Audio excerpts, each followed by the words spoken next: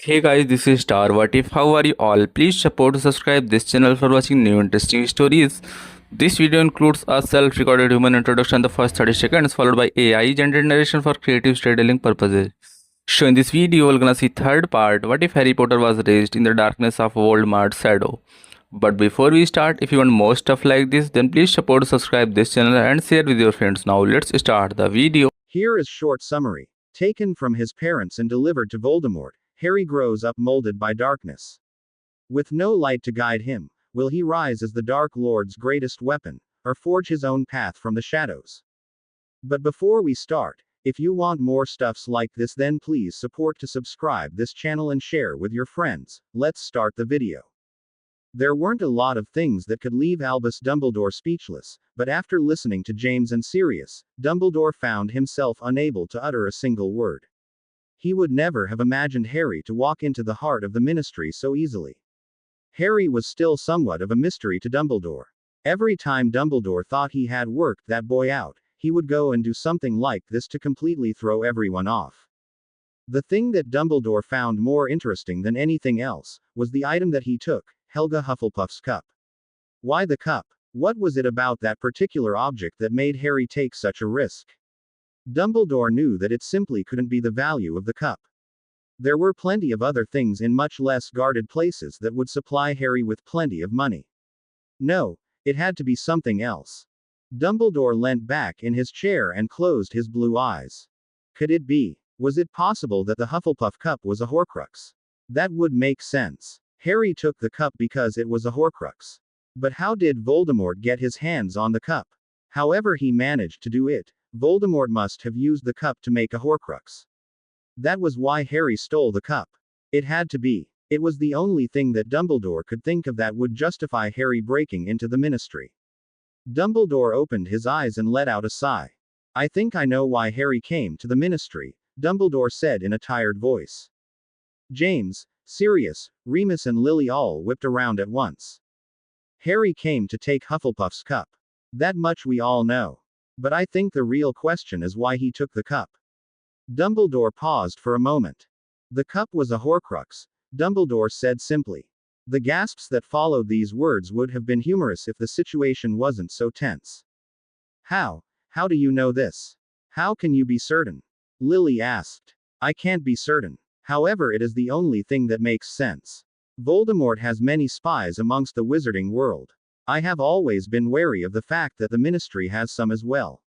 It is possible that Voldemort used one of his spies to steal the cup and then put it back again.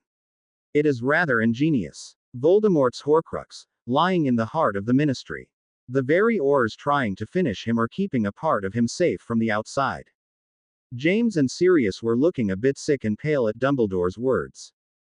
So you think Harry took the cup because he found out it was a Horcrux? James asked. I believe that may be the case, Dumbledore replied. So, Harry's after the Horcruxes as well? Sirius asked. Since Harry ran away from Voldemort, I was wondering what Harry was planning on doing. Harry feels that he can't come home, to his real home because of his past. He can't restart his life in the wizarding world because everyone recognizes him as the Dark Prince and would hand him over to the Ministry. Harry is not one to run away and live his life as a muggle. So that didn't leave much else. Now I understand what Harry is doing. He's taking his revenge. Harry is going after the Horcruxes as an act of revenge on Voldemort, Dumbledore explained. James and Lily could feel their hearts thumping wildly in their chests. Harry was going against Voldemort so boldly, as to destroy his Horcruxes. Instead of feeling proud or glad that Harry had finally gone against Voldemort, both parents felt true fear.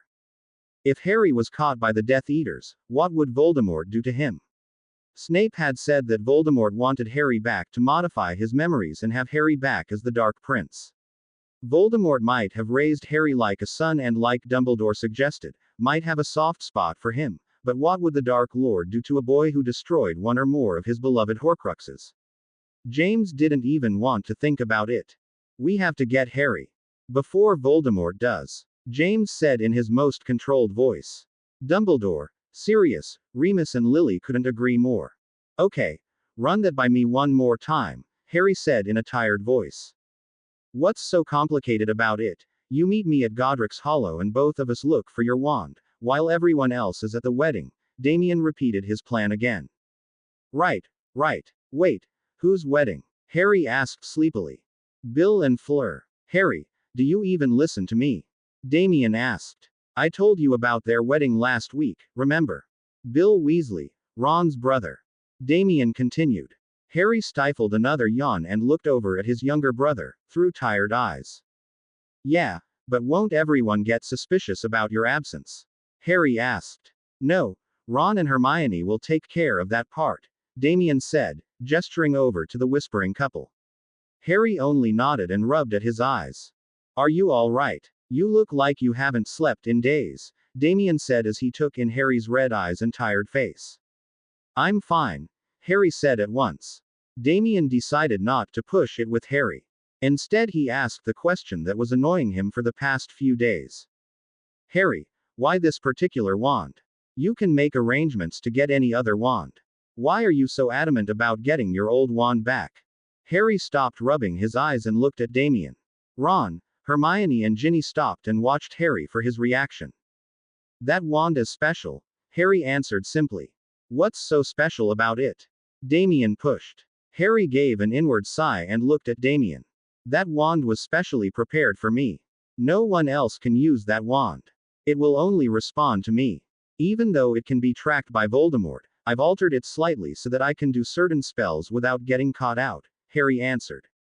What kind of spells? Damien asked at once. Just simple things. Not anything like the unforgivable curses, just things like summoning spells or transfiguration spells or things like that, Harry answered. Damien went quiet. It was apparent that Harry really needed this wand. He had been living without using magic for so long now. Did you say transfiguration spells? Ginny asked. Harry didn't even look over at Ginny. The last couple of weeks had meant Harry spending a lot of time with the 14s. The result was that the 14s were becoming quite open and much at ease with Harry. No one had relaxed so drastically as much as Ginny Weasley. At first she would hardly speak, but now she was quite comfortable talking and asking Harry questions all the time. Something Harry was beginning to regret. Yeah, transfiguration spells, why? Harry said without even looking up at Ginny. Well, it's just that you don't really need a wand for that. You can transfigure pretty much anything, she said simply. Harry lifted his head and looked at the red-headed girl. I can't transfigure myself though.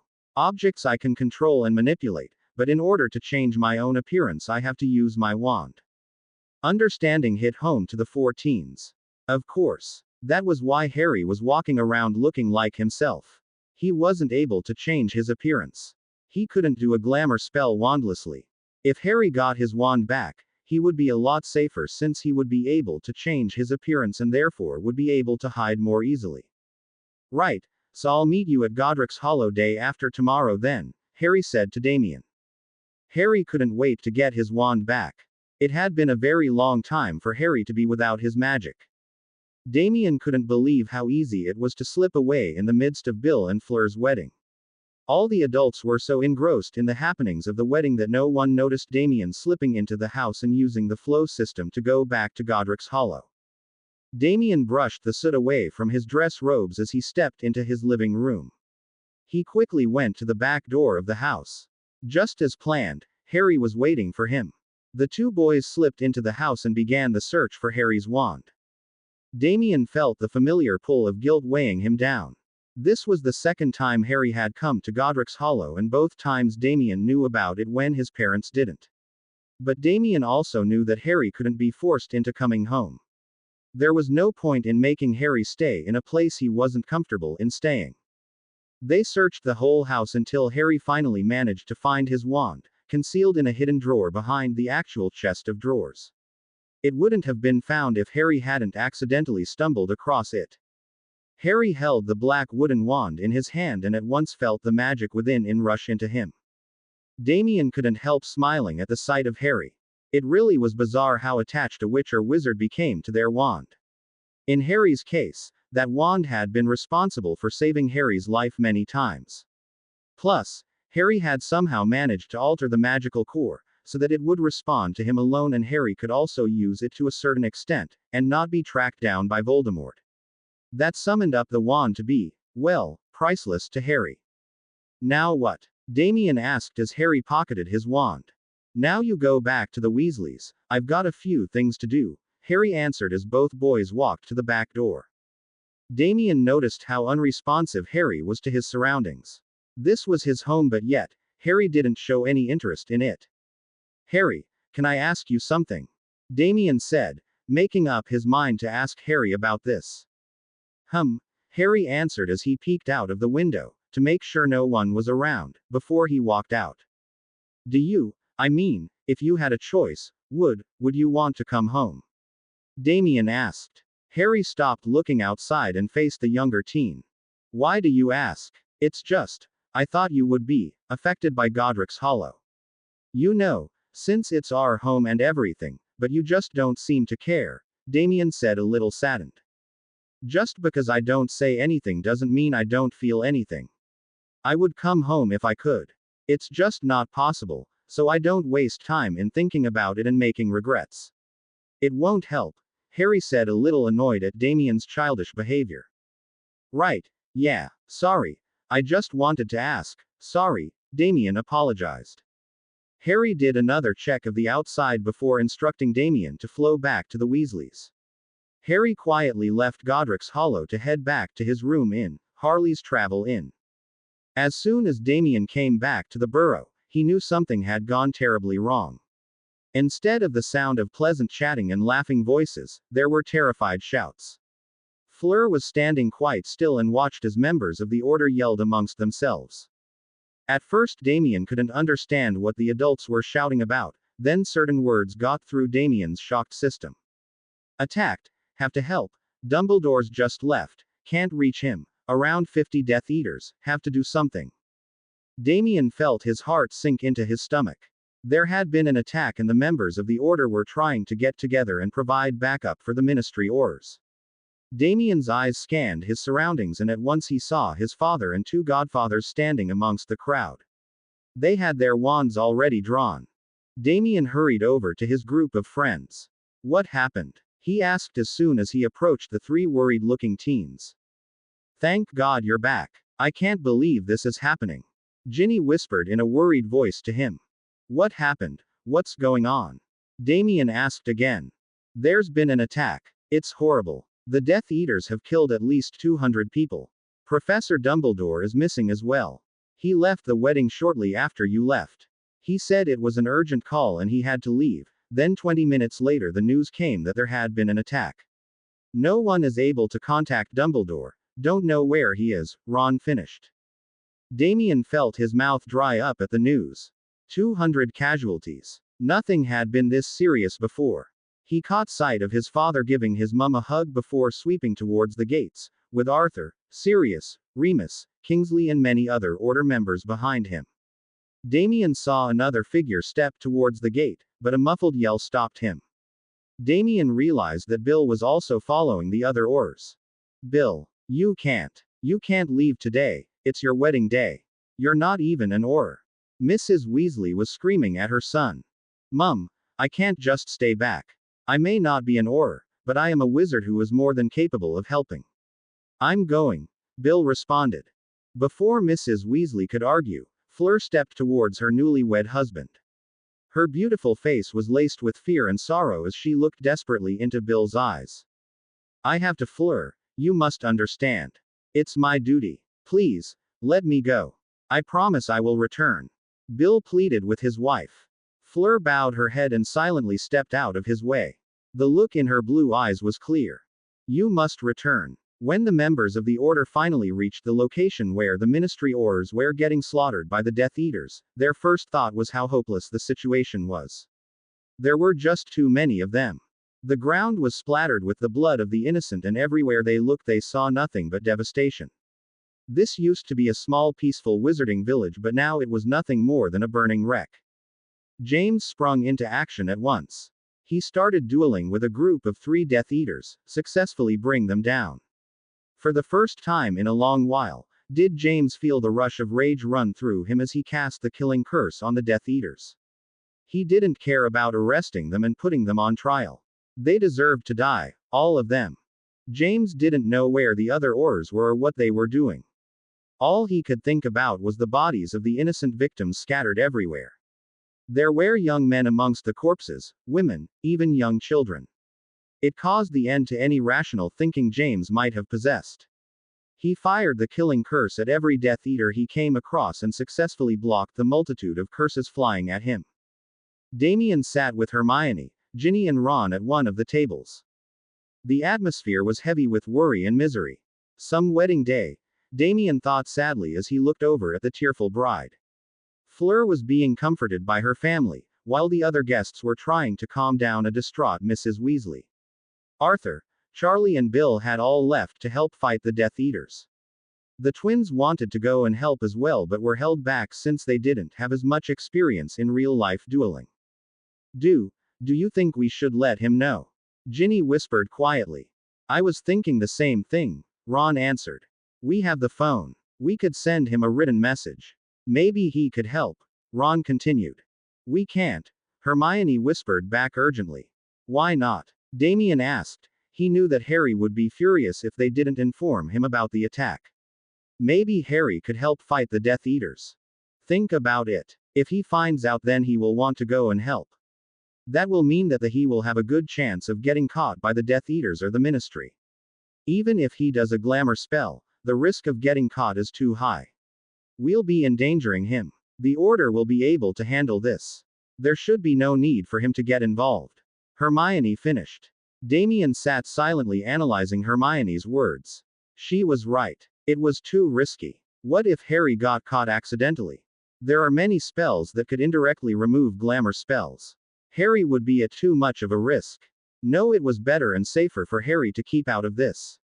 Besides, Dumbledore would be informed sooner or later. Everything would work out in the end, Damien hoped. James was successfully dueling with the Death Eaters. His rage had given him a newfound strength.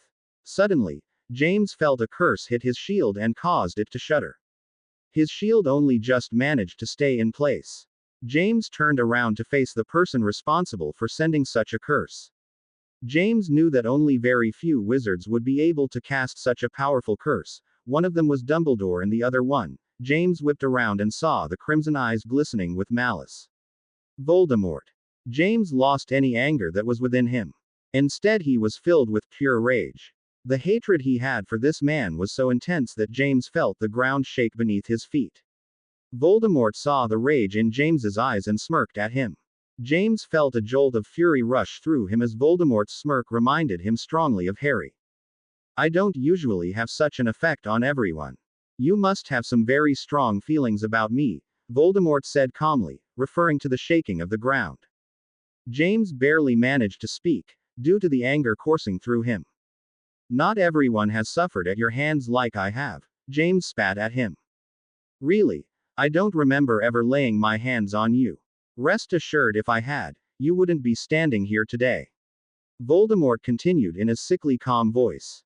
James clenched his teeth in anger as he stepped towards the Dark Lord. This man was the reason James's family was incomplete. He was the reason Harry grew up with no childhood. He was the reason Harry was forced to endure horrific abuse. Harry was a wanted wizard with no possible future, because of this man. James gripped his wand tightly. Physical abuse is nothing compared to the wounds that you have given me, James said, ready to dodge any curse that Voldemort might send his way, but the Dark Lord seemed to be enjoying the conversation and didn't look like he was planning on firing any curses at James. You took away my son. You made him into a murderer. You stole his childhood and destroyed his future. These are the worst wounds you could give to a father. Voldemort smiled again, obviously enjoying James's distress. So what now, Potter? Do you have a little revenge planned? Voldemort taunted as he saw James tighten his grip on his wand. It was James's turn to smile. No need. It seems fate has already begun its revenge on you. You stole my son from me. Fate has taken him away from you too. Voldemort's smile disappeared from his face as he stood still, listening to James's words. James smiled again and continued. I had to suffer, but now you're suffering in that same way. You might have taken Harry for another purpose, but you made the mistake of becoming close to him. You actually began to care for him. Harry became your son. And now Harry has left you and will never willingly return to you. You have lost a son just the way I did. James didn't even see the wand being whipped out and aimed at him. James only realized what had happened as he felt the intense pain of the Crucio curse being cast on him. James hit the ground but refused to cry out in pain. Voldemort lifted the curse and stared at the man before him. How dare you? You dare to insult me. You know nothing about me and you don't know Harry either. He will come back to me. Once he has calmed down, he will return, Voldemort declared, a strange gleam in his ruby-red eyes. He cast the Crucio curse on James again. But this time James was ready. James threw himself out of the way and threw a curse at Voldemort. This only enraged the Dark Lord and he once again had James on the ground, twitching and trembling in pain. James sat up after the curse was removed. His limbs were aching and he couldn't stop the cry of pain escaping his lips as he tried to move. He looked at Voldemort and laughed softly as he slowly stood up, wiping blood away from his mouth. You're the one who doesn't know Harry. Harry is my blood. He will forever be known as my son. Potter. That is his identity. You took him away from me, but couldn't stop him from growing up to look exactly like me. You took away his innocence, but you couldn't take away his compassion for others. You tried to teach him all the wrong things, but Harry still managed to learn a few good things. Harry will never be yours, for he will always be a Potter. James felt an exploding pain in his leg as Voldemort shattered his bone with a bone-breaking curse. James hit the ground and growled at the pain. He knew that he was never going to be able to fight Voldemort. It wasn't possible, but James wanted to say all those things to him, even if it meant a horrible death for him. At least he showed Voldemort who Harry's true father was. Voldemort stood before the crumbled body of James. His red eyes had a manic gleam in them. He raised his wand and aimed directly at James's chest. He uttered a curse that made James's mind explode with pain. He screamed in utter agony. James felt like he was being skinned alive. His very skin was burning with pain. His blood was pouring out of his nose and mouth, leading to James gagging and choking on his own blood. Voldemort lifted the curse and looked down at the bloodied form of James Potter. Too bad you couldn't say bye to your brat then, he said in a voice filled with cruelty. He aimed the wand at James's head. Avada Kedavra. Hundreds of miles away, in a small Muggle town, a raven-haired boy let out a scream of agony. Harry clutched at his scar and let out a horrified, pain-filled cry. The doors to the elevator opened and Harry hurried out. He rushed along the long corridor that led to the numerous rooms, occupied by the seriously injured witches and wizards. Harry could hear nothing but the roaring of his own blood in his ears. He had known that something horrible had happened as soon as his scar had erupted in pain. Harry had only just recovered from the agonizing pain and was trying to calm himself down. His scar hurting was never a good sign. Harry's suspicions were confirmed when he got a text message from Damien. Harry's heart had stopped as he read the message. Dad seriously hurt. Come to St. Mungo's, ASAP. Harry looked frantically for any sign of Damien, or even his mum. He couldn't see anyone. Harry turned the corner and saw the form of his younger brother, sitting with his head in his hands. He was alone. Harry quickly rushed over to him. Damien looked up as he heard the rushed footsteps coming towards him. Harry knew that Damien wouldn't recognize him as he was wearing a glamour charm to disguise himself. Harry would not have been able to come to St. Mungo's hospital without a glamour charm. Harry took out his wand and quickly removed the glamour, so that Damien could recognize him. Harry hurried along the corridor as he saw Damien rise out of his seat and rush over to him. Both brothers threw their arms around each other. Harry could see how distressed Damien was as he noticed his tear-stained cheeks. Damien was still sobbing into Harry's shoulder. Harry pulled him away gently and had to fight back the emotions stirring within him. If Damien was crying, did that mean that James had? Damie, what happened? Harry managed to choke out. I don't know. The healers are in with Dad, Mum, Uncle Siri and Mooney are in with them as well. They just rushed in about a second before you came. I don't know, Harry. Dad's lost so much blood. He didn't look alive. Damien dissolved into tears again. Harry stood still as he listened to Damien. He could feel his heart hammering against his chest. Damie, do you what happened to him? How did he get injured? Harry asked. Damien told Harry everything that happened when he got back to the burrow. Harry listened quietly, feeling his stomach lurch at the details of the attack by the Death Eaters. Uncle Siri said that Dad was dueling with him. He did this to him. He was about to kill him, but Professor Dumbledore came just in time. The killing curse was about to hit Dad, but Professor Dumbledore saved him. Uncle Siri said that Professor Dumbledore had summoned Dad out of the way of the killing curse. If he didn't do that on time, Dad would have been killed. Damien said in a hoarse voice. Harry knew who he was that Damien was referring to. Damien was referring to Voldemort. James had been attacked and nearly killed by Voldemort. Harry felt a strange emotion bubble inside him. He hated Dumbledore. He hated him for trying to use him, just like Voldemort had. Harry saw no difference in the two wizards. Both wanted power and both were willing to use and sacrifice him in the process. But now this wizard had saved Harry's father's life. Why are you alone? Where are your friends? Harry asked, angry that his brother was left alone at such a distressing time. They're on the upper floor. Bill, Ron's brother, he's really hurt as well. He's in surgery just now, Damien replied sadly. Bill, is he the one who? Harry started but found he couldn't really finish. Yeah, he's the one who got married today. He promised Fleur, his wife, that he would return. He did return, but his face, he's horribly disfigured, Harry. He's really badly hurt. They're still trying to get all the glass out of his body. Before Harry could say anything, he heard the sound of footsteps approaching. Harry quickly cast the glamour charm again. Harry's clothes changed into the uniform of the St. Mungo's staff. He quickly stepped past Damien and pretended to check the documents posted outside the rooms. Lily, Sirius and Remus stepped outside onto the corridor. Lily ran and embraced Damien, crying softly. Sirius and Remus were looking deathly pale. Mum, how is he? Mum, what's wrong? Damien asked fearfully. We don't know yet. Damie, Healer Davis is still attending to him. Sirius said as he pulled the sobbing Lily away from the distressed teen. Harry watched everything a few feet away. He felt his heart ache as he saw the crying figure of his mother. He wanted to be there for her, but he knew that even if that were possible, he wouldn't really know how to comfort her.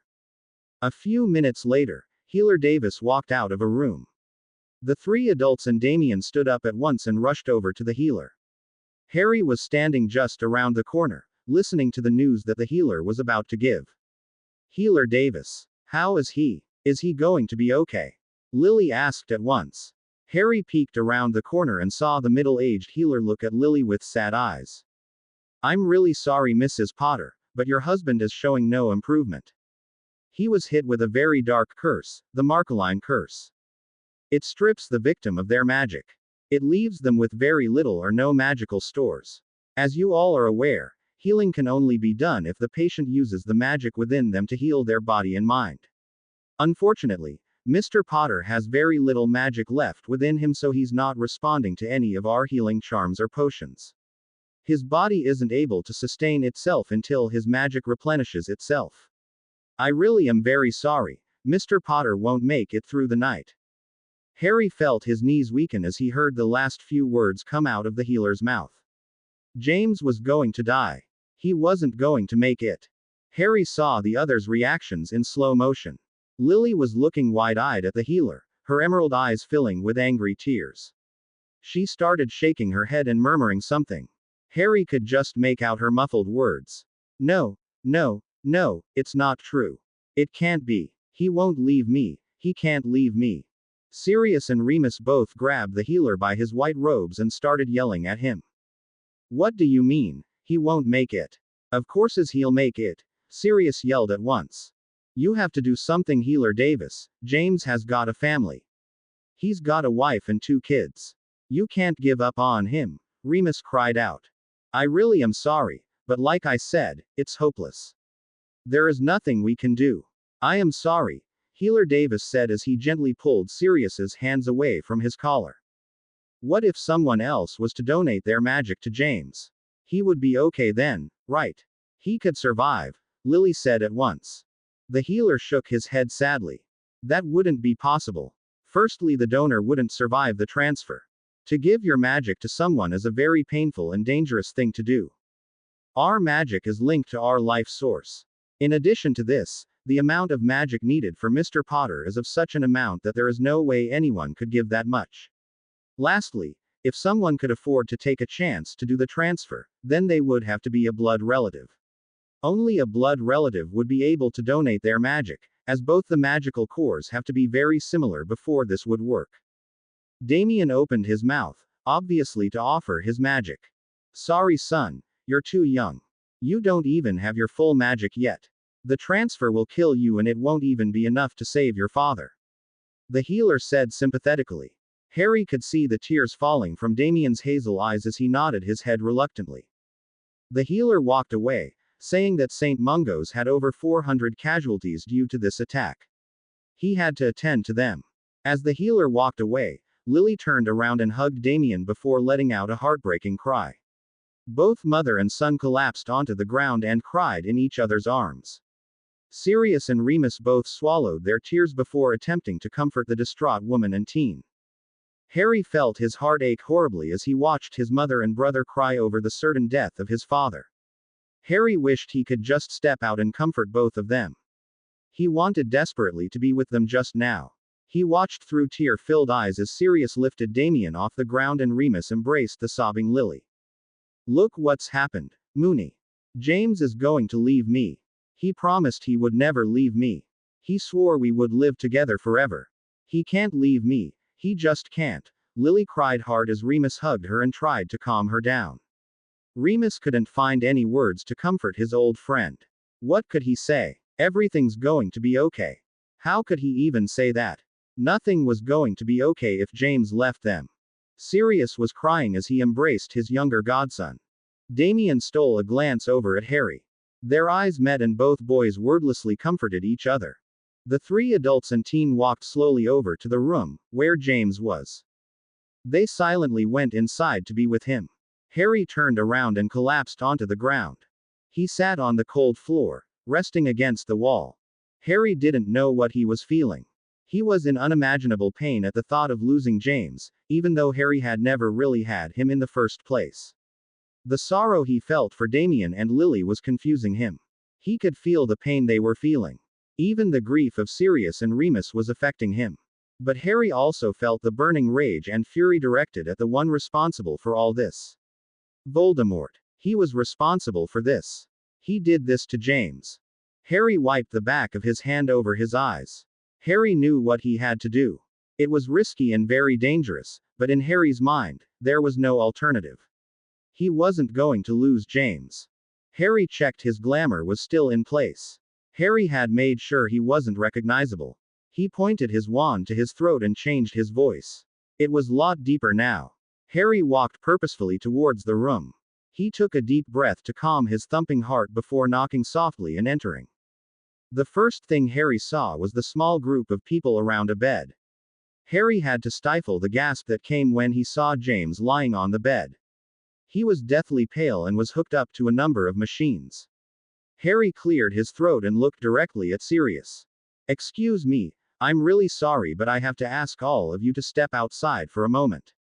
I have to change one of the machines for Mr. Potter. Harry held up a small machine in his hand to let the others see. Sirius was looking suspiciously at Harry. Damien was looking terrified. He knew it was Harry in disguise. He looked at his mum and gently took her hand, to prompt her to stand. Before they could leave though, Sirius spoke up.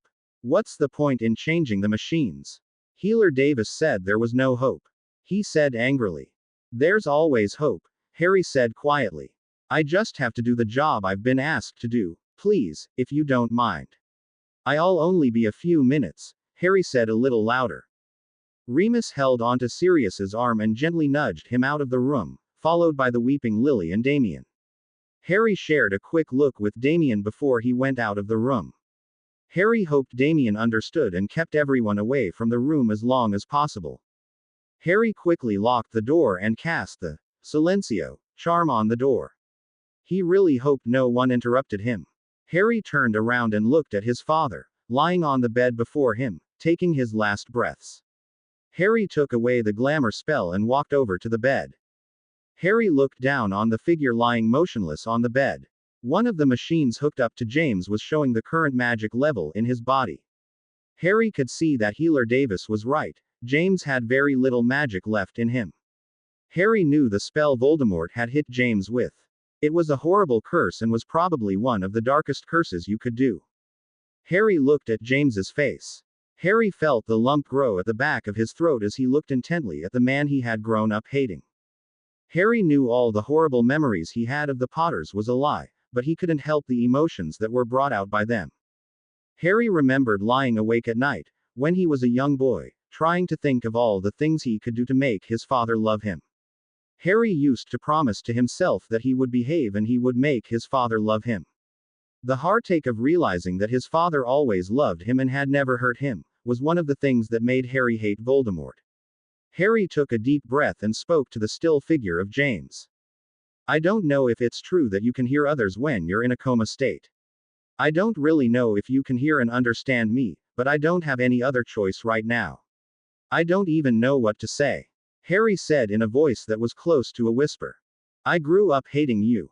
I always wanted to see you destroyed, and I came close to succeeding. Yet, when I see you like this today, I feel like a small part of me is dying as well. I don't even know you. I don't know what your favorite food is, or your favorite color. I don't know what you like doing on the weekends or what your hobbies are. Except one: Quidditch. That's all I know about you. You love Quidditch. Harry had to take a shuddering breath to keep his emotions back. I know that I messed up. I had a chance to come back and I blew it. I'm really sorry. God, I'm so sorry. If I could go back in time, I would make everything right, but I can't. Even with all my magic, I can't turn back the clock so far. Dad, please give me a chance to get to know you. I know that it's a possibility, a good possibility that I'll never get to know you. I won't survive that long, but I can't live knowing that I'll never get a chance to get to know you because you're not here anymore. I need that small sliver of hope to survive. Harry gripped his wand tightly as he said the last words to James. He transfigured his wand into a knife and stood silently for a moment. He could do this. This was the only thing that could save his father. Harry struggled for a moment, knowing what would happen to him if this spell worked. As long as he got back to his room in the Travel Inn, he would be all right. Harry took his father's hand and turned it over so that his palm was facing up. From my blood to yours, from my essence to you, I give you my core, so that yours can be restored. Harry ran the sharp dagger over his palm and made a significant cut across his hand. He did the same to James's palm and saw the small droplets of blood run down the length of his hand. As the last words left Harry's mouth, Harry slammed his injured hand onto James's hand. Both wounds locked with each other and Harry felt a searing pain take hold of him. Harry could hardly keep back the screams as he felt his magic rip from within him and transfer through his wound into James. Harry closed his eyes and grabbed the edge of the bed, to keep from collapsing. He had to keep the connection going until James got the correct amount of magic. Harry was fighting to stay conscious. He had never been in so much pain before. It was unbearable. Harry couldn't keep away the cries of agony anymore and he let out a piercing scream.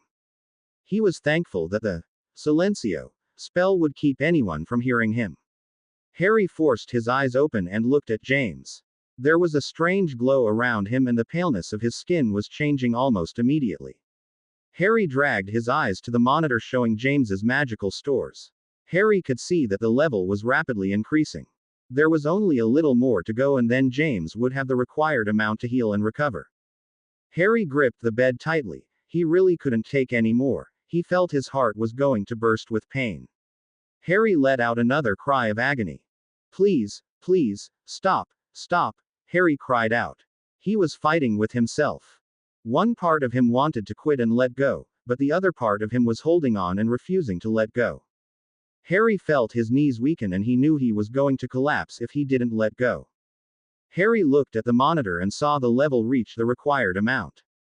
Harry tore his hand away from his father and collapsed onto the ground. The connection broke immediately and Harry felt his whole body tremble. He was sweating from head to foot. With shaking limbs, Harry sat up and looked at James. The cut on James's palm started healing and closing up in front of Harry's eyes. Harry held up his own hand and saw the cut was still there and was bleeding more profusely. Harry saw a few drops drip onto the floor. Harry quickly ripped a strip of cloth from the bed and wrapped up his stinging hand. He changed his wand back and stood up. Harry could hardly stand, his knees were shaking and he could feel his entire body ache with pain. Through bleary eyes, Harry could make out that James was breathing normally. Harry quickly walked towards the door. He put his glamour back on, successfully hiding his worn-out appearance. He unlocked the door and stepped out, carefully slipping his injured hand into his pocket. He didn't want to bang it into anything. That's it, all done. Thank you, Harry said quickly as he stepped towards the elevators. The quicker he got out, the better. Harry didn't even wait to see anyone's reaction as Lily, Sirius, Remus and Damien walked into the room and at once saw that something had happened to James. Harry heard the shouts for Healer Davis by Remus and Lily as the doors closed to the elevators. James felt his fuzzy mind clear up. He tried opening his eyes but shut them quickly as the bright white light hit his sensitive eyes. James felt as if someone was slowly turning up the volume in the room. At first there was no sound other than the sound of his own heartbeat. Then he heard some whispering sounds, but he couldn't make out what was being said. Then slowly the voices became louder and the words became clearer. James could hear Lily crying out his name, and he could make out Damien's voice in the background. He wanted to open his mouth and tell them that he was okay, but he couldn't talk as there was something in his mouth. James forced his eyes open and the first thing he could make out was the face of a middle-aged man. James blinked a few times to get his vision to clear up a bit. He realized that he didn't have his glasses but he couldn't talk and ask for them. James heard the middle-aged man speak to him. Mr. Potter, you are at St. Mungo's Hospital. I am Healer Davis. Can you hear me? James could only nod his head and even doing that caused a shooting pain to run through him. James lifted his hand gingerly and tried to pull whatever was in his mouth so that he could speak. He was very shocked to realize that there was in fact nothing there. James's fuzzy mind tried to tell him that it was just that his mouth had swollen up and was very tender. That was why he was having difficulty speaking. James tried to talk again but all that came out was strangled whisper. At once James's blurry vision made out the two figures rushing at him, Lily and Damien. James could feel his heart ache as he looked at their tear-stained faces. He honestly thought he would never see them again. He remembered seeing the jet of green light rushing at him. He knew that Voldemort was going to kill him and that he would never see his family again or get to bring Harry home. James vaguely remembered being struck by a spell, but it wasn't the killing curse. His body had been violently jerked and he had felt the air rush past him as he went flying in the opposite direction. The last thing James remembered was the face of Dumbledore looking worriedly at him, before he blacked out. James realized that Dumbledore had arrived in the nick of time and had saved him. James tried once again to talk. Lily. He managed to croak out, very painfully. Lily gently stroked the side of James's face as she kissed James's forehead. I'm here, James, I'm here, she said softly. Mrs. Potter. Please, I have to finish my examination of Mr. Potter, Healer Davis interrupted. James heard Sirius's harsh tone. What for? James is fine, no thanks to you. You had given up on him. How do you explain this? James wasn't surprised that the healer had given up on him. He himself had given up the hope of survival as well. Mr. Black, please restrain yourself. I need to find out what happened. It is just not possible that at one point a wizard's magical stores are dangerously low and the next moment they have been restored to almost normal levels. James tried to sit up so that he could see Sirius. Damien at once pushed his father's chest lightly to stop him from moving. He wordlessly placed his father's glasses gently on his nose. James gave Damien a thankful look. Well, how do you explain it? Remus asked, albeit a little gently but with hidden tones of annoyance. It was obvious that the two men were angry with this healer for saying that James wasn't going to survive when James clearly was able to heal and recover. I don't know. Like I said to you earlier, Mr. Potter's magical stores were almost depleted. How they came back to normal level is beyond me. Was there anyone else in here with you that may have left now? The healer asked. No, it was just the four of us in here with James. Lily answered. Mr. Potter, I know this is a long shot, but did you feel anyone's presence while you were in your coma? The healer asked. James was trying to get his thumping heart to calm down. He was sure it had just been a bizarre coma-induced dream that he had experienced. It wasn't possible. Harry couldn't have come here, could he? James didn't really know what the dream was, but he had felt a strong presence of Harry, just shortly before waking up. James shook his head. He didn't want to mention Harry to a complete stranger. The healer looked a little disappointed. Well, I guess we'll figure it out. I have to complete my checkup of you, he said, this time with a small smile on his face.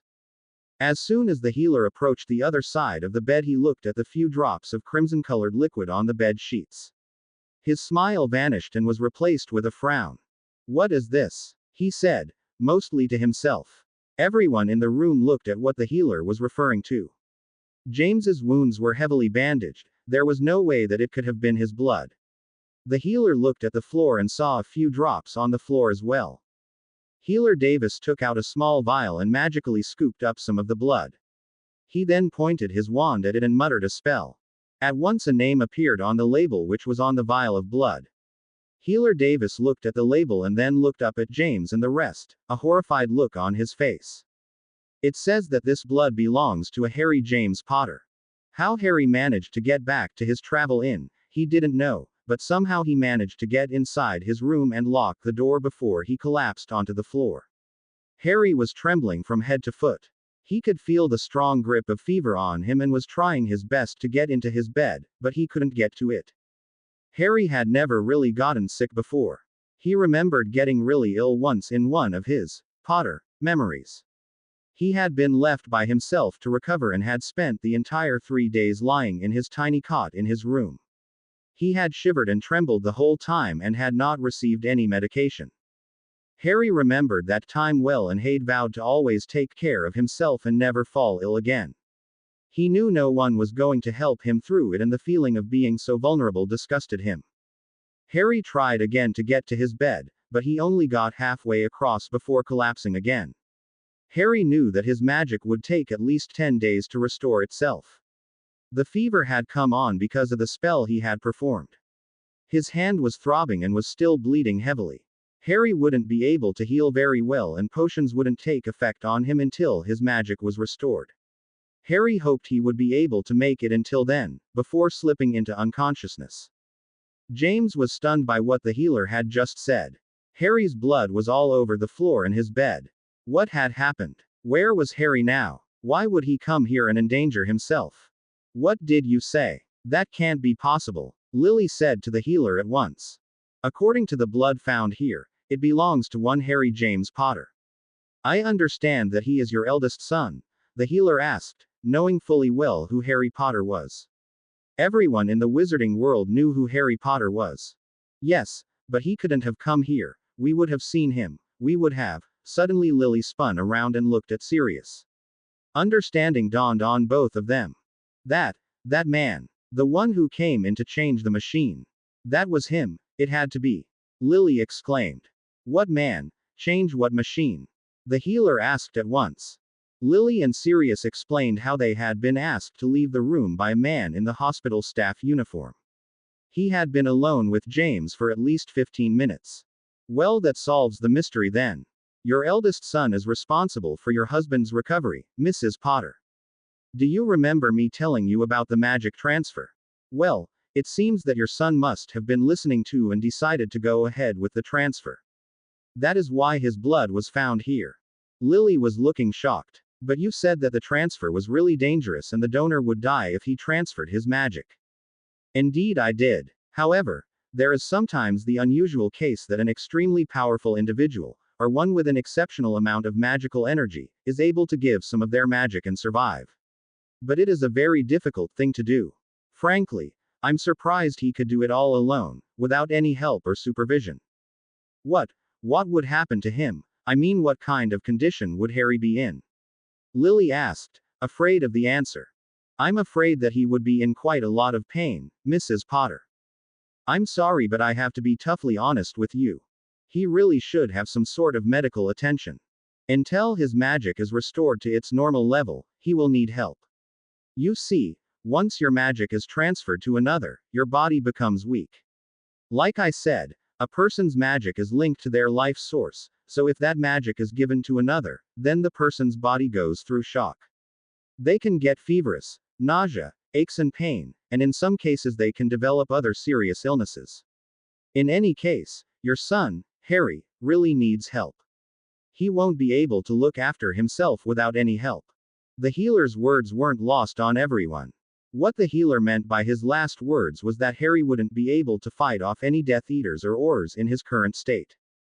James sat with his fists clenched. Harry had done that for him.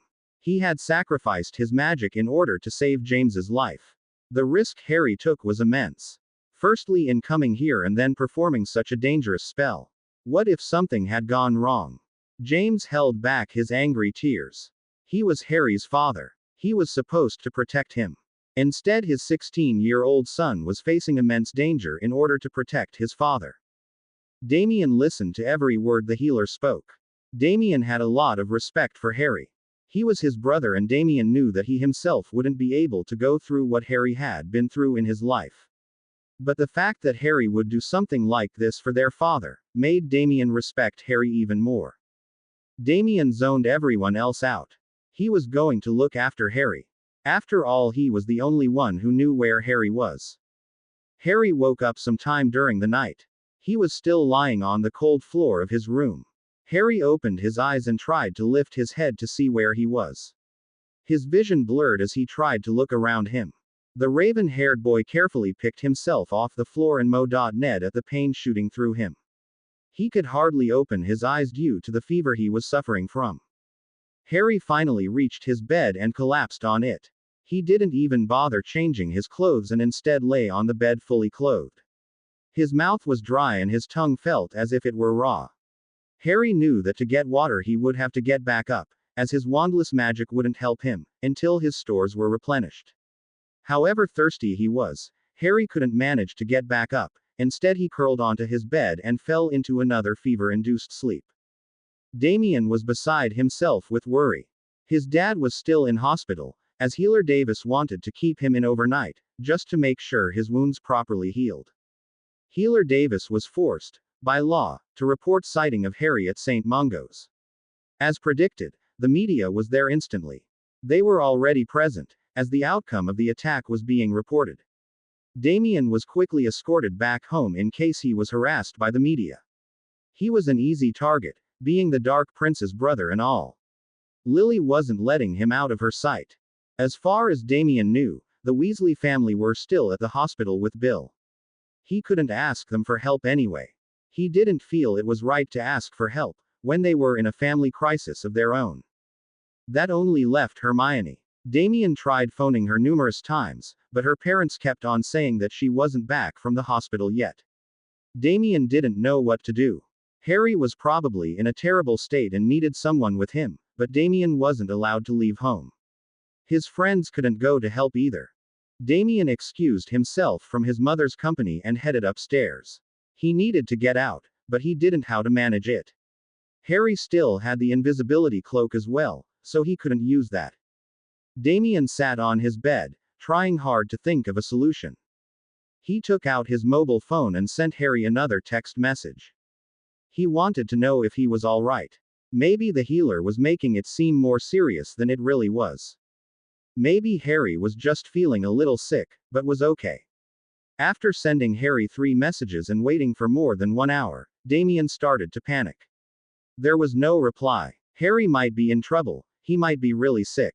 Damien decided to just do what he felt was right. He got up and pulled on his coat. He was about to climb out of his window when he heard the fireplace in his room come alive. Damien quickly ran to the fireplace. The only people to use the fireplace in his room were his friends.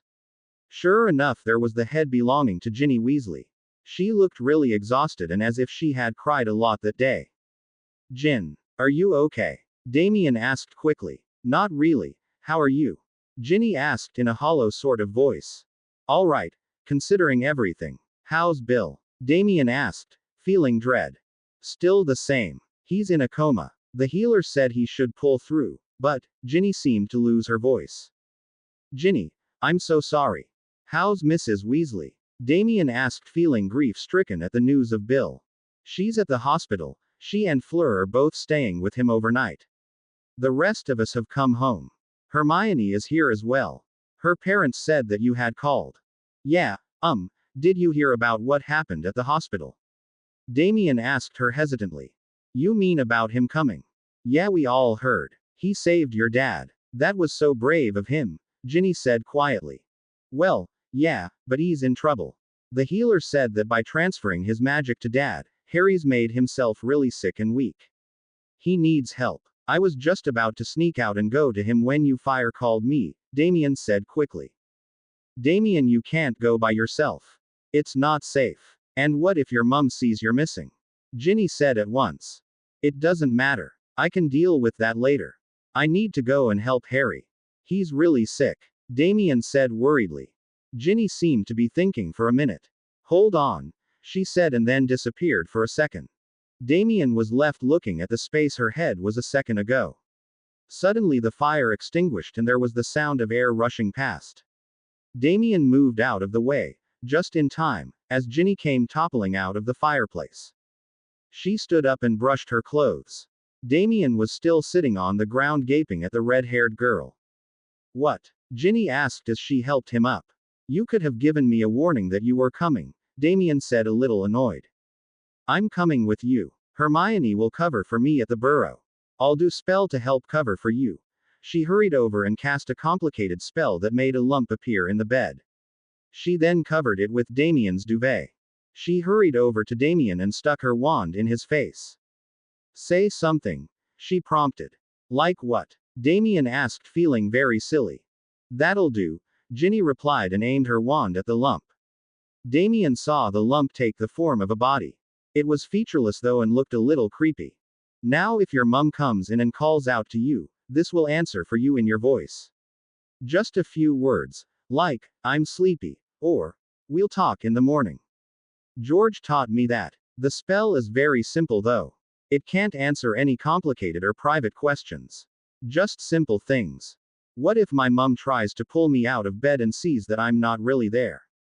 Damien asked. Then you can do the explaining when you return, Ginny said at once. Both teens climbed out of the window and down the water pipe.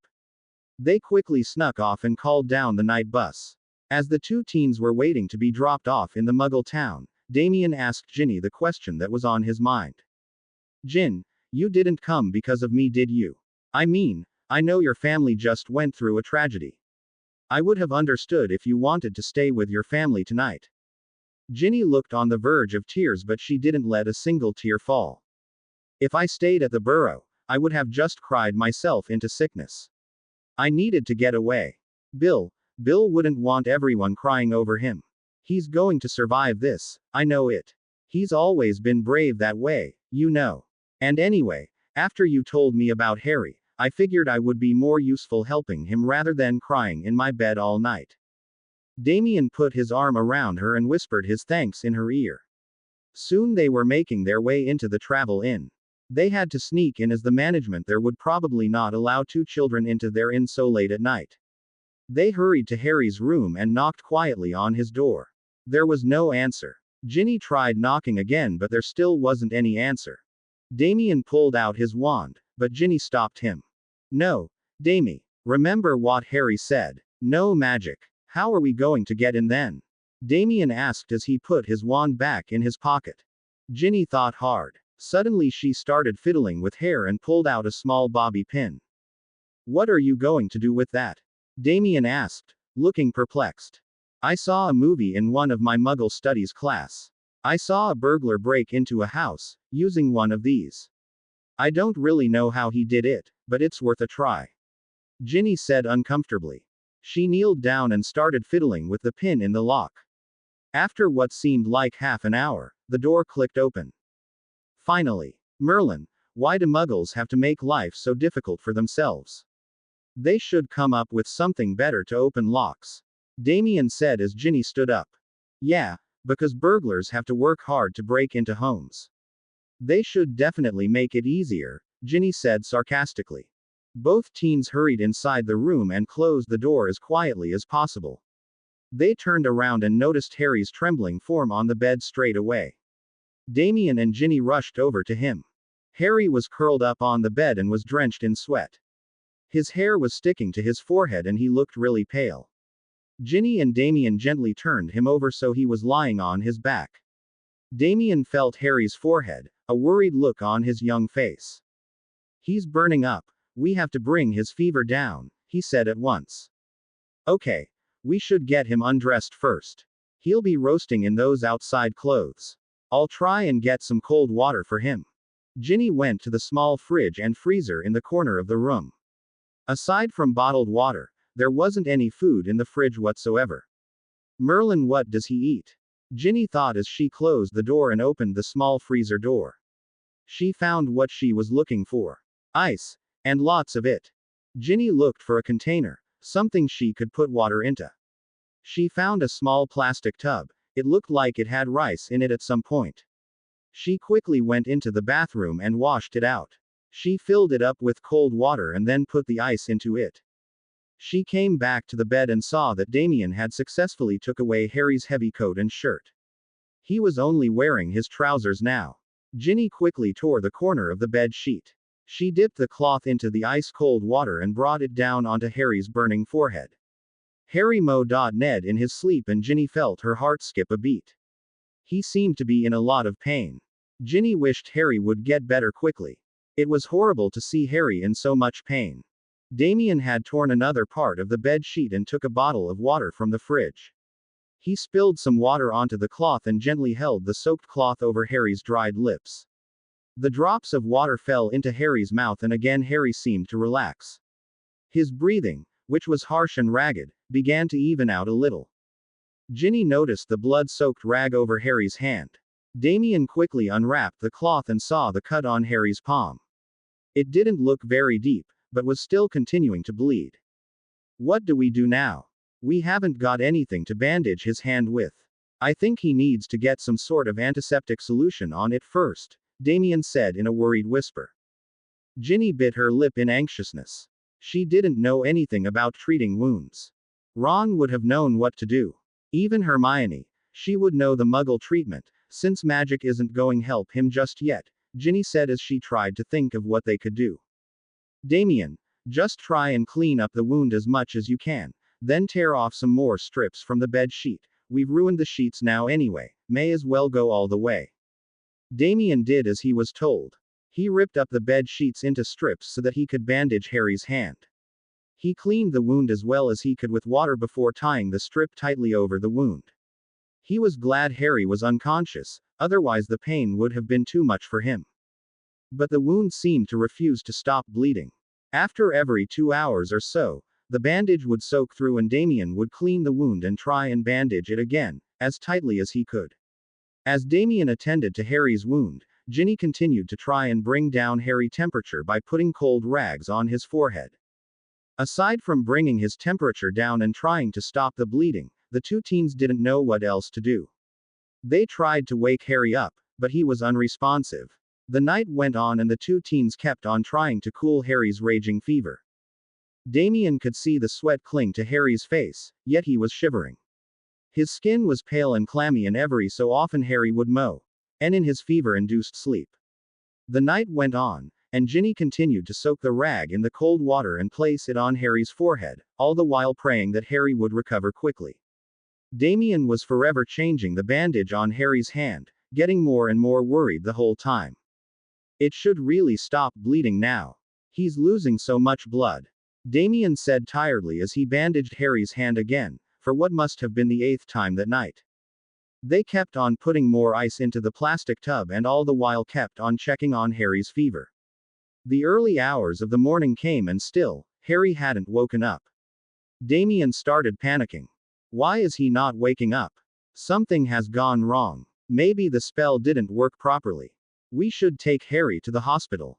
Damie, we can't take Harry to the hospital. You know as well as I do, they don't treat Death Eaters, and to them, Harry is the biggest Death Eater. Harry will be fine. His fever is really high, that's why he's not waking up. Just calm down. Ginny tried to calm the distressed teen down. Soon the sun had come up and Damien knew that he had to go back home soon. His mum would find out about his disappearance otherwise. With the promise that he would return back in the next few hours with proper medical supplies, Damien left. Ginny continued to bring Harry's fever down. She was exhausted by now. She had been up the night before last night, preparing for her brother's wedding, and then the occurrences of yesterday had drained her. And to top it all off, she had spent the entire night at Harry's side. Ginny brushed away the sorrowful tears at the thought of her brother. Bill and Fleur were due to fly to their honeymoon today. Instead, Bill was in hospital, fighting for his life, while her sister-in-law sat by his side, crying and praying that fate permitted them a life together. It's not fair, she whispered to herself. Bill was a good person, he didn't deserve any of this. Ginny's brown eyes fell on Harry. He looked a little more peaceful than he did all night. Ginny took away the cloth from his forehead and gently brushed the dark locks away from Harry's face. Look at him. He doesn't deserve any of this either. He is a good person as well. Look what he did for his father. He has to run from everyone, why? It's not even his fault. No one is willing to give him a chance. It's not fair. Ginny thought sadly to herself. Ginny had thought that her feeling for Harry would change with time. She was right. Her feelings had intensified over the last few months. At first Ginny thought she loved him, because he had saved her life. Harry had been her savior. The boy she had spent so long thinking about. But when the reality came to the surface, she backed away, because she wasn't willing to fight for him. It was too difficult, so she gave up. Ginny scolded herself for that. Ginny remembered her first meeting with Harry, in the hallways of Hogwarts. When he had bumped into her, he had been relatively nice to her, before she started saying nasty things to him. Ginny figured that Harry didn't quite forgive her for that. Ginny smiled at the memory of Harry in his Hogwarts school robes. He did look positively cute, no wonder all the girls were crazy about him. And his constant sulking just made everyone even crazier about him. Ginny looked down at the raven-haired boy lying before her. She realized that the last few months they all had spent with Harry had reinforced her feelings about him. She really did love him. Even though she knew that Harry would never love her back, he had too much going on with his life right now, but still, she couldn't help falling in love with him. Ginny put the rag back on Harry's forehead and tiredly closed her eyes. She was so tired. She didn't really mean for it to happen, but Ginny found herself curling up next to Harry and falling into an exhausted sleep. Harry woke up and at once Ned softly as the light hit his eyes. It took him a moment or two to figure out why he was feeling so ill. Then the memory of James and the magic transfer came rushing back at him. Harry brought his injured hand to his face and saw the bandage made out of cloth wrapped around it. It was definitely different from the one he had wrapped around his hand. Harry was about to sit up when he felt the rag on his forehead slip. He pulled it off and looked at it with a puzzled expression. What the hell, he thought as he looked around himself. That was when he caught sight of the red hair lying next to him. If Harry wasn't feeling so weak, he would have probably jumped out of bed in surprise.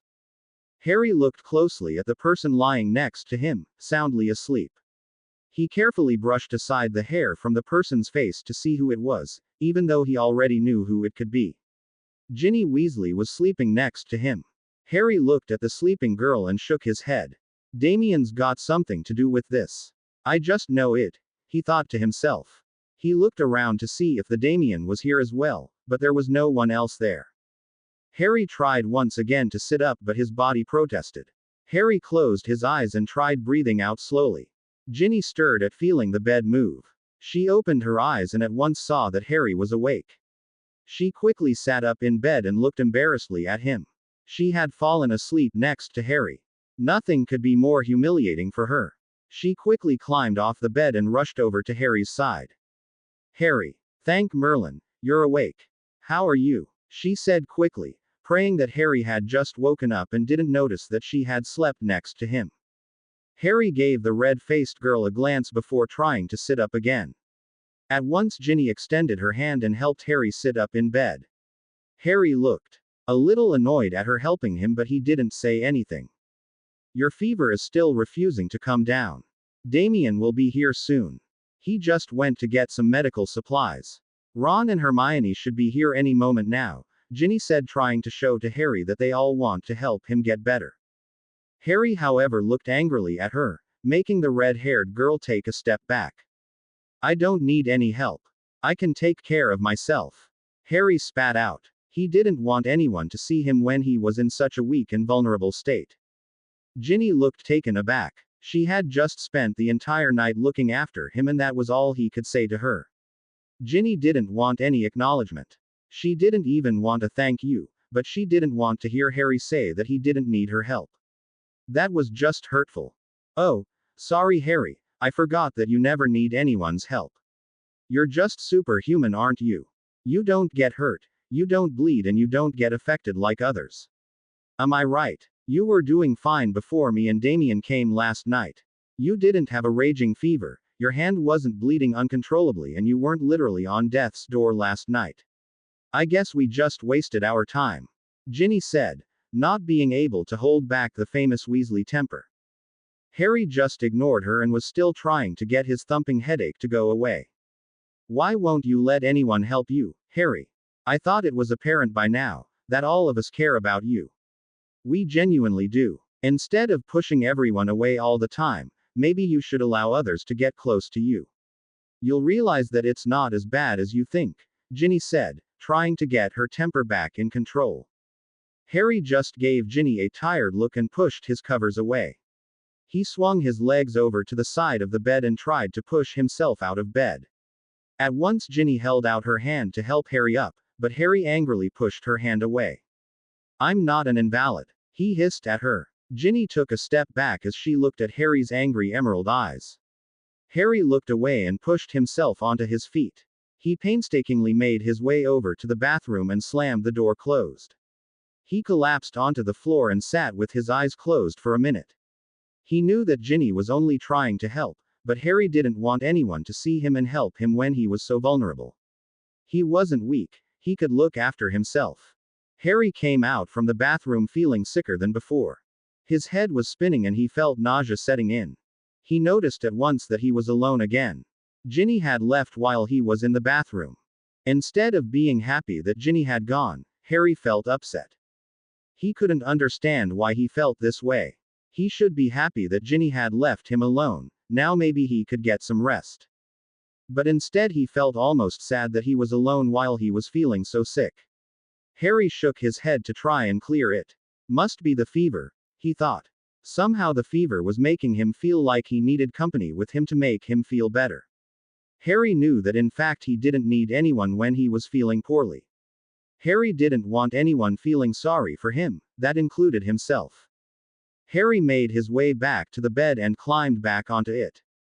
It was only now that he noticed he was topless. Before Harry could wonder what had happened, he drifted off into another fever-induced sleep. Harry woke up as he heard some commotion next to his door. He immediately sat up in his bed, furiously blinking away the sleep from his eyes. He saw the form of Ginny standing at the door, holding a few plastic bags in her hand. It's only me, she said quietly. Harry relaxed and let out a deep breath. He was really jumpy for some reason. Harry watched silently as Ginny locked the door and walked over to his bed. She wasn't looking at him and started fiddling with the bags. Where did you go? Harry said. He didn't mean for his voice to come out in a whisper. His throat was really sore and his voice was breaking. Ginny looked at him before answering. You need food, proper food, she said as she pulled out a small cup which had soup in it. She came over to Harry and handed him the cup. Harry was about to say he wasn't hungry, but the aroma of the soup made Harry change his mind. He could swallow his pride, just this once. He silently took the cup and refused to acknowledge the girl in the room. He silently drank the soup. It tasted like heaven. He wasn't even sure what kind of soup it was, but it was working. His stomach felt soothed by it. Harry put the empty cup next to him. Harry noticed as he put the cup down that his hand was soaked through with blood again. His hand was still aching and Harry knew that it couldn't really go on like this. It wasn't even a deep cut. Ron will be coming around soon. I'm sure he can have a look at that for you, Ginny said, from across the room. She had finished eating a small sandwich. Harry wondered where she had got the money to buy Muggle food. Harry shrugged the question away. It wasn't as if he cared anyway. There was a small knock on the door and Ginny hurried to open the door. Ron, Hermione and Damien came inside the room. The three teens rushed at once towards Harry. Harry, thank Merlin you're awake. You gave us quite a scare last night.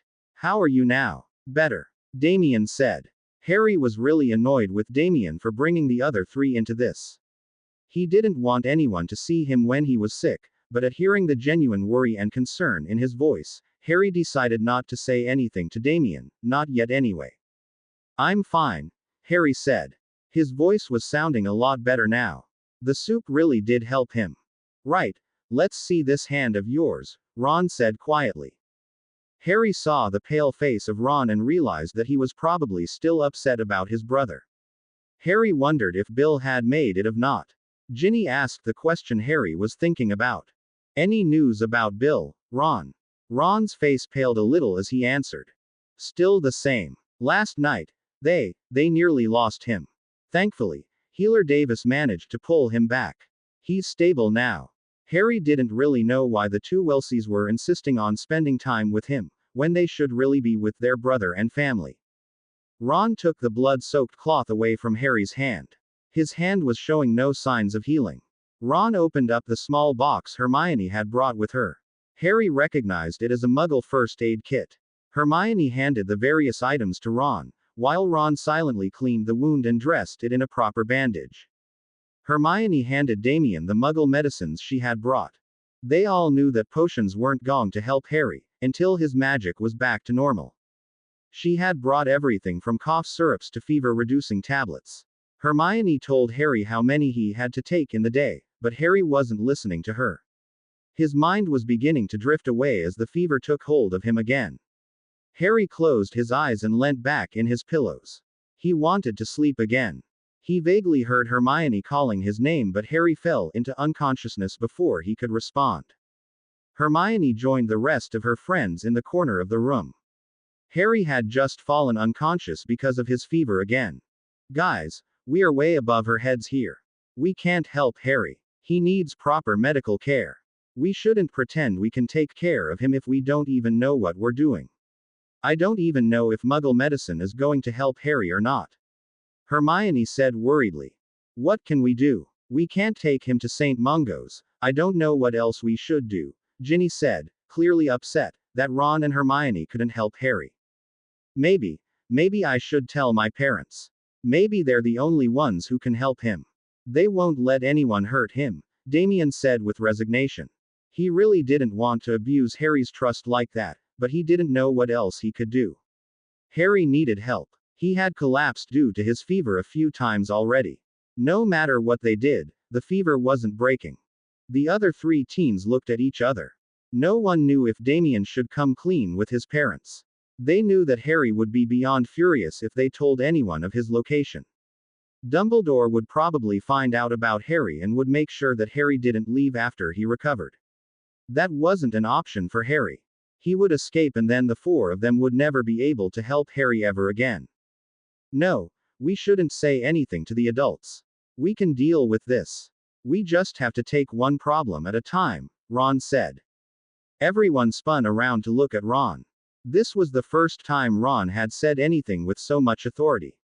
No one argued with him. It was clear that the attack with Bill had shaken Ron up. The biggest problem we have is the fever. We should wait and see what the Muggle medicines do for him. Ginny, keep on at it with the cold compress.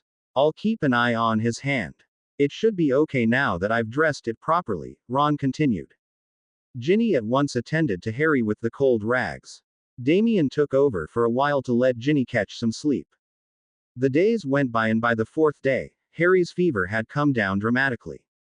He was still very weak and could hardly stay awake. He didn't complain though. After his words with Ginny on the first day, Harry kept quiet and let the others attend to him. He knew that he did in fact need help, but he would never admit it out aloud. He was thankful that the other 4 teens didn't make a big deal about how sick he was. They didn't fuss over him more than what was needed. The 4 of them left Harry alone at nights and spent the days with him. Harry was woken up by a loud knock on his door. Harry got up and tiredly went to the door. He wondered when the fatigue would wear off. The Muggle medicine was working, but very slowly. Harry reached the door and pulled it open without thinking. He had thought that it was the 4 teens that had come a little early today. But instead of the 4 teens, the doorway was blocked by 3 men, dressed in black robes. Harry hardly got a chance to react as he felt a spell hit him in the chest. Harry was flung violently to the ground by the force of the spell.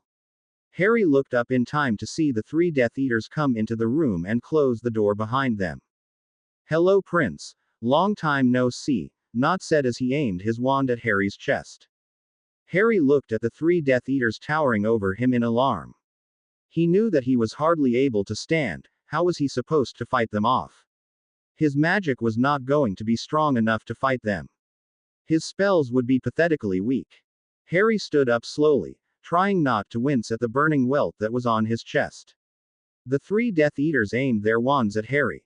Harry recognized all of them at once. Nott, Kerr and Reed. Harry stood as tall as he could. He may be physically weak, but that didn't mean he feared them. "Still got that annoying habit of hexing others when they're off guard, Nott," Harry said in his strongest voice. Nott looked at Harry with glee. He could see Harry was sick. His pale complexion and shaking hands said it all. "What's the matter, Prince? Feeling a little under the weather?" Nott taunted. Harry clenched his fists in anger as he glared at Nott. This was one Death Eater that Harry hated with all his might.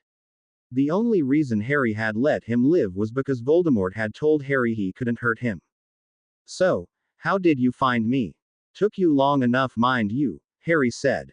He had to keep them talking. Harry had to figure a way out of this mess.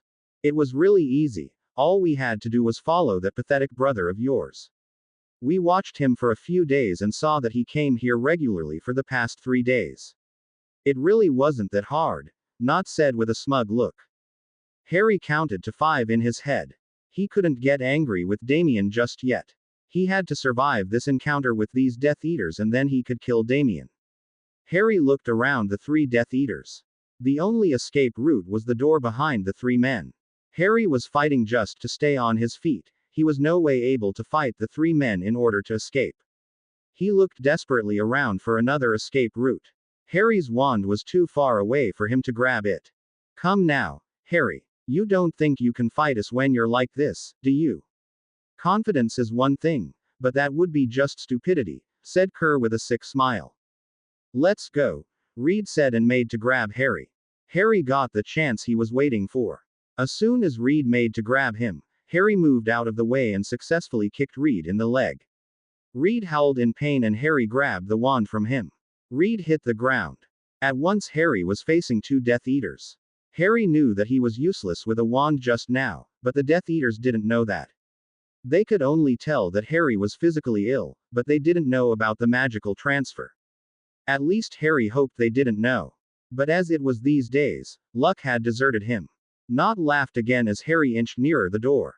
"Come now, Harry. We all know you wasted your magic on Potter. You can't do a thing to save yourself. Come quietly and we won't hurt you much," Nott said with a twisted smile. "Forget it. I'm going nowhere with you." Harry was desperately pulling at the small amount of magic that was in his stores. It had been 5 days since the transfer. Harry's magic was building, but wasn't enough to be at normal level yet. If Harry gathered up his magic now, he would have one shot at escaping. That would be all, one shot. Harry took a deep breath. He couldn't do the killing curse. He knew he didn't have enough magic in him. Harry looked at Nott in the eye and shot a curse at the ground. "Momentum expur," Harry yelled in the strongest voice he could muster. At once the floor shook and the 3 Death Eaters got distracted with trying to stay on their feet. That was all the time Harry needed. He had already reached the door, before he did the spell. Harry threw open the door and ran, as fast as his aching body allowed him to. Harry felt the spells zoom past him as he ran across the hallway and down the stairs. He ran blindly as he raced to the front door. The fact that he was so ill had prevented him from moving to another travel inn. Harry never stayed in the one place for more than 3 days. Harry ran into the street and looked desperately to his left and right. Where should he go? He had to get away from the Muggles, as far away as possible. The Death Eaters would gladly kill as many as possible, it was an excuse any Death Eater would grab at. Harry ran to the right and ran through the oncoming traffic. He narrowly missed getting hit by a car as he rushed to the other side of the road. Harry never looked back to see if the 3 men were still following him. He could tell by the sound of thumping feet that he was being chased. Harry's breath hitched in his chest as he struggled to run faster. He saw a jet of red light hit the window of one of the shops he had just passed. They were still firing at him. Harry was beginning to slow down. His body couldn't take any more. Harry pushed the muscles in his legs to keep on working. His chest was hurting and Harry was beginning to feel very faint. He pushed himself further, telling himself that he couldn't collapse now. He couldn't go back to Voldemort. He wouldn't become his mindless puppet again. Harry saw the opening gates to a park. He quickly ran to it. He knew that this park was really big and had a lot of wooden area. There were plenty of trees. Maybe he could hide there. Harry ran into the park and ran towards the trees. He had to hide. Only once Harry was sure that he was carefully concealed in the dark hidden area within the trees, did Harry stop running. He held onto one of the trees and tried to catch his breath again. Harry felt his knees give in and he silently collapsed into the ground. He wiped away the sweat that was clinging to his face as he closed his eyes. All Harry could hear was his own thumping heartbeat.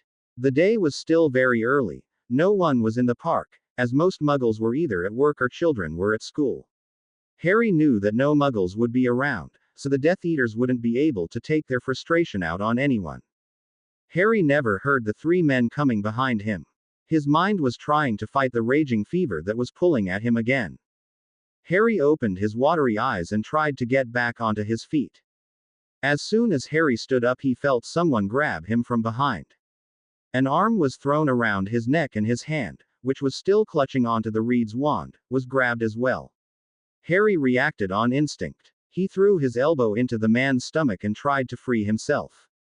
Unfortunately, Harry's strength failed him as the man ignored Harry's attack and instead kicked him in the back of his knees. Harry fell to the ground at once. He was kicked hard in the ribs and was flung onto his back. Harry saw that it was Reed who had attacked him. Harry had no strength left inside him. He couldn't move out of the way as Nott and Kerr cast the Crucio curse on him. Harry had never been hit with the Crucio curse before. Harry struggled not to scream, but it was futile. A piercing scream left his mouth as he convulsed on the ground in sheer agony. His wound on his hand and welt on his chest had burst open and started bleeding. At long last the curse was lifted and it left Harry gasping for breath. His head felt like it was about to burst with pain. Harry blinked away the red spots before his eyes. Harry spat out the mouthful of blood and tried to take deep breaths to stop the shaking of his limbs. Enough now, let's take him back, before we lose him again, Kerr said to Nott. Relax, he's not going anywhere. Look at him. The pathetic boy can't even stand, let alone escape, Nott said as he took a step closer to Harry's fallen form. I've waited long for my chance at revenge. I'm not going to let it slip from my fingers, he said in a threatening voice. He pointed his wand at Harry and at once Harry felt something slithering around his neck. Harry gasped as he tried bringing up his hands to free himself. At that very moment, Harry felt his hands being forced behind his back and he felt the magical binds cuffing him. Harry looked at Nott through his emerald eyes, in disbelief. Nott gave Harry a sadistic smile as he flicked his wand upwards. At once Harry was jerked into the air with the rope that was around his neck. Harry felt his feet leave the ground. Harry began thrashing as his air supply was cut off. He tried wrenching his hands out of the cuffs but they were tied too tightly. Harry couldn't believe what Nott was doing to him. Harry understood why Nott was doing this. Once Harry was handed over to Voldemort and his memory was modified, no one would be allowed to harm him. This way, Nott was taking his revenge before handing him over to their master. Harry thrashed as he tried, futilely, to free himself.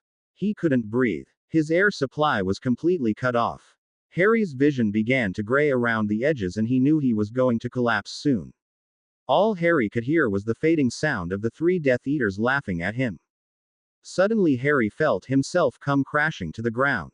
He fell hard on the ground and gasped for air. Harry greedily gulped down as much air as he could into his aching lungs.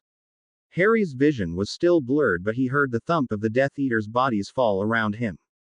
Someone had attacked them. Knowing my luck, it's probably the Aurors, since they detected magic in a Muggle area, Harry wearily thought to himself. He felt a pair of hands turn him over onto his back and saw the blurry image of Damien's worried face looking at him. Harry's mind told him to relax, just before he passed out. Damien was shouting out Harry's name, but the raven-haired boy had fainted. Ginny was untying his hands and Damien quickly wrenched the horrid rope away from his brother's neck. Damien couldn't believe what those horrible Death Eaters were doing to him. Ron and Hermione quickly checked Harry over with their wand. Harry was still breathing, but he was in a terrible state again. His wounds were bleeding and his fever was rocket high again. His breathing was harsh and labored. Ginny thanked her luck that she had noticed the three Death Eaters disappearing into the Muggle park. They were dressed in black robes and were instantly recognizable as Death Eaters. The four teens had gone after the Death Eaters to spy on them and see why they had come to the Muggle world. They had never expected to find Harry there as well, all bloodied up and being tortured by the Death Eaters. What do we do now? He can't stay in the Muggle world now. Voldemort knows about that. What should we do? Hermione asked with worry. Damien was thinking the same thing. Harry needed help, not only for recovering but also for staying hidden. We have no other choice. I think we should take him home. Ron said after a moment's pause. But, what about Dumbledore? And Harry won't be very happy about us taking him to the adults. Ginny said as she wiped the blood away from Harry's mouth. I never said anything about the adults. Harry's not going to Godric's Hollow. What I meant by Harry coming home was that he's coming to the burrow. Ron told the shocked teens before him. The three shocked teens just stared at Ron, trying to understand what he had just said. Sorry, but, what the hell are you talking about? Damien erupted. The burrow, it's the safest place. Harry will stay there until he's recovered. It'll be no longer than about 2 weeks. We can easily manage that, Ron said calmly. Okay, and where exactly were you planning on keeping him? In the non-existent invisible room? Ginny asked sarcastically. No, it's better than that, Ron said as he glared at Ginny. Ronald, please explain quickly. We really need to get Harry out of here before they wake up, Hermione said, pointing at the three unconscious Death Eaters. Right, come with me and I'll explain once we're there, Ron said. He quickly picked up Harry and prepared to apparate. He hadn't passed his test yet, but he had apparated many times already. Damien held onto Ron so the three of them apparated together, while Hermione and Ginny apparated together. The five of them appeared outside the burrow. Instead of running into the house, Ron took Harry's unconscious body over to the small garage they had. Ronald, what are you doing? Ginny hissed at him, but Ron ignored her. The three teens followed Ron up a set of stairs and they found themselves in a small room that was built on top of the garage. Hermione was looking dumbfounded as they walked into a very small and dusty room, with 2 beds as the only furniture. Ron placed Harry onto the bed and then turned to look at the 3 teens. Okay. Explain, Hermione commanded to Ron. Well, like you all said, Harry's options are limited now. He can't live in the Muggle world anymore, not until he fully recovers anyway, and the Wizarding world is still very dangerous for him. The only option Harry has is to either stay here or Godric's Hollow. If he, Ron was cut off by an angry Hermione. Here. You actually think that Harry should stay here? Harry's very ill. He needs a proper place, not a run-down, freezing shed in your backyard. Hermione yelled. Ron looked a little taken aback. He waited until Hermione had finished yelling at him before attempting to speak again. Let me finish. I'm not saying that this is the best place for Harry to be in, but we have no other option. There aren't enough rooms inside the house, and we won't be able to keep him hidden inside. This shed was used by Fred and George for their experimentation stage, for their joke products. After they burned a good part of their bedroom, Dad told them they could only do their product testing in this room. They spent a lot of time in here. No one comes here anymore.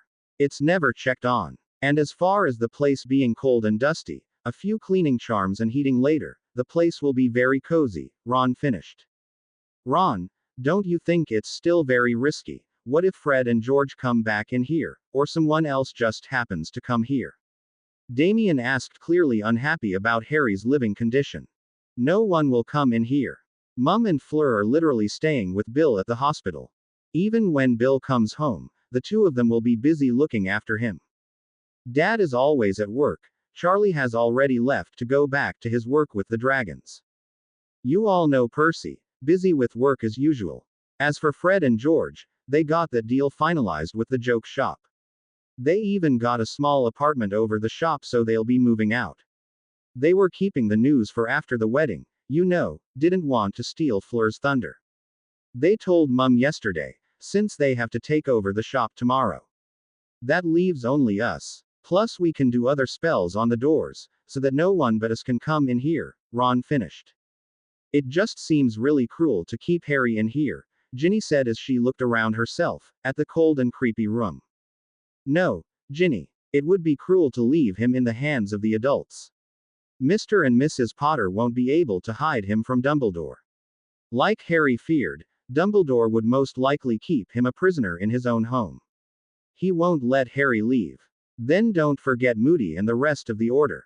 Many just want to hand Harry over to the Ministry. This is the best and safest thing we can do for Harry. Trust me, Ron said soothingly. Ginny nodded her head and looked at Damien. The 13-year-old was feeling very uneasy. This was so not good. What would Harry's reaction be when he woke up? What would he say when he was told that he was going to be living in the Weasleys' backyard? Definitely not a good thing, Damien thought to himself as he heard Ron shout out orders to everyone to start helping Harry recover. Reed and Kerr all stood quietly in front of Lord Voldemort. No matter how much they tried to stop the trembling, they couldn't help it. The fear emitting from them was affecting the rest of the Death Eaters standing around them. Everyone was watching the Dark Lord, with fear. The three Death Eaters had just explained how they managed to lose Harry again. The idiots even told the Dark Lord how Harry was saved by a group of teenagers. Idiots, Malfoy thought to himself. If that was him, he would never have told the Dark Lord that much detail. Lord Voldemort listened to the three bumbling idiots. He aimed his wand at Kerr and shot a jet of green light at him. Kerr had been the quiet one. He had stood, shaking with fear the whole time. Kerr's lifeless body fell to the ground and the other two Death Eaters immediately fell to their knees and started begging the Dark Lord not to kill them as well. Lord Voldemort looked at them through his red pitiless eyes. He forced Nott to stand and asked him a question in an icy voice. Have you told me everything, Nott? Why yes my lord, everything. Nott stuttered back. Well, how can it be that you were ambushed by a group of mere children? Lord Voldemort asked in his dangerous voice. Nott gulped as he looked into those ruby-red eyes, glistening with anger. He had obviously left out the parts about torturing Harry. The truth was that Nott was so engrossed with Harry's suffering that he and the other two Death Eaters hadn't noticed the four teens creeping up behind them. Nott was breaking into a sweat. What would Lord Voldemort do to him if he found out that he had wasted time hurting Harry, when he could have apparated back to the Riddle Manor? Nott gave an involuntary shudder at the thought. Lord Voldemort could tell that Nott was holding back information. Nott wasn't an inner circle Death Eater for no reason. He was an efficient Death Eater with a lot of skill and stealth. So for him to get caught off guard and by children nonetheless was suspicious. Lord Voldemort knew that there was only one other time Nott had been attacked by a child, but that was by Harry, and that made things very different. Harry was powerful, even at the age of 7. This matter had more to it. Lord Voldemort burned his red eyes into Nott, and without giving the shaking man a chance to collect himself, Lord Voldemort entered his mind and memories. It wasn't very hard to find the memory, as Nott was trying desperately to hide it. Lord Voldemort felt his heart leap as he saw Nott attacking a very sick and worn-out looking Harry. It hit Voldemort that Harry was sick. Why was Harry sick? He never got ill. Harry had too much power within him to fall ill. Then Voldemort realized that Harry was suffering because of the magical transfer he had did to save that pathetic James Potter. Voldemort grasped at the last strand of his patience to keep control of his anger. However, that patience was gone when he saw Reed attack Harry from behind and throw him viciously to the ground before kicking him. Nott said something about taking revenge before conjuring a rope that slid around the fallen boy's neck. Lord Voldemort didn't want to watch anymore. He had a fairly good idea of what was about to happen next, but he also wanted to know how the four children attacked three of his Death Eaters. Lord Voldemort felt his insides twist with fury as he saw Harry being hoisted into the air by that horrid rope. Harry thrashed and tried to free himself, but his attempts were futile. Lord Voldemort heard his Death Eater's manic laughing ring in his ears as Harry's eyes rolled to the back of his head, just seconds before he came tumbling to the ground. Nott swung around to see who had cancelled out his levitation charm and saw the 4 teens standing before him, wands raised and pointing straight at them. A red-haired boy threw a stupefy spell at a shocked-looking cur, who instantly hit the ground, while at the same time a bushy brown-haired girl knocked out Reed with a levitated branch. Both Death Eaters hit the ground instantly. Nott threw a curse at the black-haired boy standing in the middle of the group. The spell stopped just before hitting the boy and seemingly disappeared into thin air. The black-haired boy didn't even flinch when Nott's spell had come zooming at him. He threw a stupefy at Nott, which succeeded in knocking him out. Lord Voldemort pulled himself out of the memory and towered over the petrified form of Nott. Because of this Death Eater's stupidity, Harry was not captured and brought back to High. Nott had dared to hurt Harry, when Voldemort had given specific orders to only capture Harry and not to hurt him. Lord Voldemort threw Nott away from himself, and the man was sprawled on the ground within seconds. Nott turned his fearful eyes onto his master and started to cry pathetically. Lord Voldemort pointed his wand at Nott, and at once Nott cried out and started begging for his life. No, no, my lord, please, don't kill me. Please, forgive me, I will never do anything to upset you ever again. I swear. Please, my lord, please, have mercy. Lord Voldemort replied in his cold voice. You should have thought about my wrath before raising your wand at Harry. You, above everyone else, should have known that I don't tolerate anyone hurting him. The jet of green light thundered out of Voldemort's wand and hit Nott in the chest. Nott's eyes darkened as the light left them forever. Everyone's eyes were fixed on the limp body of Nott. Lord Voldemort turned to look at the third Death Eater. Reed immediately fell to his knees and began apologizing profusely. His words were hardly understandable as huge sobs left the trembling figure. Lord Voldemort didn't seem to even hear him. He pushed the man onto the ground with a flick of his wand before killing him as well. The 3 Death Eater bodies were picked up and disposed of quickly. Lord Voldemort didn't want to speak to anyone. He passed Bella, without even looking up at her. His mind was clouded with worry, not for Harry, but bizarrely enough, for the other Potter boy. Lord Voldemort sat in his private quarters and thought about the spell that had seemingly disappeared before hitting the boy. The boy looked younger than the rest of the group. He didn't look exceptionally powerful. Well, he is Harry's blood brother, he thought. Lord Voldemort shook his head, clearing his head. Harry was only powerful because of him. Lord Voldemort made him powerful by making him the descendant of Slytherin. Harry had 2 ancestral bloodlines connected to him. That was the reason he was exceptionally powerful. It had nothing to do with being a Potter alone. No, the boy must have had some other factor protecting him. But what could it be? And how was it so powerful? The boy seemed to know he couldn't be touched, as he didn't even flinch or react in the slightest to the attack. Lord Voldemort sighed and rubbed at his temples. He was getting a headache. He promised to himself that he would get to the bottom of this mystery. He knew that it involved Harry, somehow it just did. Harry woke up with an aching headache. He blearily opened his eyes and looked around himself. Once again, Harry woke up to find himself alone. This time though, he didn't recognize his surroundings. Panic set in and he tried to jump out of the bed. His fatigued body protested to being moved so suddenly and Harry ended up sitting up in bed. Harry's emerald eyes swept the surroundings and tried to take in as much information as possible. He took in the sight of a small room, smaller than his usual rooms in the travel inns.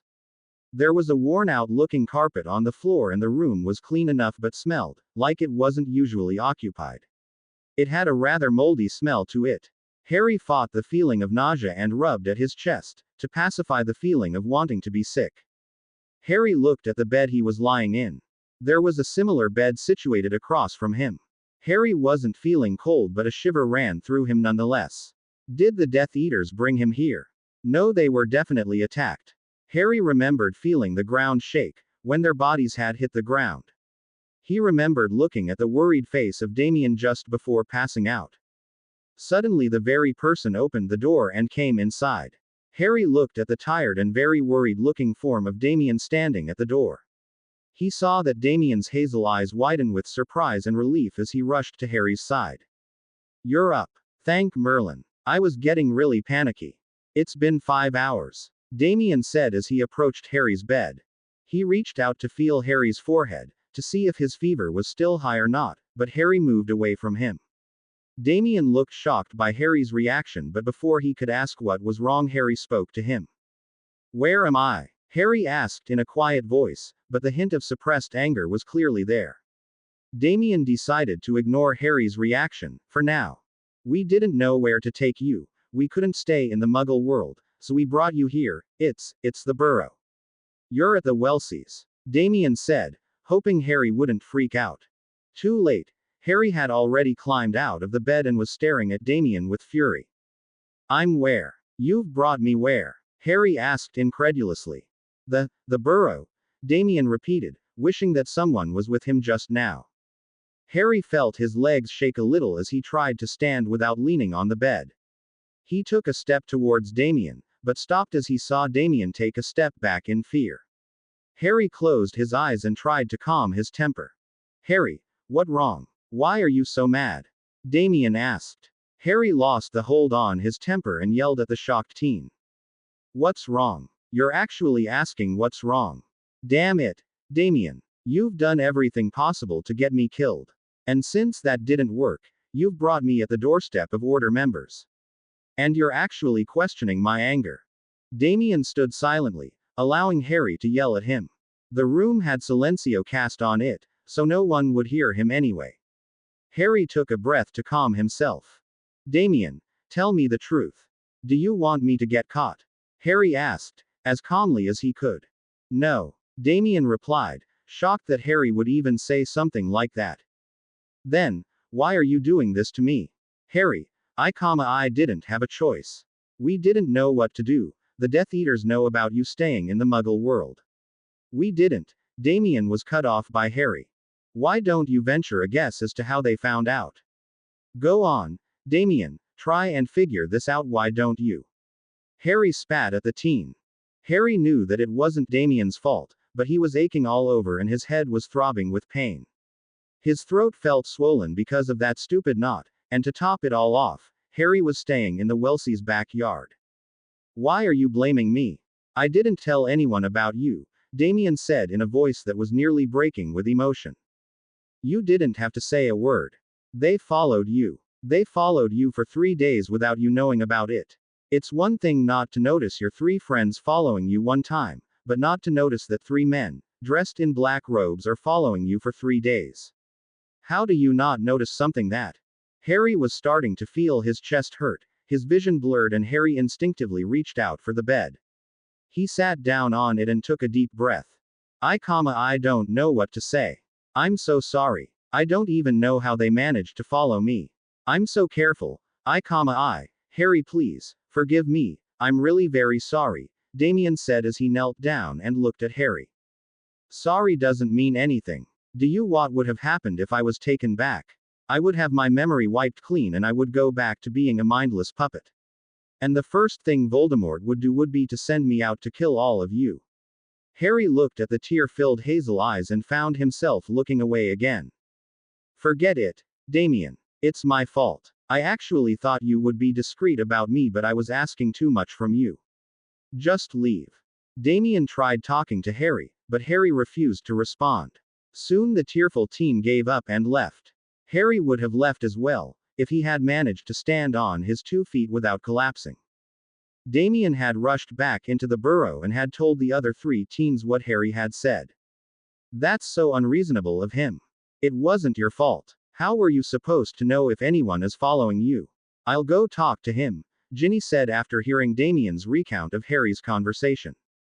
No, Gin. Just leave it. Harry's right. I messed up. Harry could have been captured and taken back and it's my entire fault.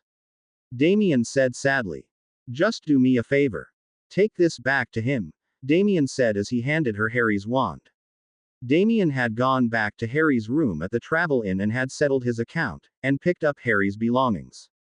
Ginny took the wand and looked at Damien with sympathy. Hermione came over and gave the younger boy a warm hug. He's just angry right now. Give him time, Damie. He'll come around. He'll realize that you didn't mean for any of this to happen. Ginny and Hermione went over with some food for Harry. As soon as they stepped into the small room, they saw that the raven-haired boy was fast asleep. Ginny set the plate of food next to Harry's bed and did a spell to keep the food warm. Hermione stood by the door, waiting for Ginny. Ginny was upset for Damien, but at the same time she found that she couldn't really be angry with Harry. He had just been through a terrifying ordeal at the hands of those Death Eaters. Ginny saw the deep bruise across Harry's neck that the rope had left. She instinctively reached over and gently touched the bruise, anger coursing through her at the memory of Harry being tortured. Animals, she whispered to herself angrily. Ginny and Hermione left and didn't check up on Harry until the next morning. Although the 4 teens tried to talk to Harry and apologize profusely, Harry didn't respond to anyone. He didn't talk to anyone after his initial talk with Damien. The days went by and Harry was slowly recovering. He ate whatever food was brought to him and took the various medicines given to him by Hermione. The only person Harry would give any kind of response to was Ginny. Even then, it was only one-worded answers. Ron was right. No one came to investigate the small room built over the garage. Molly and Fleur were still spending a lot of time with a recovering Bill. Fred and George would come over all the time, but had to rush back to their shop in Diagon Alley. Percy and Arthur were exhausted when they came back from work and so no one really noticed that the 4 teens were spending time in the Weasleys' garage. After 10 days, Harry had recovered fully. His magical stores had replenished themselves and although Harry would never admit it out aloud, the 4 teens had really taken care of him. His tiny room did have a comfy feel to it, but Harry was still glad to see the end of it. On his last day, the 4 teens tried desperately to talk to him again. Where are you going to go now? You should really wait a few more days before leaving. You don't seem to be fully healed yet, Hermione said worryingly. When will you contact us? Damien asked timidly. Harry looked over the teen before picking up his cloak. Never, Harry replied simply.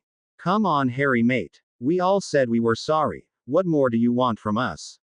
Ron said, a hint of annoyance in his voice. I don't want anything from you. I never have. You all insisted on helping me. I told you all that I could be compromised with all of our constant meetings. Now it happened. I'm not taking another chance like that. It's finished. You guys are no longer helping me, Harry said in a final sort of voice. The 2 girls looked speechless. They all knew Harry was angry but they didn't think he would just cut them all off like that. Especially after all of them had risked so much to help him. Not to mention the last 2 weeks spent slowly nursing him back to full health. Before anyone could say anything, Ron spoke to Harry. So, that's it then. You say it's finished and suddenly it's finished. You think after getting so involved with everything, all of us will just take a back seat just because you say so. You can do whatever you want, Harry. You can say all you like. We started this and we're not stepping back until the last Horcrux is destroyed. His words echoed around the walls of the small room. For a moment no one spoke. Damien was holding his breath, waiting for Harry to react. Harry moved past Ron silently and reached for the door. Do whatever you want. Just don't get in my way, Harry said to Ron, before opening the door and walking away from the 4 teens that had helped him more than anyone else ever had. Where Harry went and how he managed to stay hidden from the Death Eaters, no one knew. Ron, Hermione, Ginny and Damien occupied their minds by searching for possible Horcruxes. Damien spent as much time as possible at the burrow. The more time he spent researching, the less time he had to think about how much he missed speaking to his brother. Damien knew that Harry would make contact with him again. Harry would calm down and would eventually forgive him. Damien hoped. Bill finally came home after 3 weeks, and as predicted, the burrow became very busy. Relatives were coming to see Bill and to wish him a speedy recovery. As a result, the 4 teens moved to Godric's Hollow. It was not until the 4th week, since Harry had left the burrow, that the 4 teens finally got a clue to the next Horcrux. There was a clipping in the Daily Prophet, advertising the opening of an exhibition in the Gallery of Magical Artifacts and Famous Masterpieces.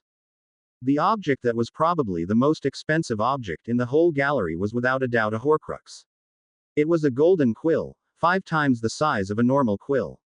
It belonged to Rowena Ravenclaw. The 4 teens looked at each other in shock. The description of the quill was fitting for a Horcrux. It belonged to one of the founders of Hogwarts, it was very expensive and was without a doubt a magical object with a great deal of magical history. It had just been moved to this gallery in London after being moved to different locations all around the world. Okay, so this is definitely a Horcrux, agreed, Ron asked. The other 3 just nodded their heads in agreement. But, I don't understand. Isn't this dangerous? I mean for Voldemort. Anyone could just steal this object. I don't understand why he wouldn't protect this, Ginny said, thinking aloud. It's just like the cup. He on purposely plants his Horcruxes in places that have a lot of protection in place. And if anyone does manage to steal it, they most likely won't want to destroy it, since it's such a priceless artifact. This quill isn't going to be just sitting there, ready for anyone to pick it up. The gallery will have its own protection spells, as well as Voldemort placing his own protection spells on it. Hermione explained. So, what are we going to do? Do we tell the Order, or do we attempt this on our own? Damien asked. The 4 teens looked at each other and wordlessly agreed that they were going to go for this on their own. If they failed, then they could always plant some evidence that this is a possible Horcrux to the Order. Right, so we leave tomorrow. Agreed, Ron asked. Agreed. A few miles away, in a small room, Harry stood holding the clipping from the Daily Prophet. The golden quill. Harry knew that this was a Horcrux without a doubt. The gallery was opening tomorrow. Tomorrow, thought Harry to himself. He was going to destroy this quill tomorrow. The Gallery of Magical Artifacts and Famous Masterpieces was crowded with witches and wizards of all ages. There were young children eager to try out the magical learning games on the 3rd floor, while the older children were busy observing the various weapons used through many wars. The adults had many items to keep their interest as well, and generally the gallery had everything tailored for just about everyone's interests. Ron, Hermione, Ginny and Damien walked inside quite happily and spent a few minutes looking at their surroundings in awe. It really was a magnificent building. With its glass-domed roof and solid gold pillars. Ron was looking at the jewels that were embedded inside the walls, decorating them like a sparkling border. They soon focused their attention on the job at hand, the golden quill. It wasn't that hard to find really, since it was situated in the middle of the gallery on the 1st floor. It was probably the most beautiful object any of the 4 teens had ever seen before. It was made out of pure gold, and it was rumored that the ink was gold as well. It was encased within a glass jar. The 4 teens made a point to note the protection that was put in place around it. There were many guards stationed around the gallery, and the 4 teens knew that it was going to be impossible to steal anything and make a run for it. They walked around the rest of the gallery until it was time for the gallery to close. The guards did their last-minute checking before locking up the gallery. It was always the same procedure. Personally, the guards didn't understand why anyone would even risk stealing anything from the gallery. It was impossible to escape with all the different protection spells put in place. Finally, the last spell was cast and the guards locked up the main gates and left to go home. Inside the now darkened halls of the gallery, Hermione and Ginny came out from under the invisibility cloak. Ron and Damien cast the disillusion charm off each other so that they were no longer camouflaged with the black walls. The 4 teens looked at the dark hall that they were now standing in. Everything had an eerie glow to it. There were many red and green lights, crisscrossing each other, obviously making sure that no one could walk across the hall or the alarms would go off. Right. Now what? Ron whispered to Hermione. Now, we get what we came for, Hermione answered simply. Damien pulled out a shrunken version of his Nimbus broomstick and in moments had restored it to its full size. He mounted the broom and gave the rest a cheeky smile as he zoomed into the air. He raised himself to the very top of the ceiling and very carefully made his way towards the glass roof. The multitude of red and green lights came from a small control box that was situated on a small platform. Damien was careful not to let the passing lights touch him, otherwise the alarms would go off and they would all be in more trouble than they could imagine. Damien finally hovered next to the control box. He saw that there was a small hole where the wand had to be inserted to switch the box on or off. Damien knew that there was only one wand that would work with the box, so he had to figure out another way to deactivate the sensor lights. Damien took a deep breath and flipped open the black box. He carefully inserted a small plastic tube into the small hole. It started fizzing and in minutes the plastic tube had melted and was now lodged inside the hole. Damien then inserted his wand and turned it to the right. The lights clicked off at once. Damien smiled to himself and closed the box. The plastic tube was another product that Fred and George had come up with. It was called simply the key. It was a revolutionary product that was guaranteed to open any locked door. It melted inside the locks, changing the shape, so that any key, or in this case wand, could be used to open the lock. The only drawback was that the melted plastic was so corrosive that it would probably cause the lock to be faulty after the first use. Something we're still working on, Fred had told him when Damien had inquired about it. Damien had taken the plastic tube, in case they needed it. Damien quickly removed the residue of the melted plastic from the lock. He didn't want the twins to get blamed for something they knew nothing about. If the Aurors do check the control box for any tampering, they won't find any clue as to what was used to deactivate the sensors. Damien zoomed down to join the rest. The 4 teens quickly made their way to get to the golden quill. The quicker they got out, the better. Harry felt his feet slam into the ground as he landed on top of the roof. He straightened up and listened hard for any sounds that may alert him to the fact that the guards had heard him. There was no sound other than the sound of his own breathing. Harry quickly raced to the door that was at the other end of the roof. The glass dome stuck out in the middle of the roof and Harry had to run around it to get to the other end. He had to jump from his broom to land on the edge of the roof. Harry ran his hand over the door to unlock it and to deactivate the spells that had been cast on it.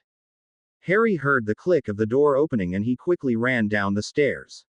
He had visited the gallery this afternoon, under a disguise, and had seen the location of the quill. All he had to do now was to deactivate the various spells and get to the quill quickly, before any of the guards came in to do their 2-hourly checkup. There were many spells that Harry had to deactivate in order to get down to the first floor. As soon as Harry came to the first floor, he knew that he was not alone. He could hear the 4 teens whispering and giving each other different instructions. Harry had walked onto the first floor just as Damien had flown back to the ground.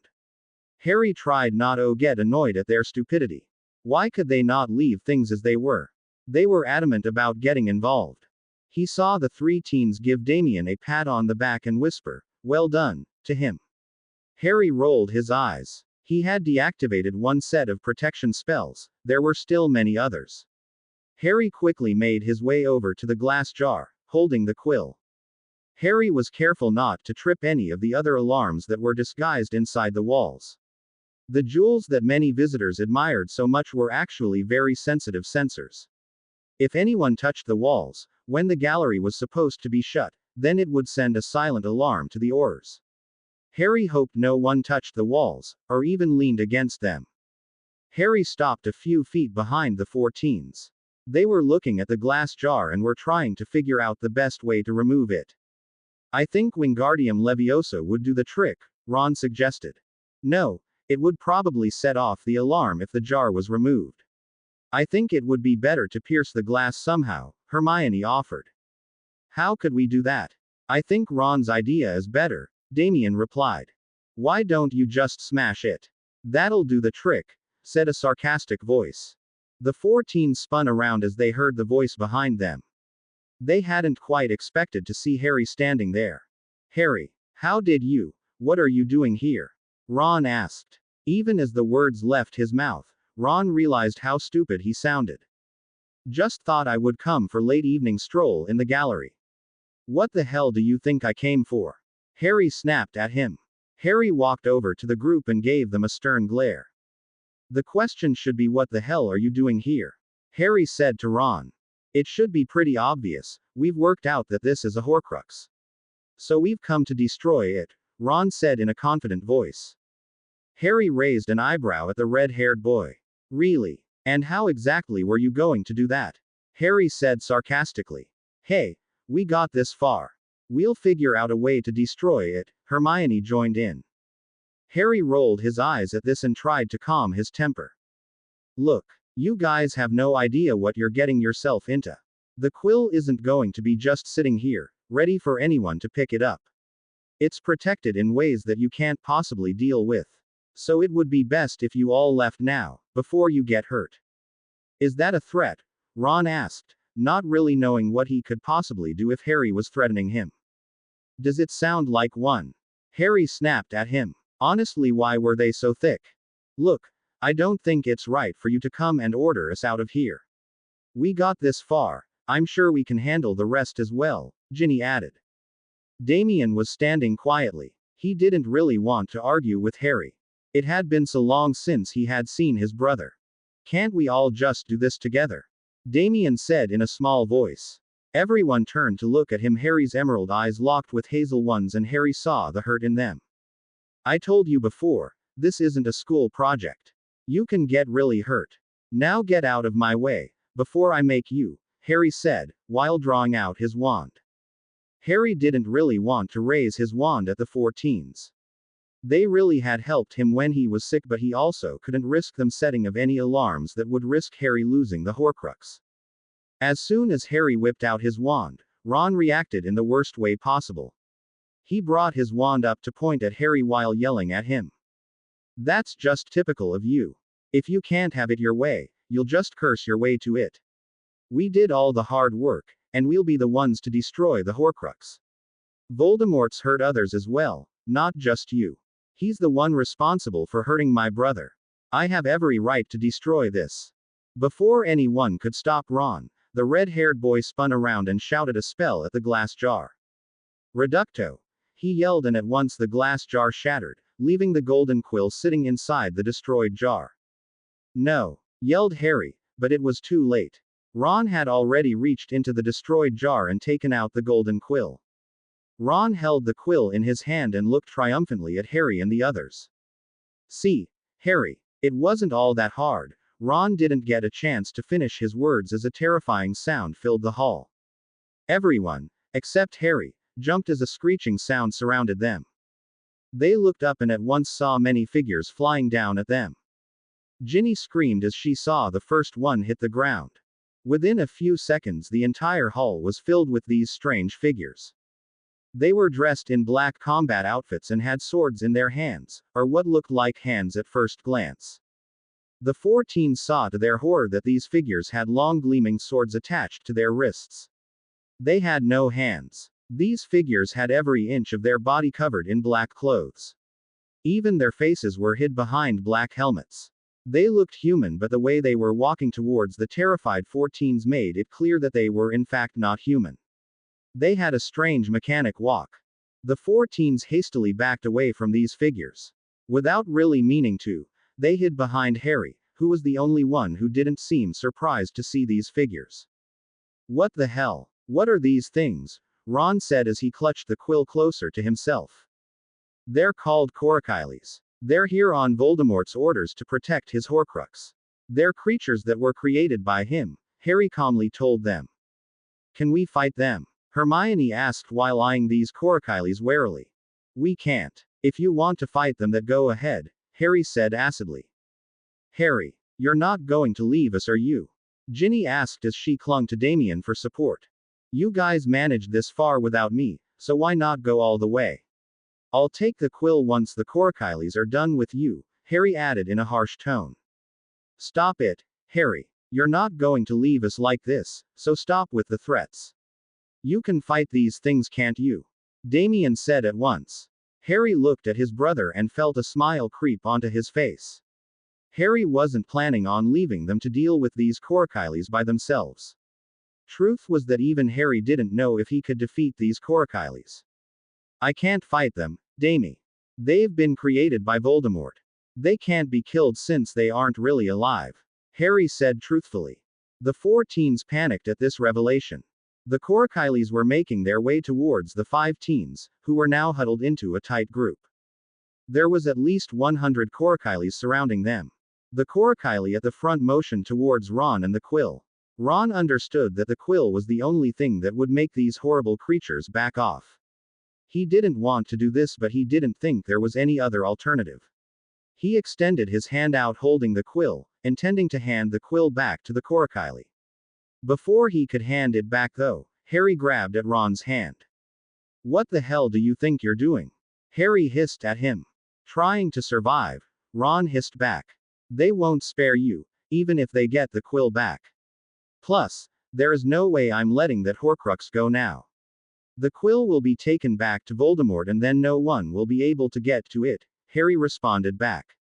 Whatever happens, don't let go of the quill, Harry instructed to Ron. The red-haired boy put the quill into his robe's pocket and held his wand in his trembling hand. The group was now surrounded by these creatures that were getting closer by the second. When I say now, start shooting out. Reducto. Spells. Try and aim for their helmets. Bring up your shields, Harry whispered to the 4 teens. They did as Harry said and took out their wands, although their hands were trembling as they pointed their wands at the hidden figures. Harry aimed his own wand at the Corkylie that was the nearest to him. This has to work, Harry thought to himself. Hopefully, the Corkylies would slow down enough for them to escape.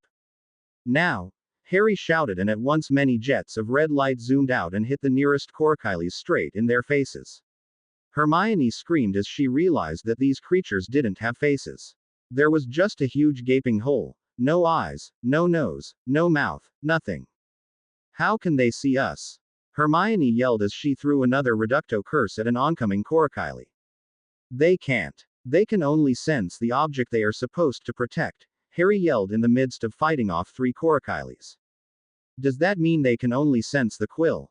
They can't sense us? Damien asked as he also threw 2 curses simultaneously at 2 Corkylies while protecting himself with his shield.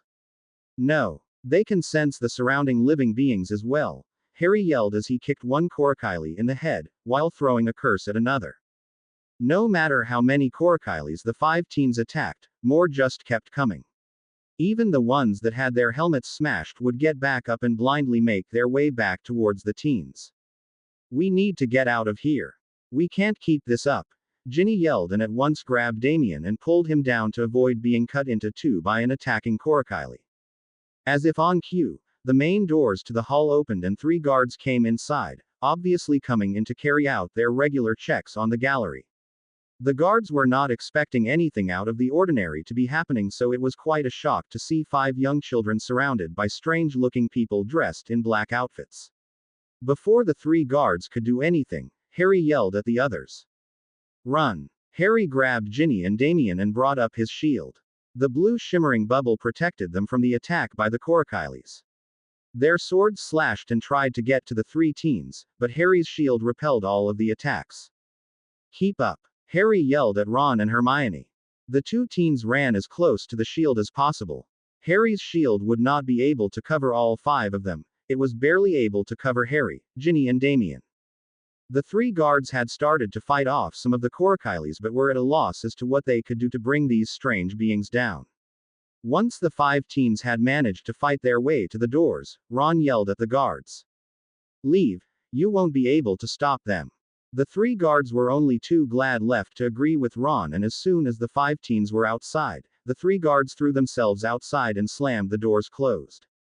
They all stood, panting and gasping for air. The 4 teens couldn't believe they had managed to survive something like that, without getting a scratch on themselves. What the hell were those things? They weren't human. What were you doing inside? One of the guards asked in between taking in deep breaths. Suddenly one of the guards saw Harry and the color from his face drained at once. You're him. The Dark Prince, he stuttered as he drew out his wand and pointed it at Harry. At once the 4 teens blocked Harry from the guard and his wand. You misunderstand. Harry's changed now. He's not with him anymore. Damien tried to explain, but the frantic guards were now all pointing their wands at Harry. Get out of the way, you stupid children. You don't know what he's capable of. One of them shouted as he tried to take aim of Harry. Harry gently pushed the 4 teens away and walked boldly over to the guard. Exactly what am I capable of? Harry asked quietly. The 3 guards still had their wands pointing at him, but none of them looked like they could actually attack Harry. I really wish there was another way, but unfortunately there isn't, Harry said quietly. Before anyone could react, Harry had lashed out and had slammed his hand into the guard's face, knocking him to the ground. The other 2 guards shot out 2 curses at Harry, but they both missed as Harry moved out of the way. Within a few seconds, Harry had the 3 guards on the ground. The 4 teens stood quietly at the side, watching fearfully as Harry brought his wand down on the 3 trembling figures. They all had seen Harry kill the Death Eater when Hogwarts Express was attacked. They knew Harry was capable of killing the 3 guards now. They all hoped that Harry wouldn't though. These guards weren't really a threat to them. Harry seemed to be struggling with the decision of what he should do with the guards as well. They had seen the 4 teens with him. They would definitely report that to the Aurors. Harry brought down his wand at the first guard and hissed, "Oblivate." He did the same to the other 2 guards. Harry didn't meet anyone's eyes as he turned around and walked away. The 3 guards got up from the ground in a dream-like state and moved away from the gallery. It seemed like they were heading for their homes. Well, that could have been a lot worse, Ron said as he took out the quill and looked at it admiringly. They all had caught up with Harry. How could that have possibly been worse? Ginny asked with an annoyed expression on her face. Before anyone could respond, the doors to the gallery were blasted open at the same time as the stained glass windows were smashed and a cloud of black poured out into the street. The Corkyleys weren't quite finished yet. You had to ask, Harry said to Ginny before all of them turned and raced towards the road, as far away as possible from these deadly creatures. They ran until they found themselves bordering the Muggle world. The gallery was left far behind them, but the Corkyleys were still following them. It was no use. The Corkyleys had soon surrounded the 5 teens again, they moved so fast. It was like they just apparated all around the 5 exhausted teens. Oh God, what do we do now? Hermione yelled as she looked around herself and saw that they were completely surrounded. Harry spotted a Muggle car parked near them. Harry knew that it was probably their only chance of survival. Quick, get inside the car, Harry yelled as he ran towards it and used his wand to flick open the doors so that the 5 teens could throw themselves into the car. Hermione, Ginny and Damien climbed into the back seats and slammed the doors closed as Harry threw himself into the driver's seat. He barely registered the fact that Ron was buckling himself into the passenger seat before Harry jammed his wand into the ignition and heard the car come to life. Harry threw his foot down onto the accelerator and the car was racing towards the road. Harry saw the Corkyleys run to catch up with the car. A few of them managed to grab a hold of the car and were trying to get inside. Damien ducked just in time as the window was smashed next to him. One of the Corkyley had smashed the window and was now trying to get to Damien to shred him into pieces with its sword. Hermione threw a reducto spell at it and successfully managed to throw him from the side of the car. The window next to Harry smashed and he felt the shards of glass rain down on him. At once Harry threw his elbow out of the window and smashed the Corkyley's helmet. The black figure fell from the car. Harry pushed the car to its limit as he tried to fight off the swarm of Corkyleys as they clambered on top of the car. Harry, where did you learn to drive? Ron asked as he held onto his seat for dear life. I didn't, Harry responded as he made a sharp turn that sent most of the inhabitants of the car falling to the side.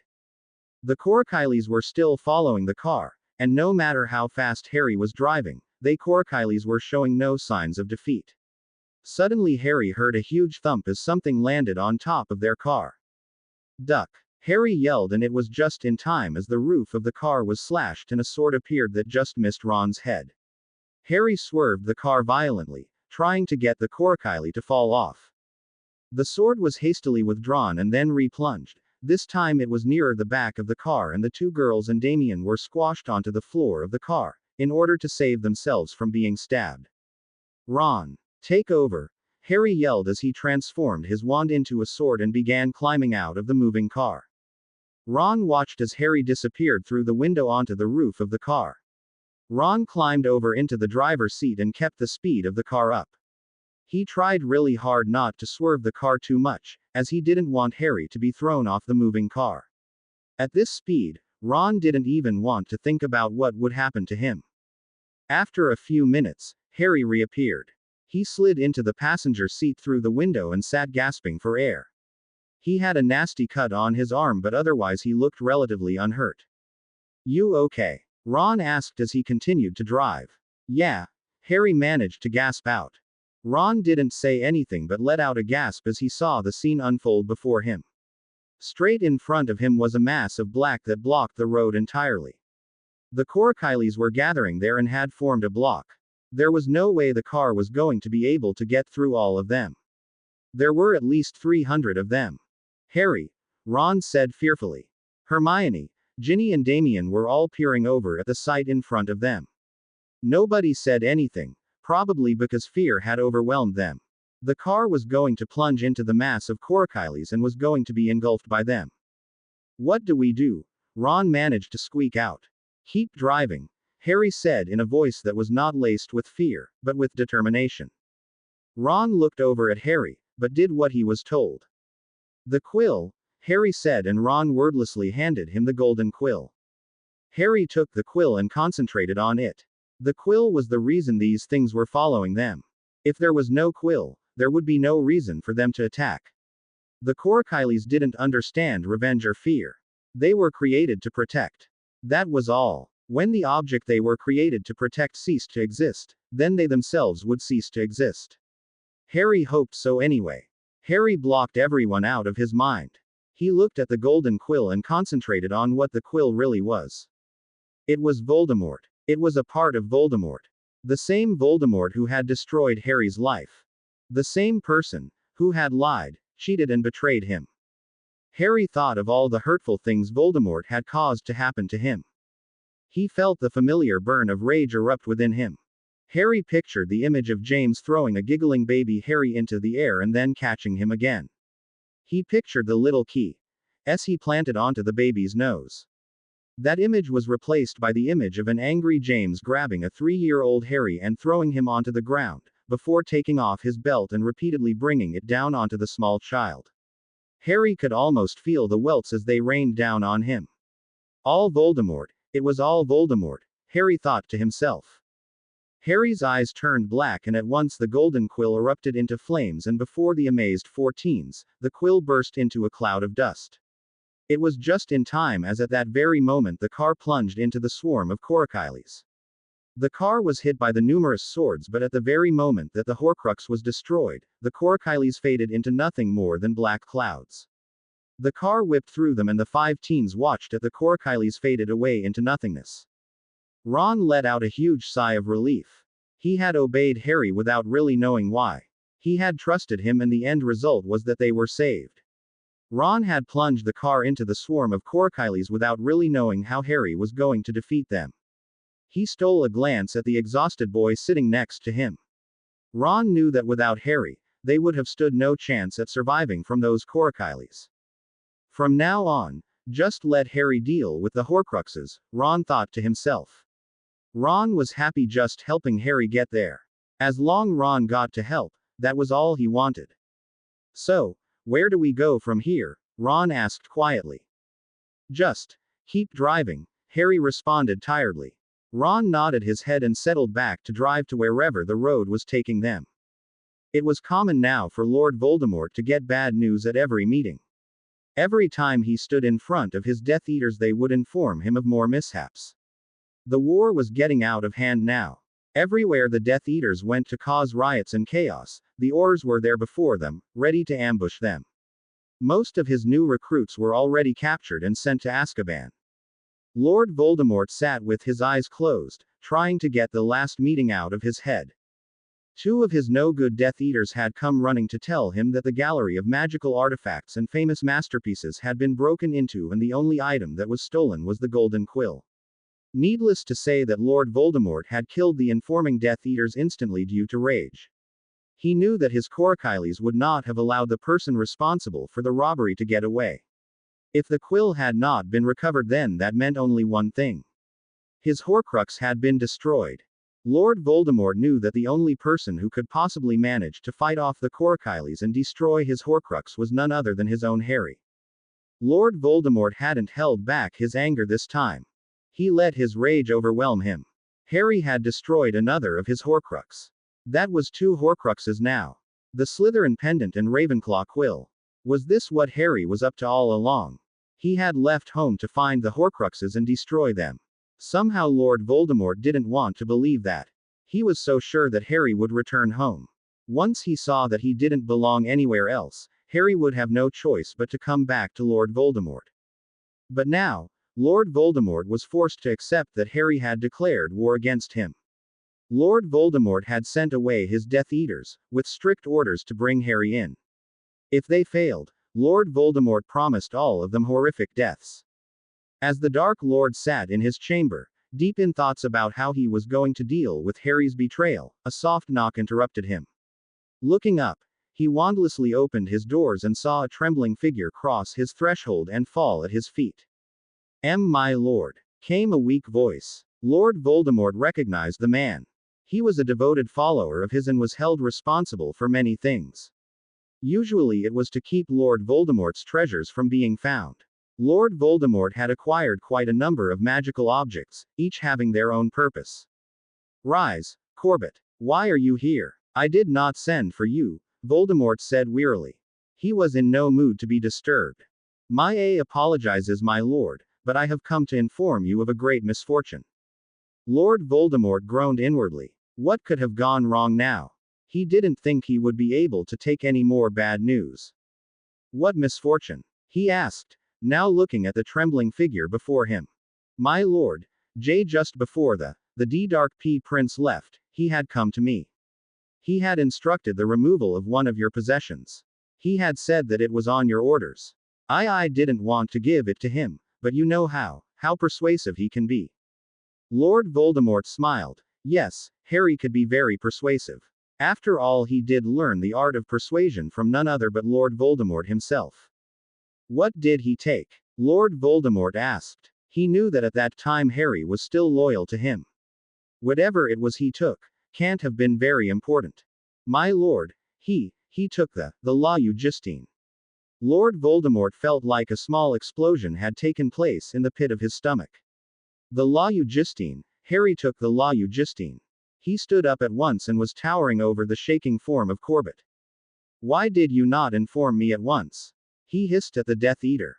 Corbett flinched away from the enraged Dark Lord before stuttering out an answer. I thought that Prince had come to me on your instructions. It was only today, when I learned that Prince destroyed another one of your possessions, that I began to wonder if he had lied to me regarding the La Justine. Lord Voldemort stood, glaring at the cowering man.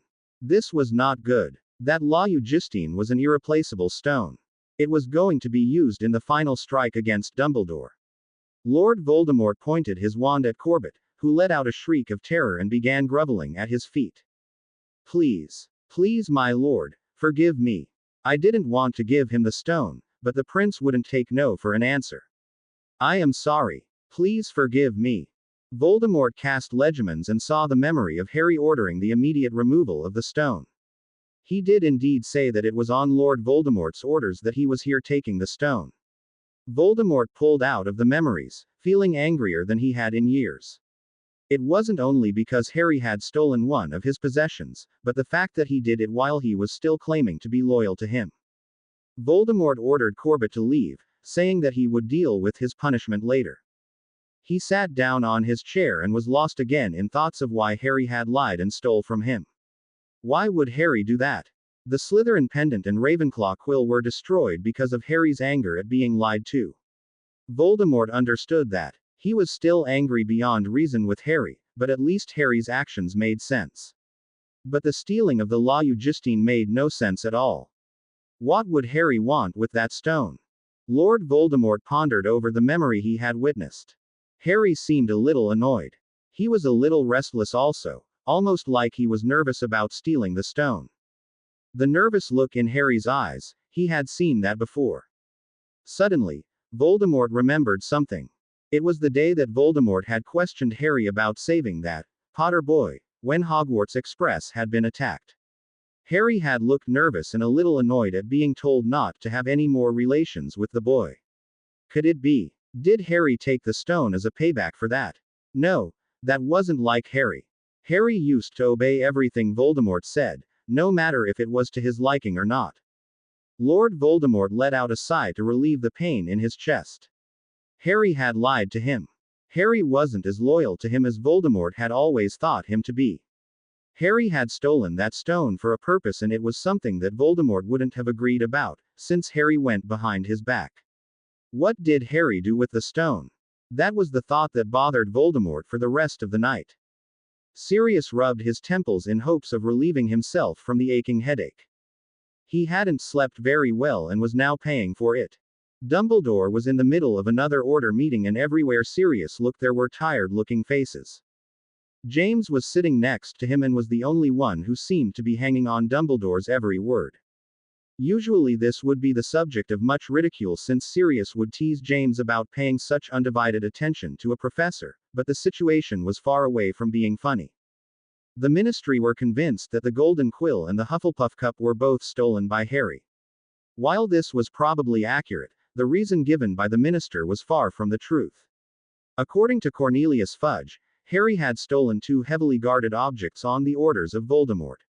He didn't believe that Harry had left Voldemort's side and was convinced that Voldemort was trying to get his Horcruxes back under his own safety. Dumbledore was reporting back that he tried to convince the Minister that this was not the case, but Fudge was not ready to listen to anything Dumbledore had to say about Harry. According to Fudge, Dumbledore had a soft spot for Harry since he was thought to be the chosen one. Fudge of course didn't believe in such rubbish as prophecies and therefore dismissed the whole thing. I am afraid that as of now, Harry has another 2 charges placed against him. Theft of 2 immensely priceless artifacts, Dumbledore told the room at large. Sirius saw James close his eyes and breathe out slowly. He was trying to control his temper. The feeling of sympathy intensified as Sirius watched his childhood friend fight to control his emotions. It wasn't fair that James went through so much. Not only did he have to deal with the emotional trauma of losing his son again, he had to constantly fret over the fear that Harry was going to get caught and punished by either Voldemort or the Ministry. Their search for Alex was not going well at all. It seemed that Harry had not used his alias, Alex, in quite some time. The meeting finished and Sirius quickly got up to go home. He desperately needed to get to his bed and sleep off this headache. Sirius. Just a moment. I need to speak with you. Dumbledore's voice rang out, stopping Sirius from leaving. Grudgingly Sirius turned around and went back to his seat. Once there were only Dumbledore, James, Remus and Sirius at the table, Dumbledore spoke. I'm afraid I have some more bad news, he said solemnly. Sirius felt his heart skip a beat. More bad news. How could things get any worse? I went back to see if I could speak to John and Fiona about Alex and if maybe they had seen him lately. But it seems that they are missing. James's head snapped up at these words. Missing? What do you mean they're missing? How can that happen? You said you had someone watching them at all times. How could they slip away like this? James asked, anger coursing through his words. Dumbledore bowed his head, in what was unmistakable shame, and answered in a sad voice. I did have them under heavy watch. How this happened I'm still uncertain. It seems that John and Fiona have moved on to another place, only it's not in Britain. From the information I got, it seems they have moved abroad. They got a contract they couldn't refuse and they moved. Sirius sat still while this news sunk in. They lost them. They had the perfect thing to help Harry, to maybe reduce his sentence from the Ministry, and they lost it. Now it was going to be impossible to find Frank and Alice. It was difficult to find two people without anything to track them in the same country as you, but to try and find someone in another country altogether. That was impossible. They couldn't track them as muggles or as wizards. So what are you trying to say? They're gone. The only thing that could have saved my son's life, the two people who were crucial in saving Harry, are gone. I can't believe this. James thundered. James, I will figure out a way to bring them back. There is always a way. I will find it, I promise you, Dumbledore said softly, trying to calm down the enraged father. James let out an angry yell and stood up from the table, overturning it in the process. Stop it. Stop trying to give me fake hope. There is nothing you can do. I should never have listened to you in the first place. What was it you had said? Hogwarts is the safest place for Harry. Voldemort would never dare come there. And what happened? You couldn't stop the Death Eaters from taking Harry from the doorstep of Hogwarts. You couldn't stop them. And now you lost Frank and Alice. How are we going to prove that Harry didn't kill them? That Harry actually saved their lives and was still trying to keep them safe? Silence met the end of these words. James was standing with his fists clenched and was breathing hard, as if he ran a good distance. James, I really don't know what I could say that would provide you with comfort, Dumbledore began, but was cut off by James. Comfort? You're actually talking about comforting me. How are you supposed to do that? How can anyone comfort the father of a 16-year-old boy who has nothing but death destined for him? My son probably won't even reach his 17th birthday, Dumbledore. Explain how anyone can comfort me about that. With that said, James thundered out of the room, slamming the door hard on his way out. Remus and Sirius sat quietly, not really knowing what to say. Finally, Remus broke the awkward silence. Dumbledore, don't get upset. James is under a lot of pressure. He didn't really mean what he said. Dumbledore turned his midnight blue eyes towards the werewolf and gave him a smile. Yes, he did, but I don't blame him. I indeed wronged both James and Harry. But I plan on making amends. Harry will survive this. Not only will he celebrate his 17th birthday but his 70th birthday as well. And he will celebrate it in his home, surrounded by his family. I promise you that. Harry groaned as he heard a shrill voice in his ear. He opened his bloodshot eyes and turned to look at Hermione. The bushy-haired, brown-eyed girl was looking intently at Harry. Well, do you? She asked again. Do I what? Harry asked her groggily. Do you agree about the Gryffindor Horcrux? At Harry's confused look, Hermione continued. Were you even listening? Did you fall asleep again? Goodness, Harry, do you sleep at all at night? She asked him. Harry only glared at her before lowering his head back onto the cool table and hiding his face with his arms. The cold glass was soothing his burning, aching scar. It was like his scar was constantly on fire. Sometimes it would get too much and Harry would actually fall unconscious and would wake up hours later with a pounding headache. Come to think of it, Harry couldn't remember when his scar was not acting up. It was relatively worse since he destroyed the quill. Harry. The raven-haired boy pulled himself back up to look at Hermione again. What's wrong, Harry? You're not even paying any attention to what we're saying. Are you ill? Harry rolled his eyes. Finally, the foolish girl lands on something. You or aren't you? I can tell by your eyes. What is it? Is it your head? Do you have the flu? Hermione asked, concern evident in her voice. No, it's not the flu. I'm fine. I've just not been sleeping very well, that's all. Harry lied. He sat up a little straighter and saw the others look at him warily. Ron and Ginny seemed to stare at Harry and were silently agreeing that Harry looked ill, while Damien was making his way over to check Harry's temperature. Harry slapped his hand away when Damien tried to feel his forehead. Stop it. I told you, I'm fine. Stop this nonsense and get back to whatever it was you were doing. Damien ignored him and felt his older brother's forehead. At once Harry hissed in pain as Damien's fingers touched his burning scar. Head seems to be fine, except for the scar. Damien said loudly. Maybe you should lie down for a while. Get some sleep. Ginny said quietly. She too noticed how red Harry's eyes were. They were extremely bloodshot. Harry, however, ignored them and instead picked up a book and started flicking through the pages.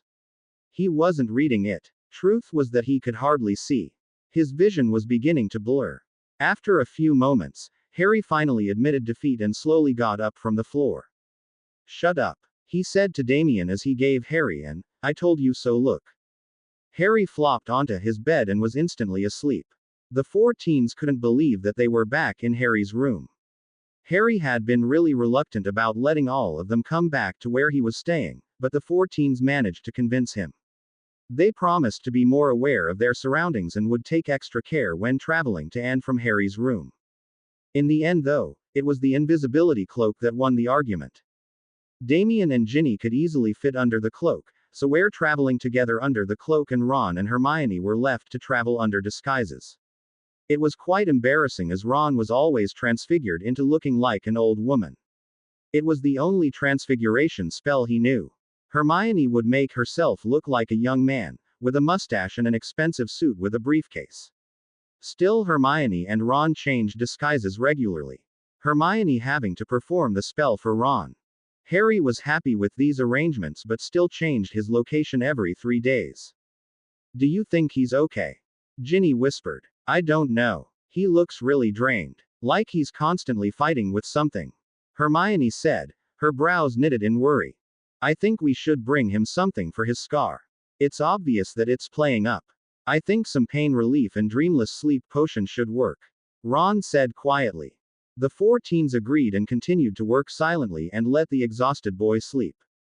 The potions seemed to do the trick. When Harry took the potion, he found that his scar didn't bother him for a few hours. In those few hours, Harry managed to do whatever he needed to before the pain would get unbearable again. "I've got to find a solution to this," Harry thought as he gulped the 5th pain potion that day. He knew that the pain relief potion could become very addictive, and the last thing Harry needed was an addiction. He was running out of money and was not feeling well enough to fight and earn more just now. "Harry, I think I've figured it out." Hermione's voice brought Harry out of his musings. Harry walked over to the excited girl. Hermione thrust a large book into his hands. "Look, Harry. The sword. The ruby-encrusted Gryffindor sword. It must be a Horcrux. It fits the description perfectly," Hermione said in an excited voice. "Well, that could be it, but what about the sorting hat? I mean, that belonged to Godric Gryffindor as well, didn't it?" Ron said in a thoughtful way. "Yeah, but I don't think he would make a Horcrux into something that can talk by itself. That wouldn't be safe, would it? I mean, it could tell anyone that it was holding a piece of his soul," Ginny added. Harry looked at the black and white moving picture of a gleaming sword. It really was pretty magnificent looking. Hermione was right. It fitted in with all the other Horcruxes. It was very magnificent. It was an object with unmistakable power and magical history, and it belonged to one of the founders of Hogwarts. "Well, any idea where this beauty is kept?" Harry asked the four teens. Hermione shifted her weight uncomfortably and replied without looking at him. Yes, actually. It's kept at Hogwarts." Sirius didn't know why he was always the one who got the short straw. Well, in this case he knew why. Remus was recovering from his transformation, James was still pissed with Dumbledore and wouldn't do anything for him, and Dumbledore himself was busy with yet another meeting with Fudge. Why doesn't he give it up? Fudge would never listen to him now. Sirius thought gloomily as he walked up the grand staircase. Sirius didn't want to think about the last time he had come to Hogwarts. That was the day Harry had escaped back to Voldemort. Sirius shook his long dark hair out of his eyes. He was so engrossed with James, Lily and Damien's grief at losing Harry that Sirius never stopped to think about how all of this affected him. Sirius was Harry's godfather. Before Harry was taken away by Peter, Harry was very responsive to Sirius. He loved playing with his long hair and used to grab at it with both hands and didn't let go until Lily or James came to Sirius's rescue. Sirius smiled at the memories. He had never thought that the little raven-haired boy would grow up to be the second most feared wizard. And yet Sirius knew that Harry had a good heart.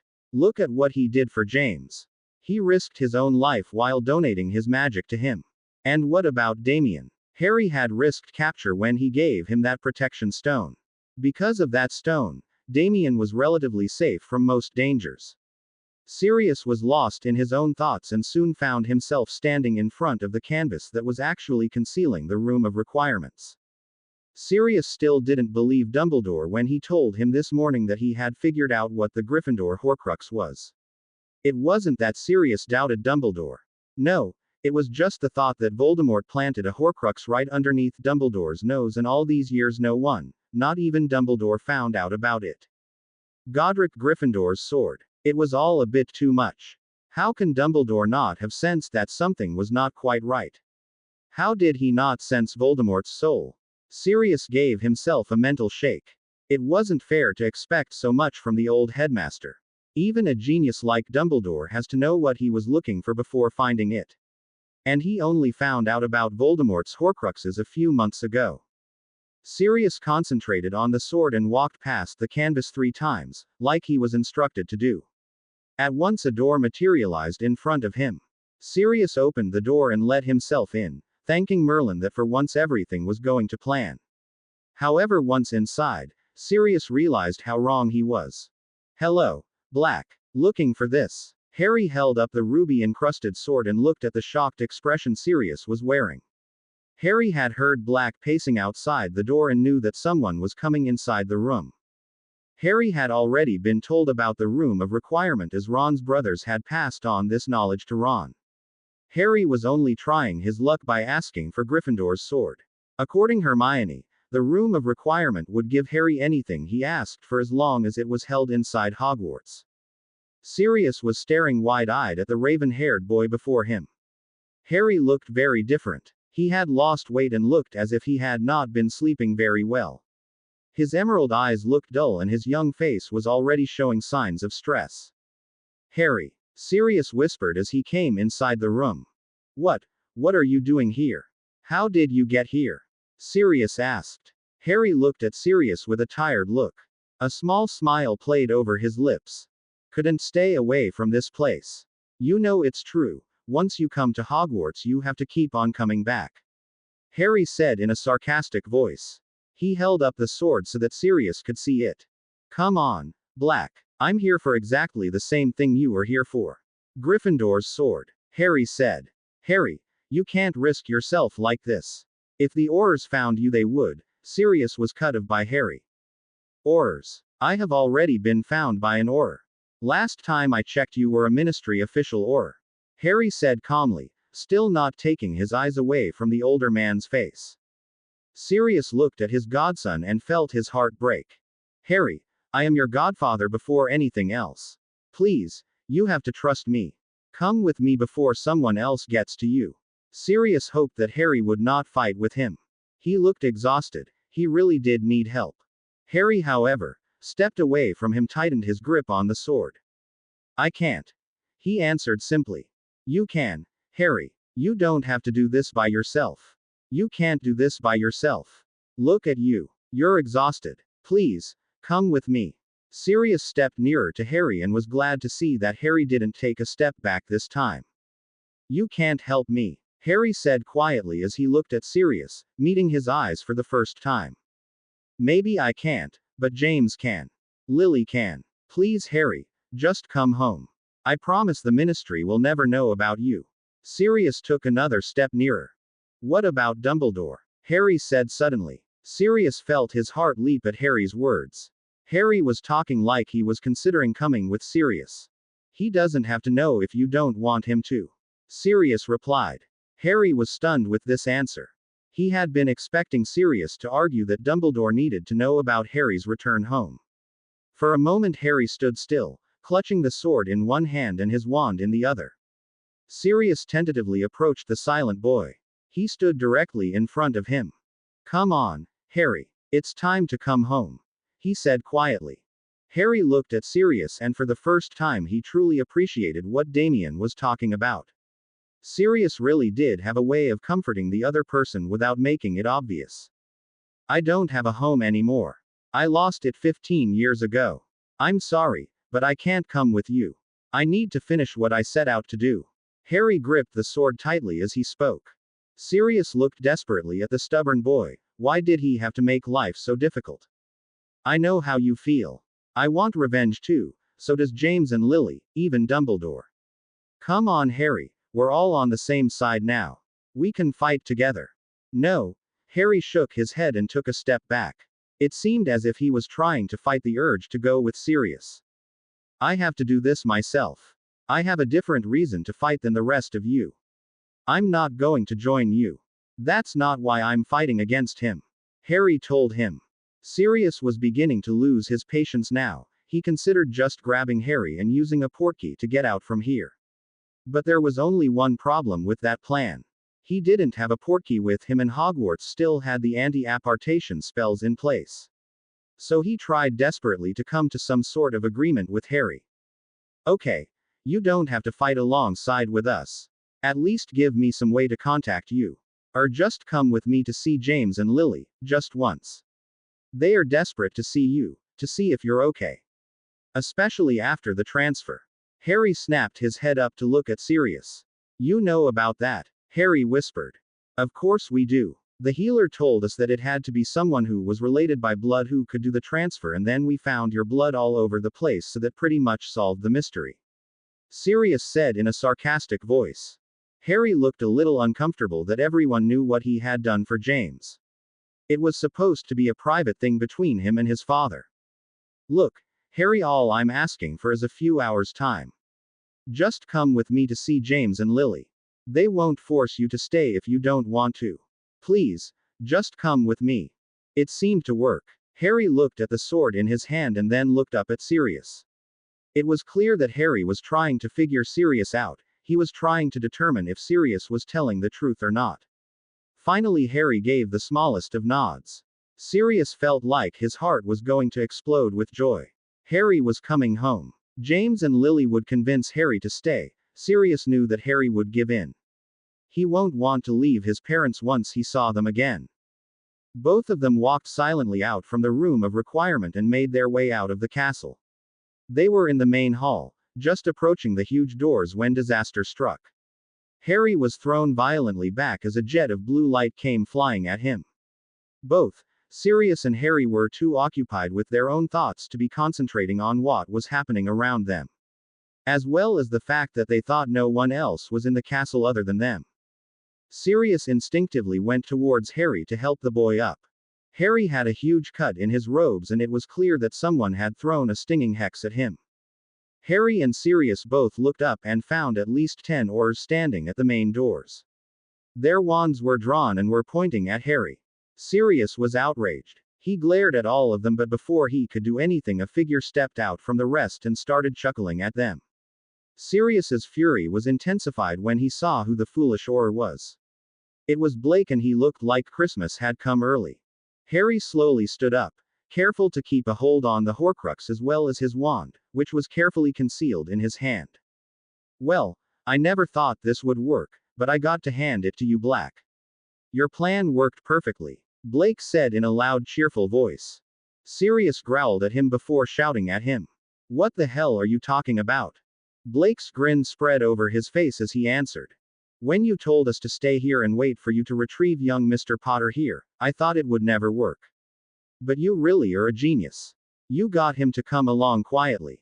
Tell me, what is your secret? Sirius couldn't believe his ears.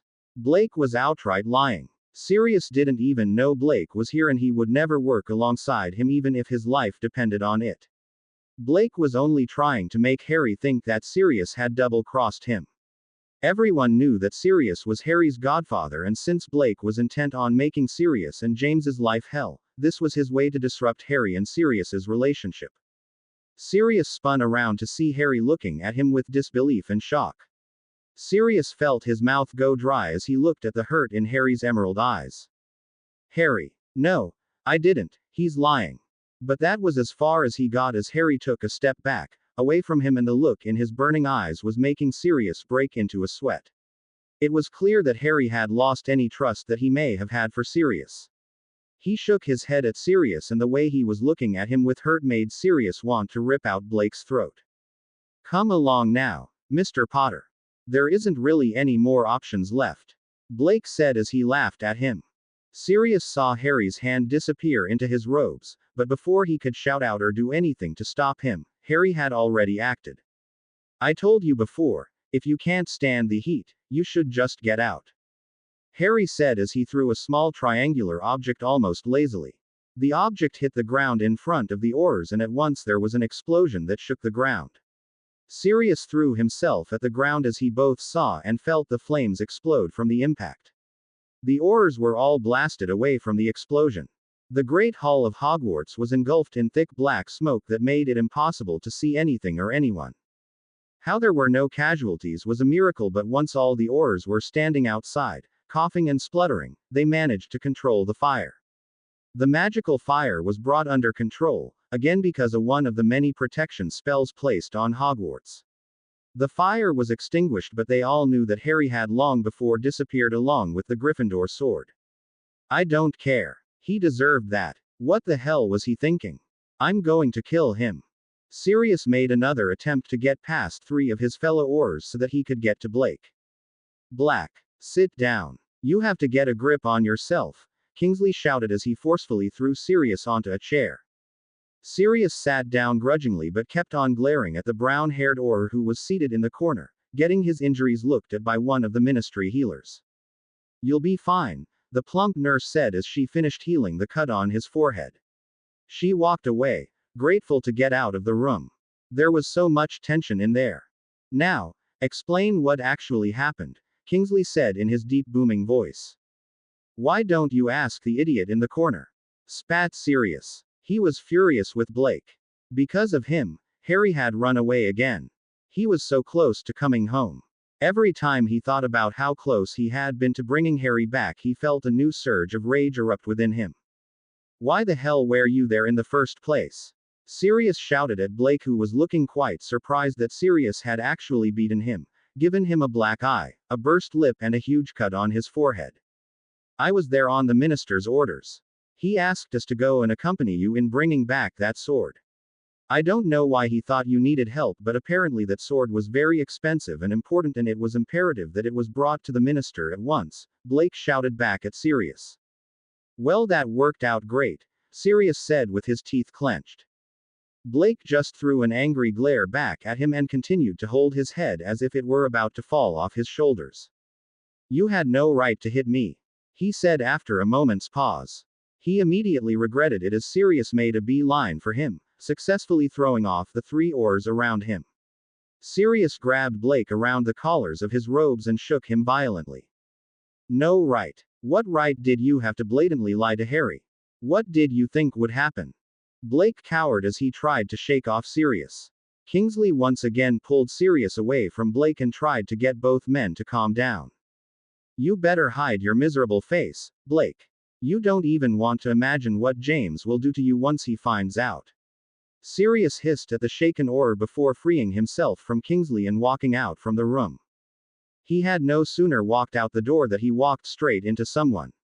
Watch it, will you? Sirius snarled at the stranger. Hey, watch the temper, Padfoot. Sirius looked up to see James looking at him with a strange look on his face. Why the tantrum? James asked as Sirius tried to get over the initial shock of seeing James standing before him. Before he could say anything, James continued talking. I heard you knocked some sense into Blake, James said with a grin. What did the idiot do this time? Sirius was of course planning on telling James everything, but he wasn't quite expecting to be landed into telling him everything right now. He looked at James and felt a little apprehensive about telling him what had happened. James actually looked like he was in a better mood than usual. Prongs, maybe we should go into my office. I don't want to talk like this in the middle of the corridor, Sirius said while trying not to meet James's eyes. Okay. If you want, James said. He knew that something was wrong. For Sirius to actually raise his hand to another oar, even an oar like Blake, had to be a big deal. Once Sirius had James sitting down and was safely inside his office, he told him everything. How close he had come to bringing Harry home, how Harry had looked utterly exhausted and almost a little relieved at being asked to come home. James sat and listened to everything Sirius told him. His hands were balled into tight fists. With his teeth clenched so hard, his jaw started hurting. James listened to how Blake sabotaged Sirius's attempt to bring Harry home. As expected, James leapt to his feet and made to go down to Blake's office, so that he could rip the stupid man to shreds. But by the time James got to the office, he was told that Blake had gone home and was not expected to return back to work for the next couple of days. Fuming with rage, James stormed his way out of the office. He didn't know how to deal with what had happened. Everything seemed to be going wrong for James. The distressed man left the ministry and wasn't seen until late that night. James came back to Godric's Hollow and for the first time in his life, refused to speak to Lily. He locked himself in his room and didn't come back out until the next day. Lily, Sirius and Remus tried to comfort him, but James didn't listen to any of them. The thing that had broken his heart wasn't the fact that Harry had not managed to be brought home. It was the fact that his son wanted to come home and wasn't able to. Harry found his time was spent more and more with his 4 study buddies. Now that all 4 Horcruxes had been destroyed, the 5 teens were back to trying to figure out what the last Horcrux could be. The sword had been destroyed by Harry as soon as he had come back from Hogwarts. Now he was trying to figure out what the last Horcrux was most likely to be.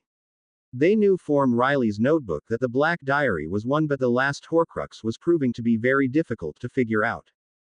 The 4 Horcruxes belonging to the 4 founders of Hogwarts was relatively easy to track down, but now, they had no idea where the Black Diary was possibly being kept. Harry was trying to figure out the identity of the last Horcrux before trying to find the location of the Black Diary. This is hopeless. What are we going to do now? There is no way we can guess what he could have used, Ron said as he slammed his hand onto the table, sending the reference books tumbling to the ground. We just have to think of a way around this. There's not much else we can do, Ginny said as she picked up a book, listing all the dangerous forbidden objects which had a huge potential of dark magic. I think it's time we went back to the Order. Professor Dumbledore must be trying to figure out the last Horcrux as well. Maybe we might get somewhere, Hermione said with a discreet look towards Harry. Harry didn't think the Order was going to be much help. After all, they had all the information about the other 4 Horcruxes and they still weren't able to get to them before Harry did. The thing that was bothering Harry was the fact that Voldemort had probably hidden these 2 Horcruxes more discreetly, since his other 4 had been destroyed. Harry knew, from the increased pain in his scar, that Voldemort knew that he had destroyed the Horcruxes. It was getting more and more difficult to deal with the pain. The pain potions weren't helping as much as they used to, and Harry knew that he couldn't keep on drinking them. But right now, Harry had no other option. He would figure out what to do about his scar after he got rid of all the 6 Horcruxes. The meeting ended with the 4 teens promising to deliver whatever information they could get from the Order. The crystal was still hidden in the room, all they had to do was retrieve it at the end of the meeting. Harry was certain that the Order were not going to be of any help. But with lack of any other option, he had agreed to use whatever information they provided.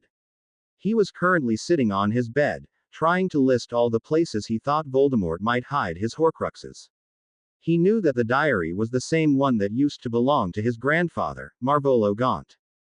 Some would think that Voldemort had used his grandfather's diary for sentimental reasons, but Harry knew better than that. Voldemort wasn't exactly a sentimental type of guy. He had probably used the diary since it was the only item left of his grandfather, and the Gaunt family was the last of the Slytherin descendants. Voldemort himself was the last direct descendant of Salazar Slytherin. He had marked Harry to carry on the ancestral chain, but Harry wasn't a direct descendant. Harry touched his scar lightly and traced the lightning-shaped scar. It was still smarting from the attack he had suffered just less than 2 hours ago. He had not had such an attack in a while. He had suffered another nosebleed with this attack. Voldemort must have had some very bad news. Probably found out about all 4 his Horcruxes, Harry thought to himself.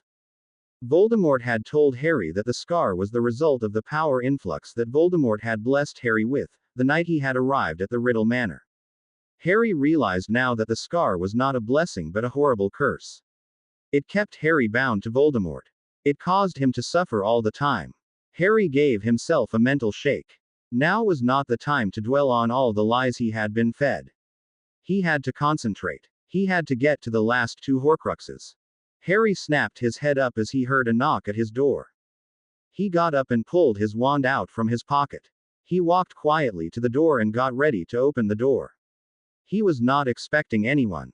The 4 teens were not supposed to come to see him without Harry calling them first. Harry tightened his grip on his wand as he remembered how he was attacked by Nott and his friends. He opened the door just a crack and saw the vivid red hair at once. He pulled the door open wide to allow the 4 teens to come inside. Harry slammed the door closed and turned to look at the 4 teens with a scowl on his face. What the hell are you a lot playing at? I specifically told you never to come and see me unless I call you. What the hell are you doing? Harry said with annoyance. The 4 teens just looked at each other, and that was when Harry noticed the difference. They 4 of them looked a little pale and anxious about something. What is it? What's wrong? Harry asked. His tone was considerably softer. Ginny was the first to speak. We knew that coming to you like this was not right, but we all agreed that you should know what happened. It's better for you to learn from us rather than the newspaper. What are you talking about? What news? Harry asked. He had a panicky feeling about the way the 4 teens were looking at him. As if apprehensive that Harry would erupt any time soon. Ginny looked at Damien and he stepped towards Harry. We were just spying on the order meeting. We managed to slip the extendable ears under the door this time. Moody wasn't there, so there was no danger of anyone catching us. The meeting was unplanned, so I don't think anyone got a chance to place all the charms on the door.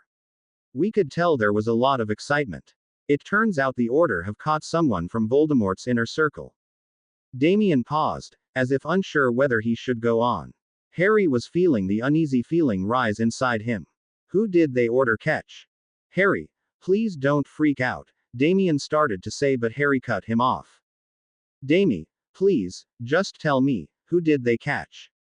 Harry had a dreadful feeling about who it was that had been caught. He hoped that he was wrong. Damien gave Harry a worried look before saying, It's Bellatrix Lestrange. Harry didn't say anything. He stood motionlessly trying to absorb what Damien had just said. The order had caught Bella. They had caught her and were most likely going to turn her over to the Dementors. Bella had the same punishment hanging over her head as Harry. She was not going to get a trial. They wouldn't give someone like Bella a chance to escape from the key. This was probably the reason why Harry had suffered such an attack earlier. Voldemort was obviously furious with the capture of Bella. Not only was she an important Inner Circle member, but she was the one Death Eater who Harry knew had made a small place in Voldemort's heart. She was probably the only one person Voldemort truly cared for. They caught her just 2 hours ago. She's being held at the Ministry, Damien was saying, but Harry was hardly listening to him. He could hardly hear anything over the roaring of blood in his ears. How did they catch her? Harry asked, not quite knowing why that was important. It was Professor Dumbledore. He caught her during a raid that was happening in Kelso Village. There's more, Harry. The reason Professor Dumbledore tracked her down was because she has one of the Horcruxes, Damien said slowly. Harry looked at him in surprise. He had not been expecting any information about Horcruxes just now. I don't know how, but Professor Dumbledore worked out that Bella has the Horcrux. I still don't know what the Horcrux was. We had to leave, but he mentioned that the Horcrux is now under the Ministry's care. Harry's mind was flooded with worried thoughts. Bella had a Horcrux with her. What could it be that would be with Bella at the time of a raid? That didn't make any sense. Suddenly Harry realized what the Horcrux was. How he himself hadn't worked out that it was a Horcrux was a wonder. The ring. The Black family ring. It's the only item of jewelry she ever wore. It belongs to the Black family, which were pure bloods, and most of them were devoted followers of Voldemort, Harry said. He wasn't really telling anyone but making sense of his thoughts aloud. That's what it must be. The Black family ring is the Horcrux, Harry said as he looked up at Damien. Well, the Ministry have it now. They'll probably destroy it soon. Hermione added. When are they taking Bella to Azkaban? Did Dumbledore say anything about that? Harry asked. Again the 4 teens looked at each other and no one answered. It was clear that this was the information they didn't want to tell Harry. What? Harry asked, annoyed at the way they all were acting. Well, see, that's the thing. They're not taking her to Azkaban. They don't want to risk her escaping. They're going to bring the Dementors to her at the Ministry. They're ordering the key. Tonight, Ron said while careful not to look Harry in the eye. Harry felt like the air had been punched out of him. Tonight, Bella was going to be getting the key. Tonight. Harry didn't know what to do. His head was spinning. Harry knew that Bella was just as responsible as Voldemort for lying and betraying him, but that still didn't stop him from caring about her. Harry knew that Bella would hand him over to Voldemort the first chance she got and would probably cast the memory charm spell on him so that he would go back to being used and manipulated. Despite that, Harry found that he couldn't stand back and let her become completely destroyed. Without saying another word, Harry turned and walked towards the door. At once the 4 teens were rushing towards him.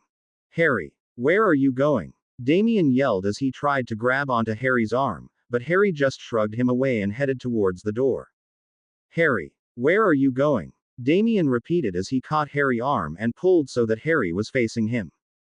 Let go, Damien, Harry said calmly, but Damien was already holding onto him with both hands.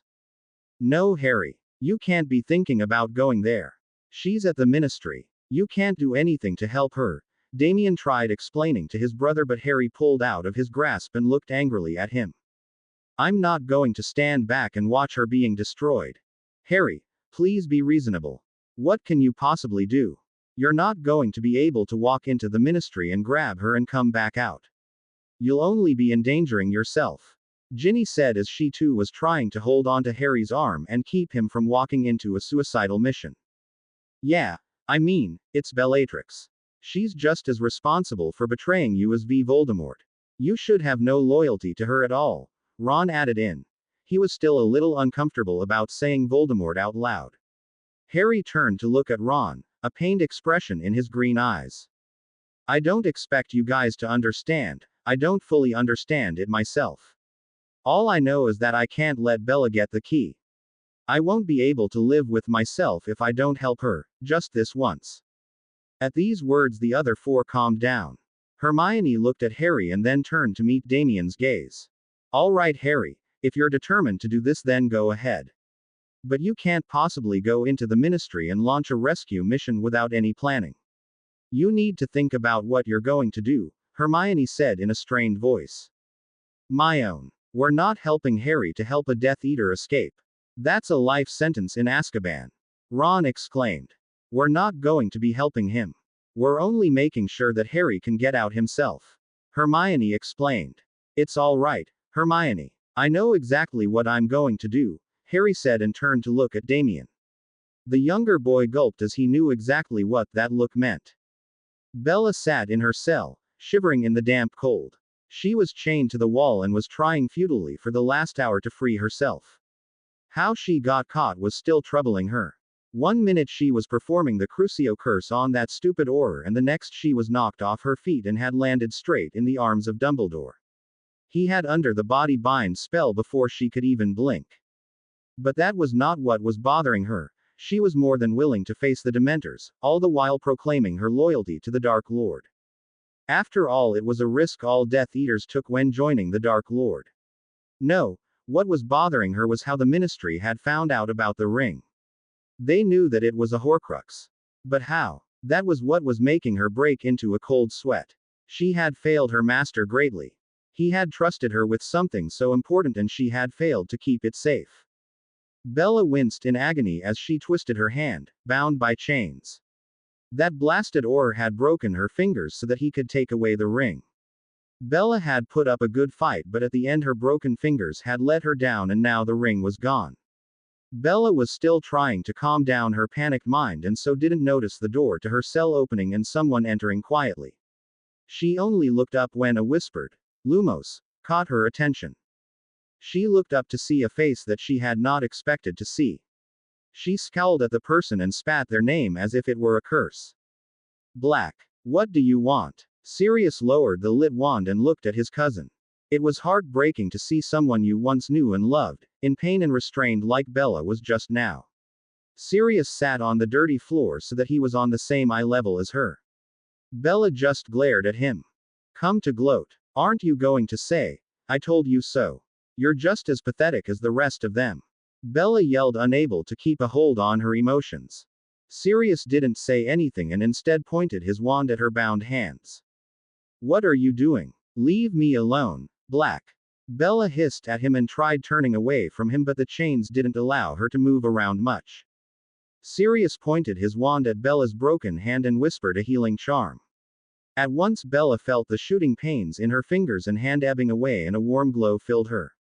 She closed her eyes against her will and let out a sigh of relief. That hand was killing her for the last hour. She opened her dark eyes and looked at Sirius.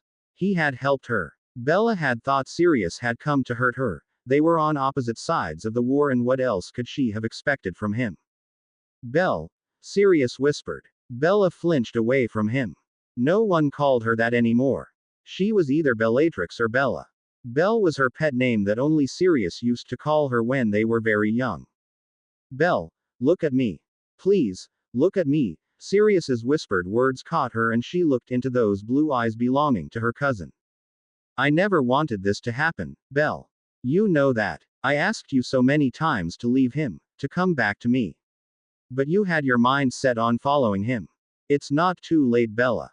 Leave him. Plead forgiveness and offer information about him to the ministry. They've promised me that they would show you mercy. You'll be excused from the key. Please, Belle, consider this as your last chance to escape. Sirius was begging her to take the chance the ministry had given her. It was all down to Dumbledore and Sirius harassing the minister to give Bella a chance. But even before the last words had left his mouth, Sirius knew Bella would not take that option. She shook her head, a manic smile on her lips. I will never leave him. He is and always will be my master. I pity you, Sirius. You never understood him. You were too caught up with those Potters. They filled your head with nonsense about mudbloods and muggles.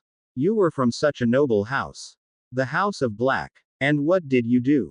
You threw it all away so that you could help those who are too weak and pathetic to help themselves. I don't need anyone's help, Black. I will happily go down for my master, as that will show my true loyalty to him, forever.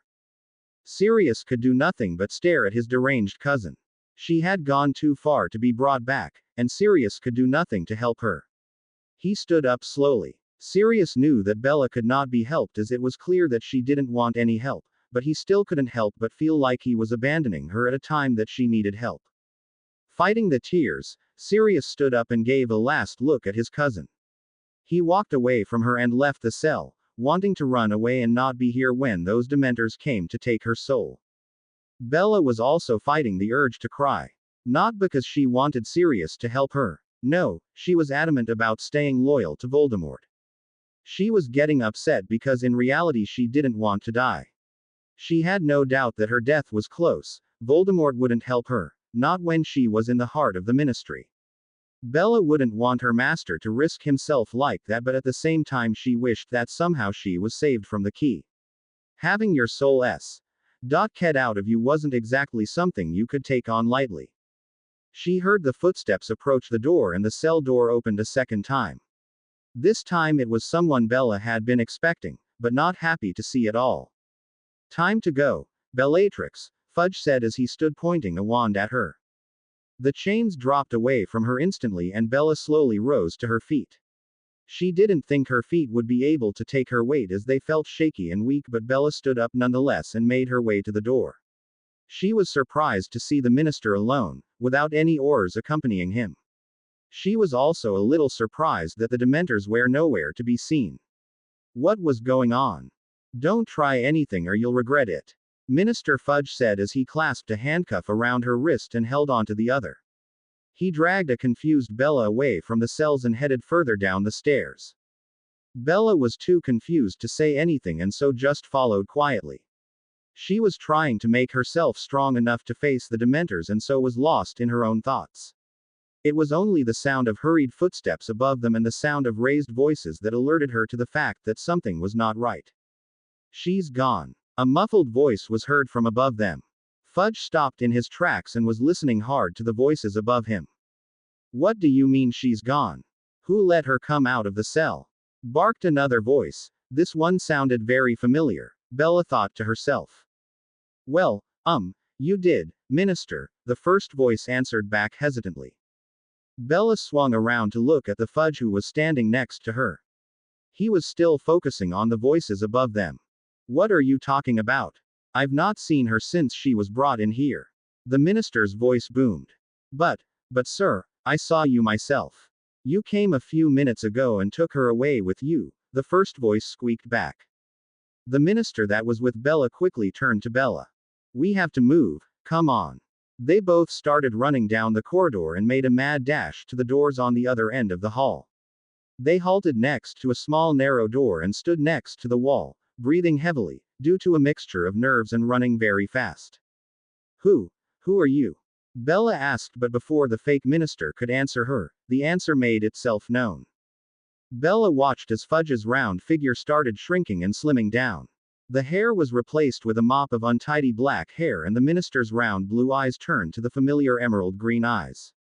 Bella stood breathlessly watching as the fake minister pulled off the large robes to show black muggle clothing underneath.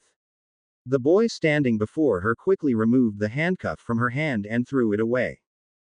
Harry? Bella asked, not quite daring to believe that it was in fact Harry standing before her. She had not seen him for so many months now. The raven-haired boy looked at her but didn't say anything.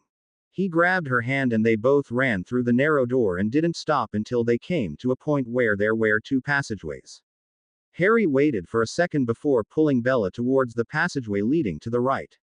There in front of them was a small lift. It was very old and unsafe looking, but it was the only way out. Harry and Bella pulled themselves into the old lift and Harry pressed the combination of buttons that would lead them to the secret room in the building that Ron had told Harry about. He hoped that Ron was telling the truth. Bella tried talking to Harry again, but Harry still ignored her. His heart was thumping hard in his chest. He was so close to escaping. All he had to do was make it to the small room and then get out of the building. He hoped that he would make it in time. As soon as the lift stopped, Harry and Bella darted to the door so that they could exit the room. This would lead them to the rear of the building, so all they had to do was use the emergency exit to leave the building. Before they could reach the door though, it flew open and Harry and Bella stopped in their tracks. Standing before them, blocking the door and pointing a wand at them, was Sirius Black. Harry watched with a sinking heart as Sirius came inside the room and closed the door behind him. His wand was trained on Bella. Harry stepped in front of her so that Sirius's wand was aimed at his chest instead. Something flickered in Sirius's eyes as he watched Harry block Bella. You took quite a risk in coming here, Harry, Sirius said, careful to keep his voice low. Harry in return just looked at Sirius, careful to keep his eye on the wand aiming at him. Bella was standing still, watching the whole scene unfold before her. There was nothing she could do. She didn't have her wand on her and there was nothing around her that she could use as a weapon. I didn't think you would come into the heart of the ministry again, once was dangerous enough, Sirius continued. His heart was thumping loudly and painfully in his chest. He was faced with a very difficult decision. His personal feelings were clashing with his duty as an Auror. If he honored his Auror duties, he would be turning over his godson and his cousin to the Dementors. On the other hand, if he let both of them go, he would be setting free a Death Eater and losing Harry once again. I got away then. Why not now? Harry answered as he kept his eyes fixed on Sirius. Harry was trying to figure Sirius out. If he was going to arrest them, he would have done it by now. On the other hand, letting both of them go was not something Sirius could do, could he? Harry, you realize what you're doing. By helping Bella to escape, you're only making things worse for yourself. The ministry will never forget this or excuse you for this action. Harry smiled at the Auror, who looked taken aback by Harry's reaction. I don't think the ministry is planning on forgetting or excusing any of the other things I've done. What's one more crime on the list? Whatever happens, Black, I'm taking Bella with me tonight. I'm not going to let her get the key. Sirius looked desperately at the two figures standing before him. Before he could say anything more, a shout was heard. Black. Black. Any sign of them? What's your position? It was coming from a small crystal globe that was attached to Sirius's belt. It was a communication method between the Aurors. Harry looked at Sirius for his reaction. Harry was in the process of summoning his wand to his hand. He was going to get Bella out of here, one way or another. Still looking at Harry and Bella, Sirius reached over to the crystal and placed his finger on it. Negative. There's no sign of them. They must have left the building. I'm heading to the main reception. Get everyone there. Harry and Bella both stood, speechless. Sirius had lied to protect them. He was jeopardizing himself for Harry and Bella's sake. Sirius took his finger away from the crystal and looked through sorrow-filled eyes at Harry. I told you, I'm your godfather before anything else. Hopefully, this time you'll believe me, Sirius said as he reached behind him to open the door. Harry's words caught in his throat. He didn't really know what to say. He had been suspecting that Blake had lied to him about Sirius wanting to arrest him, but since Harry didn't really know much about Sirius, he wasn't sure about what Sirius was capable of doing. However, now Harry knew that Sirius was telling him the truth. He really did care about him. Just promise me, Harry. After all this is over, you'll come home. Even if it's only for one night, Sirius said sadly as he looked at his godson. Harry's throat felt constricted, so all he could do was nod to show his agreement. With that, Sirius opened the door, gave a last look towards Bella and then left. Harry and Bella stood still, not quite sure of what had just happened. Sirius had come to arrest both of them, but instead he had just helped them. He had focused everyone's attention to the main reception, which was at the front of the building, while both of them were headed towards the rear of the building. Harry tugged on Bella's hand and she seemed to snap out of her shock. Both of them hurried out of the room, before someone else came. The place was deserted, and it took Harry only a few minutes to burst out of the door. They found themselves inside a long tunnel that was very steep, but Harry and Bella began climbing it without a second thought. The ministry building was underground, so this was why the tunnel seemed to lead upwards. With their hands and faces streaked with dirt, the two exhausted figures managed to come to a small window. Harry and Bella quickly climbed through it. There was a door on the other end of a large stone room. Harry and Bella ran towards it and pushed it open. At once a breeze of cold air whipped at their faces and ruffled their hair. Harry ran with Bella until the ministry building was out of sight. It was not until the ministry building was completely out of sight did the two stop to catch their breath. Bella leaned onto the brick wall and took in deep breaths to fill her lungs. She couldn't believe she had escaped from the ministry. She was so sure that her end was near that she had readied herself to face the Dementors. The relief of not having to deal with them was overwhelming her. She turned her dark eyes to look at the boy standing only a few steps away from her, gasping for breath. She had always known that Harry cared for her, even though he would never show it. She was like that herself, always refusing to acknowledge how much he meant to her. She had fallen in love with that small child who had come into their lives. She was the only woman Death Eater and was therefore left to look after Harry. She didn't know how and when, but somehow Harry had managed to arouse the maternal feelings inside her. She was as much Harry's mother as Lily was. Lily had only brought him onto this world. It was Bella who had brought him up, looked after him when he was feeling sick, taught him the ways of the world.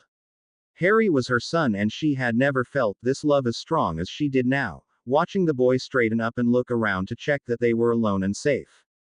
Without saying anything to her, Harry started walking away from Bella. Harry. He stopped but refused to look at her. Bella walked around him so that they were standing face to face. Harry, where are you going? She asked him. Again Harry refused to answer her or even look at her. He kept his eyes focused on the ground. I knew that you would eventually come around. You've spent too much time with us to just leave like that. I told the Dark Lord that you'll return one day. Come, Harry, come home. Bella pulled at his hand as she said the last few words. Bella was convinced that Harry had rescued her because he wanted to join Voldemort again. It was Harry's way to apologize for destroying two Horcruxes. Harry lifted his gaze to look at Bella. At once Bella realized that she was mistaken. His emerald eyes were burning with the same fire that she had witnessed the last time she had seen him, just before Harry had destroyed the pendant. I saved your life, Bella, not because I want to join you again. I saved you because I didn't want you be destroyed. Bella's anger flared up as she heard those words come out of Harry's mouth. So, you were doing me a favor. Why did you risk yourself to save me? Because you cared about me. If that's true, Harry, then you would not hurt me like this. You would come home, Apologize to Lord Voldemort for leaving him and trying to hurt him. He'll be furious with you, but he'll forgive you. He misses you terribly, Harry. He'll put everything behind him. He'll forget everything you did. You destroyed 2 of his Horcruxes, for that you'll be punished. You know that as well. But after all that, everything will go back to normal. You'll be with us once again. Bella was saying this very quickly as if trying to convince herself more than Harry, that everything will indeed go back normal. Go back to normal. And what is normal for you, Bella? For me to have my memories wiped clean again. To go back to being used as Voldemort's puppet once more. No, I don't think that I can settle for living a life that is dictated and controlled like that. Harry spat at Bella, fury taking a hold on him. Bella was furious with Harry. She stared at him with wide eyes. Not only did Harry dare to speak the Dark Lord's name with such insolence, he was belittling the life that the Dark Lord had given him. To obey Lord Voldemort's orders was a great honor, and Harry was insulting that. She wished that she had her wand so that she could force Harry to apologize for his insolence, and then she would make Harry return to the Dark Lord. Both of them stood, glaring at one another. Rage was forcing both of them to do nothing else but stare at each other, unable to speak. Finally, Harry tore his gaze away from her. I had to get you out of the ministry. So I did that. Don't expect anything else from me. I'm still going to carry on what I was doing. You're mistaken. I haven't destroyed 2 Horcruxes. I have destroyed 4 of them. I'm never going to return to him, Bella. You have to give up any hope of me joining you again. These words were probably what broke Bella's heart. This whole time she had been convinced that Harry would want to come back to them. The fact that he had destroyed 2 Horcruxes hadn't quite registered in her mind. Lord Voldemort had said himself that he would deal with Harry for his crimes, but after that, Harry would be given a fresh start. But now, Bella could see that Harry would never be able to return to Lord Voldemort. He had destroyed 4 Horcruxes. 4 of them. Lord Voldemort would surely not forgive Harry for that. Even if she dragged Harry to Riddle Manor, he would rebel against the Dark Lord, so much so that it would probably end his life. Harry was gone, and he was never going to come back. Bella turned her sorrow-filled eyes towards Harry's face. She was surprised at herself that she didn't feel rage at the fact that Harry had destroyed so many of her master's Horcruxes. Instead, she was more afraid of what would happen to Harry. He was not going to be able to survive this. When Lord Voldemort finally caught up with Harry, he would give Harry a horrible death. Oh, Harry. Why? Why did you have to do that? You just ruined everything. He was going to forgive you. He said he would, but now he won't be able to forgive you. Why did you have to destroy him, Horcruxes? How could you want to destroy him?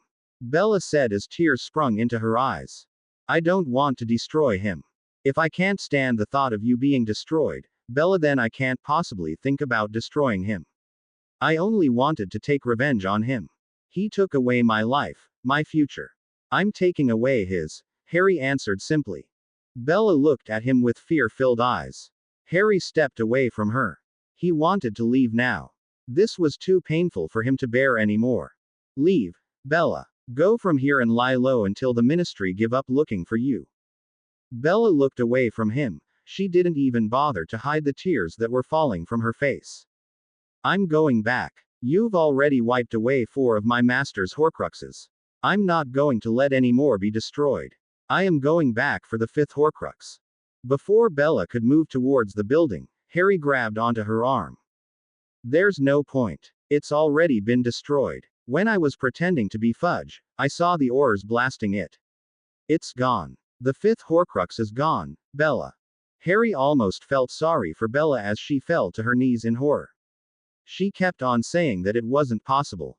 The ring couldn't be destroyed like this.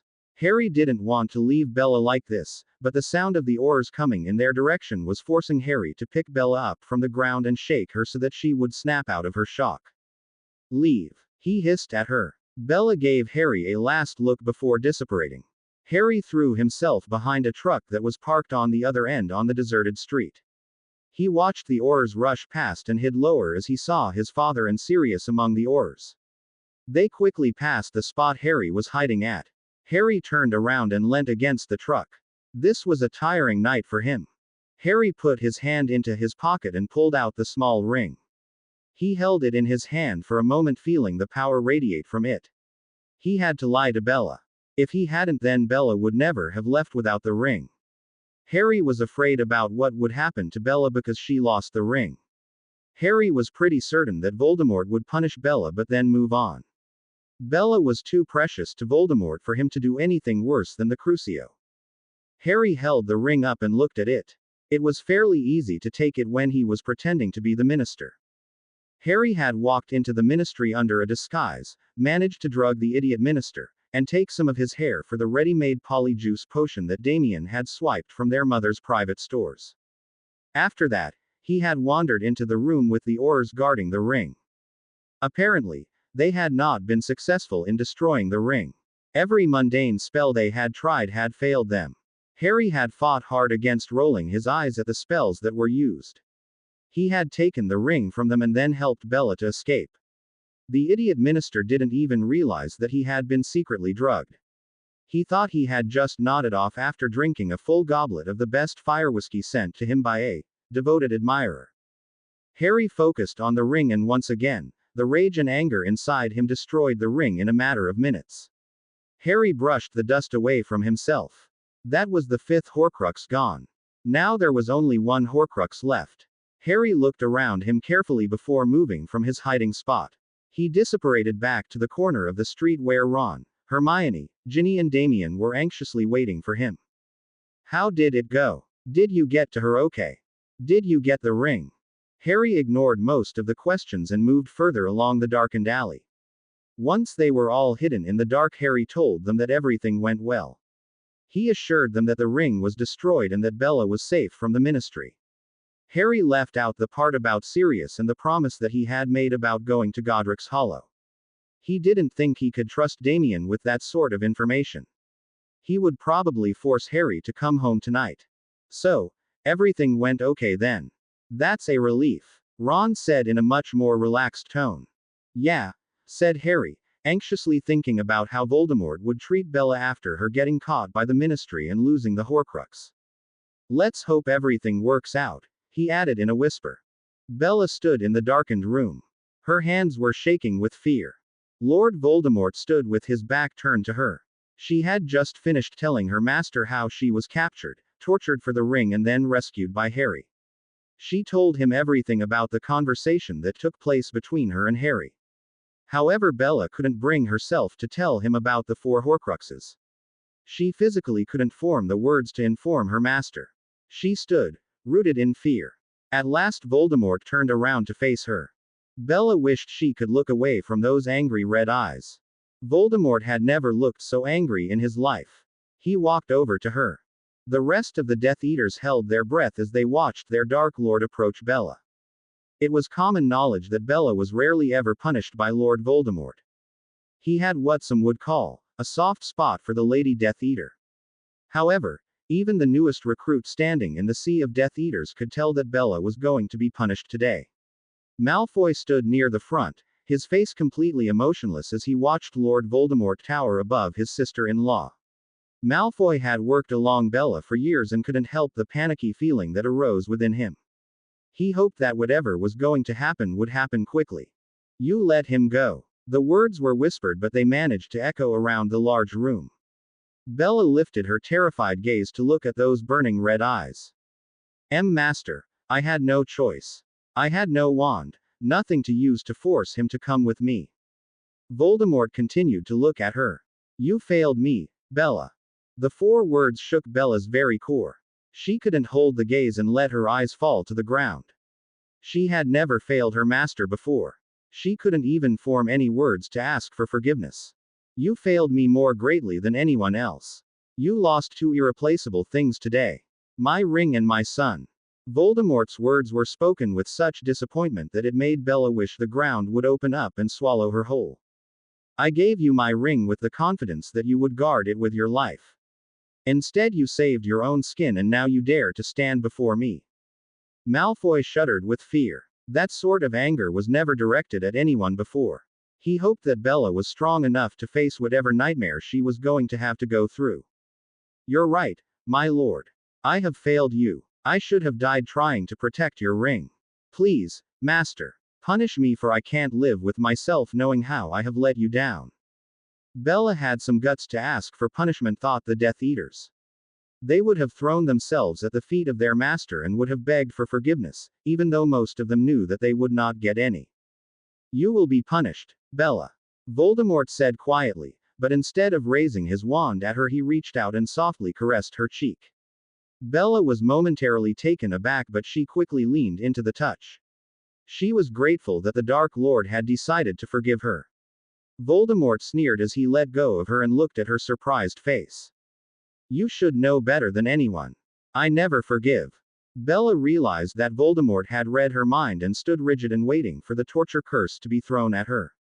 My dear Bellatrix, I will not crucio you. Voldemort said. Again, his voice was much gentler than Bella would have expected. I really didn't want to do this, but you have wronged me greatly. What happened can't be rectified, so your punishment has to be accordingly. Bella felt ice-cold terror grip at her. What did that mean? What sort of punishment was coming her way? Voldemort looked at Bella, almost lovingly. I will miss you, Bella, he said softly, leaning in so that only she could hear the words being spoken. Voldemort raised his wand and pointed it at Bella's head. Bella readied herself for the Avada Kedavra. That must be what Voldemort meant by a punishment that can't be rectified. Again, Voldemort read her mind and told her that he was in fact not going to cast the killing curse either. At this point, the entire room was holding their breaths. Voldemort's words were causing everyone to be cautious of what was going to happen. A whispered incantation and the entire room fell still. Bella watched in utter terror as a ghost-like figure came out of Voldemort's wand. Instead of being pearly white though, this figure was dressed in black, moldy-looking rags. Its face was completely hidden by a hood and its rotting fingers were stretched towards Bella. The entire room felt the cold seep into their lungs. They had no doubt as to what it was the Voldemort had conjured. It was a Dementor.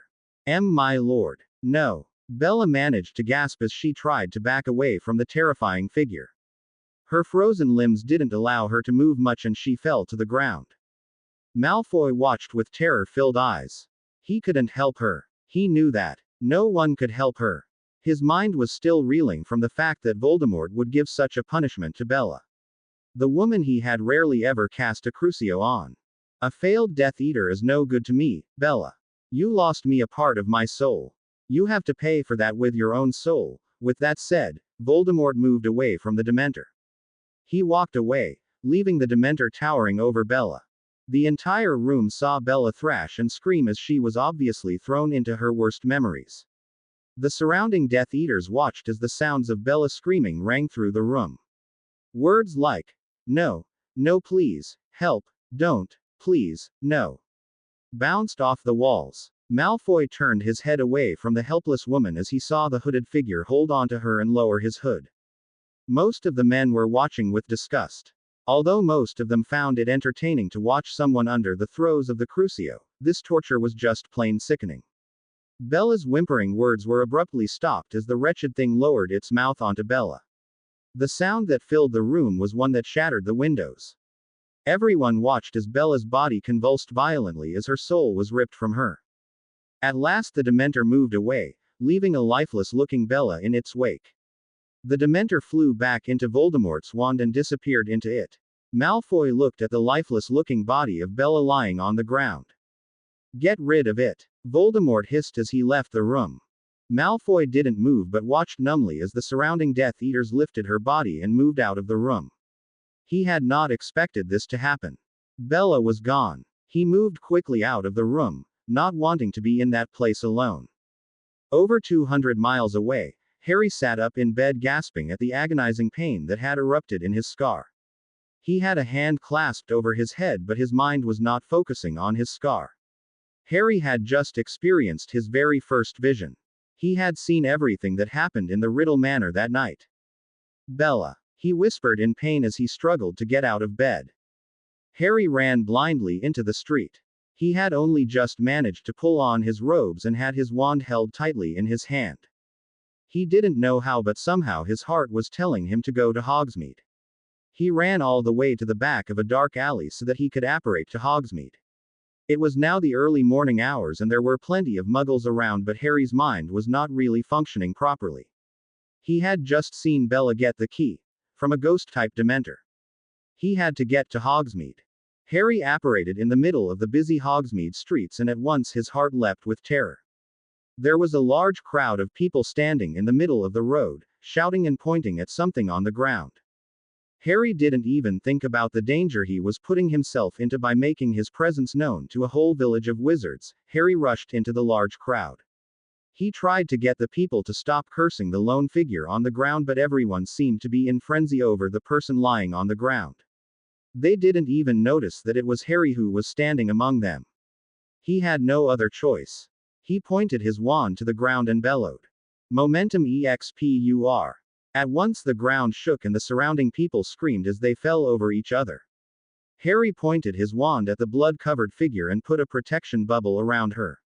The wizards saw that it was the Dark Prince who had cast the spells and turned their wands on him. Harry didn't even think twice about blasting them away from himself. Harry grabbed at the figure and apparated away from the angry mob of wizards who were trying to get to him. He apparated to a deserted spot. He quickly cast a few charms that would not allow anyone to attack them. He slowly turned to the figure who had not moved throughout all of this. With a shaky hand, Harry helped the person to sit up. He pushed the dark hair, which was now matted with blood, away from her face. Harry had been hoping that he had dreamt the whole thing. Bella was fine and Voldemort had not punished her so gravely. However, all his hopes were shattered when he saw the lifeless dark eyes look at him. There was nothing left in those eyes. He stared numbly at the face that he had grown up with. Bella had always been there for him. She had brought him up, cared for him, taught him all his spells and been a steady figure in his life.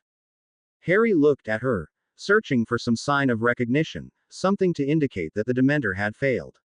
A small shred of evidence to show that Bella was still here. Harry held onto her shoulders and forced the woman to look at him. But his attempts were futile as the person in front of him was unaware of anything happening to her. "Bella," Harry whispered. Nothing. There was no reaction from her. Harry struggled to say her name again. His voice was breaking and he couldn't hold back the emotions anymore. "Bella. Bella. No. Please. Please don't let this be true. Bella." Harry screamed, but there was no reaction from her at all. Harry threw his arms around the lifeless shell that was all that was left of his adopted mother. He cried as he kept on repeating her name. He held her tight against himself, getting her blood all over his clothes, but he didn't care. His entire life with Bella flashed in his mind. The way she used to force him to eat everything on his plate. The way she used to playfully ridicule him when he couldn't get a particular spell right. The nights she had spent by his side when his scar would play up. The way she used to praise him in front of the other Death Eaters just like a proud mother. "I'm sorry, Bella. I'm sorry. All my fault. I'm so sorry. I failed you. I failed you." Harry's words were barely audible through his sobs. Harry felt wholly responsible for this. He should have known that Voldemort would do something heartless like this. He should have given Bella the ring, maybe that would have spared her soul. Harry's guilt-ridden mind was making him feel like he could have done 101 things differently that could have in return saved Bella. He had never cried like this before. His entire body shook with sobs.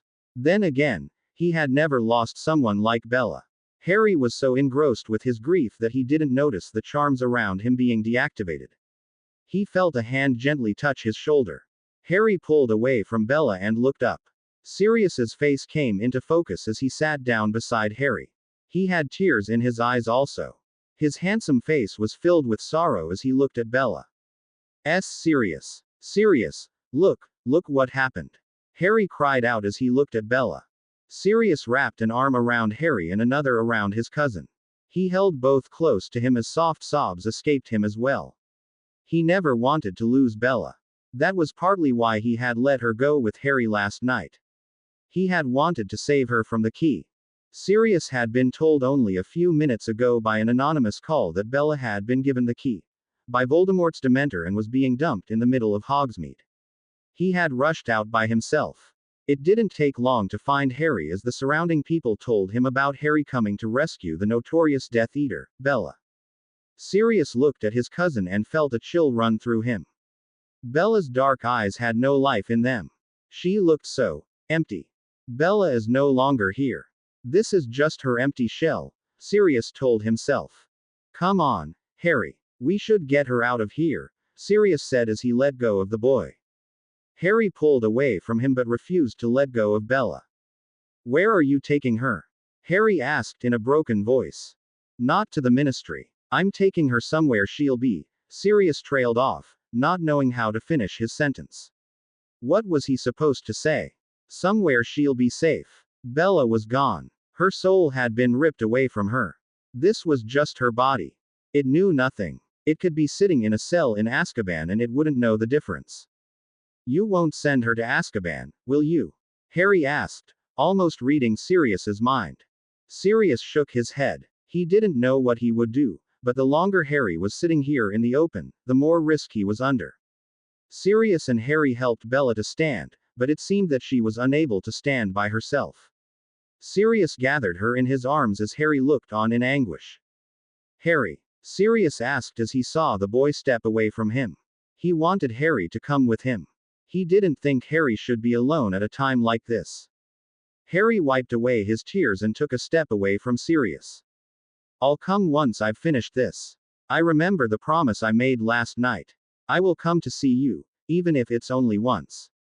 I promise. Harry gripped at his wand as he readied himself to disapparate. Take care of her, Harry said quietly. He knew that there was nothing anyone could do for her, but he still felt that her body should be cared for. Sirius nodded his head and held onto her tightly as he himself prepared to disapparate. All three of them disappeared from the spot at the same time, leaving only the echoes of sorrow hanging in the air. Sirius could only think of one place he could go with Bella. He couldn't take her back to his house as it was used as the headquarters of the Order. Even though Bella was gone, Sirius was sure that most of the Order members would insist in handing the body back to the Ministry so that it could be sent to Azkaban. Sirius didn't want that to happen. So, he was left with only one option, Godric's Hollow. He knew that James and Lily would help him in sorting something out. Sirius had only just apparated to the back of the house when the door was flung open and James came running out to meet Sirius. He had obviously seen Sirius apparate from the window, holding a body in his arms. Sirius. What happened? Oh my God. Is that? James was staring at the empty shell that was Bella. Sirius could only stagger a few steps forward, causing James to quickly grab Bella's body from him. All Sirius's strength had left him. He was trying to be brave and strong in front of Harry, but now that he was with his friend he was staring to break down himself. James managed to carry Bella and help Sirius into the house. At once James placed Bella onto the sofa in the living room as gently as he could. He then rushed to help Sirius into the chair next to the sofa. Lily! Lily! James shouted once Sirius had collapsed onto the chair. At once a worried-looking Lily came running downstairs. James! What's wrong? Why are you shouting? Lily trailed off as she took in the scene in her living room. Sirius was sitting, with his head in his hands, looking very upset. A glance at the sofa told her why. Lily only just managed not to cry out in shock and surprise as she saw Bella lying on her sofa, her big dark eyes, strangely empty, staring at the ceiling. Oh Merlin! Sirius! What happened? Lily could think of nothing else to say. It was unnerving to have a Death Eater in her home, but even more unsettling to have her lying like that, staring at the ceiling, completely ignoring everything and everyone around her. It was obvious that something was very wrong with Bella. With much difficulty, Sirius told them what had happened. He had to stop many times to gather his emotions.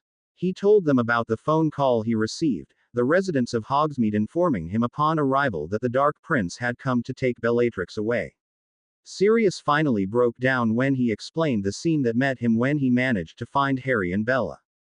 By this point all three adults had tears in their eyes. James and Lily didn't feel any compassion for Bella. After all, she was an adult who knew exactly what she was doing when she joined Voldemort. They felt the heartbreak that Sirius and Harry must have felt though, and for that reason only, James and Lily were willing to help in any way they could. James and Lily were both surprised that Harry had gotten to Bella first. How did he know what had happened and where to find her? They felt their heart break when Sirius told them how Harry had broken down and the way he had spoken to Sirius. James felt so helpless that his son was grieving and that there was no one there to comfort him. He felt a little relieved that Harry had let Sirius comfort him. It meant that Harry had realized that Sirius wasn't the enemy, especially after the Blake incident at Hogwarts. Sirius had kept the fact that he had met Harry at the Ministry, when Bella had escaped, a secret. He hadn't even told James about it. Sirius knew that the Ministry had no evidence of who had rescued Bella and he wanted to keep it that way. Sirius was the only one who knew that it was in fact Harry who had rescued her. James wouldn't tell another soul about this either, but Sirius still felt that it was risky to say anything. Harry had enough things on his record without this being widely known as well. Where did Harry go? Lily asked once Sirius finished telling his account of the incident. I don't know. But he promised me that once he's finished, he'll come home. He promised me, Sirius told the anxious-looking parents. James and Lily knew that this wasn't the right time to discuss this, so they just nodded their heads and continued to comfort their friend. After Sirius calmed down, James asked him, "What is it you want to do?" Sirius looked up at him through puffy eyes. I don't know. I can't take her home with me, and I won't allow the Ministry to take charge and send her to Azkaban.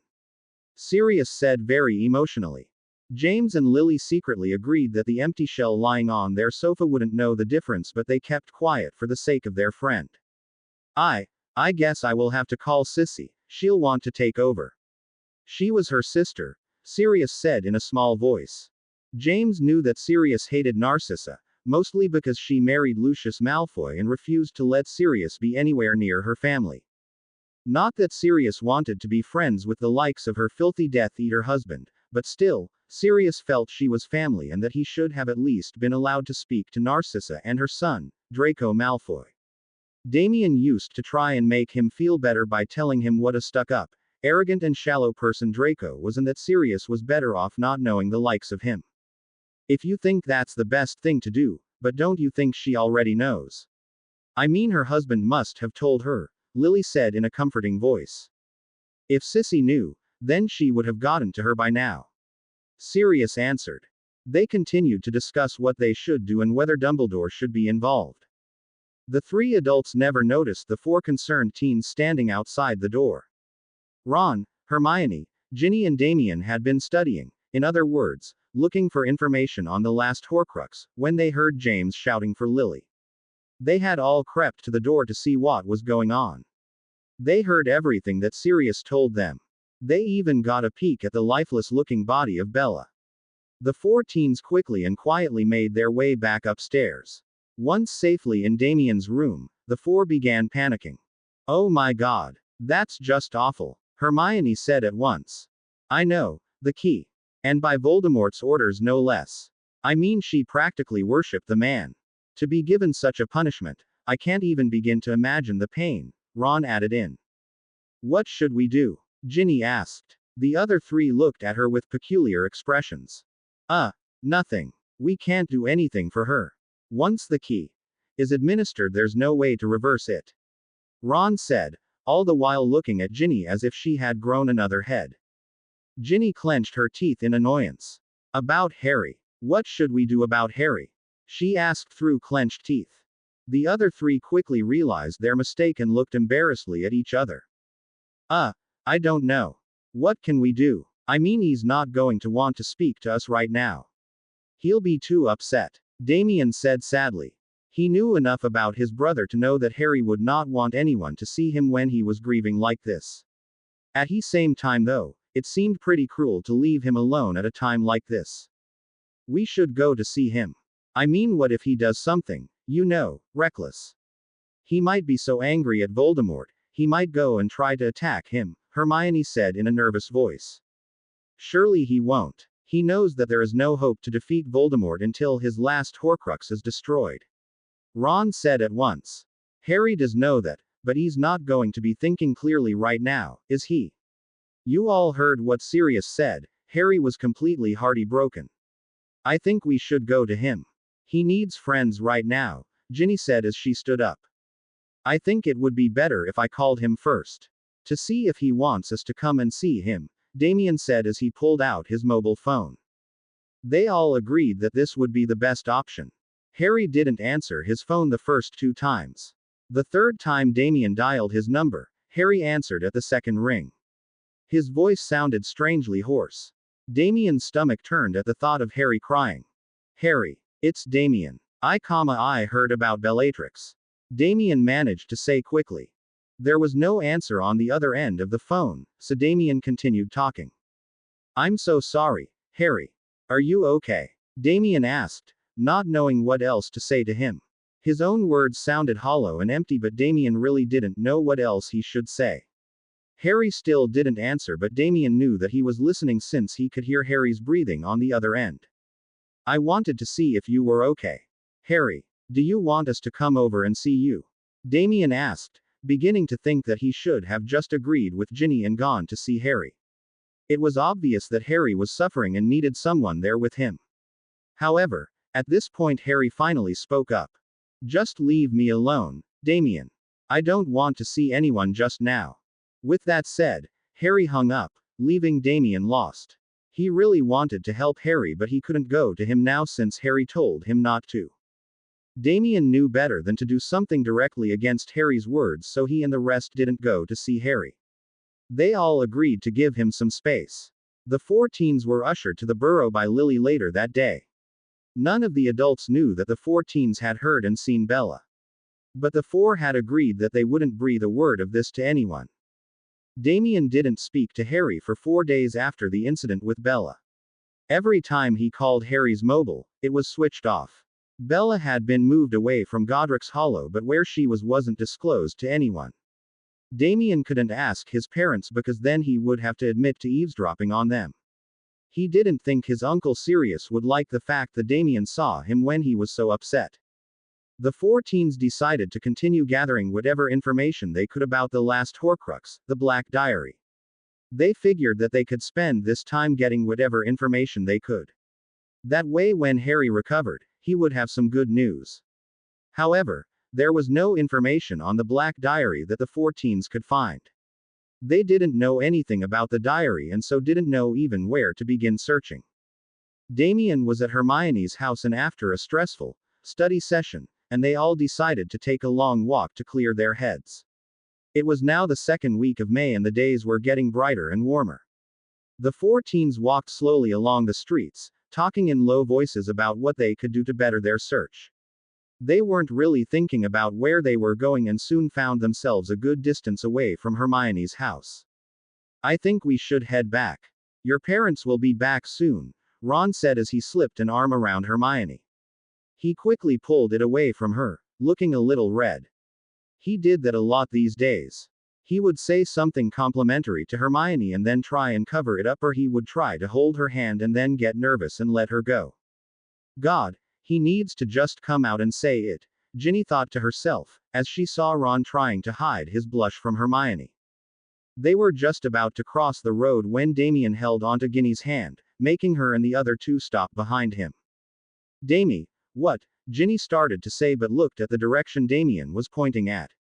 A little distance away, a messy-haired boy was walking towards a cafe. Damien only caught a glimpse of him, but he was certain it was Harry. That wasn't the strange thing though. Walking alongside with Harry was a certain blonde-haired Slytherin. Ginny and Damien pointed out Harry and Draco to Ron and Hermione. At once the 4 teens began quickly following the 2 boys. Why was Harry talking to Draco? What could that Slytherin want now? Damien was certain that once Harry had left Voldemort, it meant that Harry's and Draco's friendship was over as well. Harry and Draco didn't seem to be talking to each other as both boys were walking silently towards the cafe. Damien and the others agreed that Draco was not safe and they wanted to make sure he didn't pose any threat to Harry.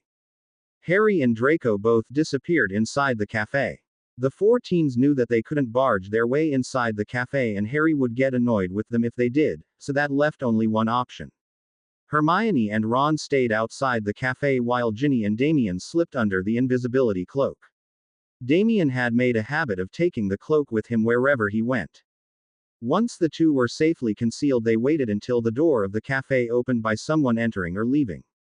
They snuck inside as two couples were leaving and at once spotted Harry sitting with Draco.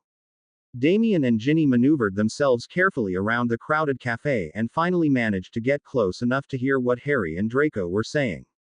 Damien and Ginny crouched behind a table that was vacated and listened hard to what the conversation was between the two boys. I guess I should have known it was going to happen. They were really getting on each other's nerves lately. They were fighting constantly, but it still comes as a shock. I never thought she would leave him, but there you are. Mums finally separated from Dad. Damien and Ginny both gasped at what Draco had said.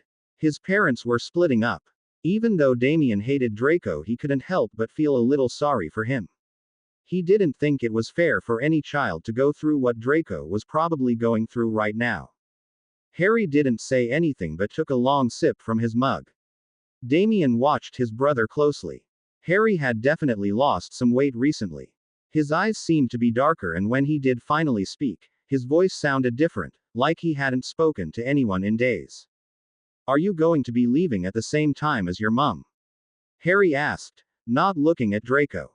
No, I've still got a few things to take care of. Mum will be taking Auntie Bella with her. I think Uncle Marcus is coming over to bring them home. Uncle Marcus always told Mum to leave Dad and come and live with him in Spain, but Mum was adamant that the marriage would one day work out. With what happened to Auntie Bella though, I guess it was the last straw for Mum. She just couldn't believe Dad didn't try and help her. There was a sad note in Draco's voice. That was something neither Damien nor Ginny had ever thought possible for Draco Malfoy. The way he used to talk about his father and mother, everyone was under the impression that Draco had a happy family with no problems. Damien and Ginny shared a look before looking over at Harry. Harry also looked very uncomfortable. He shifted in his chair and looked away from Draco before speaking. Is there any chance that Bella might be, cured? It wasn't a real Dementor, so maybe there might be something that can be done. Draco shook his head. I don't think so, mate. The Dementor might not have been real, but the effects were still real. She's gone, Draco said sadly. Harry closed his mouth and just nodded his head awkwardly. Damien could feel the tension between the two friends. At last Draco spoke up.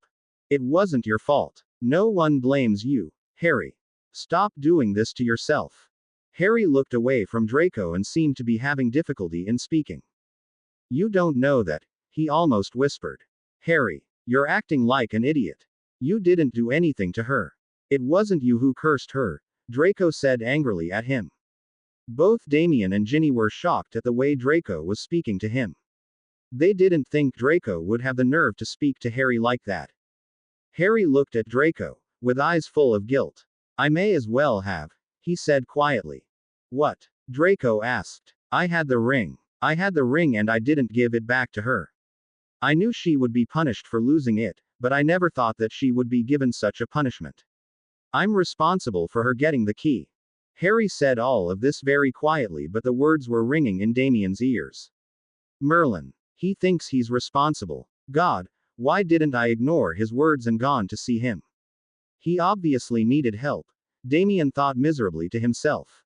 Draco was looking at Harry, apparently speechless at Harry's revelation. After a few minutes Draco cleared his throat to speak. That still doesn't make you responsible. You couldn't have given her the ring back. I know that. You never thought that he would give her the key. No one thought that. Draco tried to comfort Harry, but it was clear from Harry's expression that he didn't believe him. Anyway, I just thought that you should know that we're all leaving soon. I'm going to be leaving as soon as the final dealings are over with the Malfoy Manor and other things. I just thought that if you wanted to see her again, for the last time, then you can tomorrow. Harry didn't say anything and just shook his head before taking another sip of whatever it was that he was drinking. Isn't it dangerous for you to be here by yourself?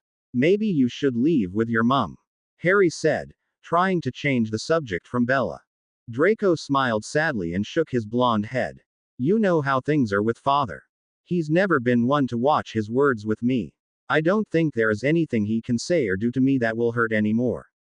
He'll never raise his wand on me, I don't think so anyway. Damien felt so sorry for Draco. He really had no idea things were that tough for him. He shouldn't have acted like a spoiled brat then, his mind told him. You know, ever since you left him, I've steered clear of him. We both know how fond he was of me. I didn't think facing him would be particularly clever of me. That's when I really got thinking. It turns out, I only wanted to be in his circle if you were there. I guess I got used to you saving my ass from him all the time. If you weren't there, I know I would be killed in the first instance. Father knew it too. He ordered me to stay away from him.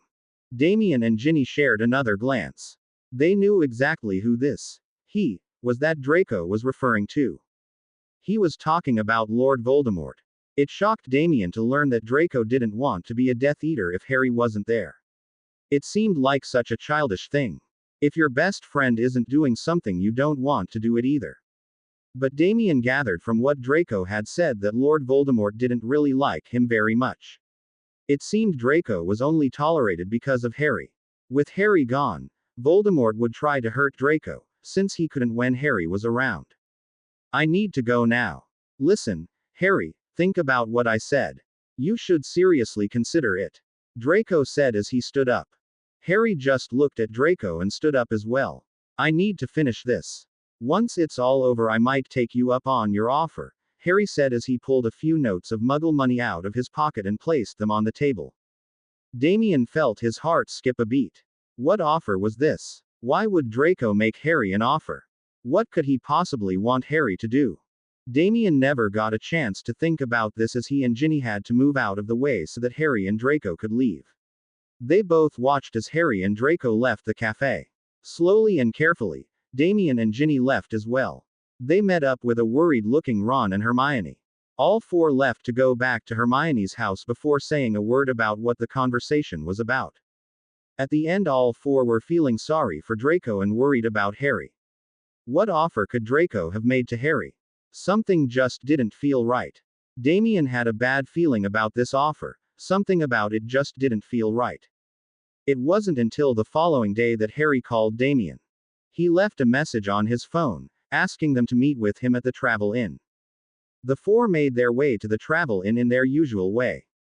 As soon as they came into the room, they felt the uncomfortable tension in the air.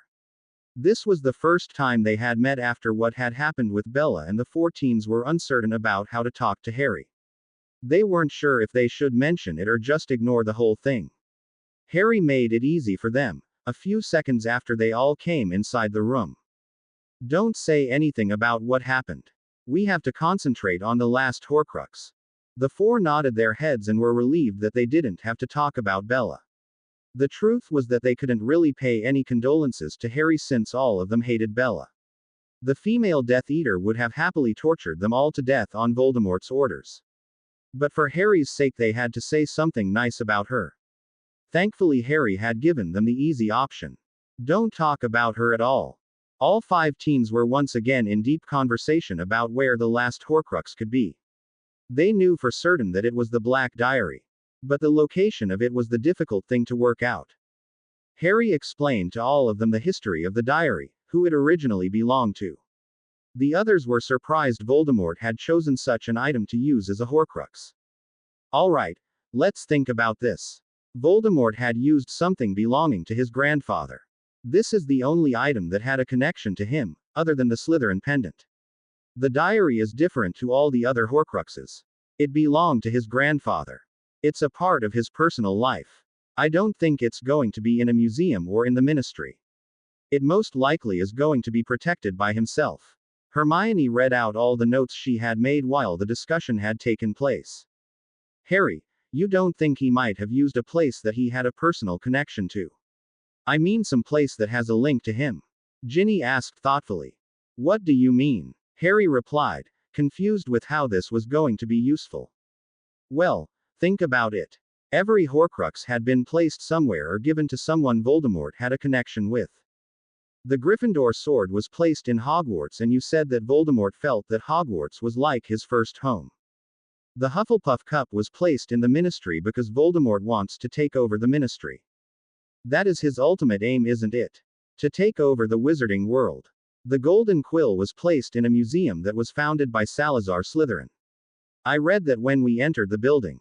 It said that Salazar Slytherin wanted to show off all the magical artifacts that were in his possession at the time.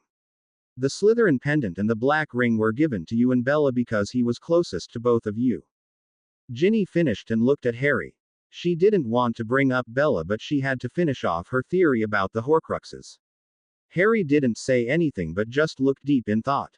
So I think it may be possible that the diary falls into a similar pattern. A place that Voldemort feels close to, or has a sense of power. Ginny stopped talking as Harry's head snapped up. He was looking at Ginny with a strange look in his emerald eyes. What did you say? He asked. Ginny looked a little startled. Harry looked a little unnerving right now. I said that Voldemort must have put the diary in a place he feels close to, or has a sense of power from, Ginny repeated. Harry seemed to think something over. He didn't speak again for a few minutes. Harry, are you okay? Ron asked, fearing that something was wrong with the boy.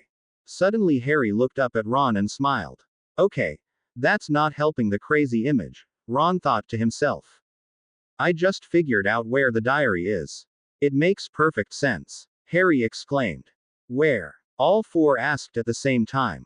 It's like Ginny said, the diary is going to be in a place that Voldemort feels power from, a place that has a connection to him. And since this particular Horcrux is connected to his past, I think the location of it must be linked to his past as well. Harry explained.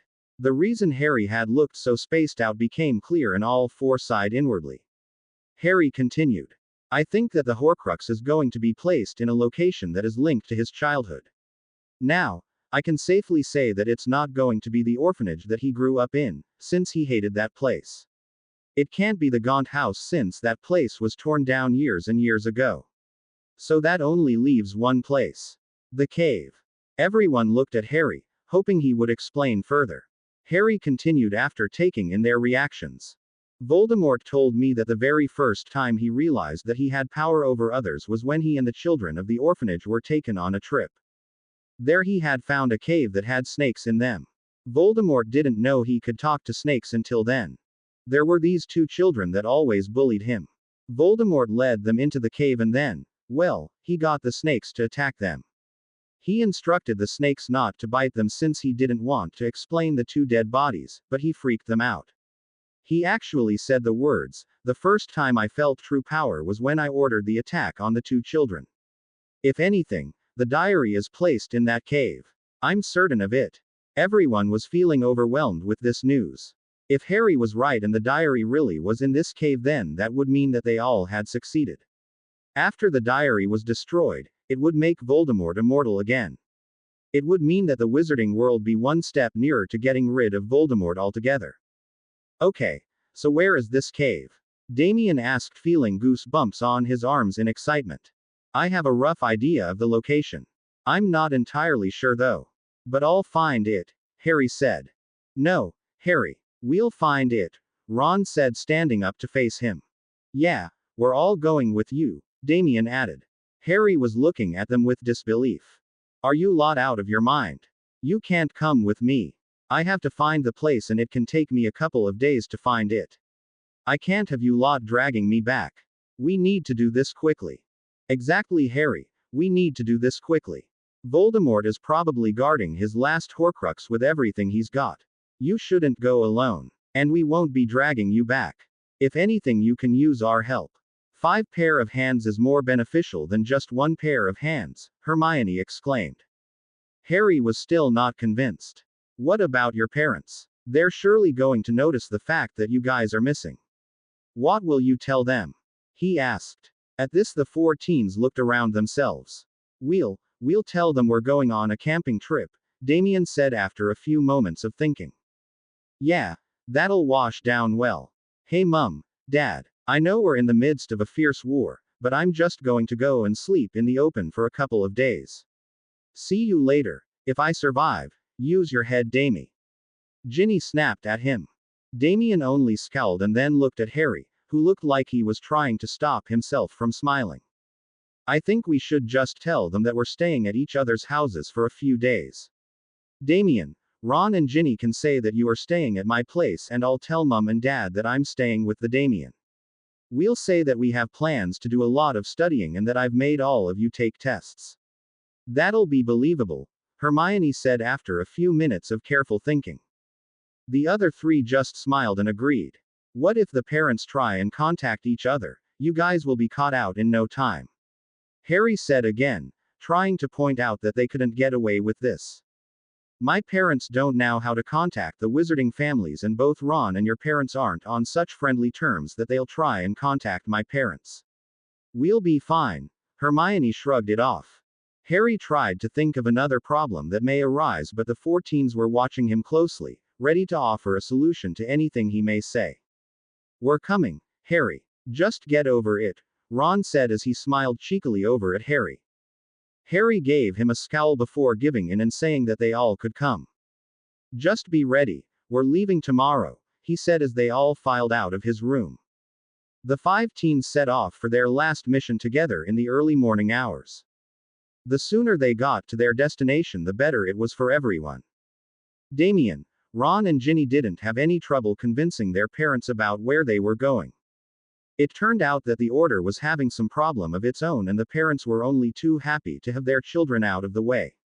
They were sure that the Grangers would look after them. Hermione's parents were more reluctant about letting Hermione stay for a few days in a wizard home. They had been reading the Daily Prophet that was delivered to their house, and were becoming increasingly concerned about the safety of their daughter since she was a part of that world. Hermione had finally managed to convince her parents to let her go to the Potters, by assuring them that Mr. Potter was an Auror and that his home was the safest place. She also took her mobile phone and promised to phone them every day. So, with everything set, the five teens made their way to the train station. They had to catch the Muggle train to get to a certain small village, where the orphanage was that Voldemort had grown up in. Harry knew that the cave was located in the surrounding area. All of their luggage was shrunk and placed in their pockets. No one spoke as they traveled on the train. They could have apparated to the village, but only Harry knew the exact location. Again, Harry had tried to talk the teens out of coming with him. It's only going to be harder to manage this journey with all of us. It'll be a lot easier and quicker if I go by myself, Harry had said as the four teens prepared to leave. We already told you, Harry. We're all coming with you. If you don't take us with you, we'll make our own way. And you remember what happened the last time we split up to look for a Horcrux? Ginny said as everyone turned to look pointedly at Ron. Ginny was of course referring to the blunder that Ron had made with the golden quill. Because of his haste, all of them could have lost their lives. Harry looked at Ron's red face and fought down a laugh at his expression. He turned to look at Ginny, who was smirking at her brother. He thought about joking that he would obliterate all of their memories so that they couldn't remember about the Horcruxes and leaving them here, but he could never do that to them. Instead, Harry shrugged his shoulders and led them out of the travel inn. Maybe them coming with him might be useful. For the first time in his life, Harry didn't mind the company of the four teens. He realized as they boarded the train that he had been in regular contact with them for so long now, that he almost felt comfortable with them around. One in particular made him feel almost glad that he had agreed for them to join him. He looked again at the red-haired girl as she sat down next to Hermione. Harry finally let his face break into a smile, before hiding it again. The Order was in chaos. It was now the third day since the Order found out about the 5 destroyed Horcruxes. Of course, the destruction of the very first Horcrux was known to all of them, since the entire Order had watched Snape's memory of it being blasted by Harry. But the other Horcruxes that were disappearing from the world was a mystery. The minister had firstly dismissed the idea that these powerful, irreplaceable objects that were stolen were in fact Horcruxes belonging to Voldemort. Like always, the minister was more worried about his reputation than the problem at hand. If the wizarding world found out that Voldemort had made Horcruxes and that these items were of such magical importance, then he would definitely get thrown out. However, Albus Dumbledore knew that these items were Horcruxes, and he also knew who it was that was destroying them. He had informed the Order of his findings. Dumbledore and a few trusted Order members had tried endlessly to destroy the black ring that had been taken from Bella. No matter what spell, hex or curse they used, they hadn't even managed to scratch the surface of the ring. Dumbledore knew that Harry had been the one who had helped Bella to escape. He also knew that Harry must have taken the ring. Dumbledore had always believed that Harry was the one, and the only one, who could destroy Voldemort, and this just proved it. Dumbledore and many other Aurors couldn't even cause a scratch on the Horcrux, while Harry had managed to completely disintegrate the Slytherin Horcrux by just willing it to be destroyed. Dumbledore had wondered about Harry's eyes turning from their emerald green to the darkest black. He had concluded that it was something Harry had possessed from a young age. He remembered the memory of Harry helping those two children, when he was only 7 years old. Just before he helped them, Dumbledore remembered seeing Harry's eyes darken. The reason behind it was something that would have to be worked out later. The problem was that the minister had now agreed that the objects were in fact Horcruxes, but he refused to believe that Harry was destroying them. He was adamant that Harry had never left Voldemort's side and was collecting the Horcruxes for safekeeping, in case the ministry got to them. No one could convince the minister that he was wrong. With the exception of the Slytherin pendant, no one had seen Harry destroy any other Horcruxes. They had no proof that Harry was in fact helping them get rid of Voldemort. The meeting that Dumbledore had called was to convince his order members. Most of them agreed with Dumbledore. They had a lot of faith in him, but since Harry had double-crossed them before, their faith was wavering.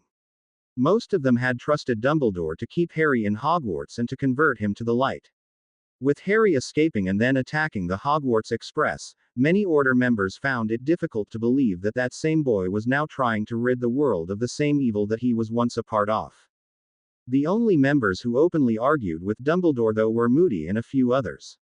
James had stopped sitting in on the meetings. He would get a debrief afterwards. This was mainly because he couldn't control the urge to kill Moody. Every time he opened his mouth, he would spew some filth about Harry. James sat in the other room in Grimmauld Place, thinking about what it would be like to finally put everything behind him. He knew that Harry had promised he would come home. Sirius had told that. James wished Harry would come home soon. He had not seen his son for so long now. The last time he heard his son's voice was the phone call he had made after leaving Voldemort. That still brought tears in his eyes. Harry had called him Dad. James had thought he would never get to hear Harry calling him that. The door opened and Lily came inside. She looked infuriated. "Lily, what's the matter?" James asked as he saw his wife storm over and sit next to him. That, or, I swear I'm going to kill him," Lily shouted as she sat down. "Who? Moody. What did the stupid bastard say now?" James asked, feeling heat rise to his face. Oh, I can't even repeat it. "I swear to you, James, that man will die at my hands," Lily said again. James noticed that there was actual steam coming out of her wand. "Lils, what did you do?" James asked, knowing that Lily had just used her wand. Lily looked at her husband and shook her head.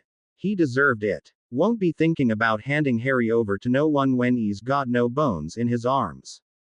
James could have laughed if the situation wasn't so tense. You made the bones in his arms disappear." "Oh, Lily. That's brilliant," James said as he smiled at his wife. His smile disappeared though as Lily looked up at him with eyes full of tears. "It's not just him though, is it? Everyone there wants to destroy Harry. How many can we stop?" "No, James, this isn't about us at all. Moody was a good friend and now you both can't even sit in the same room and I can't believe that I actually hexed him like that. I don't know how this can be fixed. What are we going to do? Why can't everyone just leave my son alone?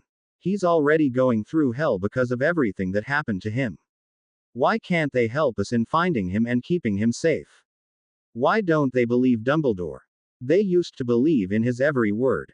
They would never disrespect him the way Moody did just now." James put his arms around his hysterical wife and tried to calm her down. He had no words of comfort though. Simply because he didn't know the answers to her questions. Instead he held her tight and let her cry. "I just want him to come home. I want my baby back," Lily whispered through sobs into James's chest. James whispered words of assurance. He told her that Harry would eventually come home. James would make sure of that. But deep down, James knew that Harry coming home wasn't the solution to their problem. It was how they could keep him safe for the rest of his life. Still, James prayed that Harry would come home. James would give everything he had to keep Harry safe. He closed his eyes and let the burning tears fall through closed eyelids.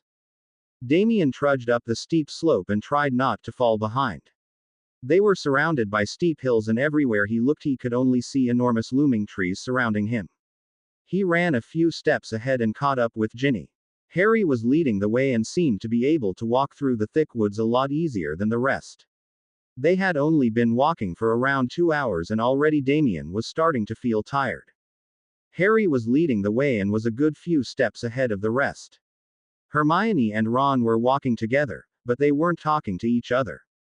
They were too busy concentrating on not tripping over anything and not to lose sight of Harry. Ginny and Damien were bringing up the rear. They continued to walk through the dense woods, deeper and deeper, until all signs of the small village behind them disappeared. Harry had no definite directions to this cave. After all, he had never been to it before, but he was letting his good sense of direction lead him to it. He knew that this cave was pretty secluded and that it was going to be magically locked. All Harry had to do was get close enough to detect it. Harry was well aware of the 4 struggling teens behind him, trying desperately to catch up with him, but Harry couldn't really slow down for them. After a few more hours, Harry had to stop to let the others rest a little. He stifled a snigger at the red and puffed out looking faces of the 4 teens. Ron looked the worst. They all sat down and Damien brought out the 5 bottles of water he had packed. They all sat in the shade of the trees and sipped their cool water.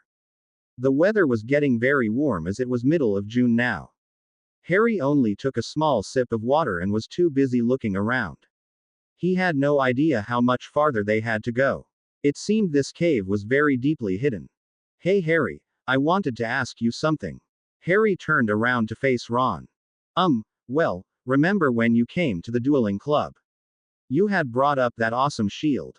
I was just wondering, is it really difficult to do that? Ron asked with a little hesitation. Harry looked at Ron for a moment before answering. It was apparent that Ron had wanted to ask about Harry's dueling skills long before now, but a situation had always arisen that had not made this possible. Harry thought for a moment and then casually answered him. No, it's not difficult. Anyone can do it, if they can control their magic to that level. Ron's eyes seemed to brighten and Harry already knew the question that was coming from him. Harry, can you show me how to cast that? Harry thought for a moment. Now isn't the right time. We're supposed to be searching for the cave. I know, it's just that, well, if we're attacked, at least we can protect ourselves a little better, Ron said in an excited voice. Harry pondered over that for a moment. The shield wasn't that hard to conjure in reality, and Ron did have a good point about the need to protect themselves. Harry decided that he would show them how to conjure the shield later on in the evening. Harry knew they weren't going to be reaching the cave today. It was going to take a day or 2 to get to it, so when they retired for the night, Harry would show them what they had to do. With that promise, the 4 teens seemed to perk up a little and followed Harry through the woods, without a single complaint. Ron had packed his father's magical tent. It wasn't used that often, so no one would find it missing. Hermione and Ginny had packed plenty of food, but Harry insisted that they didn't eat too much as they had no idea how long they were going to have to spend looking for this cave. After a small dinner, the tent was put up. Hermione and Ginny put up their tent, which wasn't magical, it belonged to Hermione's parents. But since it was only the 2 girls sharing this tent, it wasn't too bad. The boys' tent was much bigger with a bathroom and everything. The 4 teens settled down, quiet, content with the warm night, feeling the aches and pains of the day fade away. No one, except for Harry, had realized how tiring this journey was going to be. Harry cast another charm around them, wandlessly, so that they would be alerted if anything dangerous came their way that night. As Harry settled down next to Damien, he noticed everyone looking expectantly at him.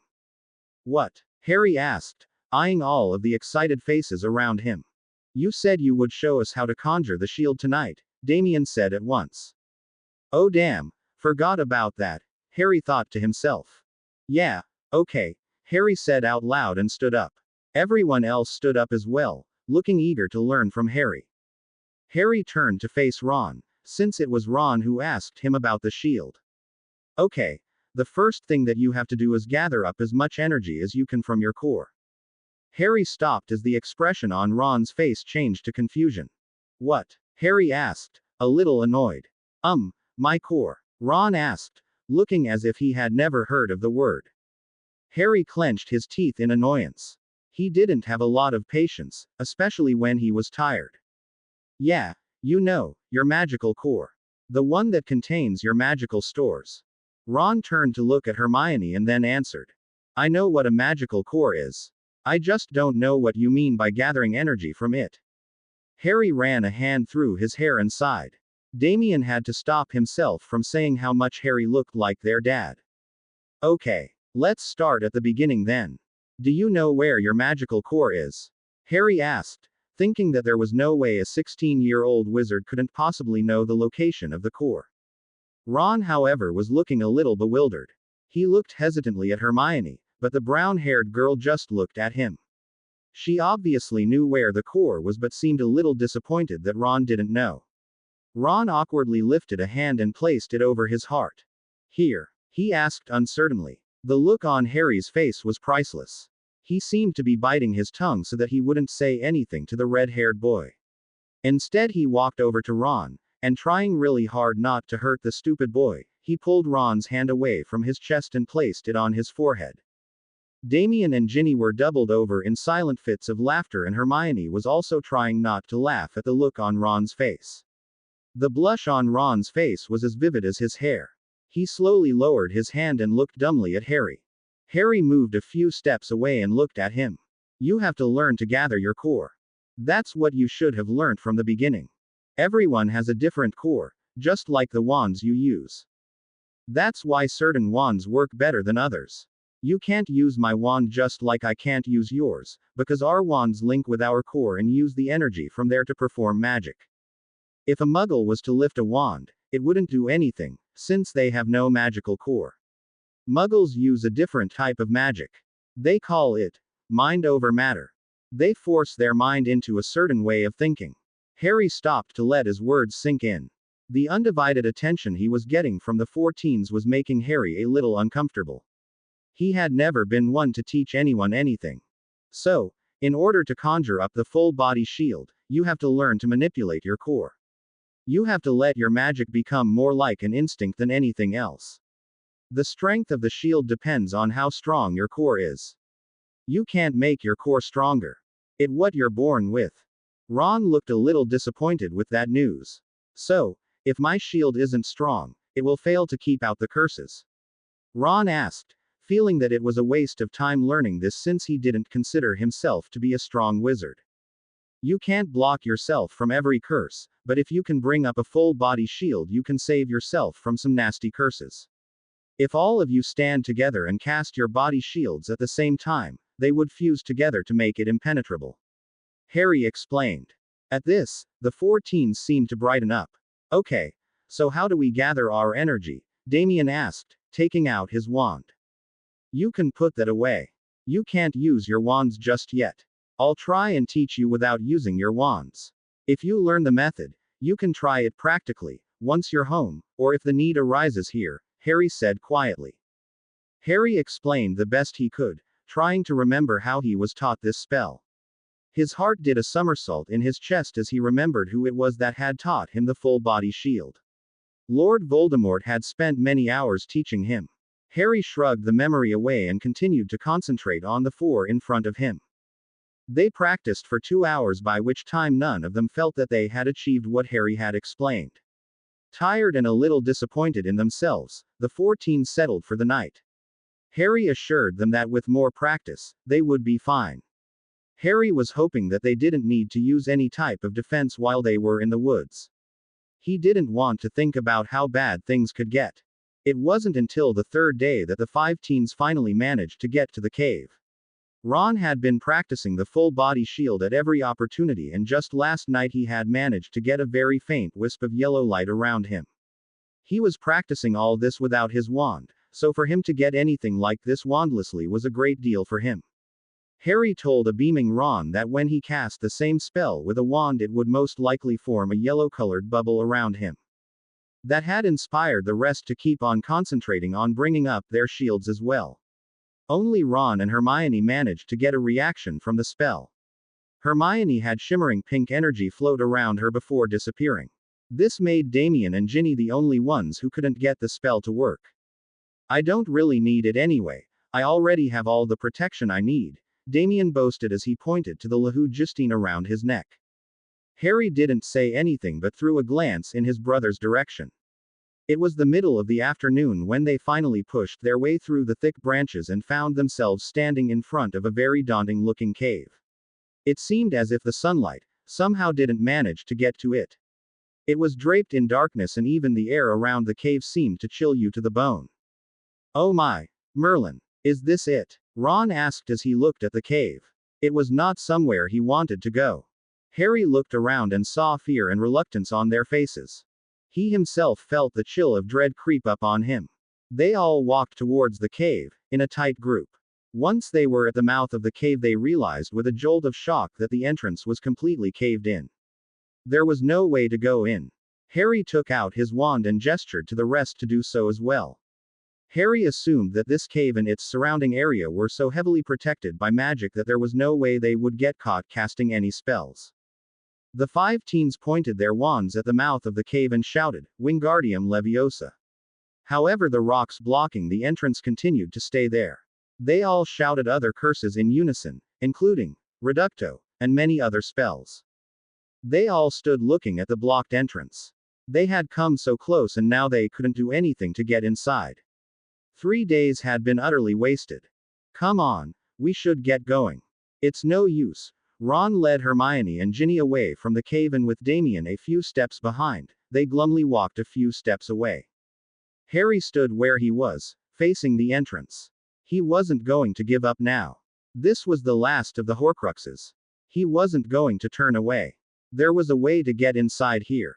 There had to be. Suddenly an idea came to Harry and he took a few more steps towards the cave. Harry slowly extended his hand towards the mouth of the cave and started hissing instructions to it. Open up. I command you, Harry hissed in Parseltongue. The 4 teens froze in their steps and turned around to see Harry speaking in the ancient language of the serpents. None of them knew that Harry was a Parselmouth. Ron and Hermione had looks of discomfort on their faces. It was very creepy to hear someone hissing like that. Damien was, as usual, awed by his brother's magical abilities. It didn't bother him at all. Ginny was completely enthralled by Harry. She stood transfixed as the weird hissing sounds filled the air around them. Damn, even that sounds say. Why? Ginny whispered. Hermione threw her a sharp look and elbowed her in the ribs. Ginny threw a glare back at her and rubbed her side. She couldn't help it if she was attracted to everything Harry did. Harry repeated his instructions in Parseltongue 3 times before the rocks started shifting. The sounds of the heavy rocks being moved out of the way filled the woods and the ground seemed to shake. The 4 teens stood where they were, watching as the rocks moved aside, creating a pathway into the cave. Harry took a few steps towards the entrance and then looked behind him. He gestured to them to follow him quickly. At once the 4 teens snapped out of the trance they were in and ran to join him. As they walked into the cave, they heard the rocks move back to close the entrance. Ron tried not to panic and walked with Hermione, holding their wands out in front of them. No one spoke as they made their way down into the depths of this cave. Surprisingly, there was no need to cast a Lumos charm as the cave seemed to be filled with a glowing light. Harry stopped walking near a set of steps, leading deeper down into the cave. The 4 teens halted to a stop behind him. Ron, Harry said quietly. Yeah, Ron answered, wondering what Harry wanted to say at this point. No matter what, don't touch anything, Harry said without turning back to look at him. Ron was bewildered at receiving such instructions. Okay, but why? Ron's words died in his throat as Harry moved out of the way. The reason why the cave was glowing became clear and Ron felt his jaw drop in amazement. At the bottom of these steps, there were what seemed to be mountains of jewels, heaped together. They were responsible for the shimmering light source inside the cave. Hermione, Ginny and Damien had similar expressions to Ron. They all stood, looking stupidly at the treasures in front of them. Shimmering jewels in all colors along with heaps of gold and silver littered the ground of the cave. Even one of these precious stones would be enough to make Ron and his family live comfortably for the rest of their lives. They followed Harry slowly down the steps, all the while eyeing the glowing jewels. Why can't Ron touch anything? Damien asked, trying to rip his eyes away from the mountain of gold, only inches away from him. Because everything you see here is cursed. It's only placed here to trap any intruders. Harry explained as he continued to lead the way. Ron felt his heart flutter back to its original place in his chest. There was no point in getting anything if it was cursed. They followed Harry quietly, ignoring the inviting treasure. They moved away from the jewels and down a small passageway. Harry stopped every few steps, trying to figure out where to go. The passageway they ended up taking was so narrow that the 5 teens had to form a single line to walk through it. Harry, how do you know where to go? Ginny whispered as she struggled to keep up. I don't, he whispered back. Ginny could swear she saw him flash a smile at her. She shook her head and continued to tread carefully on the uneven ground. At long last the passageway opened up so they could all walk together. Finally. That was a bit of a tight squeeze. Ron exclaimed as he turned the corner and met up with the rest. No one answered him and Ron looked ahead of him to see what was wrong. He wished he hadn't. Facing them was what seemed to be a sea of molten lava. The red, fiery liquid seemed to be forming a huge wave. It was rapidly reaching the ceiling of the cave. Harry, Hermione cried out as she held onto his hand. No one move. Stay where you are, Harry shouted over the roaring of the fire. Ron had already tried to go back and found that the area behind them had completely closed. There was no way they could go back. We're trapped, he shouted, panicking over the horrible death they were about to suffer. Ron, don't move, everyone stay where you are, it'll only get worse. Harry tried to explain. How can it get worse? Damien shouted as he too backed up against the wall. Your fear will make it real. If you don't show any fear and stay where you are, it won't harm you. Harry shouted. Ron seriously doubted that. He could feel the heat from the lava already. He watched in terror as the wave of lava began rapidly heading towards them. In a few moments the wave of molten lava would wash over all of them. Trust me. Stay where you are. Don't move at all. Don't fear it. It's not really here. Harry shouted again. No one really believed him. It was difficult to believe that the rushing wave of fire, spreading towards them was in fact not there, but the 4 teens obeyed Harry. They did trust him, hence they were here risking their lives to help him. Hermione grabbed onto Ron for support as her weak knees were threatening to buckle under her. Ron grabbed at her and both held each other close. Damien was too afraid to move and stood, plastered to the wall. Ginny instinctively reached out and grabbed a hold of Harry's hand.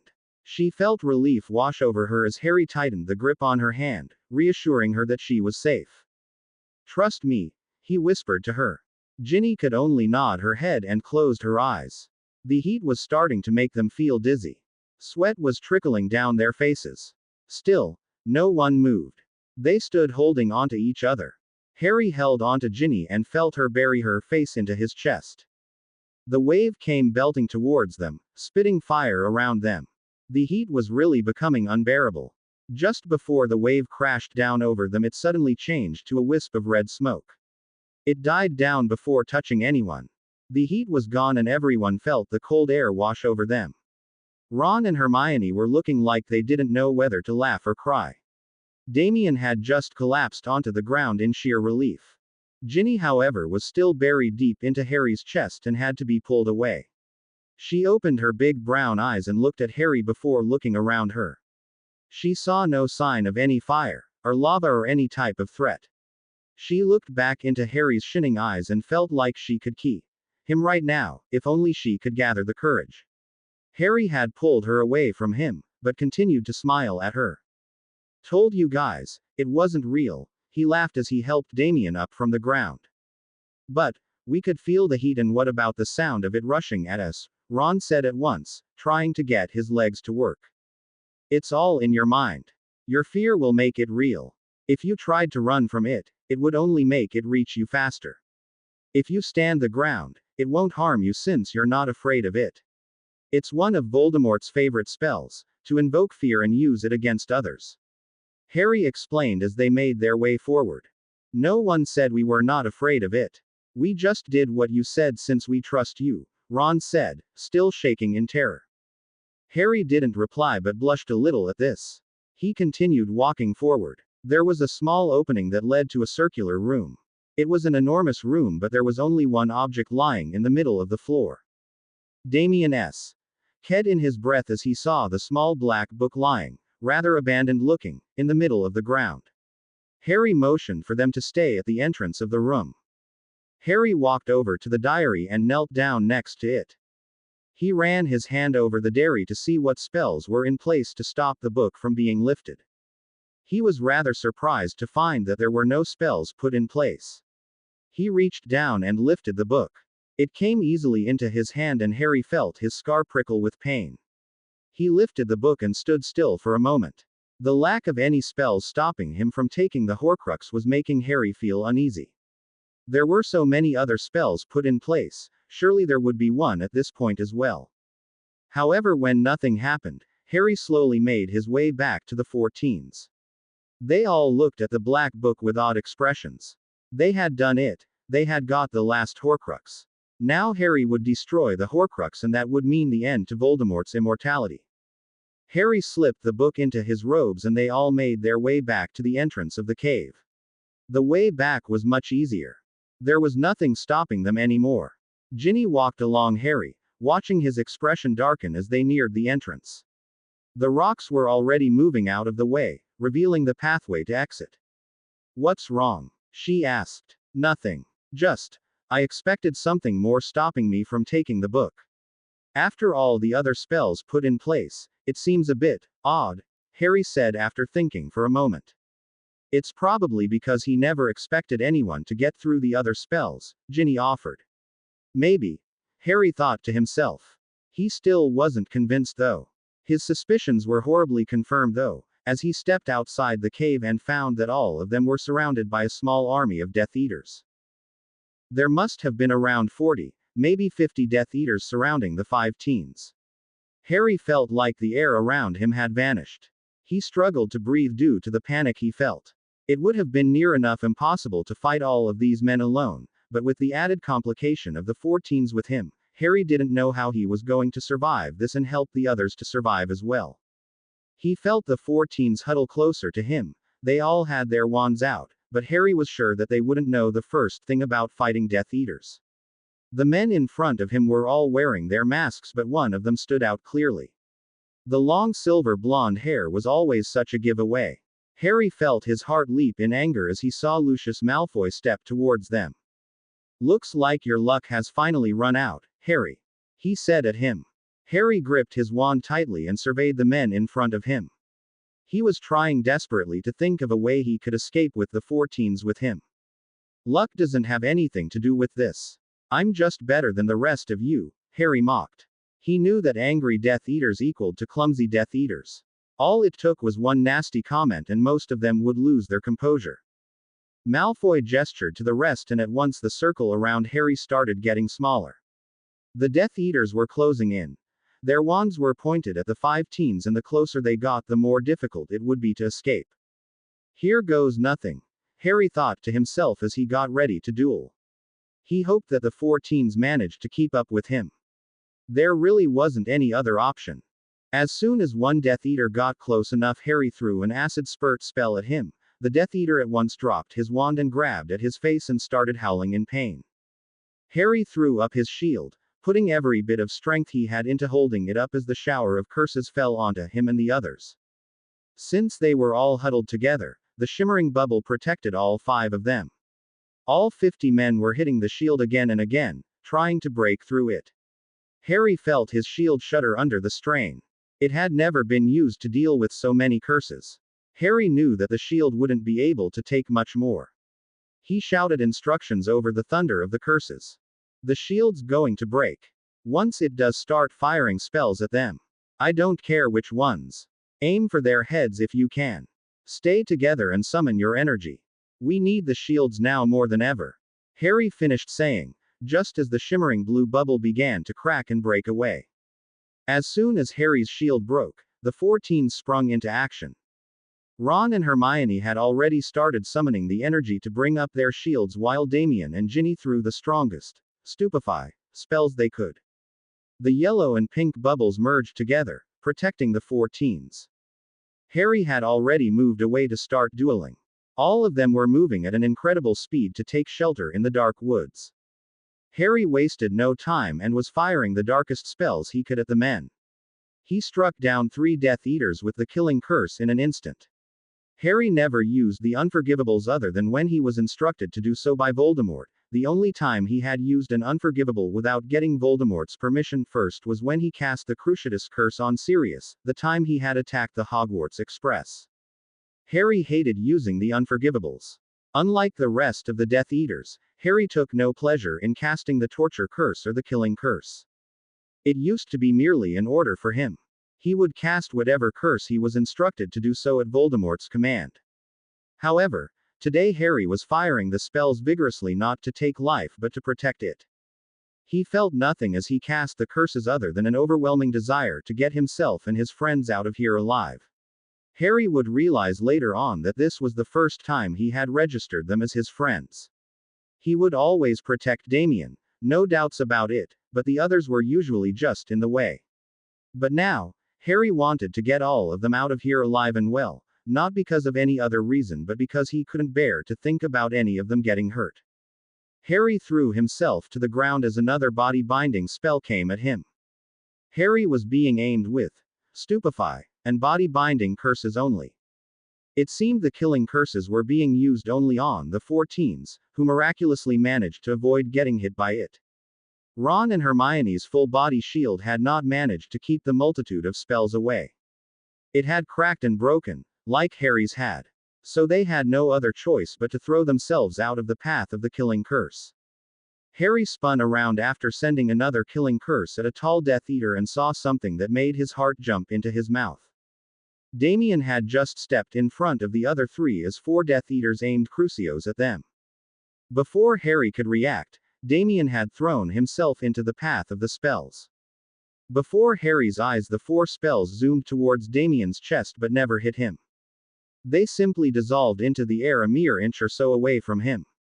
At once the 4 Death Eaters were thrown to the ground by Ron, Hermione and Ginny's spells. Harry realized that the Lehu Justine was responsible for saving Damien, but Harry was unsure whether the unique stone would protect him from the killing curse. Harry was certain that the stone would not be able to protect him from the ultimate dark curse. Harry took a quick survey of the body count around him. He must have killed around 15 Death Eaters. Their bodies lay sprawled on the ground. The 4 teens had managed to take out 10 Death Eaters amongst themselves. Harry knew that they were only stunned, since none of them would have been able to cast the killing curse. Harry ran after the 4 teens as they plunged into the dark woods, running and aiming spells at the Death Eaters that were chasing them.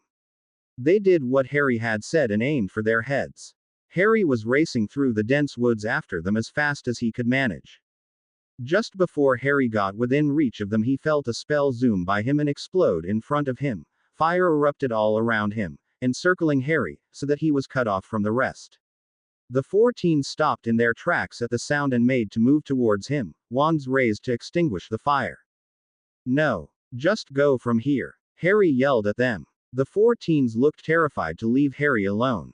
They backed away and looked around helplessly to find some way to help him. Harry yelled at them to leave again and saw Ron and Hermione pulling the reluctant and struggling forms of Damien and Ginny away from the flames and further away from Harry. Harry turned around to see that he was trapped. There were at least 25 Death Eaters standing in front of him while the fire blocked him from behind. Harry stood, ready to take out anyone who approached him. The men stood still, no one moved to get to him. Harry watched with a thumping heart as a blonde-haired Death Eater walked in front of the others and stood facing Harry. He reached over and removed his mask. Harry already knew it was Lucius Malfoy. His gray eyes were burning with anger as he stood, wand pointing at Harry. Never thought it would come to this, he almost whispered. With a jolt, Harry realized that there was another emotion, hidden deep within Malfoy's eyes.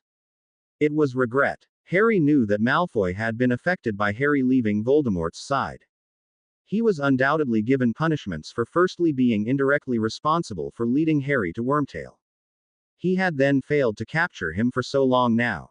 Harry understood the anger Malfoy must feel towards him. What Harry was not prepared to accept was that Malfoy Sr. had ever felt compassion for him.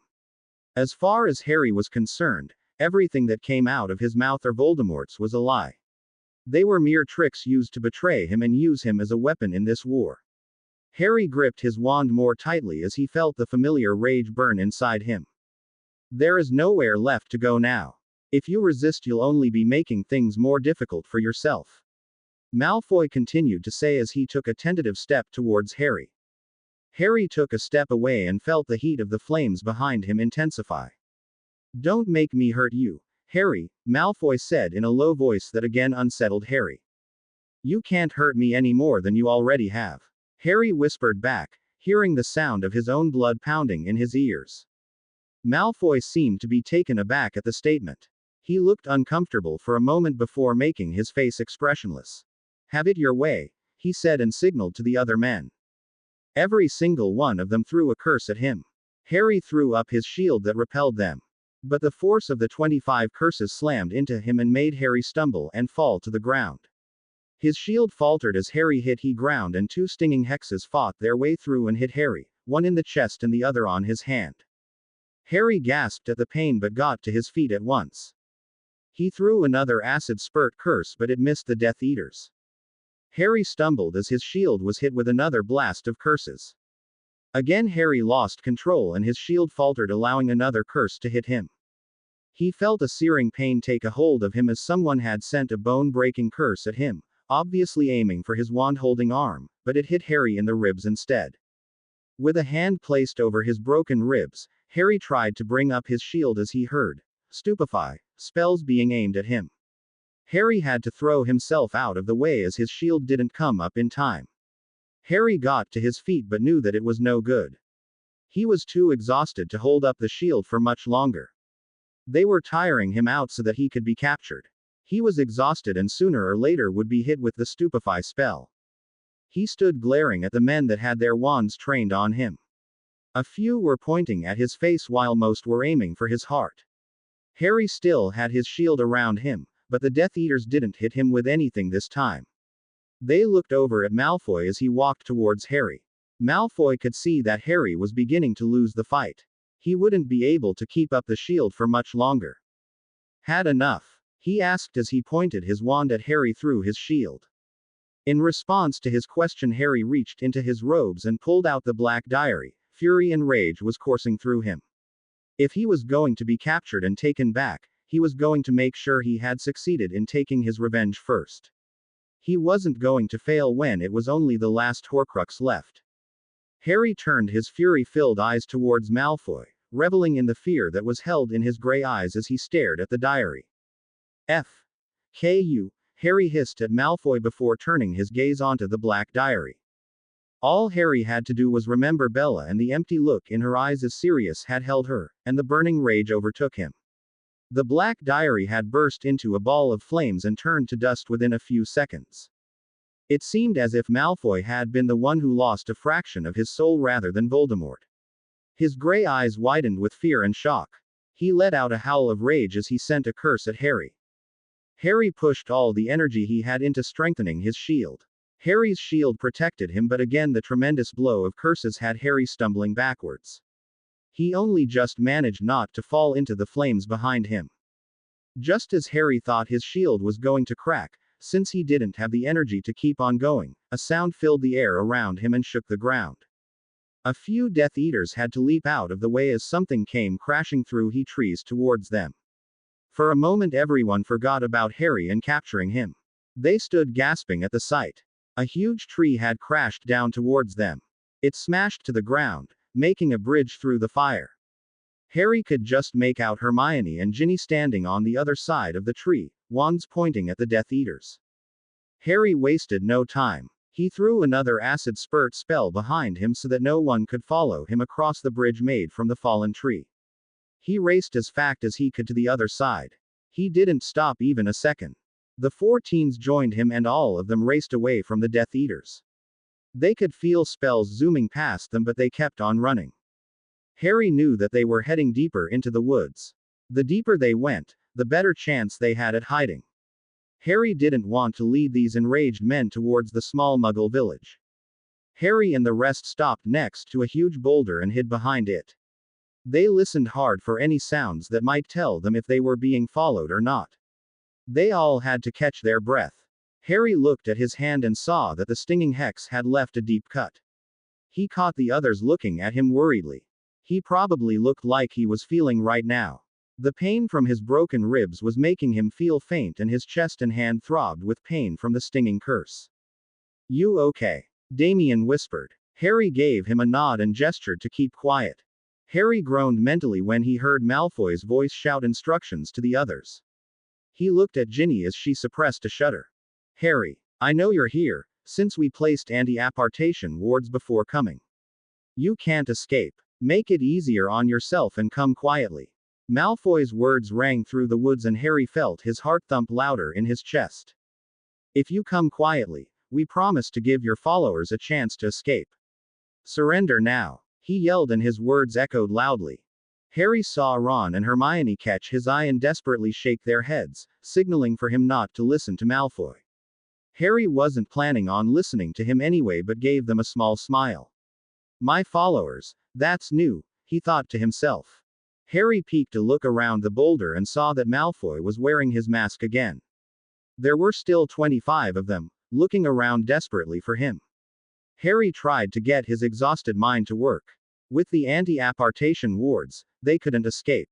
Harry was sure he would be able to take down the men if he could just separate them out into smaller groups. All he needed was some time. "Okay. You guys stay here. I'm going to go finish this," Harry said, but was stopped by Damien. "I'm coming with you," he said determinedly. Harry didn't know why he bothered with Damien at times like this. "What?" Harry asked, knowing that Damien was going to come up with the stupidest excuse. "Your shield can't help you against all of them.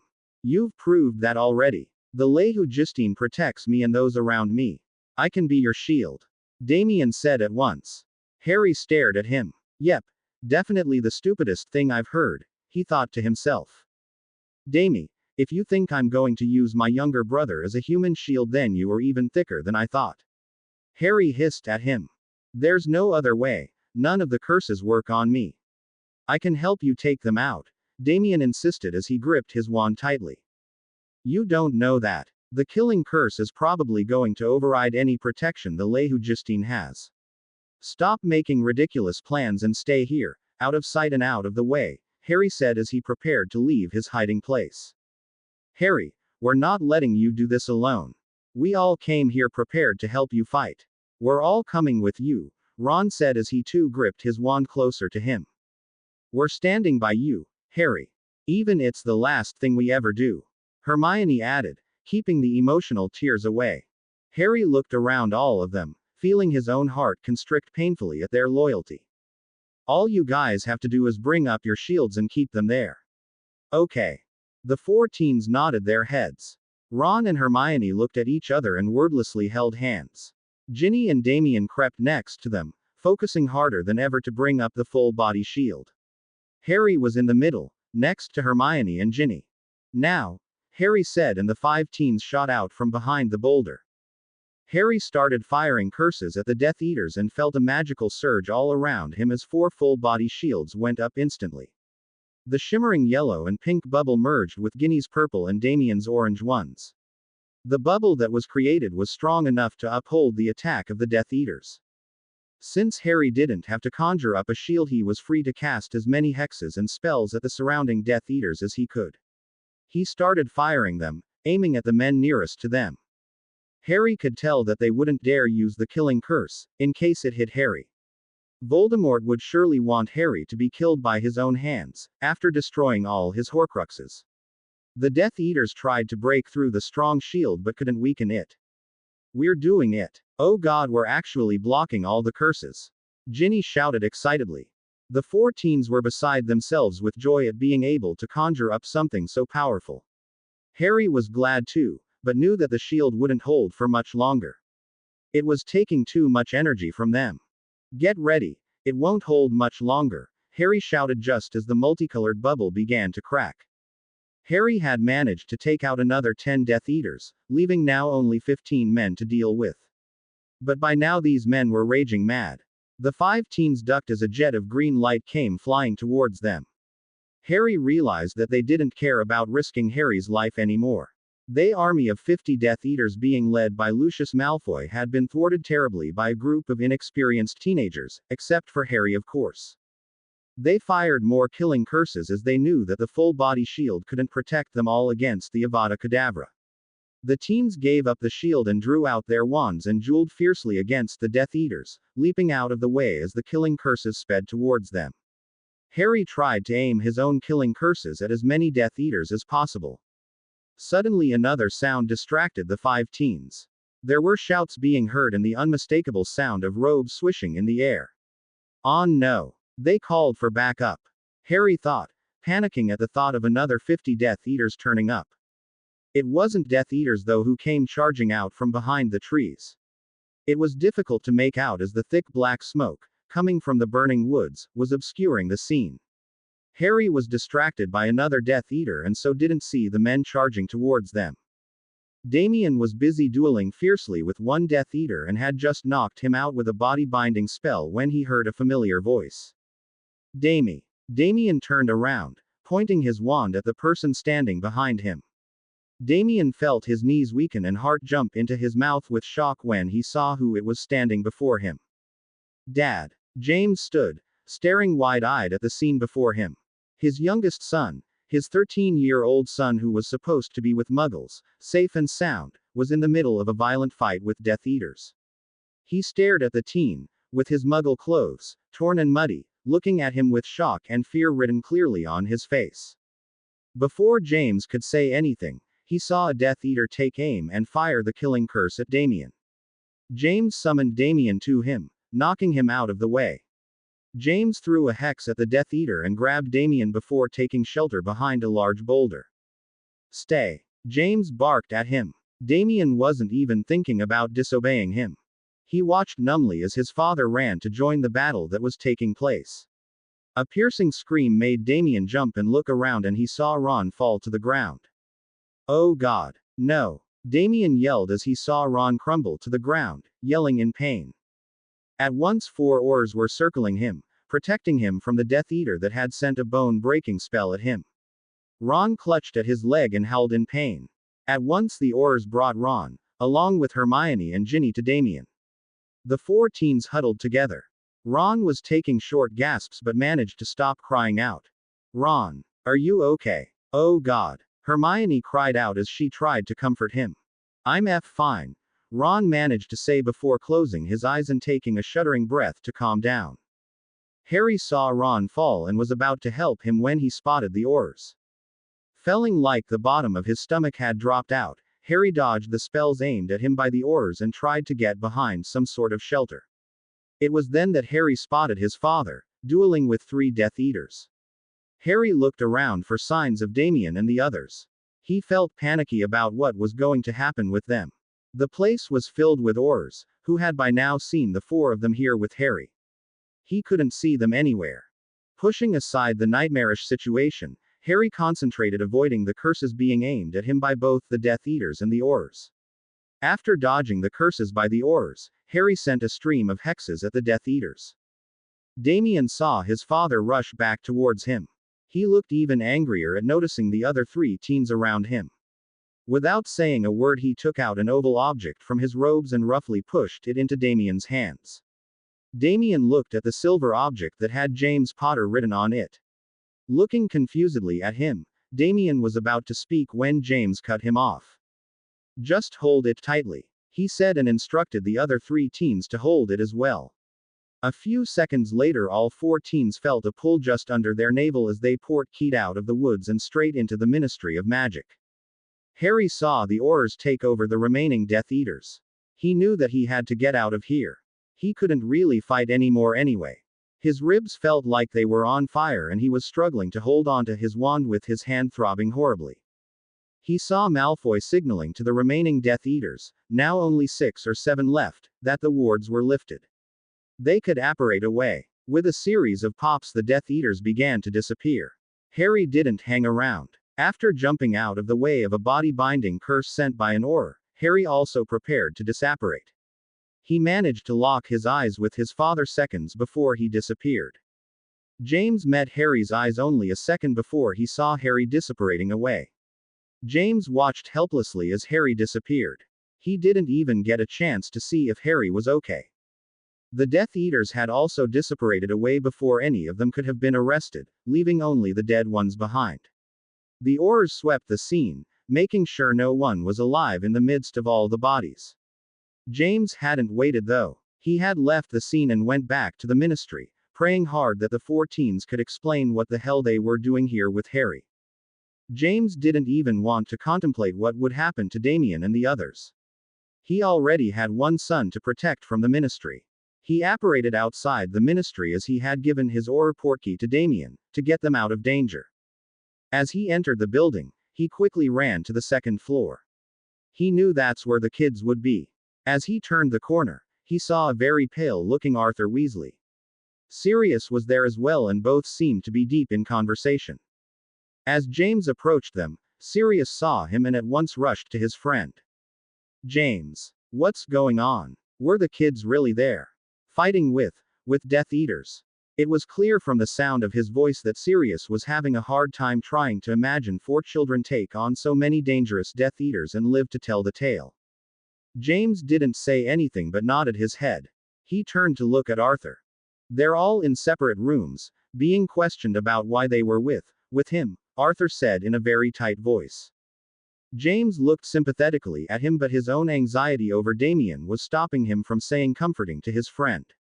We better go inside, James managed to say, and the three men went inside the observation room to witness the interrogation taking place in the four separate rooms. Would you like to repeat that, Mr. Potter? I'm not quite sure I understood you. Damien sighed and looked at the middle-aged Auror staring back at him.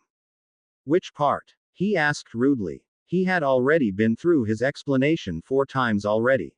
The whole thing, the Auror replied, not taking his eyes away from the young boy's face.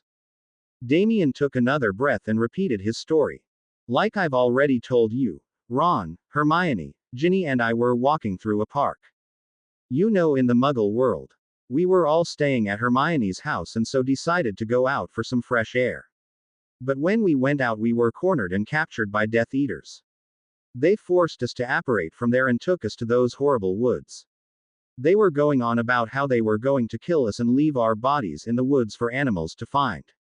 Damien stopped and pretended to take a shaky breath. They were just about to attack us when Harry came and saved us.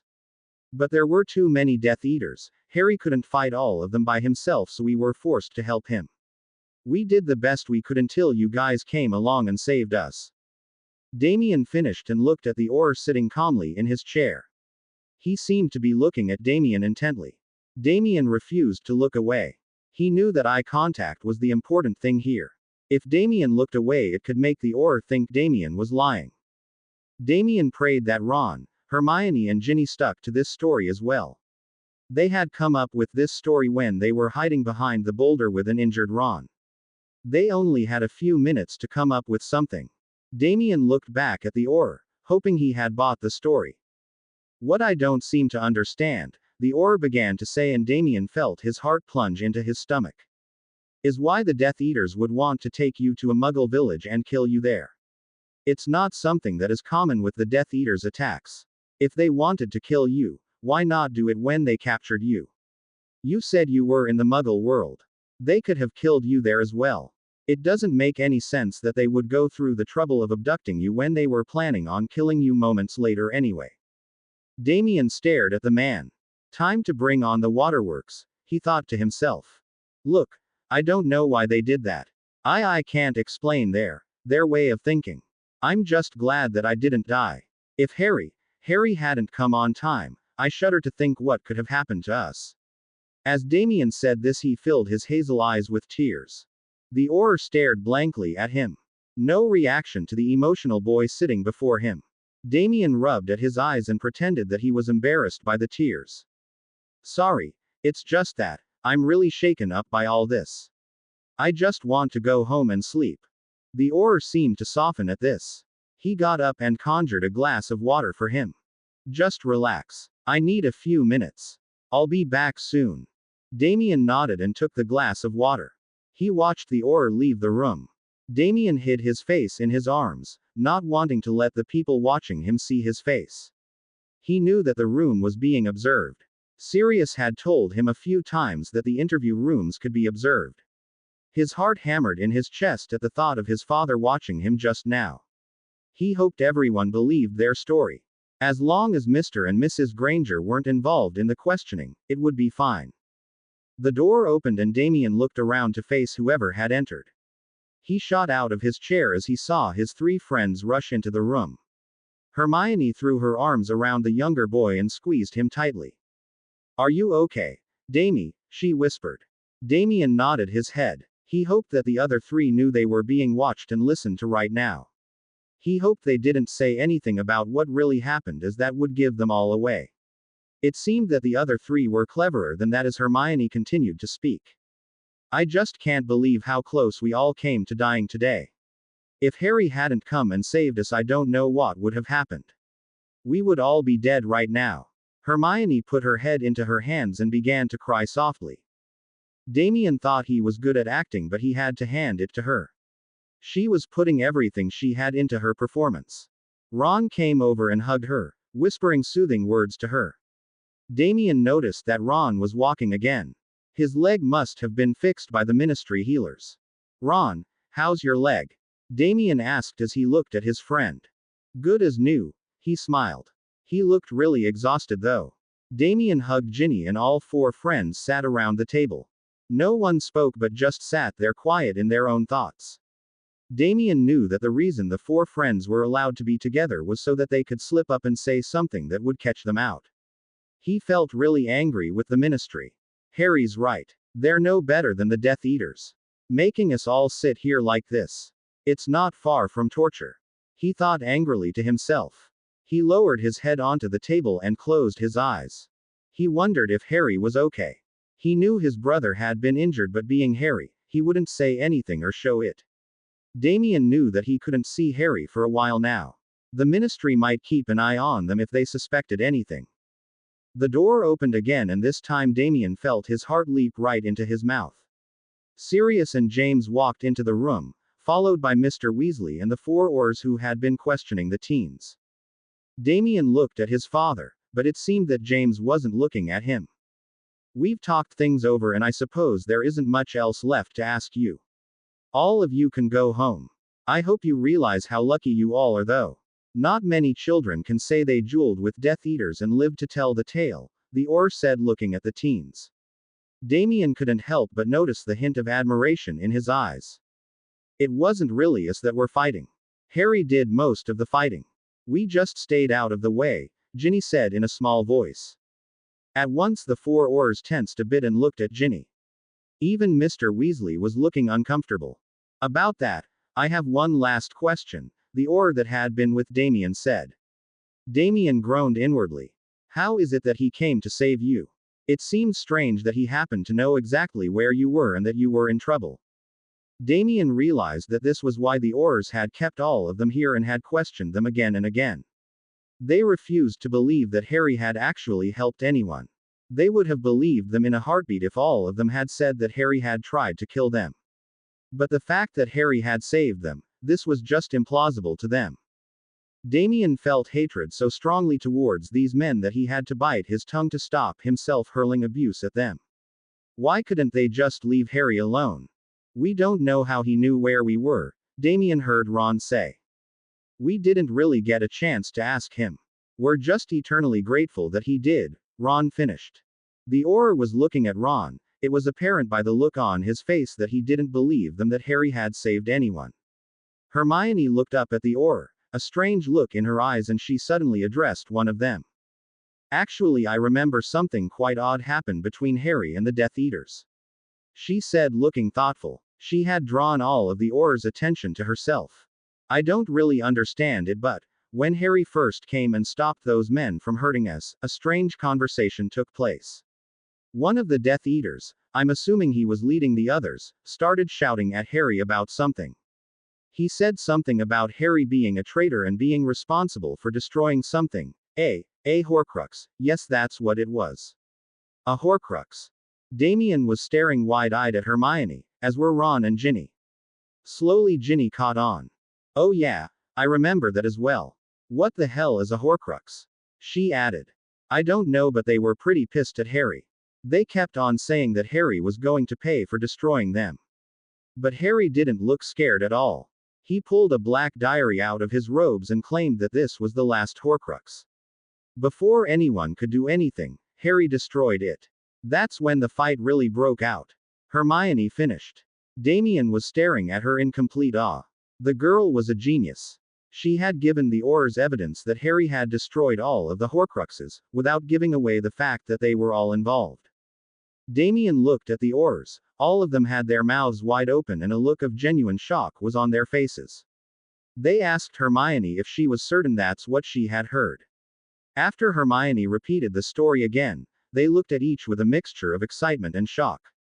Well, you all can go now. If there is anything else you remember, please inform us right away. One of the Aurors said as they hurried out of the room. Mr. Weasley embraced Ginny at once and wrapped a comforting arm around his son and led them from the room, whispering that Mrs. Weasley was downstairs, in a right crying mess. Hermione was embraced by Sirius, who told her that he was going to take her back to her parents' house. As they left the room, Damien caught sight of his father. James hadn't moved from the corner of the room. He was staring at Damien, the anger lurking in his eyes. Slowly James moved towards the door. He left the room without saying a single word to his son. Damien felt his heart sink. Everyone else had believed their account of the events, but James hadn't. His father didn't believe him, not a single word. The journey back to Godric's Hollow was the most uncomfortable that Damien had ever experienced. They sat in the car in complete silence. James still hadn't said anything to him. Damien sat in the back seat, not wanting to say anything to his father. He didn't know what he could say that would diffuse the whole situation. At last they arrived at Godric's Hollow and Damien hurried behind his father to get inside the house. James had never acted this way with Damien before. It was usually Lily who told Damien off for misbehaving and James would always laugh it off. The only other time Damien remembered his father looking so angry was the day he found out that Harry had come home and given Damien the Lehugistine. Damien shuddered at the memory. He had hoped he never got to see his dad so angry again. James still hadn't said anything to Damien and made his way to the living room. Damien followed him miserably. He came inside to see him mum pulling her head out of the fireplace. She had obviously been trying to flow call someone. At the sight of James and Damien walking into the room, she quickly pulled herself to her feet. Damien. Oh, thank Merlin, you're okay. She exclaimed and at once embraced her son tightly. Damien didn't say anything but welcomed the warm embrace. The fact that Mr. Weasley and Sirius had comforted the others and his own father had completely ignored him, was the most upsetting thing for Damien. He looked at his mum with a warm smile as she looked over him intently to see if he was injured. Mum, I'm fine, he reassured her softly. I've been trying to see where you were for the last half hour. I was just speaking to Tonks at the ministry, but she said you all had left a while ago, Lily explained as she hugged Damien once again.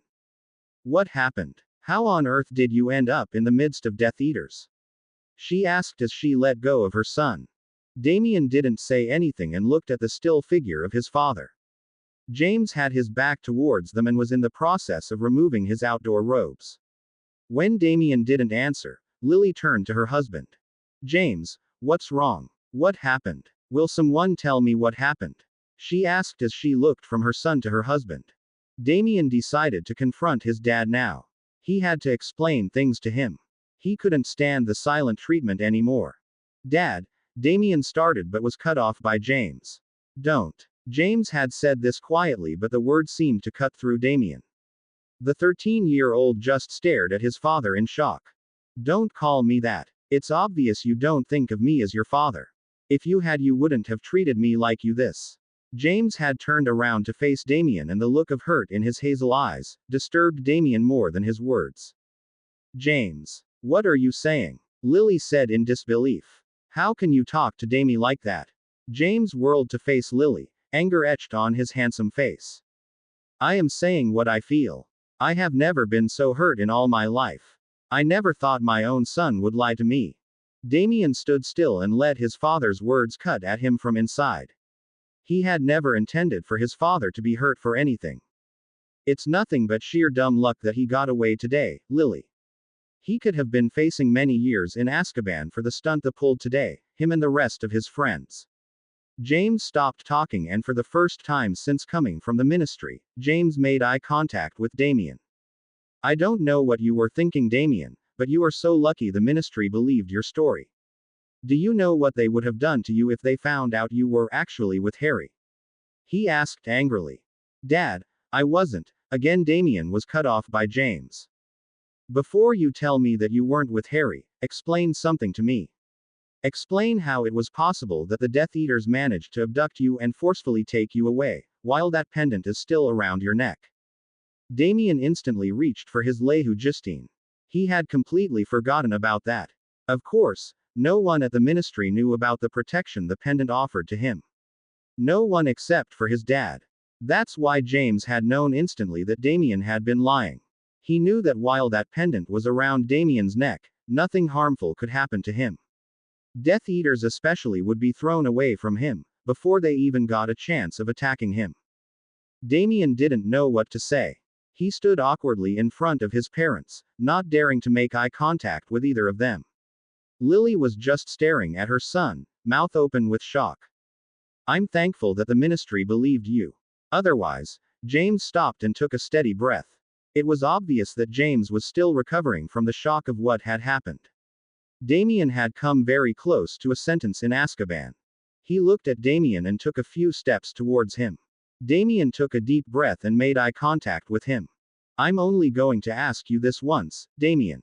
Don't even think about lying to me, James said as he stood before him.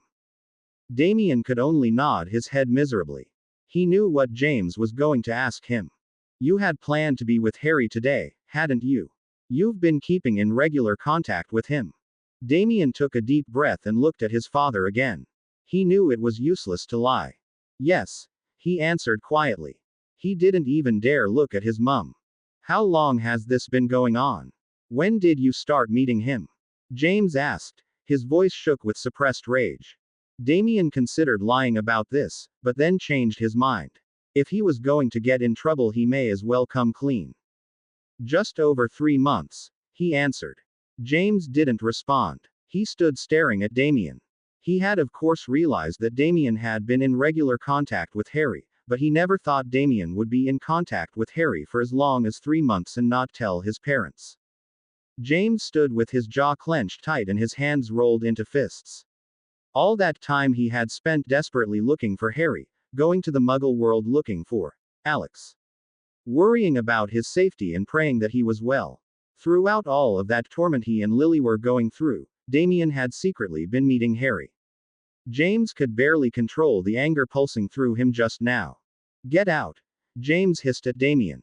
Damien took a step back in shock. Dad! Get out! Get out!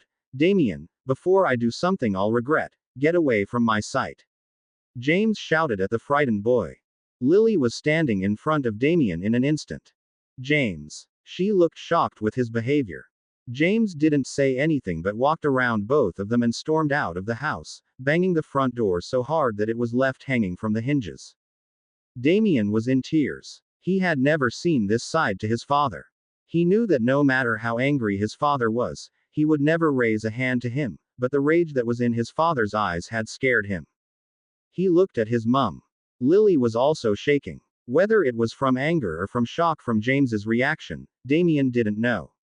Mum, Damien managed to say through his silent sobs. Lily turned to look at her son. She wanted to go over and hug him, but she too was outraged that Damien had hid such an important thing from them. I think you should go upstairs, she said with difficulty. Damien felt like someone had slapped him hard. He stood gaping at his mum.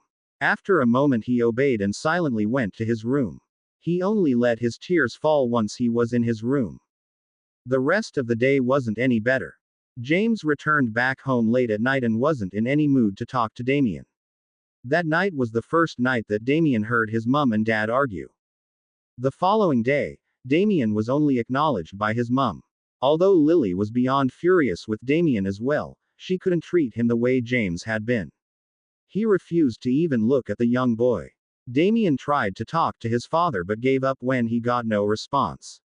He was about to bitterly tell his dad how much he resembled Harry when he was in a foul mood but decided it wasn't clever to rub salt on his wounds just now. Damien spent the rest of the day in his room refusing to come down and have lunch. He desperately wanted to speak with Harry. If he could convince his brother to come home, everything would work out. His parents would forgive him then. Damien was half expecting Harry to turn up at their front doors since now their mission was complete. Voldemort's immortality had been destroyed. There were no more Horcruxes left. According to Sirius, Harry had promised he would come home once he was finished. So, hopefully Harry was on his way home now. Someone did come over to Godric's Hollow, but it wasn't Harry. Remus and Sirius had come to see how everyone was holding up after the whole Death Eater and Ministry thing. After being filled in by angry shouts, Remus spent the evening trying to calm down James with the help of Lily. Sirius had quietly made his way upstairs to see his youngest godson. After a few tears, Damien opened up and told Sirius everything. "I only wanted to help him, Uncle Siri. I figured that if I told Dad where Harry was, Dad would force Harry to come home. Harry didn't want that. I knew that Harry would run away again and then we would never get a chance to help him. I only tried to help him. Why can't Mum and Dad understand that?" An emotional Damien asked as he was comforted by Sirius. Sirius looked sympathetically at his pup. "You didn't do anything wrong by Harry. But you have to understand how your actions must have looked to James. You know how desperately James has been looking for Harry. You might not realize it, but your dad has not been eating, sleeping or even relaxing in these past few months. Damie, you dad is suffering because every moment he fears the worst for Harry. All he wants is his son safe. He won't let anyone hurt him if he can help it. You knew for the last 3 months where Harry was, had means of communicating with him, but you kept that information to yourself. All the while, James and Lily were fighting with everyone and everything to find Harry. James feels betrayed by you. He thought that you would trust him enough to let him bring Harry home and keep him safe." Damien opened his mouth to argue, but Sirius held up a hand to quieten him. "I know that you didn't mean it. You would never hurt James. I know that, and even he knows that. But he's really upset just now. He will calm down and then you can explain everything to him." Sirius comforted the distraught boy. But James didn't calm down. The whole week went by and James still refused to look at or even acknowledge Damien. Lily had asked Damien if he had any way to communicate with Harry. With a hesitant look at his father, Damien had replied that Harry always contacted him. He never said anything about the mobile phone. He wanted to hold on to the phone in case Harry contacted him. Damien was getting more and more anxious that Harry hadn't come home yet, and he hadn't even phoned or sent any type of message to say that he was okay. Ron, Hermione and Ginny listened sympathetically to Damien as he told them how horrible the last week had been. They were all sitting in Ron's room at the Burrow. There was an order meeting happening downstairs, now that the news of Voldemort's Horcruxes being destroyed was out in the open. Damien was glad he was brought along. He couldn't really stay home by himself, so he was now sitting with his friends. Damien was eternally grateful that his parents hadn't involved the Weasleys or the Grangers in this whole mess. The Weasleys still thought that the teens had been abducted by the Death Eaters and that Harry had saved them. Mr. and Mrs. Granger still didn't know anything about the dangerous things their daughter was involved in. Damien figured that his parents were too afraid that if the truth came out, more people would find out and the Ministry would be involved again. The 4 teens sat miserably as Damien finished. "And now he won't even look at me. He hasn't spoken to me since that first day. I just wish he would look at me, even a glare would be welcome." Hermione was instantly next to Damien and was embracing him softly. "I'm sure he will calm down and forgive you. He can't stay mad at you forever," she whispered soothingly to him. Damien only shook his head. "There's something else bothering me. Harry hasn't contacted me. I know he was hurt in the battle, but I'm sure it wasn't that bad. Now, I'm just wondering what happened to him. He hasn't even sent me a message to ask if all of us are okay, Damien finished. I haven't sent him a message or anything since I don't know if he's in hiding or what's happened to him. I don't want to risk anyone catching him because of it. Damien added. Before anyone could respond, Damien gave a startled jump and reached for his jeans pocket. Damie, what? Ginny started but stopped as she saw Damien pull out his mobile phone enthusiastically. He had jumped because of the sudden vibrations of the phone. Damien quickly read the message and his hazel eyes widened with surprise. What? What does it say? Is he okay? Hermione asked as Damien sat in silence, reading the message over again and again. Yeah, it's just, I don't know if this is right. He looked puzzled and then walked to the small window peering out of it. What? What isn't right? Ginny asked as she joined him at the window. It says that Harry's waiting for us outside. Damien told them. The 4 teens crept outside quietly, hoping that they weren't caught by anyone. They quickly opened the back door and stepped out. According to the message Harry sent, he was waiting for them in the small room above the garage. The same room he had slowly recovered from the magic transfer and the attack by the Death Eaters. The 4 teens held their wands in front of them. It seemed odd that Harry would come to the burrow. Usually he would ask them to come and meet him in the Muggle world. Damien was glad though. He didn't think he would be able to slip out and meet Harry, not after the strict grounding he was under. They opened the door to the small room cautiously. They let out a collective sigh of relief as they saw Harry sitting on the bed.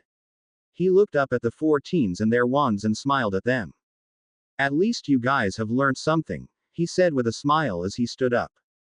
Damien was the first one to race up to Harry. He threw his arms around his brother and clung onto him like he was a lifeline. What's with all the hugs? Harry joked as he pulled away from Damien. Damien didn't reply but just stood close to him. The others came inside the room and locked the door behind them. Harry looked like he had healed from all the injuries he had received. His face still looked a little thin, but otherwise he was okay. After asking if everyone was okay, they all sat on the 2 beds in the room. Harry listened to the story the 4 teens had told the Ministry. He gave an inward sigh as he realized that they were safe from the Ministry. You shouldn't have come here like this. Do you know there is an order meeting happening in there? Dumbledore and all of the order members are only a few meters away from you, Ron said worriedly. Harry only gave them a smirk and replied. I know. You do. Ginny spluttered out. Yeah, I figured it would be the best time to meet you guys. They won't have a clue you're missing. Everyone just stared at him. Harry really did have a warped way of thinking. Okay, so what's happening now? Ron asked. A hint of excitement was seeping into his voice. What do you mean? Harry asked. Well, the Horcruxes are all finished. I mean they're all destroyed. Voldemort is now as mortal as everyone else. There was a wide grin on his face as he spoke. We did it. I mean, you did it. You destroyed them but all of us helped. Together we managed to finish all of them. What are you going to do next? Finish the Death Eaters. Whatever it is you're planning, I want to be a part of it, Ron said excitedly. Harry smiled at him, despite himself. He was glad that everyone had survived the attack and that they all kept their word and didn't give him away. I haven't thought about what the future holds, Harry started to say quietly. Damien interrupted him at once. I'll tell you. You have to come home and free me from the torment Mum and Dad is putting me through. Harry looked mildly shocked at first. He sat quietly as Damien ran through his account of what had happened when they came back from the Ministry. Harry was surprised that James had acted in such a way with Damien. It wasn't Damien's fault that Harry didn't come home. So you see, until you come home, Mum and Dad are going to continue making my life as uncomfortable as possible. Damien finished miserably. Harry didn't really know what to say. He turned to face Damien properly and put a comforting hand on his shoulder. I'm sure they will forgive you with time. They can't stay mad at you forever. Damien felt like ice-cold water had been poured over him. He sat and took in Harry's words. With time? What did that mean? What do you mean? You are coming home, right? Damien asked, feeling dread creep into him. Harry looked at Damien with regret. He seemed to be fighting just to look at Damien in the eyes. Damie, you know that things will get worse if I come home. It's not as simple as returning home and hoping that the ministry or the order won't notice. Harry was speaking, but Damien could hardly hear him over the roaring of blood in his ears. Harry wasn't coming home. He had never planned on returning to Godric's Hollow. But you promised Uncle Sirius that you would come home. You said that once you were finished you would return home, Damien said, fighting to control his emotions. Harry looked sorrowfully over at him. Some promises are only made to be broken. Damien seemed to lose the battle to control his emotions. He stood up, glaring at Harry. You can't do that. You can't just bring up someone's hopes and then crush them like that. You don't have any right to do that. Harry stayed quiet as Damien yelled at him. The other three looked uncomfortably away from the scene. Why did you come here anyway? Why did you bother to meet us here like this? Was it too? Damien trailed off as he realized why Harry had come. Why Harry had taken such a risk to come to the burrow while there was an order meeting going on. You came to say goodbye, Damien whispered as the realization hit home. The look on Harry's face confirmed that he was right. This was the last time any of them were going to see Harry. You can't just leave like this.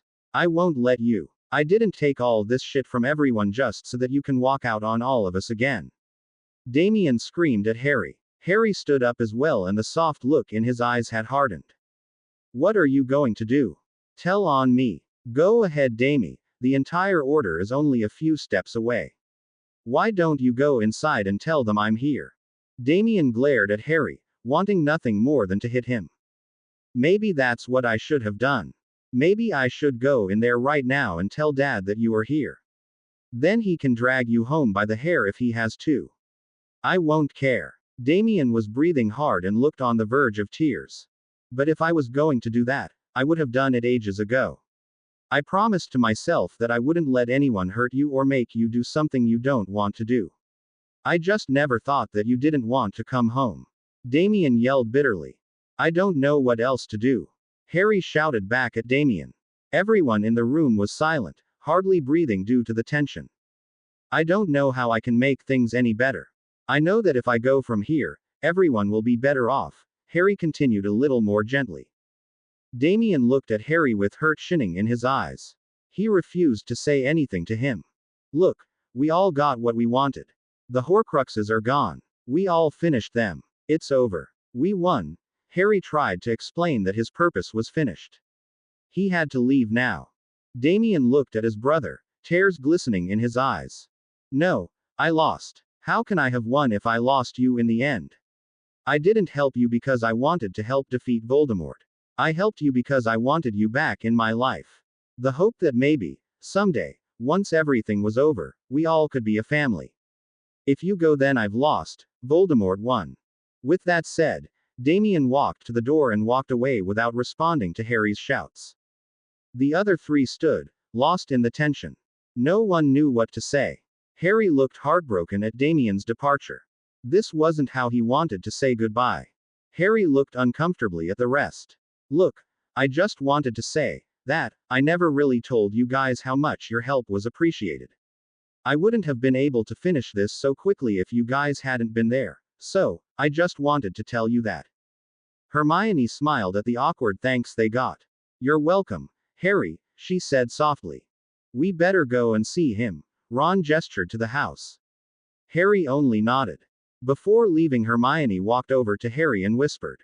Before you leave, I think there is one more person you should say goodbye to properly. Harry's eyes flitted over to the red-haired girl standing next to the door. The unshed tears in her eyes hadn't been missed by Harry. He nodded his head again at Hermione. Ron and Hermione left quietly, saying goodbye and good luck to Harry. They didn't look very happy about Harry leaving, but didn't feel like they had any right to stop him either. Ginny stood next to the door. She wanted to leave as well, but somehow her legs weren't responding to her. They stood firmly on the ground. Harry walked over to her and closed the open door, facing the girl. Harry knew exactly how Ginny had felt about him. Damien had slipped many hints about her being, still madly in love, with him. Harry had always disregarded these words. He wasn't really bothered with how anyone felt about him back then. Harry always buried any feelings he had for Ginny. He had told himself that he had no future. He shouldn't bring up someone's hopes when there was no possible future for them. Harry looked at the red-haired girl before him, not really knowing what to say to her.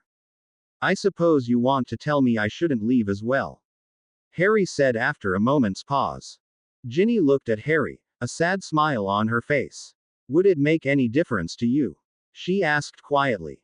Harry only looked at her, the answer in his emerald eyes. If you've made up your mind to leave, Harry, I won't ask you to stay. Harry was surprised with her answer. Is that how you really feel? He asked, not knowing why he wanted to know. It doesn't matter what I feel. It doesn't matter what I want. I've never asked you for anything, Harry. I don't intend on asking you now. Ginny's tears slipped out of eyes and trailed down her face. She didn't wipe them away. Ginny, you know that my future is very unclear. I don't even know how long I'm going to be here. I know how you feel and I just want to say that you shouldn't waste your time. You have a future. I don't. Don't waste it, Harry said softly, resisting the urge to wipe away her tears. Ginny smiled again and looked at Harry, deeply lost in his eyes. I've never asked you to return the feelings I have for you. So you can't tell me not to love you, Harry. I don't care about my future. The only future I care about is yours. Ginny walked away and pulled open the door to leave. She turned around to look at him, a smile playing across her face. You know, Harry, if you had said that you don't love me and that I should stop loving you, I might have listened to you. But the fact that you said we have no future together and you said it almost regrettably, that gave me the answer I so desperately wanted to know. Harry could only stare at her. She had managed to find out what Harry had tried to hide. Ginny locked eyes with him for the last time and whispered, I'll never forget you, Harry. Harry smiled as she walked out of the door. He stood in the empty room, trying to stop his heart from breaking. Me neither, Ginny, he whispered to himself. It took over 1 hour to finally calm Damien down. At first he was ready to go downstairs and tell his parents everything, but the other three knew that Damien was just angry and didn't really want to do that. He was just desperately looking for a way to make Harry stay. When Lily came upstairs to tell Damien they were ready to go home, Damien managed to trudge out of the room with his head hanging low. Lily looked compassionately at her son, misreading his emotions, thinking that he was upset because of his dad. He'll calm down, Damie. Just give him some space, she said as she wrapped an arm around the younger boy's shoulders and hugged him. Damien didn't reply. He was caught up with what he should do. If he kept quiet now, they would all lose Harry, perhaps for forever. Damien saw his dad standing next to the fireplace, ready to leave. There was only Mrs. Weasley in the room. Everyone else had left. Damien decided that he was going to ignore what everyone else said and just tell his dad everything. Dad. James looked around at him but didn't reply. Before Damien could say anything though, the words that Ginny had said only a few minutes ago came back to him. Harry's lived his whole life as if he were in a cage. A very elaborate cage, but it was a life of confinement nevertheless. Voldemort never let Harry live a proper life. If you really love him, Damie, you have to set him free. He won't be happy if you force him into doing anything. Let him go. It's what he wants. For once Harry should be able to do what he wants. Damien's newfound strength crumbled as he remembered her words. He knew that Ginny had as much of a reason to want Harry to stay as he did. But if she could let him go, Damien would have to try as well. Damie? Lily asked as they were all waiting to see what Damien wanted to say. Damien just shook his head to gesture that he didn't have anything to say. James went into the fireplace to go home first. Then Damien would go and then Lily. Just as the fireplace turned green and James vanished, Damien moved towards the fireplace. He passed the window and looked outside on instinct. He stopped just for a moment. Harry was still outside. He watched Harry move out from the shadows, only slightly so that Damien could see him. Damien willed himself not to go running outside. Damien discreetly nodded his head towards Harry, eyes brimming with tears again. Harry raised his hand very slowly, gesturing goodbye to him. Damien raised his hand as well and then ran it through his hair, to disguise his reluctant goodbye. Damien was forced to move, as he couldn't just stand next to the window. He saw Harry move away as he started to walk towards the fireplace. Harry disappeared into the shadows again just as Damien tore his eyes away from him. With his head bent low, Damien rushed into the fireplace. He could barely manage to speak due to the lump at the back of his throat. He caught a glance of his mum. She was looking at him with a worried expression. She knew there was something bothering him besides James' behavior towards him. Lily decided she would talk with him later and see what was going on. Damien arrived at Godric's Hollow and rushed to his room, locking the door behind him. He knew he would break down if anyone spoke to him tonight. Damien was back at the Burrow. It had now been 2 days since Harry had came to visit them. By now, Harry had probably left. James and Lily had to meet the Arthur and Molly and so had brought Damien along as well. Hermione had come over as soon as Damien had arrived. The 4 friends sat in Ron's room, not really knowing what to say. At long last Hermione brought up the subject. Has anyone heard anything more from him? At this everyone shook their heads. He must be long gone by now, Ron said hesitantly. Damien didn't say anything. Where do you suppose he went? Hermione asked. Damien has spent the last 2 days wondering where Harry had gone. He had been so mad at Harry he hadn't even thought about asking where Harry was going. Not that Harry would have told him in any case. Don't know, but I bet you anything he went with Draco Malfoy, Ginny answered. What makes you say that? Ron asked. Well, that day we saw them together. Malfoy had said that Harry should consider his offer, and Harry had replied that once he was finished he might consider it. I think that Malfoy was asking Harry to leave with him. I can bet you anything that's what that conversation was about, Ginny finished. Damien wondered about this. It was a possibility. Harry was best friends with the blonde Slytherin. He probably went with him. The thought made Damien's blood run cold. Harry trusted that obnoxious, arrogant stuck-up idiot more than his own family. But he's known him a lot longer than his family. Why shouldn't he trust him and be closer to him? A voice in his head told him. Damien shook his head to clear his thoughts and focused on the conversation happening before him. The 4 friends continued to discuss the possibilities of where Harry might be. None of them heard the commotion happening downstairs and only realized something was wrong when someone came bursting through Ron's door. Damien jumped along with the rest of them as the door smashed open and Fred and George stood before them, panting and breathing hard. They had obviously run the whole way upstairs. Fred, George, what are you guys doing here? When did you come over? Ginny started to say but was cut off as the twins started babbling something. They were talking over each other and none of their words made any sense. They seemed to be excited over something. Whoa, hold up. One at a time. Ron shouted over the noise the twins were making. We just came from the shop. We had to come after the news. You guys have heard, haven't you? Fred asked with a curious look at the 4 teens. Heard what? What news are you going on about? Hermione asked. By the looks on the twins' faces, it must be big news. Blimey. Where have you been? It's been all over the news for the last 2 hours. They've caught him. The ministry finally captured him. Fred continued. Captured who? Ginny asked, thinking the ministry might have managed to catch Voldemort. The Dark Prince. Harry. They've caught Harry, George answered excitedly. It was as if the air had vanished. Damien struggled to breathe as the words sunk in. Harry had been caught. He hadn't managed to get away in time. He was finally captured. Damien was vaguely aware of the shouts around him. What? When? How did this happen? Ron shouted. Don't know. We just heard the news ourselves. The entire wizarding world is beside themselves with joy. They've been after him for what, 7 months or so.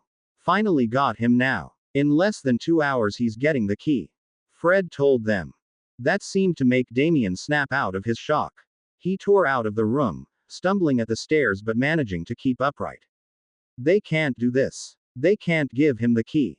They just can't. This can't be happening, he thought as he ran down the stairs. His legs felt weak but Damien willed himself not to collapse. He reached the Wellesley's kitchen and saw, what could only be described as pandemonium happening. Mr. Weasley, Sirius and Remus all seemed to be shouting different things to each other.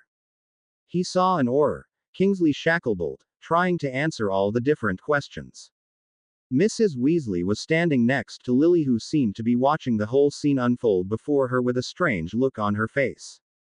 Damien spotted his dad looking paler than he had ever seen him.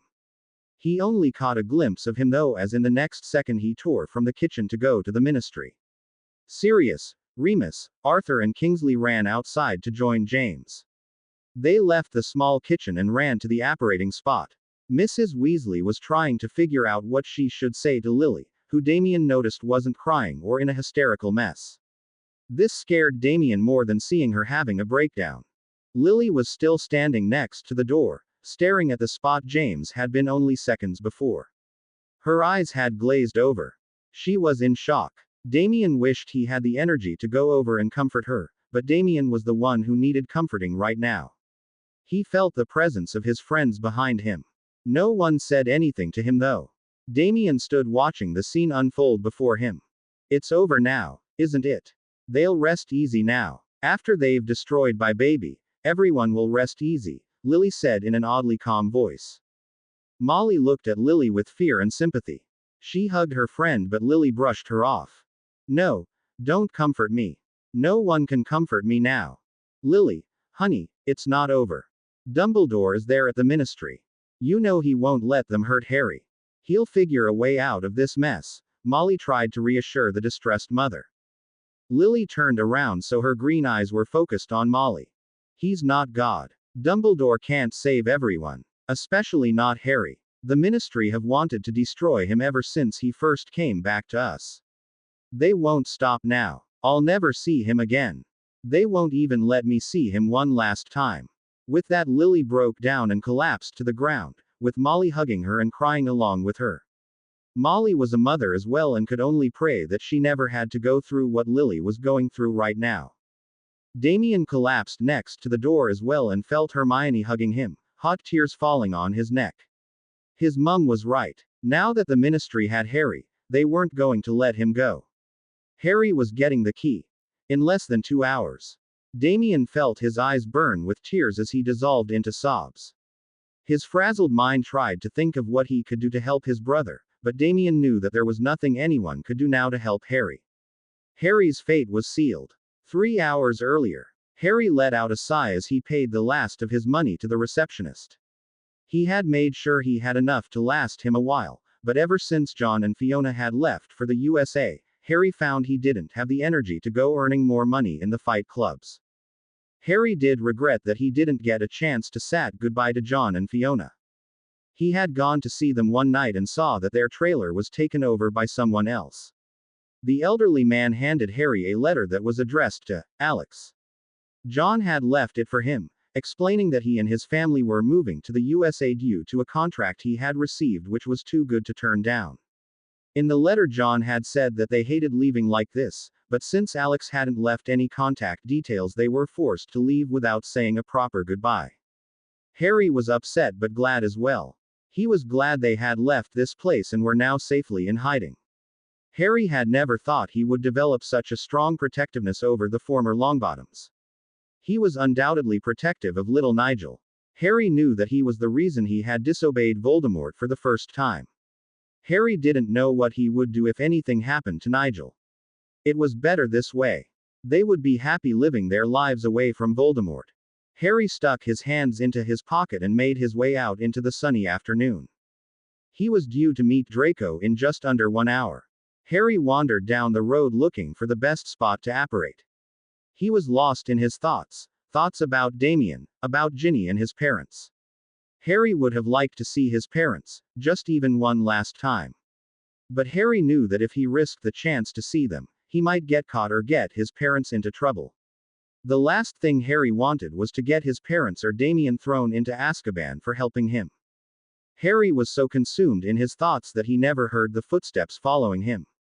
As Harry turned the corner to disappear into a dark alley, Harry felt something strike him at the back of his head. Harry threw his hands to his head and collapsed onto his knees. His vision blurred and he almost blacked out. Whatever it was that had struck him had nearly cracked his skull open. Harry felt someone grab at his arm. Harry had his wand in his hand, ready to use when he felt a pull just under his navel. As he was pulled into the whirlwind of the portkey, Harry blacked out. Harry was brought out of his unconsciousness by someone hissing, "Enervate." Groggily Harry opened his eyes. He Ned as his head throbbed with pain. He tried to reach out and hold his head but found that he couldn't move his arms. Harry forced his eyes open and saw that he was in a dark room. His hands were around his back and were obviously tied up. Harry felt the panic set in. He had been captured. His initial thought was that it was Death Eaters who had captured him. But he dismissed that when he realized that his scar was not erupting with pain. He turned his head slowly, as not to make his headache worse. He peered into the darkness, trying to figure out where he was. "What's the matter? Don't you recognize this place?" A voice rang out, making Harry wince at the sound.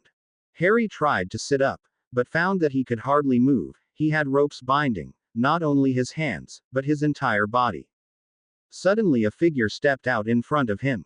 His wand lit up and seemed to travel to the corners of the room, making the room light up. Harry had to look twice at the figure standing before him. From all the people he had been expecting, this was not someone he could have ever imagined. Neville?" Harry asked, as to be sure that it really was the chosen one looming over him. Neville let a twisted smile spread over his face. He had changed so much since Harry had last seen him. It had been 7 months, but still, this Neville was completely different. Gone were the soft look in his eyes and the gentle note in his voice. He looked physically different as well. He seemed to have lost some weight, even though he was never fat to begin with. His chest was broader and he seemed a lot leaner. He seemed to be more confident as well. As he stood over Harry, his wand gripped tightly in his hand. Eyes full of cold fury. Harry tried once again to free himself. "Neville, you have to listen to me," Harry stared to say but was cut off as Neville hit Harry with a silencio spell. "No, Harry, today, you listen. I want to show you where you are." As he said this, Neville flicked his wand and Harry's bound form levitated so that he was standing upright. His feet were not touching the ground though. Harry let out an inaudible gasp as the room came into better focus. Harry was standing in the ruined remains of the Longbottoms' home. His emerald eyes scanned the room. It was the living room, the same room that Harry had been in almost 3 years ago now. Harry looked at Neville and felt terror grip at him. Neville was staring at Harry with an almost hungry look. Harry understood the look perfectly. It was hunger for revenge. Neville had purposely brought Harry here so that he could avenge his parents' death. "This used to be my home. It was where I grew up. I had a perfect life before you came and decided to rip my family apart. You murdered my parents, right here, in their own home. Do you know what it must have felt like to be tortured and killed in your own home? In your sanctuary?" Neville said this with the coldest tone Harry had ever heard. He wished he could free himself. He could explain everything to Neville. Not that he would believe him though. Harry couldn't even take Neville to see his parents since they weren't even in the country anymore. Harry struggled against his bonds. If he could manage to free his hands, he could blast Neville away and make his escape. Harry knew that even with his wand available, he could never hurt Neville. He couldn't do that to John and Fiona. If Harry dueled with Neville, he would end up killing him. Harry couldn't live with that. "You probably never even thought twice about what you did," Neville shouted as he waved his wand, making Harry slam hard against the wall. Harry fell to the ground in a heap. Neville seemed a little surprised by his own actions. He didn't mean to hurt Harry while he was bound. That's not something Neville would do. He closed his eyes and forced his breathing out a little slower. He walked over to Harry and stood over him. "Don't worry. I'm not a pathetic coward like you. I don't have to disarm someone before attacking them." With that said, Neville waved his wand again and whispered, "Finite incantantium." Harry felt the ropes vanish and the silencio spell was also lifted. Harry tried not to moan, and at the pain shooting through him. His back had hit the wall pretty hard. He saw a familiar wand being thrown before him. His wand. Harry looked up at Neville. He picked up his wand and got to his feet. "I'm not going to fight you, Neville," Harry said in a strained voice. Harry wanted nothing more than to leave right now. He wouldn't be responsible for Neville's death. Neville's eyes lit up with anger at Harry's words. He aimed his wand at Harry and hissed at him. Yes, you will. I have spent the last 3 years waiting for a chance to avenge my parents. I've spent the last 7 months tracking you down. Now that I've found you, you won't walk away from me. You can't fight me, Neville. Trained oars couldn't take me down. How are you going to manage it? Harry hoped he could scare Neville into walking away. However, Neville just smiled, an almost sad smile.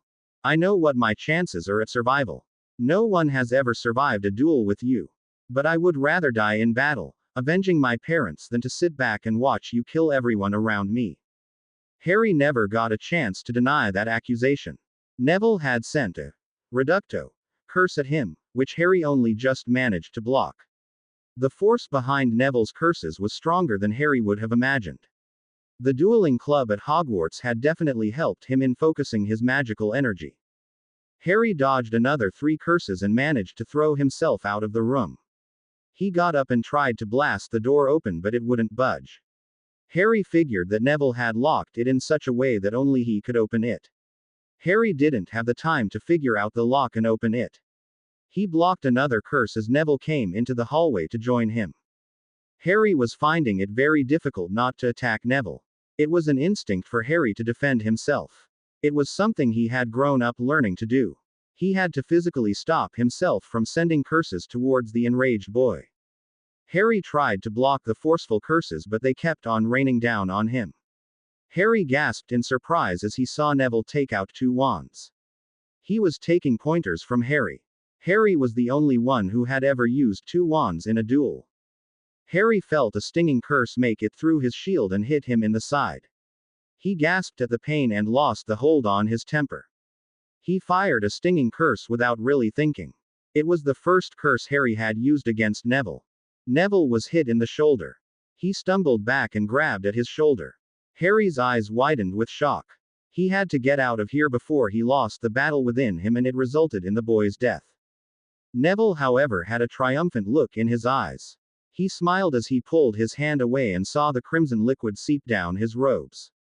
Now that's more like it, he whispered with a strange look on his face. Harry tore up the unsteady stairs and tried to get away from the suicidal boy. He ran straight to the top floor and ran into one of the rooms. He tried to wrench open the windows so that he could jump out. The windows wouldn't budge. Harry threw 2 reducto curses at it, hoping to smash the windows. It still didn't work. It won't work, Harry. I've placed all sorts of charms on this house. The doors and windows are now unbreakable. You can't leave, Neville said. Harry turned around to face him, panic gripping at him. Neville, look, I know how you're feeling right now. But you don't even know the whole truth. I didn't kill your parents. Harry never got a chance to finish as Neville blasted him from the room. Harry slammed against the window and landed on the floor as a heap. How dare you? I thought you had more balls than that. At least admit what you did, you bastard. Neville sent another curse at Harry, but Harry rolled out of the way. This was the last straw for Harry. He couldn't control his anger anymore.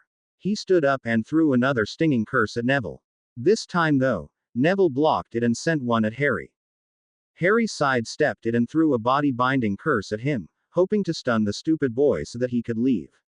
However, Neville was prepared and blocked the curse again. Harry didn't really know how it happened, but somehow they managed to reach the roof of the house. It was a flat open-air roof which, like the rest of the house, was deteriorating. Harry fought off the many curses thrown his way and tried many times to stun Neville. But Neville kept on blocking the curses, making Harry lose patience. He could easily finish Neville off in 2 minutes, but his mind kept yelling at him not to kill him. Come on, Harry, you're the legendary Dark Prince. You can do more that. Stupefy. Duel with me, Neville shouted as he sent another curse at him. Harry wished he could throw down his wand and just knock Neville out with a good punch. He was really starting to lose his patience. Apparently so was Neville as he suddenly lunged at him and both boys went tumbling over the edge of the roof. Harry had dropped his wand in the surprise of being jumped at like that. Harry managed to hold onto the side of the roof. He had a good grip on Neville as well and somehow, through instinct, held onto him as well. Harry felt the sharp stone cut into his hand as he struggled against his own weight and Neville's. Neville looked surprised that Harry was still holding onto him. Harry could feel the warm blood run down his arm as the sharp stone of the wall cut his hand open. Harry knew it was only seconds before both of them fell to the ground below. He summoned the last bit of his energy and pulled on Neville so that he could lift him up. Neville struggled to get to safety as well. Soon both Harry and Neville had managed to pull themselves over the side of the roof. Both boys collapsed onto the roof and lay there gasping and panting for air. Neville had dropped his wand as well, but he didn't move to reach for it. He was still in shock that Harry had saved his life. Harry felt the unsteady roof tremble under him. The house had been through a lot in the last hour or so as the stray curses had hit the roof numerous times. Harry saw the cracks appear where they sat and only had a moment to react. He saw the cracks appear where Neville was sitting. Without thinking, Harry raised his hand and blasted Neville away from danger. Neville was taken by surprise and flew to the other side of the roof. Harry didn't have a chance to save himself though. The roof gave way, and Harry went crashing to the ground. He couldn't do anything to save himself. He didn't have his wand with him, so he couldn't even conjure his shield to help save him. Harry smashed to the ground and was buried under the heavy rubble of the roof. Neville scrambled to the huge hole in the roof and looked around for any sign of the emerald-eyed boy. He couldn't see him anywhere. Slowly and very painfully, Harry managed to pull himself out of the rubble. He crawled out and cried out in agony. Both his legs had broken in the fall. He could feel that his arm and wrist were broken as well. He gasped and struggled to breathe, indicating that a good few ribs had broken as well. He managed to pull himself free from the debris and just lay on the ground. He knew that he was not going to leave the ruined Longbottom's house now. He couldn't even crawl away from here. He lay there, blood trickling out from the cut on his head. Just then Harry heard commotion downstairs and knew that someone had blasted the door open. He heard many footsteps rushing up the stairs. He tried to get up, but there was no way he could move without causing himself pain. Harry saw a group of robed men appear in front of him. His breath hitched in his chest as he saw the 8 men point their wands at him. The man at the forefront came closer and smirked at him. Well, what do we have here? It seems Christmas has come early, boys. Blake reached down and grabbed Harry by the hair and twisted his face up so that he could look at him properly. Harry winced but didn't let any sound escape him.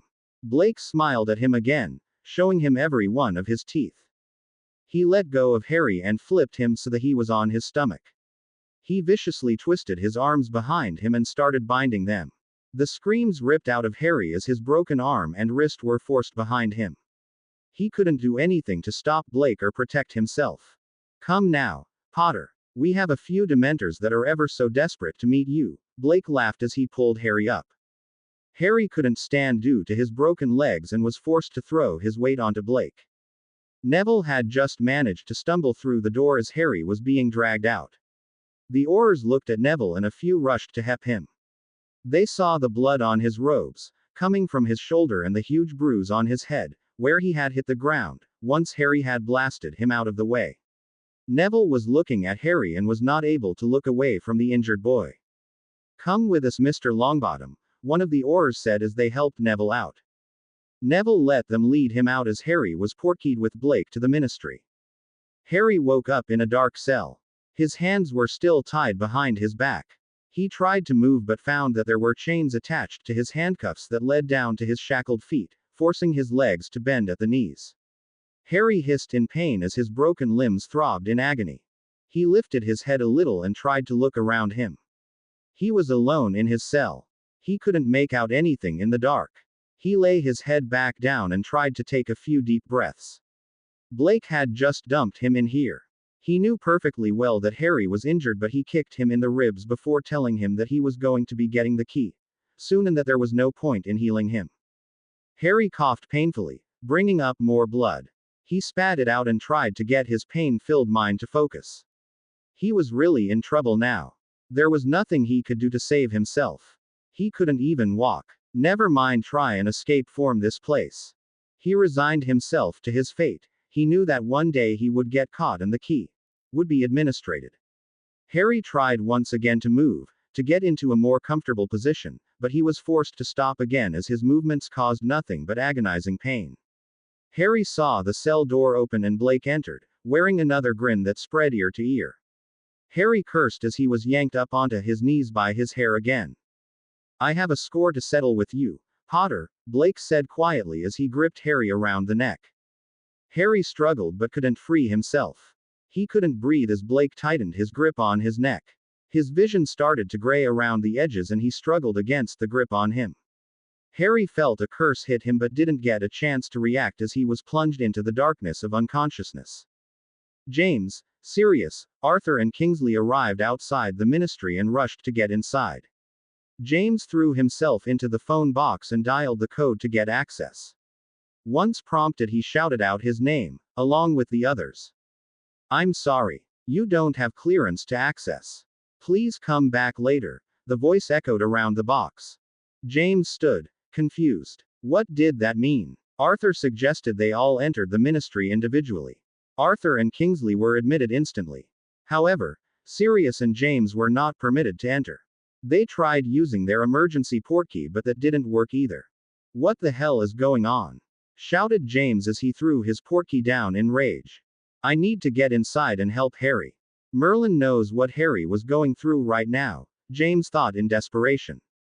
James and Sirius tried again and again but failed to get entry. Arthur arrived back outside the phone box, a grim look on his face. "James, Sirius, you both can't get in. You've been banned from entering the ministry building." James looked on the verge of a breakdown. He grabbed Arthur by the shoulders and yelled at him. "Why the F.K. have we been banned?" he yelled at the red-haired man. "You both can't enter the ministry until Harry gets the key. The minister has banned you from the premises since he's afraid you might help Harry escape," Arthur told his friend sadly. James and Sirius were speechless at this revelation. They wouldn't be able to help Harry. They couldn't even see him one last time. Both men charged towards the phone box. They were getting inside the building, one way or another. Harry woke up again, feeling his head throb painfully. He knew something was different the minute he opened his eyes. Instead of the cold hard floor, he was lying on a soft comfortable mattress. He was inside a pleasantly warm room instead of the cold damp cell. Harry lifted his head and found he was tucked away comfortably in a huge four-poster bed. Confused at the turn of events, Harry lifted himself to sit up in bed. He was surprised when his arms and legs didn't object. The chains were gone and it seemed his broken limbs were all healed. His head still throbbed and he had to blink a few times to get rid of the black spots clouding his vision. "Good, you're up," a gruff voice sounded, making Harry jump. He didn't know there was someone else in the room as well. Harry stared at the man sitting a few feet away from him. "Moody," Harry whispered. "Glad your memory's still intact, boy. Was afraid that you had everything knocked out of you," Moody grumbled and stood up, making his way towards Harry. Harry flinched away a little. The last time he had seen Moody he had hexed him so badly. Moody was left in a comatose state for weeks. Harry wondered if Moody had helped him, just so that he could hurt him again. Moody reached into his robes and pulled out a small bottle. "Drink," he commanded. Harry stared at the bottle and looked indignantly at him. "Yeah, right," Harry hissed at him. "Don't make me force it down your throat, boy. You need all the energy you can muster," Moody hissed back at him. Harry didn't make any move to take the bottle from him. For all he knew, it could be poison. Moody sighed and threw the bottle onto the bed. "When the effects of the last dose wear off, you'll want it yourself," he said and stalked off towards his chair. "Where am I?" Harry asked, ignoring the bottle. "You're still in the ministry. You're currently in my living quarters," Moody answered without looking at him. "Why?" Harry asked, unable to stop himself. "Would you rather still be with Blake? I can arrange that if you like," Moody yelled at him. Harry opened his mouth to yell back at him, but then changed his mind. He sat back in the bed and looked around him. He was hurting all over. He wanted to sleep again, but knew he would never sleep with Moody in the room. "Why am I here?" Harry asked again. Moody looked up at Harry, A strange emotion flickered on his face. You were handed over to the care of Blake. Obviously, that was a mistake. I walked in on him while he was in the cell with you. I saw what he was doing to you. No one is allowed to cast an unauthorized cruciatus. Now you're handed over to my care. I couldn't leave you in that cell in the state you were in, so I brought you here. Moody seemed to be struggling with the answer. You brought me here. You healed me, Harry asked, shocked at what he was hearing. Well, yeah, Moody answered, now definitely looking uneasy. But you hate me. Why would you help me? I thought you would be the one to. Harry faltered, not able to finish his words. To what? Be the one to hurt you. Moody finished for him. Wouldn't be the first time, would it? Harry said. Moody got up and walked over to Harry. He sat on the edge of the bed, looking away from Harry. What is it you know about me? He asked quietly. Harry was thrown by the tone he was using. He didn't think Moody could talk that gently. I don't know anything about you, Harry answered honestly. I became an Auror at the age of 19. I didn't get married or have a family of my own, for fear that they would be attacked. I had seen so much that I figured it wouldn't be fair for me to endanger someone else's life just because they were my family. Harry wondered why Moody was telling him all of this. He listened quietly anyway. Alice was like my daughter. She was very close to me. I even gave her away at her wedding. She was a good person and her death broke me. I felt that my family had been taken away when Frank and Alice were killed. Harry felt himself break into a cold sweat. He wasn't expecting Alice or Frank to be mentioned. He forced his face into an expressionless mask. Moody turned around to look at him. The reason I was rough with you was because I couldn't get over what you had done to my daughter. I couldn't look past that. Harry felt dread creep inside him. Why are you being nice to me now then? Harry asked in a strained voice. Moody looked at him, his magical eye and his normal eye focused intently on him. Why don't you tell me, Harry? Harry felt his heart shoot right into his mouth. Forcing the words to come out, Harry tried to fight the panic inside him. I don't know, he whispered back. Moody didn't say anything but picked up the bottle and handed it to him. It's only pain relief. You're going to need it, he said and got up from the bed. Harry took the bottle but didn't drink it. His heart continued to hammer at his insides. Moody couldn't have found out about the truth. He couldn't know what really happened with Frank and Alice, could he? No, it was impossible. No one knew about that except for Harry. Harry thought that since he was going to get the key soon for all his crimes, Moody had decided to be nice to him. Since Harry was going to be punished anyway. Harry examined the potion in his hand. As he lifted it up, he noticed the red fiery band around his wrist. Harry smiled despite himself. Another Bartra bracelet. Some things really don't change, Harry thought as he downed the potion in one gulp and settled back to let the potion work on him. After a few minutes, Harry spoke again. Moody, why am I still here? I mean, I thought I would get the key by now. What's going on? Harry asked warily. It wasn't as if Harry was eager for the key or anything like that. He just couldn't stand the waiting anymore. Moody looked at him for a moment before answering. The order for the key is cancelled. Harry shot up in his bed. What? How? I mean, how is that possible? He asked with his stomach twisting in knots. Anything's possible when Albus Dumbledore is involved. He's managed to convince the minister and the other members of the Wizengamot to give you a chance to have your say. Harry felt his mouth go dry. Have my say? What does he expect me to say? Harry asked, thinking how he could possibly explain all of his crimes. Moody smiled again as he faced the worried teen. He doesn't expect you to say anything. He'll be doing all the talking. In less than 1 hour, Harry, you'll be standing trial. James wasn't going to give up. If he and Sirius couldn't go through the main entrance, then he would have to find another way. He would dig his way into the ministry if he had to. He wasn't going to leave Harry alone at a time like this. Remus was also standing with them. He had left the burrow at the same time but was instructed to go to the headquarters and gather the order members by Kingsley. The more order Aurors present in the ministry, the better the chance that Harry wasn't going to be mistreated. The order members would be a lot nicer to Harry than the ministry Aurors. James, are you sure about this? Sirius asked as they stood before the blank stone wall where the door was hidden that would give them access to the tunnel leading into the ministry. Stop asking me that. James snapped at him. It's just, no one had ever tried to get entry from here. Sirius said as he looked at the blank stone wall. There's a first time for everything. James replied as he gripped his wand tightly. Ready? James asked. Simultaneously, James and Sirius turned into Padfoot and Prongs. The great big shaggy dog sniffed at the wall and moved towards his right, barking softly that he had found the entrance. The golden-colored stag joined him so that both were standing before the entrance.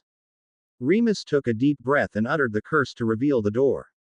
A black door appeared and Remus let out a deep breath. He walked over to it and knocked on it with his wand 6 times. At once the door swung open to give entrance. This was the tricky part. If anyone trying to get unauthorized access set foot inside this room, spells would kick in to trap them and set of the alarms. However, James had a theory that if they entered in their animagus form, the alarms wouldn't go off. The reason behind this was that it wouldn't be the wizard's aura that would be detected but that of the animals. Sirius and Remus weren't too sure about this, but they couldn't really argue with James when he was in such a state. The shaggy black dog and the golden stag entered the room and waited for something to happen. Nothing happened. There was nothing to show that their entrance had caused any sort of disturbance. Remus waited next to the door. He couldn't enter. He watched as the door closed softly and then melted into the stone wall, completely vanishing into the stone wall. He quickly made his way to the front of the building. He too was banned from the ministry. He had to wait patiently to get inside. Once inside the room, the two friends slowly and quietly made their way over to the small window that showed a steep slope leading down into the ministry. Sirius gripped the metal bars of the window with his teeth and tore it away. Both threw themselves head first into the tunnel. They hadn't realized how steep the tunnel was. James tumbled out first, closely followed by Sirius. Once inside, they changed back into their human forms. Both Aurors stood up and waited, with thumping hearts to see if their presence had been detected. Surprisingly, nothing seemed to be out of the ordinary. Come on, James whispered to Sirius, and both men set off to find Harry. Harry opened the door and stepped out from the bathroom. He felt vaguely better, now that he had thrown up what little food was in his stomach. He gingerly made his way back to the bed. He sat on the edge, letting his head collapse into his hands. A trial. He was going to have a trial. What the hell was Dumbledore playing at? Harry knew that having a trial was only going to make things, if possible, worse. Half of the things Harry had done had never been brought to light. Like saving Bella from the ministry, for example. This trial was only going to bury Harry deeper into trouble. He sighed and ran a hand through his messy locks. He was desperate for a shower right now, but he had to settle for the Scourgify spell that Moody had used to take away the blood stains from his clothes. Harry was still wearing his muggle clothes. He looked down at his black pants and black t-shirt that had seen better days.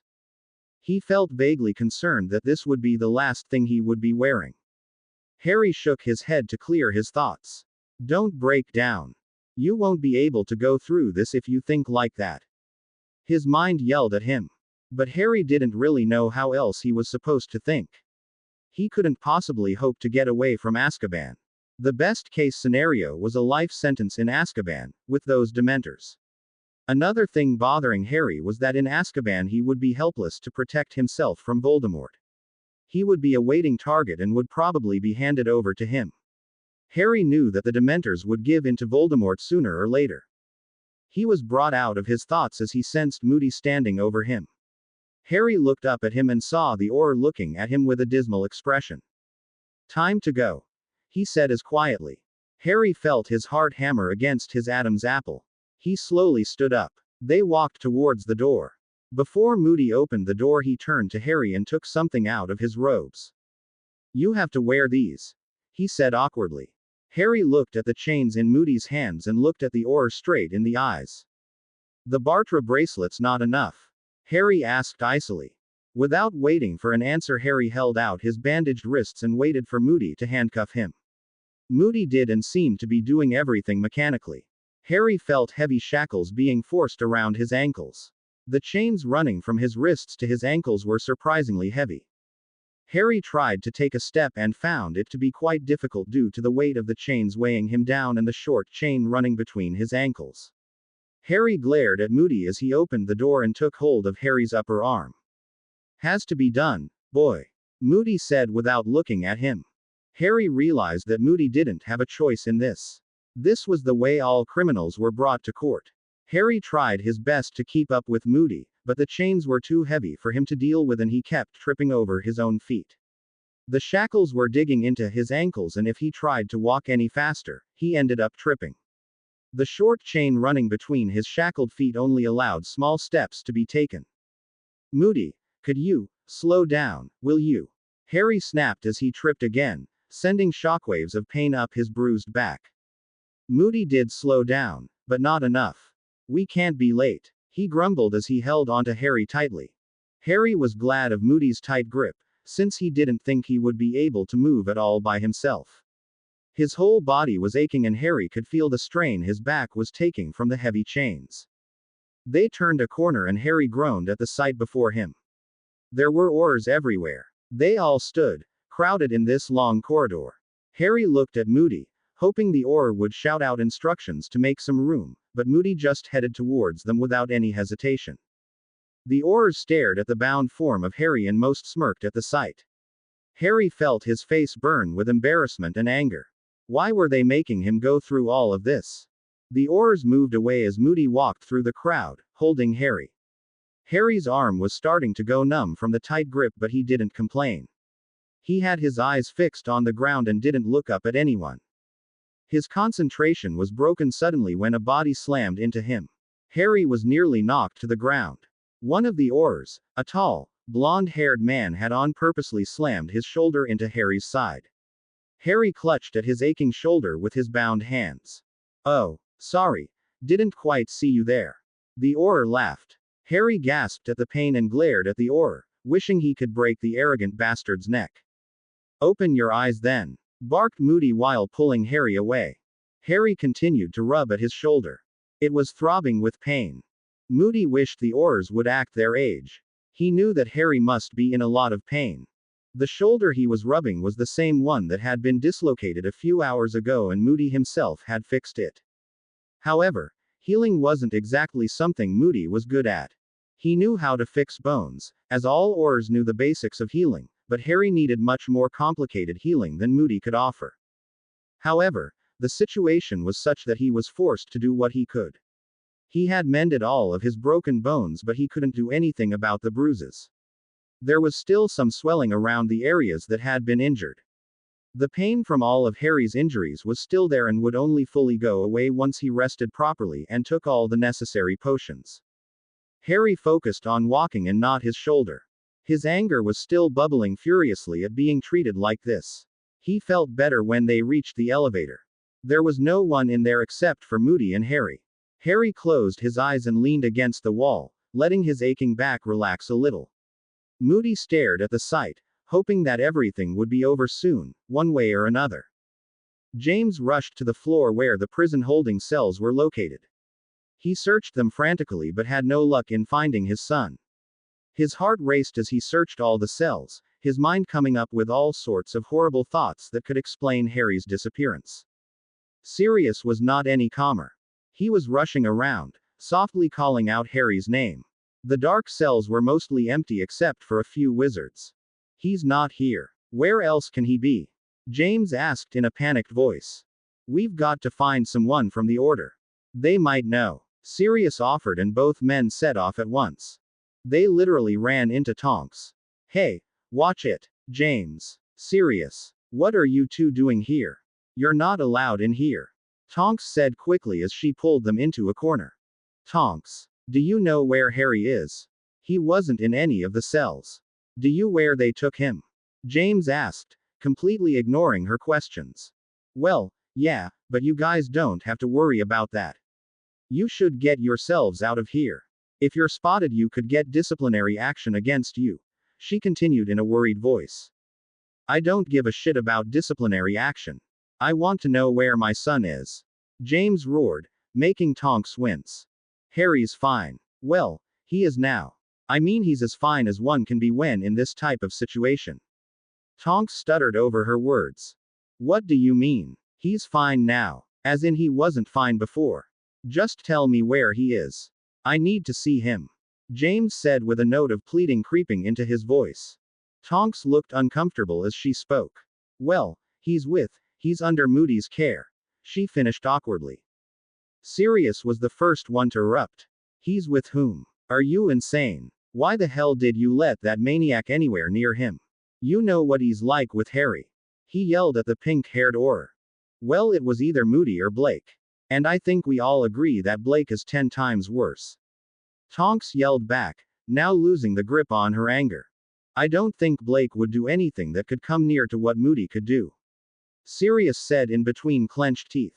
James was still speechless. He was praying hard that Harry was still in one piece. Oh, I wouldn't be too sure about that. From what I heard, Moody did Harry a favor by taking him away from Blake. Apparently Blake was getting a little carried away and Harry would probably not have even survived this long if Moody hadn't forcibly taken him away from Blake. James and Sirius were both left staring at the female Auror. Tonks immediately regretted her words. It didn't make James's situation any better to know that his son had suffered immensely by the hands of his colleagues. What did he do? He hissed at Tonks, shaking in anger. I don't really know. Moody took him away and he actually helped him. I know because I was there. I helped heal Harry. Again Tonks mentally slapped herself. She had just told James that Harry needed 2 Aurors to heal him. That didn't make things look any better. Before she could say anything more, a figure appeared behind James. Both men spun around to see Dumbledore standing before them with Lily and Damien standing behind him. The doors to the elevator opened and the 2 figures stepped out. The courtroom that they were due to appear in was located at the far end.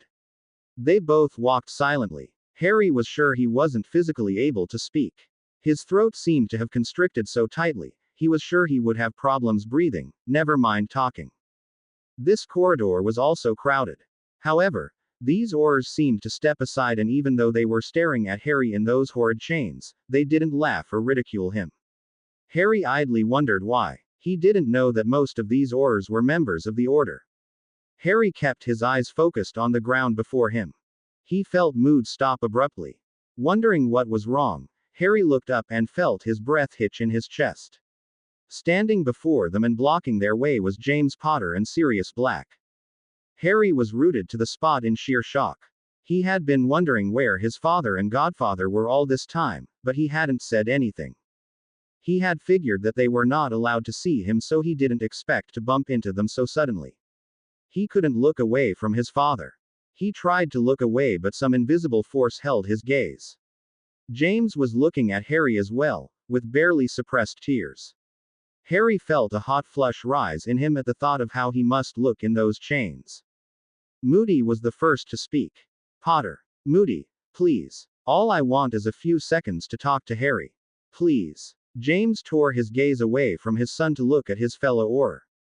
We can't be late. You know that. Moody started again but was cut off by Sirius. A few seconds isn't going to cause any harm. Come on, Moody. Moody looked at Harry and then back at James. He inhaled deeply before giving him a nod. He let go of Harry and moved a few steps away. He was still near Harry, so there was no chance of any attempted escape. James looked gratefully at him before looking back at Harry. He stepped closer to him and looked at Harry's pain-filled emerald eyes. Harry suddenly had the strongest urge to embrace his father. He felt ashamed but at the same time wanted nothing more than to hide in his father's arms. He knew that if it wasn't for these chains, he would have done so. James looked at the chains, wanting nothing more than to rip them away from Harry. He studied his son's face and at once saw the purple bruise on his cheek. With a trembling hand he touched Harry's cheek softly. Harry looked away, not able to look at his father in the eyes. Harry, James said quietly. His throat was tight with emotion. He wanted to say so many things to him, but he knew he had very little time. He remembered the words Dumbledore had spoken to him only moments ago. Brushing away the heart-breaking emotions, James spoke quickly to Harry. Harry, look, I know you think there's not much point to this trial, but just trust me, okay? Whatever happens in there, whatever Dumbledore says and does, just agree with him. Okay. Please, Harry. Don't correct him or volunteer any information. Just go with whatever Dumbledore says. James said quickly. But, Harry was cut off by James. Please, Harry. Just do this. For me, for Lily and Damien. Just agree with Dumbledore. No matter how wrong he is. Just agree with him. Don't fight him. James begged. Harry felt he had no other choice. He reluctantly nodded his head, feeling anxious over the bizarre orders his father was giving him. Moody appeared instantly. He held onto Harry's arm again, albeit more gently now. Sorry, Potter, but we have to go now. He led Harry away without any hesitation. Harry looked behind him and saw that his dad and godfather were being ushered out of the corridor by the other Aurors. Feeling worse than ever, Harry trudged along with Moody. They stopped before a set of black doors. Harry felt his heart hammer against his chest. He looked at the brass sign hanging over the doors. Courtroom 10 feet. Harry tried to slow down his breathing. This was it. His life was going to be over very soon. He looked nervously behind him. The corridor was now empty. There was just Moody and himself standing in the long corridor. Without saying anything to him, Moody pushed open the doors and led Harry into the courtroom. Harry tried not to look around him. The large dungeon that they had entered was packed full with people. They were all seated along the numerous benches surrounding the entire dungeon. Harry heard the hush spread through the crowd as he entered. The sound of chains clinking and banging together, as he walked, seemed to echo around them. Harry saw the chair placed in the middle of the floor. He felt sick when he eyed the heavy chains dangling from the arms and legs of the chair. Moody marched him up to the middle of the room. He waved his wand and at once the chains bounding Harry disappeared. Harry's relief was short-lived as he was lowered into that horrid chair. Harry felt himself hold his breath as the chains sprang to life and wrapped themselves tightly over his arms and legs. They started at his wrists and traveled up to his elbows. The chains bound his legs to the legs of the chair, again starting at his ankles and traveling up to his knees.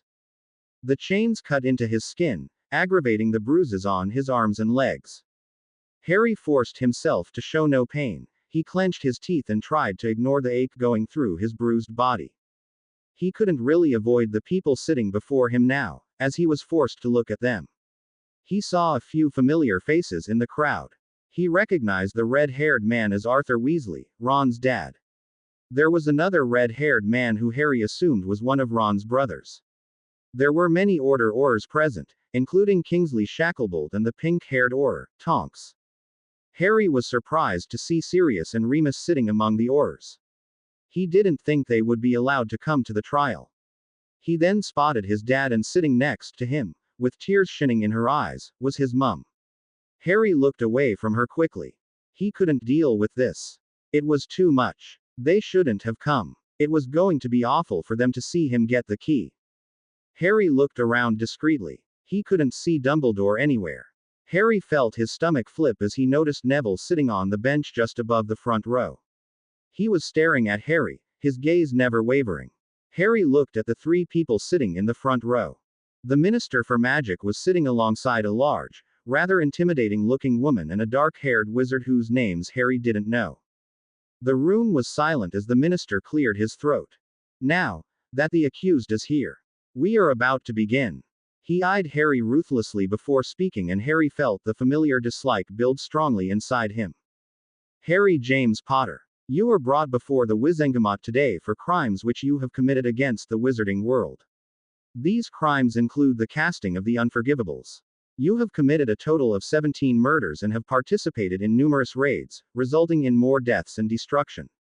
Do you deny these accusations? Harry looked at Fudge as he answered. His voice rang out clear and strong, for which Harry was grateful. No. Fudge seemed to smirk as he continued with the hearing. The trial shall commence, and acting as the interrogators are myself, Cornelius Oswald Fudge, Minister for Magic, Amelia Susan Bones, Head of the Department of Magical Law Enforcement, and Julian Reed, Senior Undersecretary to the Minister. The witness of the defense is Albus Percival Wulfric Brian Dumbledore. Harry looked behind him as he saw Dumbledore appear. He just seemed to appear out of thin air as the minister said his name. Harry wondered how he had just appeared next to him. He was certain he couldn't have apparated into the building. Harry felt every gaze directed at Dumbledore. The former headmaster of Hogwarts, however, seemed to ignore everyone as he inclined his head as Fudge finished his introductions. Harry caught his father's eye and again saw James sending pleading looks at him. Harry still hated Dumbledore for his manipulating ways and his hunger to win this war. For Harry, Dumbledore was just as power-hungry as Voldemort. They just happened to be on the opposite sides. However, Harry mentally told himself to listen to his father. All he had to do was keep his mouth shut. That couldn't be so hard, could it? I think that the first thing that should be explained is indeed this trial. The accused has verbally agreed to the charges placed on him. Why is it that you insisted a trial, Dumbledore? Fudge asked with an unmistakable scowl on his face. Dumbledore, however, looked like he either couldn't see the scowl or he didn't care. He walked a few steps over to where Harry was sitting. I think that the right for a fair trial is every wizard and witch's right. Therefore Mr. Potter should have this chance as well. Fudge seemed to swell with annoyance as he completely ignored Dumbledore's words. The first of the charges, he read from a parchment before him. Harry James Potter, you have been charged with 17 counts of murder. How do you plead to these charges? Fudge asked. Harry waited for a few seconds. When it seemed clear that Dumbledore wasn't going to answer for him, Harry spoke in an emotionless voice. Guilty. There was nothing else he could say. He had in fact committed these killings. He couldn't lie outright when he had no proof. The murmuring of the crowd surrounding him only made him feel more annoyed with the whole situation. Right, well, now that that's settled, we'll move on to the raids. Fudge was cut off as Dumbledore moved forward. I don't think we have quite finished with the first charge, he said in a calm voice. Fudge looked at the two people sitting next to him. Yes, we have. The accused has pleaded guilty to these charges. What do you wish to add? He asked in a controlled voice. Minister, you asked a simple question to which Mr. Potter gave a very simple answer. However, this case is more complicated. Dumbledore was cut off as the minister lost his patience. Complicated. There is nothing complicated about this. He has admitted to committing these murders. What are you trying to suggest? That he didn't do this? Of course not. Mr. Potter is indeed quite correct in answering guilty to these crimes. My point is that these murders themselves should be investigated a little closely. Dumbledore answered in his calm voice. Harry felt sick as his pounding headache worsened and wished that the two men stopped playing games. He had answered the question. Why was Dumbledore arguing? The Wizengamot does not have the time to look closely at every single crime this boy had committed. We have to move on. Fudge retorted. It would only take a moment or two to make my point, if you would answer one question, Minister. Dumbledore answered. Ask your question. He answered, thoroughly annoyed. Dumbledore inclined his head and looked at the minister calmly. Out of the 17 murders, how many of the victims were Death Eaters? He asked simply. There was a hushed silence that fell over the room. What difference does that make? Asked a thoroughly annoyed minister. It makes all the difference. Now, Minister, how many of these victims were loyal followers of Voldemort? A sharp intake of breath was heard as most people gasped at the name. Harry managed to stop himself from rolling his eyes. They were all so pathetic, afraid of a name. I don't have the necessary documents with me. Fudge answered as he glared at Dumbledore. Of course, with this trial happening so fast, it isn't possible to gather all the information. I do apologize. However, you will forgive me if I present my first set of evidence. Dumbledore held up his hand and at once a file appeared in his hand. Opening the file, Dumbledore reported the findings. According to this extract taken from Mr. Potter's official criminal record, out of the 17 victims, 15 were Death Eaters. Harry was staring at Dumbledore, wondering what the point was to all of this. How does that change anything? They were still humans. This boy had no right to kill them. Fudge snapped. Forgive me, Minister, but according to this, you had given the orders for these very men to be killed upon capture. Dumbledore held up another document and it instantly disappeared and reappeared in front of the minister. Amelia Bones reached over and took the parchment and studied it closely. The parchment was a list of the 15 Death Eaters, and next to their names were the dates that the minister had announced the order to kill them upon capture. As you can see from this, these Death Eaters were condemned to death by this very ministry. They were men with atrocious crimes to their names. They were greatly feared by the wizarding community, hence your orders to kill them at sight. You had even agreed to give out rewards to any Auror who could take down these highly dangerous men. Fudge looked horrified. How? Where did you get this information from? He demanded. That is of no importance. The fact remains that these men, all 15 of them, were condemned to death by yourself. What I would like to point out is that on one hand you were quite content to have these men killed and even offered a reward to the Auror who managed to complete this task. On the other hand, you are willing to punish the one who did in fact destroy these men. I was just wondering how you could justify that. The look on Fudge's face was priceless. He was opening and closing his mouth like a fish out of water.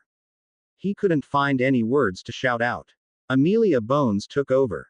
It is the job of an Auror to capture or in some cases kill anyone who poses a threat to our world. Mr. Potter is not an Auror. He is not even of age yet. Therefore he can't be treated the same as an Auror. He didn't kill these men because they were a threat to the wizarding world. He killed him for his own personal agenda. She finished. You are quite right, Madam Bones. However, Mr. Potter may not have killed these men for the same reasons, but I think it is highly unjustified that one man gets rewarded for a deed that another gets punished for. These men were not a part of our society. They were endangering our people. If Mr. Potter got rid of them, for whatever reason, he still did the wizarding world a favor. He should not be punished for killing these Death Eaters. Harry sat with his fists clenched tightly. He tried to block out the last few words Dumbledore said. What gave them the right to decide who should be punished for whose death? He kept repeating the words James had spoken to him. He had to keep his mouth shut. Don't argue with Dumbledore. Amelia Bones made a note on her parchment, and after a few whispered words with Julian Reed and Fudge, she addressed Dumbledore. The second charge against Mr. Potter is participation in violent raids which disrupted peace and endangered lives. Mr. Potter, how do you plead? Harry felt his mouth go dry. He had never participated in any raid. He always worked alone. The only time he was with other Death Eaters was when he went to the Longbottoms' house and the attack on Hogwarts Express. He paused before answering. Not guilty except for one occasion. He answered clearly. Fudge seemed to be still recovering from Dumbledore's words, so Amelia Bones answered. Please explain yourself. She simply ordered. Harry didn't care if Dumbledore was going to say anything or not. He went ahead to explain. I have never participated in any raid that has happened. The only raid I was a part of was the Hogwarts Express incident. At the mention of Hogwarts Express, a ripple of shouts went through the crowd. Harry knew that many people present here had children who were probably on the Express at the time of the raid. That is the only occasion you were involved in a raid? Madam Bones asked. Yes, Harry answered. She made another note and whispered something to Julian. The undersecretary wrote something on his parchment as well. Harry wasn't sure if he was imagining it or not, but Madam Bones seemed to look at Harry with an almost gentle look. Her voice still boomed across the room when she spoke, and her body was held very stiffly.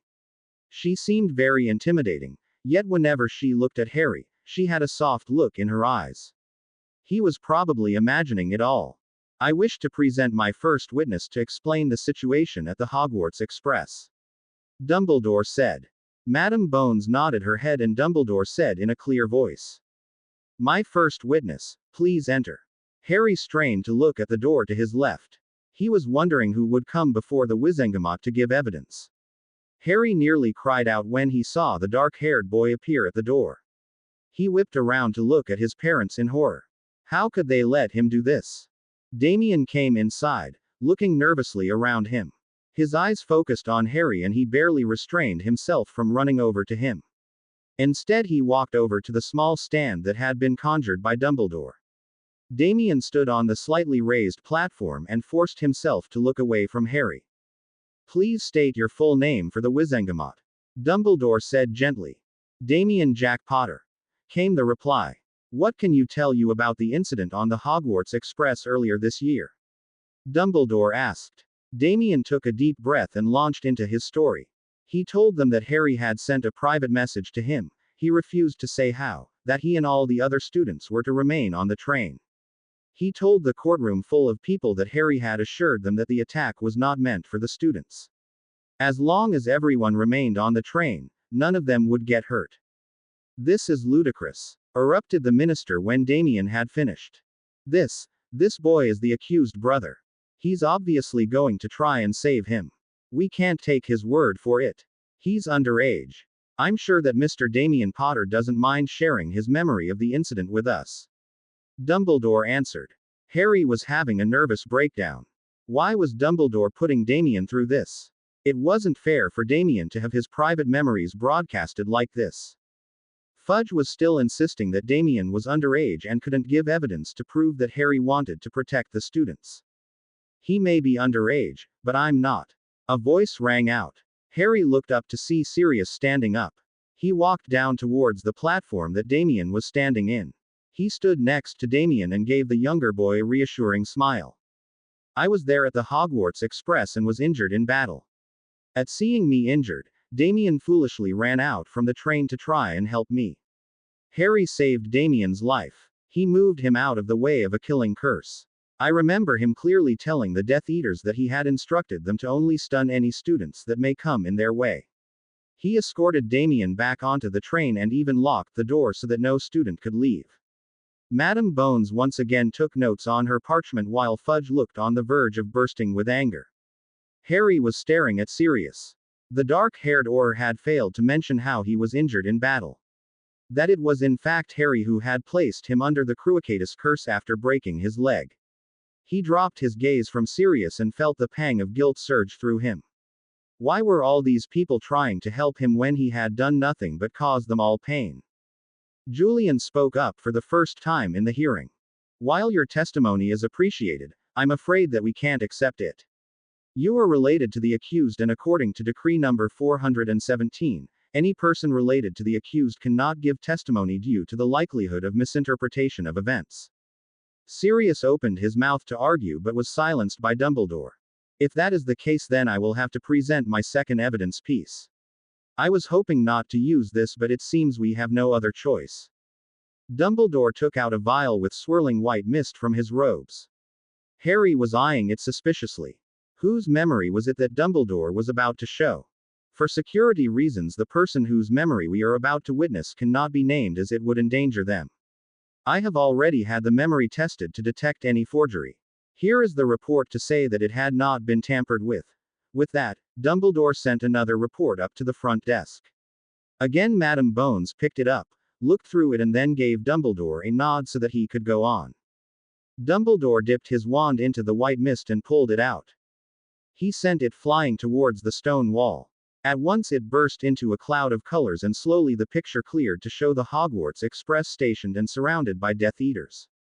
All of the men were hidden behind their white masks except for one. Harry could see himself standing just a few feet away from the train. As everyone watched, the image of Harry turned around to look at the Death Eaters. His emerald eyes flashing dangerously. Remember my orders. No one goes into the train. If a student comes out of the train, you merely stun them, understand? If any of you kill a student, I will kill you in return. The memory faded away after these words. Harry was trying to remember who the Death Eaters were that were with him on that day. It was definitely a Death Eater who gave this memory, as they were the only ones to hear his orders. He never got a chance to think about it as Dumbledore had proceeded with the trial. I trust that this should now settle this matter. Mr. Potter may have been with the other Death Eaters that day and he did duel with the Aurors, but he also made sure that no student was injured. He actually kept the other Death Eaters away from the children. Without Mr. Potter being there, the Death Eaters would certainly have attacked the train, killing the defenseless children trapped inside. Again, Mr. Potter acted out of his accord, for his own reasons, but he helped the wizarding world nevertheless. Sirius and Damien both left the stand after that, and Harry saw Damien sit down next to Sirius and Remus. Dumbledore continued to give evidence that Harry had in fact helped the wizarding world time and time again. He brought Poppy Pomfrey to the witness stand and let her explain how Harry had saved her two children from dying in the fire that the Death Eaters had started. Harry saw the horrified expression overtake Poppy's features as she saw the Harry. He could tell from her expression that she wanted nothing more than to run over and embrace him. But like Damien, she too controlled herself and stood stiffly on the platform. After giving her testimony, she left and went to sit on the benches, near James and Lily. Harry felt his head spin. He couldn't tell what Dumbledore was going to do next. He felt his heart leap out of his chest again as Dumbledore presented his third witness. The door opened and a red-haired girl came inside. Harry closed his eyes and tried to take shaky breaths. What the hell was Ginny going here? Didn't they realize how much risk they were taking? If they got given Vertiserum to verify their testimonies, they would be in deep trouble. The truth about how they had helped Harry in the Horcruxes search could land all 4 teens in Azkaban. Ginny stood defiantly, ignoring the sharp looks and gasps from her brother Percy. Her dad was looking at her with surprise, shock and worry. She didn't care though. She was going to do anything to help Harry. She told the shocked Wizengamot how Harry had saved her life from the Death Eaters that day the attack happened in Hogsmeade. By the time Ginny sat down next to Damien and Remus, the entire room was buzzing with excited whispers. It turned out that the Dark Prince wasn't so dark after all. Harry chanced to look at the minister. His ears were a bright red and Harry was sure that there was steam coming out from his ears. He sat, clenching his teeth and looking at the notes before him, furiously. He seemed to have forgotten the other 2 Wizengamot officials sitting next to him. He kept on barking out harsh questions, which Dumbledore seemed to answer with ease and an eerie calmness. Regardless of the accidental kindness that the accused may have shown, he still has cast numerous unforgivables. That itself is a life sentence in Azkaban. It can't be overlooked. Fudge said, a triumphant look on his flustered face. Harry looked at Dumbledore. Despite himself, he was curious as to how Dumbledore was going to talk his way out of this one. Harry was certain that no one would even notice if he was here or not. The furious battle was between Fudge and Dumbledore alone. The casting of the unforgivables is a difficult subject, but again, Minister, I would have to argue that the one rule should be for all.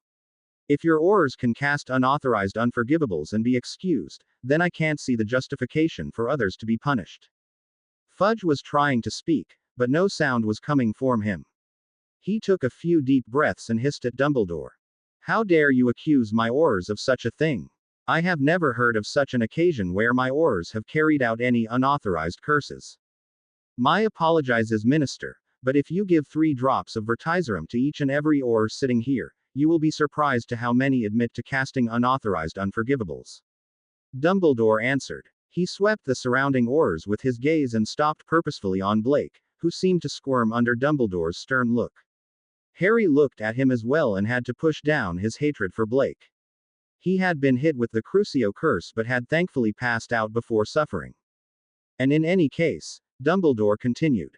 You will see in Mr. Potter's personal file that he has never used an unforgivables on any Auror in any duels that may have taken place. The killing curse that he has used, like I explained already, was for the Death Eaters that he killed. Harry looked directly at Sirius. He had used the Crucio curse on Sirius. Dumbledore was either lying to save Harry or he had not been notified by Sirius. His godfather was looking at Harry with deep emotions shining in his eyes. Sirius had kept quiet about what happened to him. He had been treated in hospital for his broken leg, but that was all. He never told anyone that he was hit with the Crucio curse. Only Damien knew what had happened between Harry and Sirius that day. Harry had to look away as guilt took a hold of him once more. So what is it that you are trying to suggest, Dumbledore? Madame Bones asked in her loud voice. That Mr. Potter here is actually not a follower of the you-know-who. That he in fact is someone who tried to help others while he was known as the Dark Prince. She finished with a quizzical look on her broad face. I am only trying to bring out the truth of Mr. Potter's actions. You may interpret it as you like. Dumbledore answered, a twinkle reappearing in his eyes. Harry had to bite down hard on his tongue to stop himself from screaming at Dumbledore. He was painting Harry as some sort of undercover spy, savior of the wizarding world. Harry had helped these people only because they were innocents. That was all that there was to it. He didn't want to be the bloody savior of the world. Fudge looked up from his parchment and looked at Dumbledore. A weird sort of smile covered his face, making Harry recoil in his chair. Okay, Dumbledore. You've put up a good show. You've tried to twist everything this boy has done to make him look good. But even you can't explain this crime. 15 victims were Death Eaters. I admit we can't punish Mr. Potter for their deaths since we wanted them dead in the first place, I'll give you that. But explain the other 2 victims. The horrific torture and murder of Frank and Alice Longbottom. Harry felt his stomach twist in knots. He knew this was coming, but he still couldn't prepare himself. Frank and Alice were not Death Eaters. They were good people who were tortured and toughly murdered in their own home by this boy. If nothing else, I think this crime should be enough to sentence him to the key. Fudge ended. There was an uproar as many oars cheered at the minister's words. Harry couldn't help but look at Neville, who was staring at Harry with hatred so pure it made Harry wish he could disappear. Harry's mind was in a panic. He had 2 choices here. If he told them the truth about Frank and Alice, he could save himself from the key. He would probably still get a life sentence, but he would be saved from the key. The other choice was to stay quiet and not tell them anything. Harry thought hard about what he would say to explain why he didn't kill the Longbottoms. How would he prove it? They would never believe in his memories. They would want proof, and Harry couldn't give that to them. He had no idea where Frank and Alice were. They were in America, that was all he knew. The other thing was that Harry still felt an overwhelming need to protect them. Harry could see Voldemort's spies sitting in the back benches, watching him closely. They would rush back to inform him. Then Voldemort would track down and kill the Longbottoms. Harry thought about Nigel. The child wasn't even 2 years old yet. No, Harry couldn't do that. He would not be responsible for the death of a child, especially not Nigel. He would have to keep his mouth shut. He was going to go to Azkaban in any case. Maybe it was better he got the key. That way Voldemort could never get to him again. I understand the severity of this charge, but I would also like to point out that till this day, the Longbottom's death has been somewhat of a mystery. I would like to question the only person who can provide any answers. Mr. Harry Potter. Dumbledore looked at Harry, who in turn was staring at him with a shocked expression. We don't need any answers. It's enough to know that he killed them. I don't think we need any details. Fudge retorted quickly. I think the details are very important. Frank and Alice were a part of our community. I think we have every right to know how they died. Dumbledore answered. Reluctantly, Fudge waved his hand to gesture that he could question Harry. Dumbledore turned to look at Harry, his blue eyes boring into Harry's emerald ones. Harry tried to get his heart to stop thumping so hard. Mr. Potter, would you like to share the events that took place with the Frank and Alice Longbottom the night you and several other Death Eaters attacked their home? He asked. Harry looked at Dumbledore carefully before answering. No, he answered simply. Dumbledore didn't look affected by Harry's abrupt answer. Mr. Potter, either you can offer the answers yourself or we will have to administer Vertiserum. Julian spoke up from behind Dumbledore. Harry ignored him. He had already accepted his fate. He was going to Azkaban. He was getting the key. What was the point of all of this? Harry decided he had enough with this game. Mr. Potter, the night you went to the Longbottom's residence, what intentions did you go with? Dumbledore asked. Harry looked up at the old wizard, hate filling him from inside. To kill them. Harry answered emotionlessly. He caught the look on his father's face and tried to ignore the hurt that he saw. Which one did you kill first? The question threw Harry. He gasped at the question, a reaction which was echoed all around him as the wits and wizards looked at Dumbledore with shock. What a thing to ask. What? Harry asked, stunned. I asked, which one did you kill first? Dumbledore asked again. I really don't think this sort of question is appropriate. We have a family member of the Longbottoms sitting here. Fudge shouted as he gestured towards Neville. I assure you, Minister, the question is very appropriate. Mr. Potter, please answer my question. Dumbledore asked sternly this time. Harry didn't know what to say. His numbed mind was trying frantically to decide. It isn't a hard question, Mr. Potter. Which one did you kill first? Was it Frank or was it Alice? Dumbledore asked, raising his voice for the first time during the trial. Harry looked at Dumbledore, trying to figure out why he was asking such a question. When he saw Dumbledore about to open his mouth to ask him again, Harry just blurted out the first thing that came to his mind. Alice. I killed Alice. First, Harry said, trying to get his hands to stop shaking. He knew that if he hadn't detected Nigel's presence, Alice would have been the first to be killed. Alice Longbottom. You killed Alice Longbottom and then what did you do? You proceeded to kill Frank Longbottom after you had killed his wife before his eyes. You killed both of them with the killing curse. Dumbledore confirmed. Harry felt weak and just wanted this whole thing to end. Yes, he answered tiredly. Dumbledore stood up to his full height. He kept his eyes on Harry as he raised his wand and conjured another file. He opened it and started to read out loud. As we appeared at the scene, a horrifying sight greeted us. We could see the Longbottom's house being engulfed in flames that wouldn't react to our extinguished spells.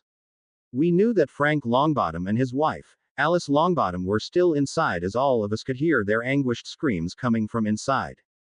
Dumbledore stopped reading and looked at Harry again. Harry felt like his heart had missed several beats.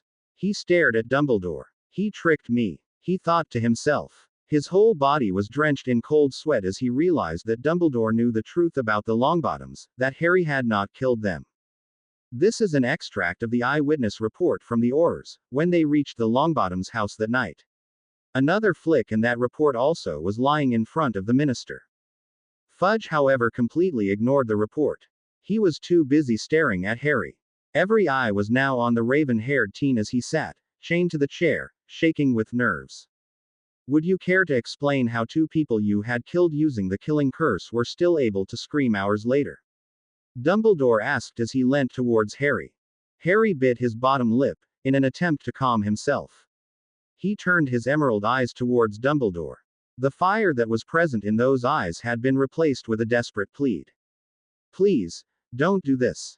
Harry whispered to Dumbledore. All of Harry's attempts at keeping the Longbottoms safe would be ruined if Dumbledore revealed the truth.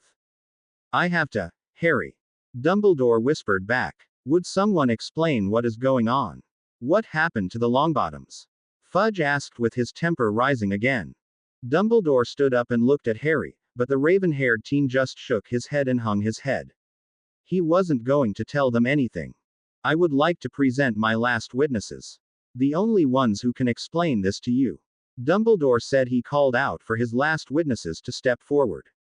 Harry slowly looked at the door as it opened, praying hard that it wasn't who he feared.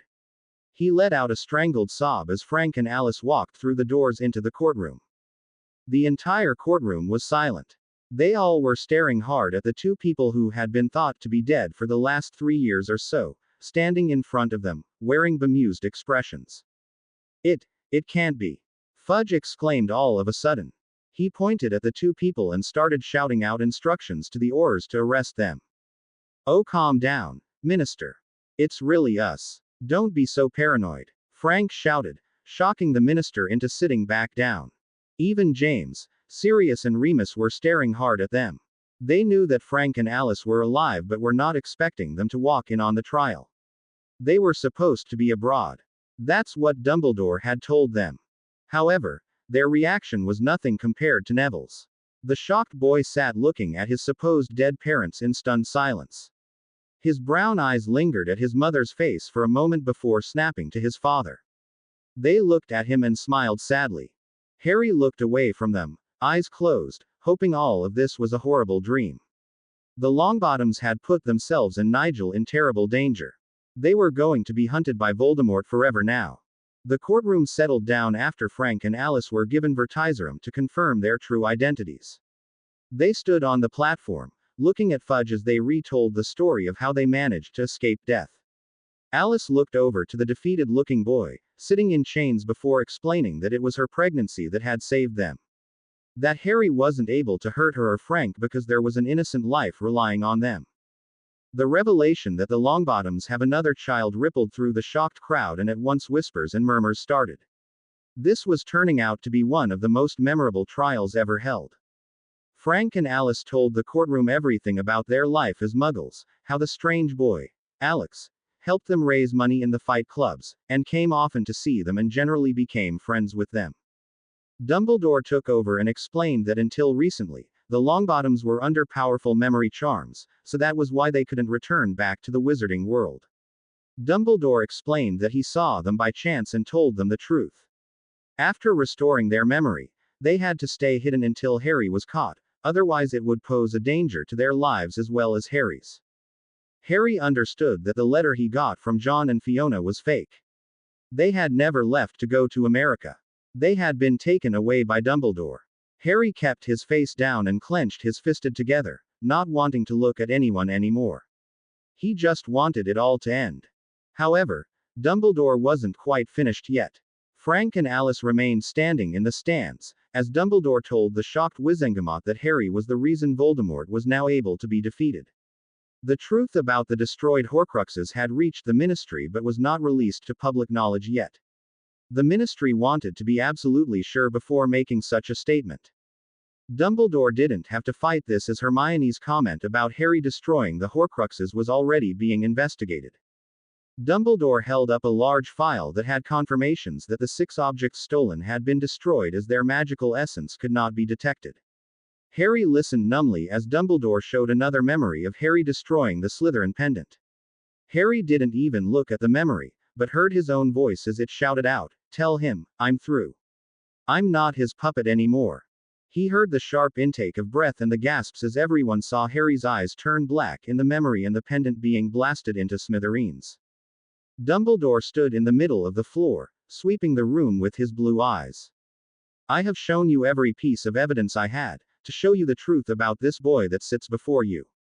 Yes, he committed murder. Yes, he stayed with Voldemort for the last 15 years. But at the same time, this boy has saved many lives. He went against the people that brought him up to help the innocent. He risked his own life numerous times to help the innocent. A few people sitting in this room would not be here if it wasn't for him."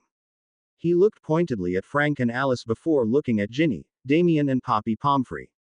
"I have also tried to bring to light the recent struggle this boy has gone through. He has destroyed many of the Horcruxes that made Voldemort invincible. The Ministry had one Horcrux that it destroyed, but Harry destroyed the rest." Harry snapped his head up at this. What Horcrux had the Ministry destroyed? With a jolt, Harry realized that Dumbledore was referring to the Black family ring that Bella had. Dumbledore probably didn't inform anyone that it went missing. Sirius had probably not told anyone that Harry had helped Bella, so that's why that charge wasn't mentioned. Dumbledore probably figured out that Harry had come to the Ministry to get Bella and the Horcrux. He had lied to the Ministry saying that he had destroyed the ring to save Harry. If today, Voldemort is brought down, it is only because of Mr. Harry Potter. This war is now not far from being over, and the peace that the wizarding world will get after the fall of Voldemort is all due to this boy. Harry had to clench his teeth tight again to stop himself from saying anything. He was not the wizarding world's savior. He didn't do this to save anyone. He did this to get revenge on Voldemort. I leave the decision to you. Dumbledore finished and went to stand next to Frank and Alice. For the first few minutes there was silence. The 3 people sitting in the front row seemed to be deep in conversation. Harry wearily looked up, ready to accept the punishment for life sentence in Azkaban. Dumbledore had saved him from the key. That much Harry knew, but he was still going to spend the rest of this life in Azkaban. At long last the 3 officials faced Harry. Fudge was looking very red in the face. He spoke in a loud voice. "All those in favor of the life sentence in Azkaban for the accused." Fudge raised his hand and looked around the courtroom. There were many hands in the air. Harry noticed Blake's hand shooting in the air at once. However, Madam Bones and Julian Reed didn't have their hands in the air. They sat silently as Fudge counted the hands in favor of sending Harry to Azkaban. "All those in favor of clearing Mr. Potter from all charges," Madam Bones said, her hand along with Julian's raised into the air. Harry's heart seemed to have stopped as he took in the raised hands. His parents, Damien, Ginny, his godfather and Remus had obviously shot their hands in the air, but it seemed the majority of the Aurors had raised their hands as well. Harry noticed that Neville had not raised his hand at either announcement. Fudge looked around in horror. He didn't say anything as the number was totaled up. Madam Bones took over and stood up. Mr. Potter, the verdict is clear. You have been cleared of all charges. You're free to go, she added with a small smile. At once the chains binding him slid away from him with a bang. Harry stayed where he was though. He couldn't believe what he had just heard. Was that right? He was cleared of all charges. He didn't even hear the sound of rushing feet. He sat in his chair, taking deep breaths to clear his frazzled mind. He was free. He didn't have to run from anyone anymore. Harry only realized what was happening when he felt two strong hands grab him around the arms and he was pulled fiercely from the chair. He felt himself being embraced tightly and Harry knew that it was his dad who had pulled him so enthusiastically from the chair. He could feel the tears fall on his neck as his father whispered comforting words in his ear. Harry wrapped his arms around his father and hugged him as well for the first time in 16 years. He was suddenly pulled out of his father's warm embrace and found himself being pulled into the embrace of his mum. For some reason this broke Harry. He let go of the weakening grip he had on his emotions and let his tears fall as his mum cried and hugged him and kissed him over and over again. Harry couldn't even talk, his throat was constricted with emotions. He was finally released from his mum's embrace and found someone slamming into his chest. Harry groaned a little as his torso was covered in bruises. Damien was too engrossed in his own emotions to notice Harry's groan. Harry didn't know how long he was standing there, surrounded by his parents and his brother. He noticed Sirius and Remus standing next to James, smiling at him, with tears in their eyes as well. It was clear that no one had expected this verdict. It was either the key or life sentence. But Dumbledore had somehow done it. He had managed to save Harry. Harry looked around for the wizard and that was when he realized that the courtroom was empty except for them. Even Frank and Alice were gone. Come on Harry, let's get out of here, James said softly as he wrapped an arm around him. Harry gave him a grateful look and all of them headed for the door. It had been a long trial and they all need time to recover. Ron and Hermione stood in the main reception hall of the Ministry, hardly talking. They had been waiting here for that last 2 hours now. They had arrived with Damien and Ginny, but Professor Dumbledore had not allowed them to come to the trial. They had refused to go back home until they found out what was to happen to Harry. So they settled for waiting in the main reception hall. They kept on getting sharp looks thrown their way by the Aurors. Ron just scowled at them while Hermione tried not to be so rude. How much longer do you reckon it will be? Ron asked quietly. Don't know, Hermione answered. Both felt horrible for not being to help Harry. They had confessed everything to Professor Dumbledore, that they had helped Harry destroy the Horcruxes. They had been told that they couldn't testify before the Wizengamot as this revelation may cause more problems. Ron was too anxious to stay still and kept on pacing. Hermione restrained herself from saying anything to him. Finally she saw a steady stream of people approaching the hall, making their way to the exit. Both teens quickly strode forward to see if they could spot someone who would tell them what happened at the trial. They saw many faces they didn't recognize. Ron and Hermione stood awkwardly, trying to spot Damien or Ginny. Ron gasped and grabbed a hold of Hermione's hand. Hermione turned to look at the direction he was staring at. She felt her mouth drop with shock and surprise. Neville was walking along with two people on either side of him. The two adults had their arms wrapped around his shoulders. Ron and Hermione stared hard at the two people. It was definitely Frank and Alice Longbottom. They watched in numb silence as the Longbottom family left the Ministry. What the hell? Ron started to say but was cut off as he spotted his dad walking along with Percy and Ginny. Hermione and Ron ran towards them. Hermione felt her heart leap as she locked eyes with Ginny, who gave Hermione a big smile. Ginny, what happened? Both Ron and Hermione shouted at her in a mixture of excitement and nerves. Ginny continued to smile but didn't say anything. She turned around to look at someone coming behind her. Ron and Hermione followed her gaze and let out a gasp of relief. They saw Harry walking along with a small group around him. Harry had his mum and dad's arms wrapped around him, similar to Neville. Damien was walking along with him, a grin plastered over his tired face. Sirius and Remus were on either side of James and Lily. They all looked like they had been through hell and back. Without waiting for them to come any nearer, Ron and Hermione dashed towards them.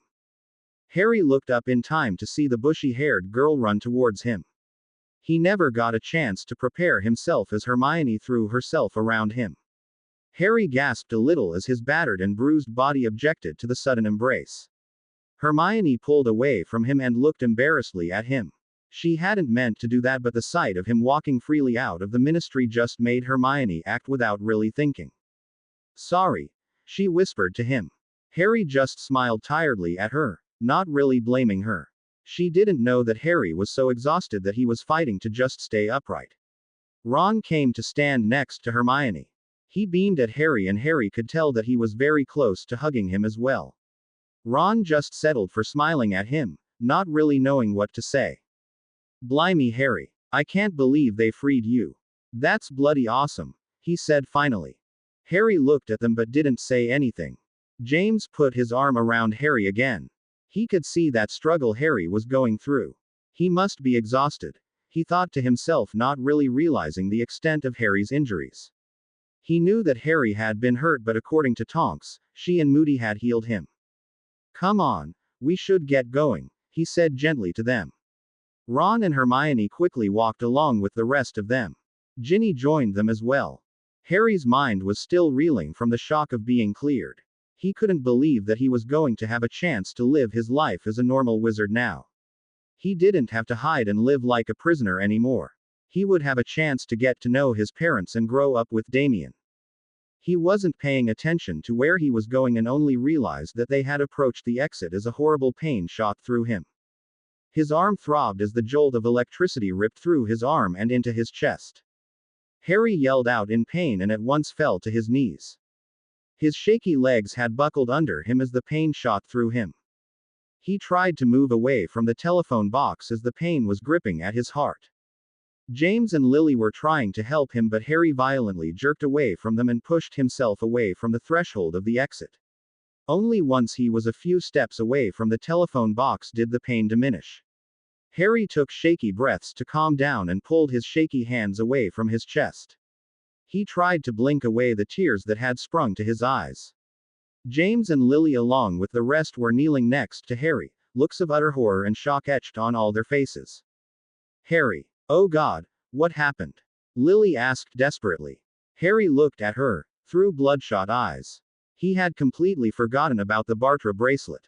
He couldn't talk as his breathing was still harsh. He shakily lifted his hand to show them the Bartra bracelet that was around his wrist. At first the adults couldn't understand what Harry was trying to say. Then Sirius noticed a very faint wisp of red light, half hidden in the bandages covering Harry's wrist. He took a hold of Harry's shaky hand and pulled at the bandage so that the Bartra bracelet was visible. James let out an angry hiss at the sight and was on his feet in moments. He couldn't believe his son had that horrid thing around him again. The 4 teens were looking confusedly at the red wisp of light. Then Damien remembered seeing it on Harry the day he had saved them from the Daywalkers. He still didn't know what it was but knew that it caused pain to Harry. Harry, who put that on you? Sirius asked, barely restraining his anger as well. Harry looked at his godfather. He was feeling completely drained. He just wanted to close his eyes and sleep. With difficulty, Harry opened his mouth to speak. I don't know. I was unconscious at the time, he answered. He didn't really know the effect his words were going to have on the surrounding people. Lily gasped as the 3 marauders seemed to growl in anger. The 4 teens were just staring at Harry, looks of pain on their young faces. Come on, Harry, up you get, Remus said as he helped Harry back to his shaky feet. Harry swayed a little on the spot but managed to stay upright. The pain potion he had taken had worn off by now, and Harry was starting to feel the pain overwhelm him. I don't feel so good, he murmured as Remus helped Harry to sit on one of the chairs. No, I don't expect you do, Remus said as he settled the exhausted boy on the chair. I bet you it was Moody who put that on him. Sirius barked in anger. Damien, Ginny, Ron and Hermione sat next to Harry as the adults headed off to find Moody. Lily stayed next to Harry. She was just about to check him for his injuries when she saw Tonks running towards them. Tonks spotted James, Remus and Sirius and ran towards them. Thank Merlin I found you. I've been trying to get to you. You can't leave yet. Harry's wearing a Bartra bracelet, she explained quickly. James turned to her angrily. You think about telling me that now? Where the hell is Moody? Get him over here to take that wretched thing off. Tonks looked at Harry sitting down, with his eyes closed. She realized that she was too late. Harry had already tried to leave and must have suffered an attack. Oh God. James, I'm so sorry. I wanted to give you some space with Harry. I figured I would catch you before you left and take the bracelet off, but I must have missed you leaving the courtroom. I'll take it off just now. Tonks made to move towards Harry, but Sirius had grabbed her arm to stop her, an angry look in his eyes. You put that thing on Harry? He asked, not quite wanting to believe it. Yeah. Tonks answered guiltily. You don't understand. I had to. There wasn't any other choice, she said hurriedly as the expressions on the three men's faces turned murderous. You didn't have a choice. What the hell do you mean by that? James spat at her. Tonks looked uncomfortably at him. When Harry was handed over to Moody, he was, well, really hurt. We needed to heal him. We were under strict orders to keep him restrained. So you decided to put that thing on him to keep him restrained. Remus cut her off. Tonks' face turned a delicate shade of pink. We had to remove the chains, but the other officials wouldn't let us. So I had to put a Bartra bracelet on him, forcing him to stay inside the ministry. Both Harry's arms and legs were broken. We couldn't heal him without removing the chains binding him. The Bartra bracelet was the only thing that allowed Harry out of those chains. Tonks finished. The three men looked at Tonks with horrified expressions. They turned to look at Harry, who was talking to the four teens quietly. Just take it off, James said to Tonks, not really knowing how much more heartbreak he could take. Tonks silently made her way over to Harry and removed the bracelet. Harry looked at her for a moment but didn't say anything. He stood up and the crowd quickly left the ministry, still not knowing what to say to each other. Arthur was waiting for them outside. He approached James quickly. Dumbledore has left a message for all of us. He wants everyone to gather at the headquarters. He said it won't take long, but we have to go. Even Harry, Arthur added as he saw James's worried glance land on his son. Can't it wait until later? I really need to take Harry home, James asked. Dumbledore said it won't take long, Arthur said sympathetically. Harry really did look exhausted. It was all probably catching up with him. With a sigh, James turned around to face Harry and the others. He repeated Dumbledore's request. Would that be okay? He directed his question at Harry. He figured that Harry wouldn't want to go back to the headquarters since he was held a prisoner there for so long. But Harry gave a tired smile at his father and nodded his head. Harry didn't care where they went. As long as they got there quickly and he got a chance to rest, he was fine with it. Arthur handed them the portkey that would take them directly inside Grimmauld Place. Harry touched the portkey and felt the familiar pull under his navel. His feet hit the ground a few seconds later and he almost lost his balance. James and Remus saved Harry from falling over. James was starting to get really worried now. Harry could hardly keep his eyes open and he didn't really react to what anyone was saying to him. James decided to get this stupid meeting over and done with. Harry needed rest and James was desperate to get Harry home. He told the other four teens to stay with Harry and left quickly with the adults to see Dumbledore. Harry sat down on the sofa and felt his aching back relax a little. He was aching all over. Even the hair on his scalp felt sore. He sat back and closed his eyes again. He wondered if he could actually fall asleep while sitting up. The other four were still talking to him, but Harry didn't have the strength to answer them. He could feel the start of a fever grip at him. He only opened his eyes when he felt a hand soothe his burning forehead. He expected to see Ginny or Hermione, but instead the worried-looking face of Poppy appeared before his eyes. Harry gave her smile as she gently pulled him to his feet. Come on, she whispered to him and led Harry out of the room. The four teens asked them what is going on, but Poppy just told them to stay where they were. Harry was led into another room and as soon as he was lying down, Poppy handed him a few vials of potions. Harry drank them without asking any questions, not that he would ever doubt what Poppy had given him. At once Harry felt the aches and pains leave him and a comfortable sleep took over him. He closed his eyes and let himself drift off as Poppy began healing him. James and Lily sat with the other members of the Order. Every member of the Order was not present. In fact, there was only the Weasley family, the Potters, Remus, Sirius, Moody and Tonks. Surprisingly, the Longbottoms were there as well, although Neville wasn't with them. It seemed that Neville was still in shock about everything that happened and had locked himself in a private room upstairs, not wanting to speak to anyone. James wanted to go over and greet them properly, but the sound of Dumbledore clearing his throat made him stay in his seat. Thank you all for coming to this meeting. I know that most of us have had a very tiring day, so I promise not to keep you very long. The reason I have asked you all to come today is to inform you that after today's trial, everyone has to be more vigilant.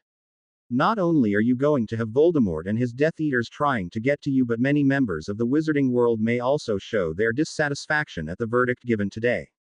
Dumbledore looked directly at James and Lily. Both parents already knew this. Not everyone was going to be happy that Harry was cleared of all charges. Harry's safety is of the utmost importance, as is the safety of the Longbottom family. Therefore, there is a team sent to your homes as we speak to put up extra wards. I have also asked wards to be placed at the Burrow as your children are friends with Harry and might be targeted.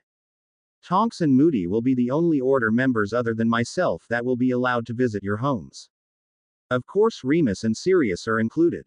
I did not want anyone to go home just now, so that is why I asked you to come here today. In a few hours, the wards will be up and then you all are free to go. I trust that you already know how dangerous these times ahead of us are. Voldemort is going to try everything he can to get to Harry.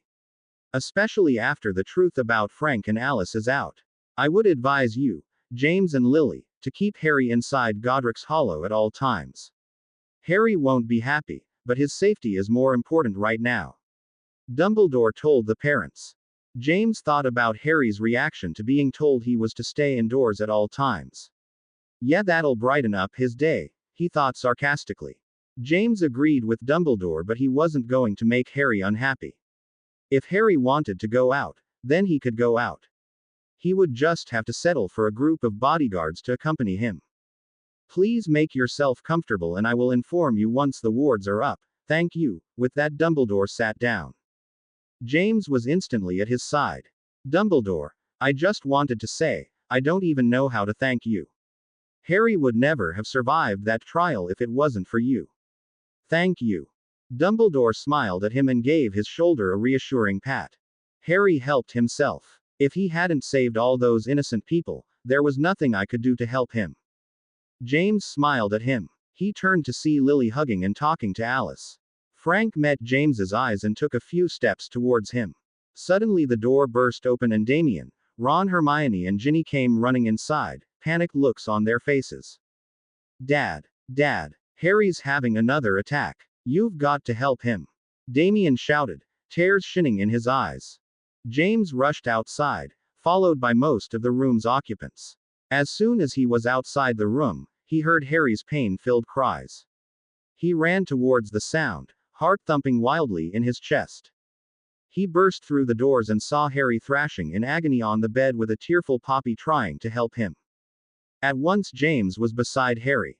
He felt Lily rush towards the bed with him. Both parents tried to hold Harry down while Poppy attempted to pour another potion down the boy's throat. The rest of the group stood awkwardly at the door.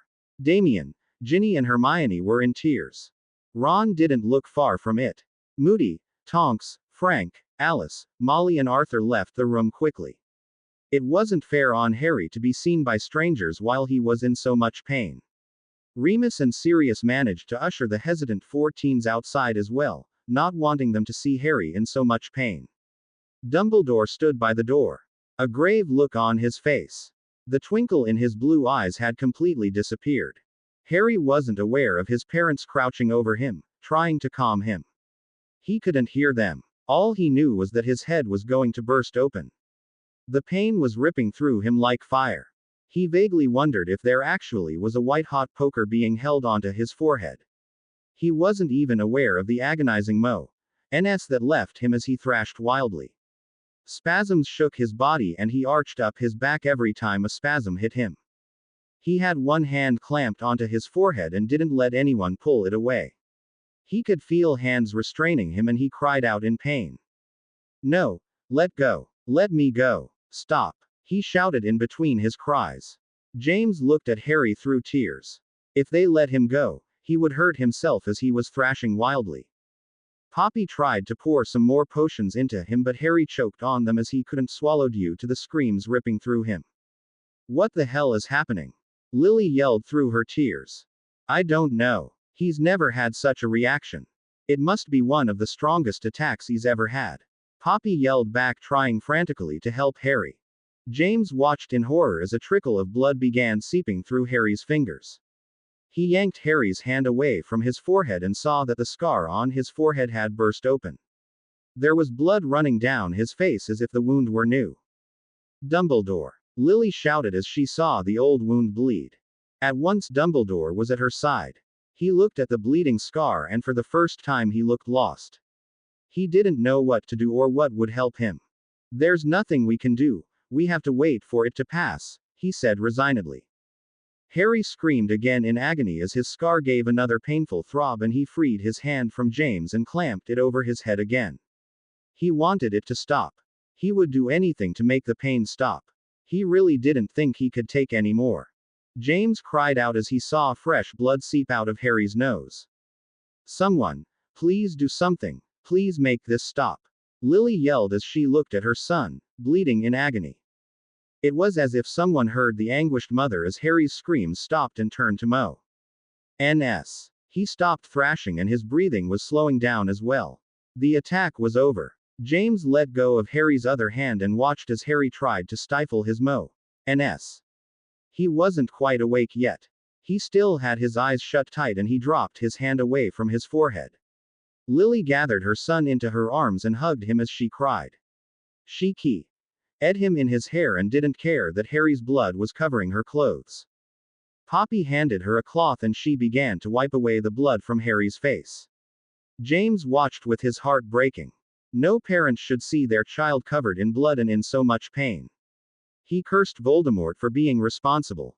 He knew that Voldemort would hurt Harry like this again and again, until someone finally killed the heartless bastard. Dumbledore moved out of the room so that only James, Lily and Poppy were left with the now unconscious Harry. Dumbledore sat with everyone else quietly, deep in thought. The 4 teens were huddled next to Molly as she made them all drink hot chocolate to calm them down. The atmosphere had completely changed. Instead of it being joyful, everyone sat deep in worry and anxiety. Most didn't even know what was wrong with Harry. Dumbledore, what was happening to Harry? Alice asked in a small voice. Dumbledore turned to look at her, a sad look on his face. Harry was cursed with a scar by Voldemort. It's the lightning bolt-shaped scar on his forehead. It is linked with Voldemort. When Voldemort feels a particularly strong emotion, whether it be happiness or extreme anger, it causes immense pain to Harry. I'm assuming that the attack Harry just suffered from was due to Voldemort finding out the truth about you and Frank. He's probably feeling betrayed by Harry, hence the pain Harry felt today is stronger than anything in the past. Dumbledore finished. A look of guilt flashed on both Frank and Alice's faces. The rest were listening to Dumbledore's explanation as well and felt a pang of emotion towards Harry. Poor dear, Molly mumbled as she carried the 4 empty cups away. The 4 teens sat quietly.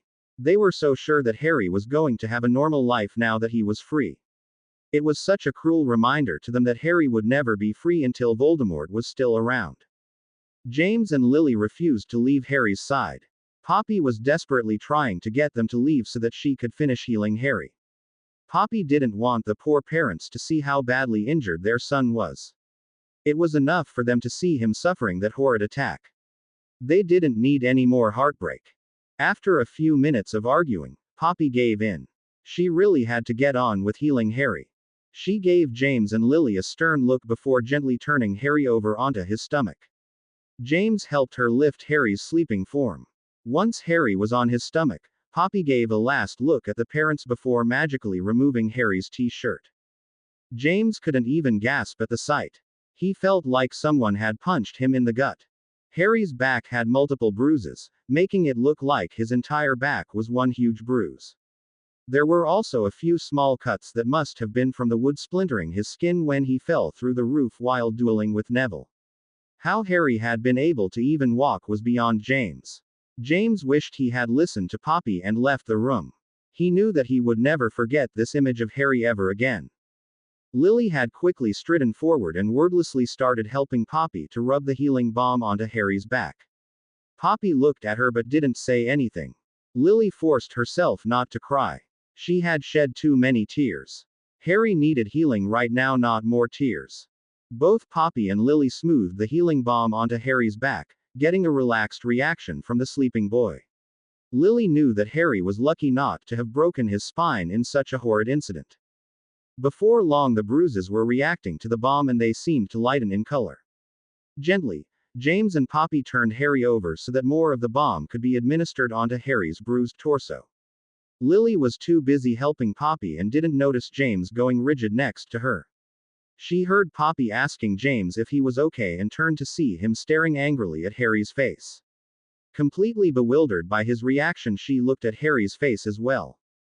"James, what are you?" Lily trailed off as she saw James slowly reach towards Harry's neck.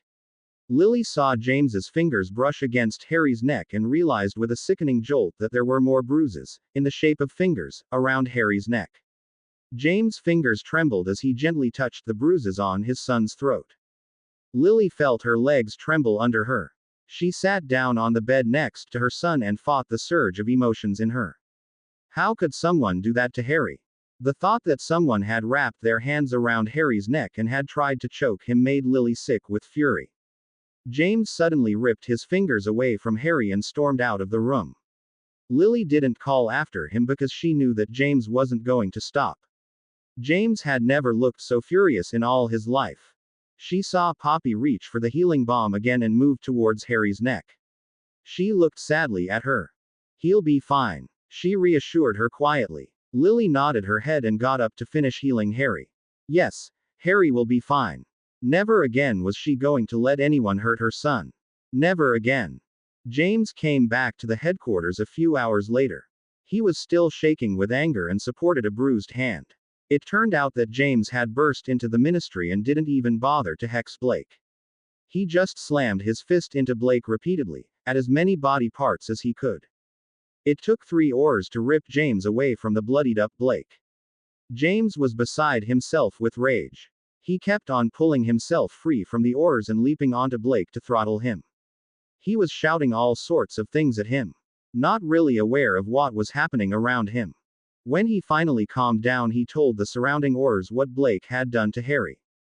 Blake was dismissed from his oar duties until further enquiry.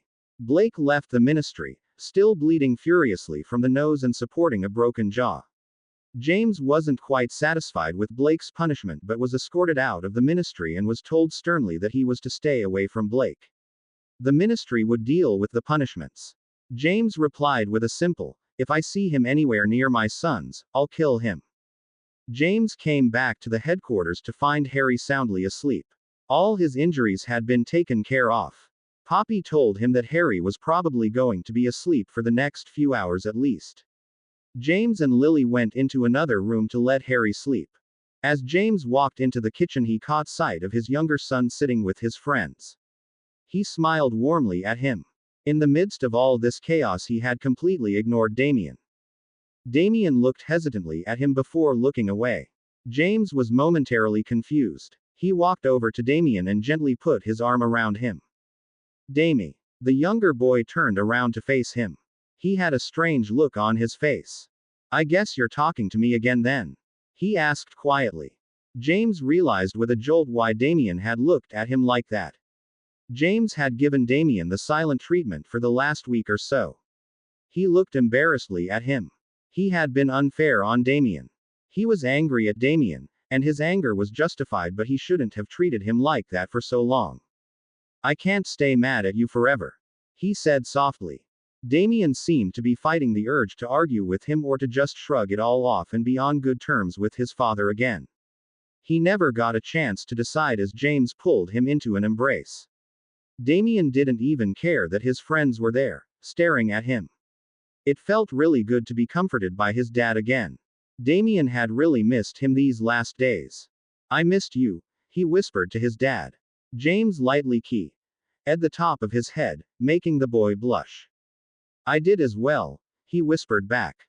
Now that Harry's home, I want you to promise me that you'll never keep anything secret from me if it concerns Harry's safety, promise. James said with a stern sort of look on his face. Promise, Damien said, smiling at his dad. It felt so good to hear those words at last, Harry's home. The wards had finally been put in place. The Longbottom family went home, with Neville still refusing to speak to anyone other than his parents. Moody and Tonks left as well, promising to check up on everyone. The Weasley family also wanted to leave, but Ron, Ginny and Hermione insisted to stay until Harry woke up. They refused to leave until they saw that Harry was okay.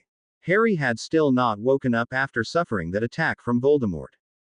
James asked Poppy if that was normal, and the tired nurse responded with, "After all those potions I threw down his throat, he'll be sleeping until morning, no doubt. It's better this way. His body needs to do a lot of healing. The more he sleeps, the better he'll heal." However, this did nothing to convince the teens to go home. In the end, it was agreed that they 4 teens could stay at the headquarters with the Potter family. James insisted that Harry walked through the front doors of Godric's Hollow instead of waking up inside it. So that meant that they would have to wait until Harry woke up. So the 4 teens settled for staying the night in the headquarters. Molly ended up staying as well, along with Remus. Well, looks like we're having quite the sleepover party, Sirius chuckled as he conjured up more blankets and pillows for all the guests. Harry groggily opened his eyes and blinked a few times to allow his eyesight to adjust. He looked around him and tried to make out where he was. It was the middle of the night, judging by the darkness around him. He could still feel the slight burning of his scar. He lifted a hand to feel his scar. He was surprised to find a small plaster covering his scar. I guess he knows about the Longbottoms, Harry thought miserably to himself. Harry pulled himself into a sitting position. He felt so much better than before. He was still feeling a little fatigued, but at least it didn't hurt to move around anymore. Harry sat up in bed and looked at the small table next to him. He really wanted something to drink. He had not had any water for 24 hours now. He made to move out of his bed when he realized that there was something blocking his way. Harry looked a little bewildered at the sleeping forms of his mum and dad. Harry didn't expect them to be with him just now. He had always woken up alone, no matter how injured he had been.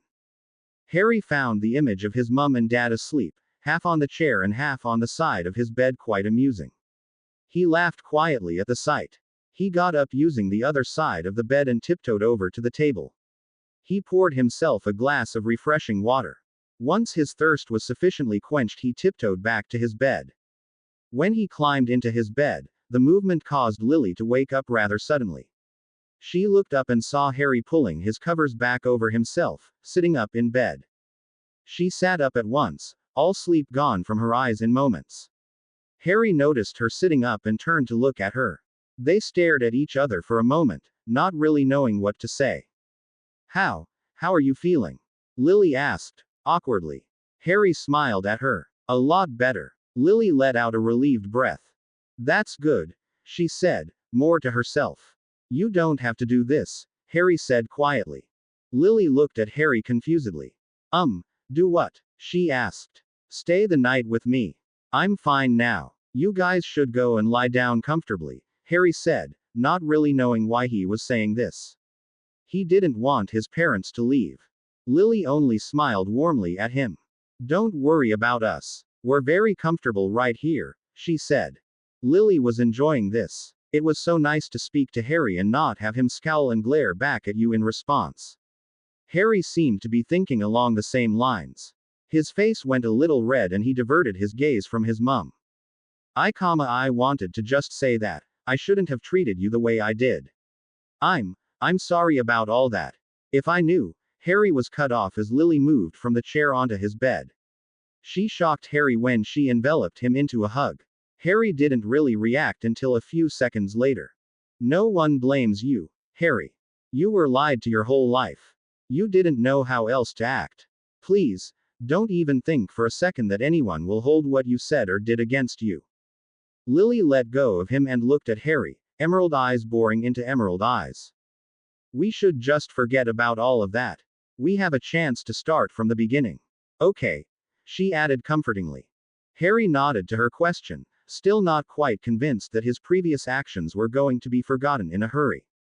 James stirred as all the talking woke him up. He opened his hazel eyes and saw Harry and Lily sitting on the bed, talking quietly. He sat up and rubbed at his neck. He had slept at a funny angle. Lily and Harry both turned to look at him. Lily smiled and moved from the bed to sit back on the chair. Harry, you okay? James managed to mumble out, cursing his sleepy voice. Yeah, I'm fine, Harry responded, enjoying the way James was trying futilely to wake up. James didn't seem convinced. He reached over and placed a hand onto Harry's forehead. You still have the fever. I'll get the fever-reducing potion. He made to move and get the potion, but Harry stopped him. Dad. James stayed in his seat. He couldn't describe the feeling that overtook him every time Harry called him Dad. He tried to keep a straight face, but a smile forced its way onto his face anyway. Just stay. I don't need any more potions, Harry said quietly. James and Lily were surprised at how different Harry was from before. Partly because he wasn't glaring at them and saying hurtful things. James and Lily did most of the talking while Harry slid down to lie on the bed and listened to them. Harry wasn't even paying attention to what was being said. Just the sound of his parents' voices was enough. Harry, do you want something to eat? Lily asked, suddenly realizing that he had not had anything to eat the whole day. Harry lifted his head slightly off his pillow to look at the clock. It's 4 in the morning, he said mockingly. So, you eat when you're hungry, regardless of the time, James said with a smile. Harry shook his head. I'm not hungry. I'll eat in the morning. James and Lily decided not to push it with Harry. If there was anything they had learned about their eldest son, it was that Harry hated being forced into doing anything. James and Lily continued talking about what had happened while Harry was sleeping. They told him about the wards being put in place and that the Weasley kids were staying the night along with Hermione and Damien. Harry could feel himself relaxing, and before long he was soundly asleep again. James and Lily stayed the whole night with Harry, just watching their son sleeping peacefully, in what must have been months. Lord Voldemort had lost. He had not thought it was possible, but he had to admit now that he had lost everything. Harry had betrayed him. That much he knew already, with his Horcruxes being hunted and destroyed. No, what completely destroyed Lord Voldemort was the knowledge that Harry had betrayed him while he was still calling him father. He had stood before him, claiming to be loyal to him, and all along he had helped the Longbottoms. Harry had gone against his orders, and not only did he not kill them, he helped them survive. Voldemort watched as the bodies of 2 of his spy Death Eaters were dragged from the room. He had killed the informing Death Eaters out of rage. They had told him about Harry's trial and the arrival of the Longbottoms. They had also managed to tell him that the Ministry had confirmed that indeed all 6 of Voldemort's Horcruxes had now been destroyed. Voldemort had not been aware that the Hufflepuff Cup and Gryffindor's sword had been destroyed as well. He was forced to admit that he had lost Harry forever. The thing that really broke his heart, though, wasn't that Harry had betrayed him. It was the hard fact that Harry had never really been loyal to him in the first place. He defied him at the very beginning.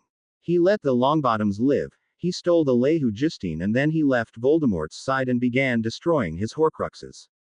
Voldemort told himself that his Harry had died the very night the Longbottoms were saved. His Harry was no longer here. His loyal and obedient son was killed when Harry decided to let the Longbottoms live.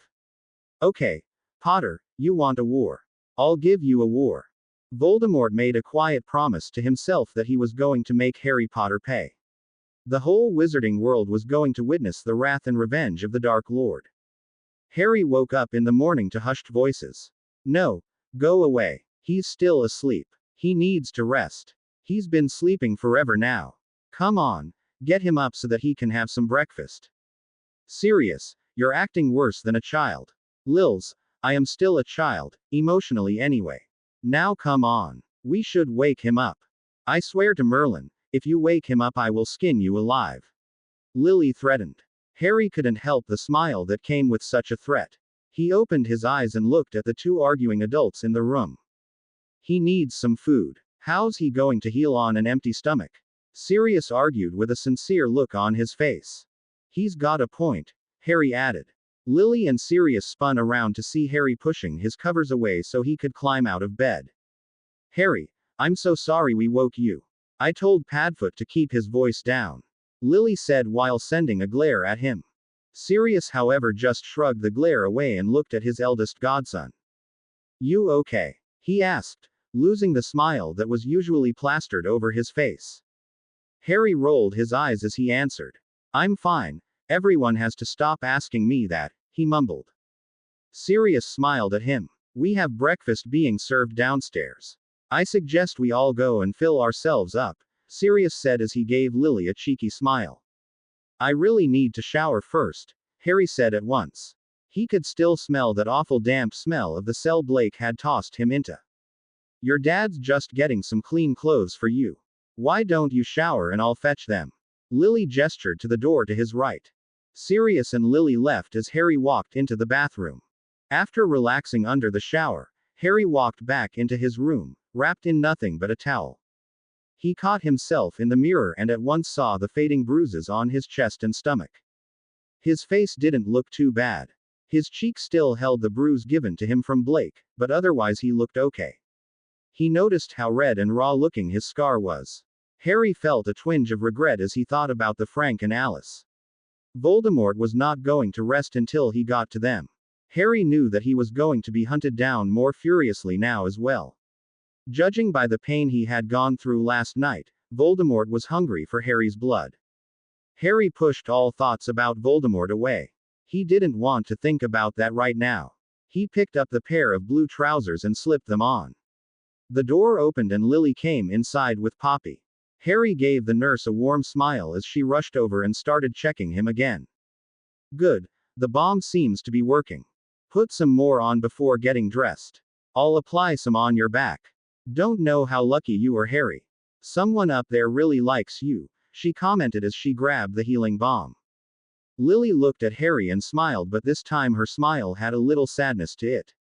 Harry realized that she was looking sadly at the bruises on his chest. Harry turned around and took the healing balm from Poppy. It's fine. I'm a fast healer, you really should know that by now. I don't need this. Harry threw the bottle away, and ignored Poppy's protests. He quickly slipped on the white top that was left lying on the bed for him. Well, if you don't like healing bombs and potions, then you should stop jumping off building. Poppy snapped at him. It's not like I do that on purpose, Harry laughed, causing Lily's heart to skip a beat. This was the first time she had heard him laugh properly. She decided that she loved Harry's laugh. Well, maybe not, but if you are going to get hurt, then you have to take all the healing potions to get. Poppy was cut off as Harry gently held her hand. You don't have to worry. I can't thank you enough for helping me, Poppy. Harry said softly. I'm a nurse, Harry. It's what I do. Poppy smiled back. You know what I mean, Harry replied, looking a little uneasy. You put yourself and your family at risk by coming to the Wizengamot and testifying. You didn't have to do that, Harry continued, now definitely avoiding looking at her eyes. If it wasn't for you, Harry, I wouldn't have a family, Poppy almost whispered back. She gave Harry a small key on his forehead in a very motherly way and left the room, drying her eyes discreetly. Lily looked affectionately at her son. Come on, Harry. Everyone's waiting, she said. Harry walked along with his mum, feeling more relaxed than he thought possible. Harry stopped just before going into the kitchen. He heard Damien's voice along with his dad's and Ron's. He listened for a moment, gesturing to his mum to listen as well. He doesn't like it if you keep on looking at him. He gets really bothered with lots of attention, came Ron's voice. Yeah, and he absolutely hates it if you keep on asking him if he's okay, or if he's feeling well, Damien added in. I'll vouch for that, Sirius added with a chuckle. What else? James asked. He sounded as if he was taking notes. Well, he likes it if you are calm and casual around him. He doesn't like a lot of fuss being made around him, especially about him, Damien added. Harry stifled a laugh at the topic of discussion. He smiled at his mum and both opened the door to walk in. He also doesn't like people talking about him behind his back, Harry added as entered the kitchen. James, Sirius, Damien and Ron all turned to look at Harry, guilty expressions on their faces. Harry, you're up, Damien yelled excitedly, getting over the shock. Yeah, and before any of you ask, I'm feeling fine, Harry said as he joined his dad at the table. Ron blushed a little as the words were nearly out of his mouth. James looked fondly over at Harry, who had taken the seat next to him. I just thought that since Damien knows you so well, he could share his knowledge with the rest of us, James told Harry. Harry looked at Damien, who couldn't help but smile widely at the image of his dad and brother sitting together at the breakfast table. Harry didn't comment on what James had just said. Instead, he observed his surroundings. He saw his mum with Mrs. Weasley, preparing breakfast a few feet away. The smell of sausages and bacon wafted over to him, making his stomach growl with hunger. Harry had not had a decent meal since he left Voldemort. He looked at Ron, who seemed to be deep in conversation with Sirius. I thought you said Hermione and Ginny were here as well, he said to his dad. They are. They're just not down yet, James answered. Hey, when did you tell him that? Damien asked, an annoyed look on his face. Last night, James answered back. Why didn't you tell us Harry was awake? The whole reason we stayed back was so that we could see Harry when he woke up. Damien cried out at once. Damie, it was 4 in the morning. And besides, I fell asleep again in 10 minutes, Harry reassured him. Damien continued to throw angry looks at his dad. Still, could have woken me up, he continued to mumble and moan. The door opened and Harry looked up to see Hermione and Ginny walk in. They had worried looks on their faces, but at the sight of Harry sitting at the table, looking as good as new, their faces brightened up at once. Harry, oh thank God you're up. How are you? Are you feeling better? Both girls started throwing questions at him. Harry smiled again at the question he had answered so many times already. I'm as good as new, he told them as they also sat down at the table. Lily and Molly carried the breakfast over to the large table. Molly looked at Harry, but didn't say anything to him. She did place the tray of sausages and bacon directly in front of him though. Harry helped himself to breakfast and realized how at ease he was. He knew that spending all that time with the 4 teens was the reason for this. He was glad that they had stayed the night. As soon as breakfast was over, the dishes were cleared away, but the group stayed in their seats. They were all just talking about small things, not anything that concerned the trial or anything like that. Harry noticed that the door opened again and 2 boys entered. Harry didn't recognize them, but they seemed to search the table and their eyes rested on him. They gave Harry a wide grin and walked in. James and Sirius stood up as the 2 boys walked over to the table. From the way everyone was staring at the 2 boys, it was clear that no one had seen them before. Harry rose to his feet as well, getting a little annoyed at how the 2 kept their eyes fixed on him. Hi everyone. Don't mind us. We just came to see Harry, one of them said brightly. Harry looked a little taken back as he stared at them. They looked older than him, maybe around the age of 21, maybe 22 years old. Both had brown hair and dazzling blue eyes. They were brothers, Harry could tell as they looked so similar. They were quite tall and seemed unable to stop smiling. You don't recognize us, do you, Harry? One of them asked with a grin. No, Harry answered back simply. Blimey, Harry, how many kids did you have to save from Death Eaters by pushing through a fireplace, not to remember us? The other one laughed. The room was silent and every eye was now on Harry. Harry looked carefully at the 2 boys and then recognized them as the same 2 kids he had helped escape from Riddle Manor 10 years ago. Harry hadn't really been able to see their faces clearly as they were covered in blood and dirt. Harry remembered racing along the dark corridors and into the house elves' quarter. He had pushed them into the house elves' fireplace and told them to flow home. He had to push them into saying the name of their home so that they could escape. Caroon Place, Harry whispered as the memory came flooding back to him. Ah, so you do remember, the 2 laughed as Harry looked at them in utter surprise. Harry couldn't forget that incident. He was nearly killed by Nod because of it. Yeah, I remember, Harry said out loud. I just never thought I would run into you two again, Harry said. His head was still spinning. It's a small world, one of them answered. James and Lily watched the two beaming boys talk with Harry. They remembered the two boys as well. They had watched the memory of their rescue in Harry's pensive. Oh, we have no manners at all. We haven't even introduced ourselves. I'm David Bones and this is my younger brother, Daryl Bones. David said as he extended his hand to shake Harry's. Bones? Harry asked as he shook hands with them. Yeah, Bones, David replied with a deep smile. Are you? You can't be related to, Harry began but was cut off by a booming voice. You're right, Harry. Harry and everyone else in the kitchen spun around to see Amelia Bones standing at the door.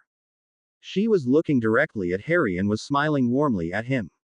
They are my sons. Harry heard the gasp that went around the room. So Harry hadn't imagined the looks Amelia Bones gave him in the courtroom.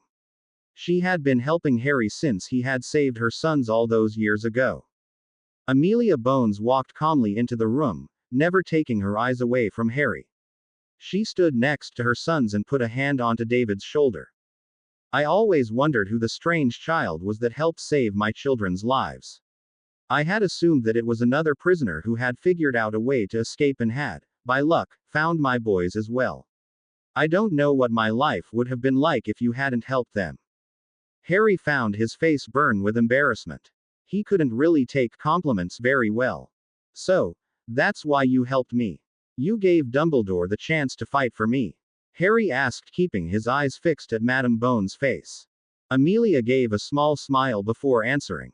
Mr. Potter, I assure you that had you acted like a Death Eater I would have sentenced you to Azkaban, regardless of what you had done for my sons. I take my job very seriously and would not have jeopardized the wizarding world if you were any sort of threat.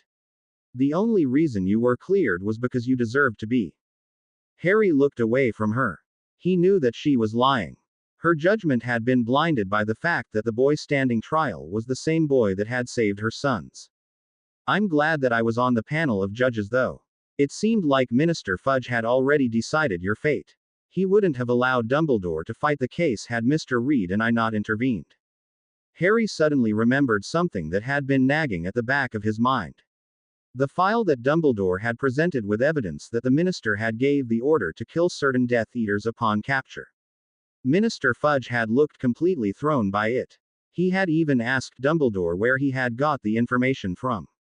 It made sense now. Amelia Bones must have given it to him. She was the head of magical law enforcement. She would definitely have access to information like that. It was you, wasn't it? The one who gave Dumbledore information about the Death Eaters being sentenced to death upon capture. Harry asked, already knowing the answer. Amelia had a smirk plastered over her face. Like I said, Minister Fudge wasn't planning on giving you a fair trial. I only helped by making sure all the facts were brought to light. With that said, she turned to speak to James and Lily. Harry stood, lost in his thoughts. He knew that the trial was heavily influenced by Dumbledore and his order. He was willing to bet anything that most of the Aurors present there were members of the order and were instructed to help Harry. That was why he got so many people voting to clear him of all charges. David and Daryl sat with the rest and started telling them that they had seen Harry's picture in the Daily Prophet and had at once told their mother that he was the same kid that had helped them escape. Harry was only half listening. He was still too engrossed in the happening of the trial to pay attention to anything else. Eventually the Bones family left and with them the Weasley family, along with Hermione left as well. Harry was left with his family and Sirius and Remus. They were getting ready to leave as well. Harry, before I forget, here's your stuff. Sirius handed Harry back his wand and the small box, containing Harry's small supply of potions. He had taken it from the ministry to return back to Harry. Thanks, Harry muttered as he quickly crammed the wand and his box into his jeans. Harry felt a mix of strange emotions at the thought of returning to Godric's Hollow. He was excited and a part of him was happy to finally return home. However, another part of him just couldn't get rid of the images that seemed to be burned into his mind. He could see the attic that he spent so many cold nights in, shivering and crying. He could see every room clearly in his mind and the memories of being abused and beaten. He knew that it wasn't his parents who had done that. He wasn't even inside Godric's Hollow at the time. But he still couldn't help the shiver that ran through him at the thought of staying there. He wished he could speak up and say that he didn't want to go, but he knew his parents wouldn't understand. They would jump to the wrong conclusion, thinking that Harry didn't want to stay with them. So Harry quietly prepared himself to go home. He hated Voldemort for doing this to him. He had completely destroyed Harry's perception of his home. Just before the Potters left, a small house elf appeared in front of them. He was holding Harry's black jeans and t-shirt. "Master, I wanted to have permission to discard these garments," the elf said, bowing deeply in front of Sirius. Sirius looked at the clothes and quickly answered. "Yes, I think Harry can survive with not having these anymore. He'll be getting a whole new wardrobe, no doubt," he said as he winked at Harry. "As you wish, Master," the elf said, again bowing deeply. He was just about to dissipate when Harry stopped him. "Wait. Hold on." Harry hurried over to the elf. Everyone was looking at Harry in surprise. He couldn't possibly want to keep those clothes. "Harry, what?" James trailed off as he saw Harry take the black jeans from the elf and rummage the back pockets. He took out a folded piece of paper and quickly stuffed it into the back pocket of his jeans. He gave the tattered-looking jeans back to the elf and told him that he could destroy the clothes now. Harry walked back towards the small group and offered no explanation of what the paper was that he had taken. After a few moments, the Potters decided to leave. They could figure out what all that was about later. Harry found himself standing outside Godric's Hollow, surrounded by his mum, dad and Damien. His heart was thumping painfully in his chest and he felt vaguely sick. He felt his mum slip her hand into his. He looked at her and gave her a strained smile. "Welcome home, Harry," James said softly as he opened the door, leading them inside the cottage. Harry walked over the threshold and was immediately led towards the living room. Harry had been to Godric's Hollow twice before this occasion. But both times, Harry knew he was only there for a particular purpose, whether it was to give the Lau Justine to Damien or to find his wand. He knew that he wouldn't be staying on those occasions. But now he knew that he was here to stay and this place was going to be his home. Harry didn't really know how he felt about that. He braced himself as he entered the living room. His first impression was that the whole cottage had a very lived-in look. It wasn't overly tidy but it wasn't messy either. He walked into the brightly decorated room and noticed that the room was different to how he remembered it. He looked around the spacious room and felt his heart settle down a little. He silently observed the room while James and Lily removed their outdoor robes. Damien was watching Harry closely for his reaction. Harry looked at the photos littering the mantelpiece. He walked over and saw, with a jolt, his picture as a baby, giggling and trying to get out of his cot. He smiled as he saw similar pictures of Damien as well. There was a picture of Damien, on what must have been his first day at Hogwarts. He was being reluctantly hugged and kissed by a teary Lily. Harry spent the next few minutes, quietly looking around the room. He was brought out of his thoughts by Lily. "Harry, do you want to see your room?" she asked softly. Damien was told to stay while Lily took Harry to his room. Harry was led upstairs by Lily. As he reached the landing, Harry cast an awkward look at the small staircase that led to the attic as he walked towards his room. He could almost hear the whimpering of a small child. He shut his eyes and tried to shake away the memories. It didn't happen here. "Stop doing this," he told himself angrily. Lily led him to the former guest room. The room was not very big, but it was bigger than Damien's. It had a 4-poster bed and a large 4-door wardrobe. A small desk was facing the window. Harry didn't comment on the room. He noticed that Lily was watching him carefully. He walked into the room and sat down on the bed. Is everything okay?" Lily asked. Harry didn't really know what he should say. There really wasn't anything to comment on. "Yeah," he managed after a moment or two. Lily knew that to Harry, the room seemed really small. She hadn't forgotten the room Harry had when he was with Voldemort. But there wasn't anything she could do. This was the only room they had to give to Harry. "Do you want to rest for a bit, before dinner?" Lily asked. She knew that Harry was still recovering from his horrendous capture and the attack from Voldemort. Yeah, okay, Harry answered. He was feeling very uncomfortable being here. He had thought living in Godric's Hollow would be difficult, but this was just unbearable. He really needed time to himself, to get his thoughts sorted. Lily left and went downstairs to tell James and Damien to let Harry rest a little bit. Harry lay back in his bed. He focused his breathing to slow down, so that he could relax. He knew this was going to happen. He knew that he was going to freak out when he was brought to Godric's Hollow. Harry kept on repeating that his memories weren't real. He shouldn't blame Godric's Hollow for everything that happened. But however hard he tried, he found he just couldn't stop the memories coming back at him. He sighed as he turned over to his side. His back was starting to sting and he felt the bruise on his head throb painfully. Before he could help it, he fell into an exhausted sleep, still fully clothed on his bed. He woke up to find Damien looming over him. Harry was momentarily startled to see his brother's face peering at him. Damien grinned at him as Harry sat up in bed. "You're up. It's about time. You know, Harry, you sleep a lot for a 16-year-old. He said while shooting a questioning glare at him. Harry only gave him an annoyed look. It was apparent that Damien didn't know the extent of Harry's injuries. "What are you doing here?" Harry asked as he lay back down, trying to soothe his thumping headache. "I came to see if you wanted any dinner," Damien replied as he sat on the edge of Harry's bed. Harry was not feeling hungry right now. He was still feeling the aches and pains shooting through his body and just wanted to sleep some more.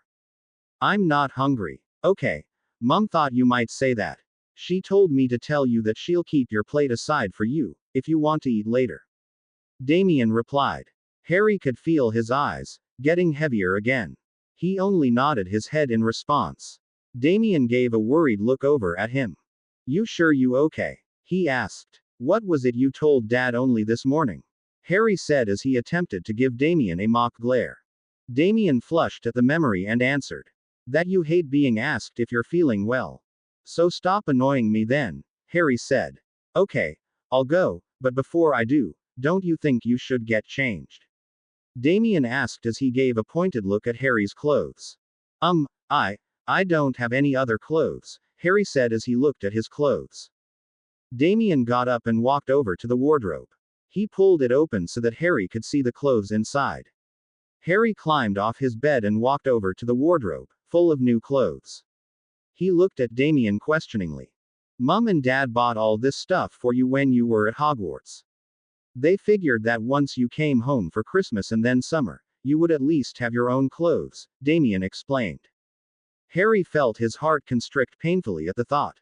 His parents must have been devastated when he left them to go back to Voldemort. He shuddered at the memory as it brought back what happened in Hogsmeade earlier that day with James. Harry had come so close to killing him.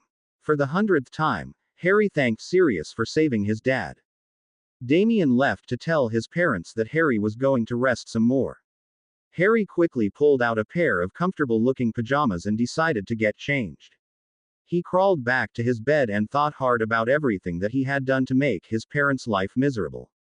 Engulfed by shame and guilt, Harry resolved to try and be less of a problem from now on. With these thoughts, Harry drifted off to sleep again. James and Lily cracked open the door and peered into the dark room. Harry had slept most of the day and hadn't even wanted any dinner. They wanted to check on him to see if he was okay. Both parents were eager to spend as much time with Harry as possible, but at the same time they didn't want to stifle Harry with too much attention. They had seen enough of Harry's childhood memories to see that Harry spent most of his time alone. They both had agreed that they would give Harry as much time as he needed to get used to having a family around him. James and Lily saw Harry sleeping quite peacefully in his bed.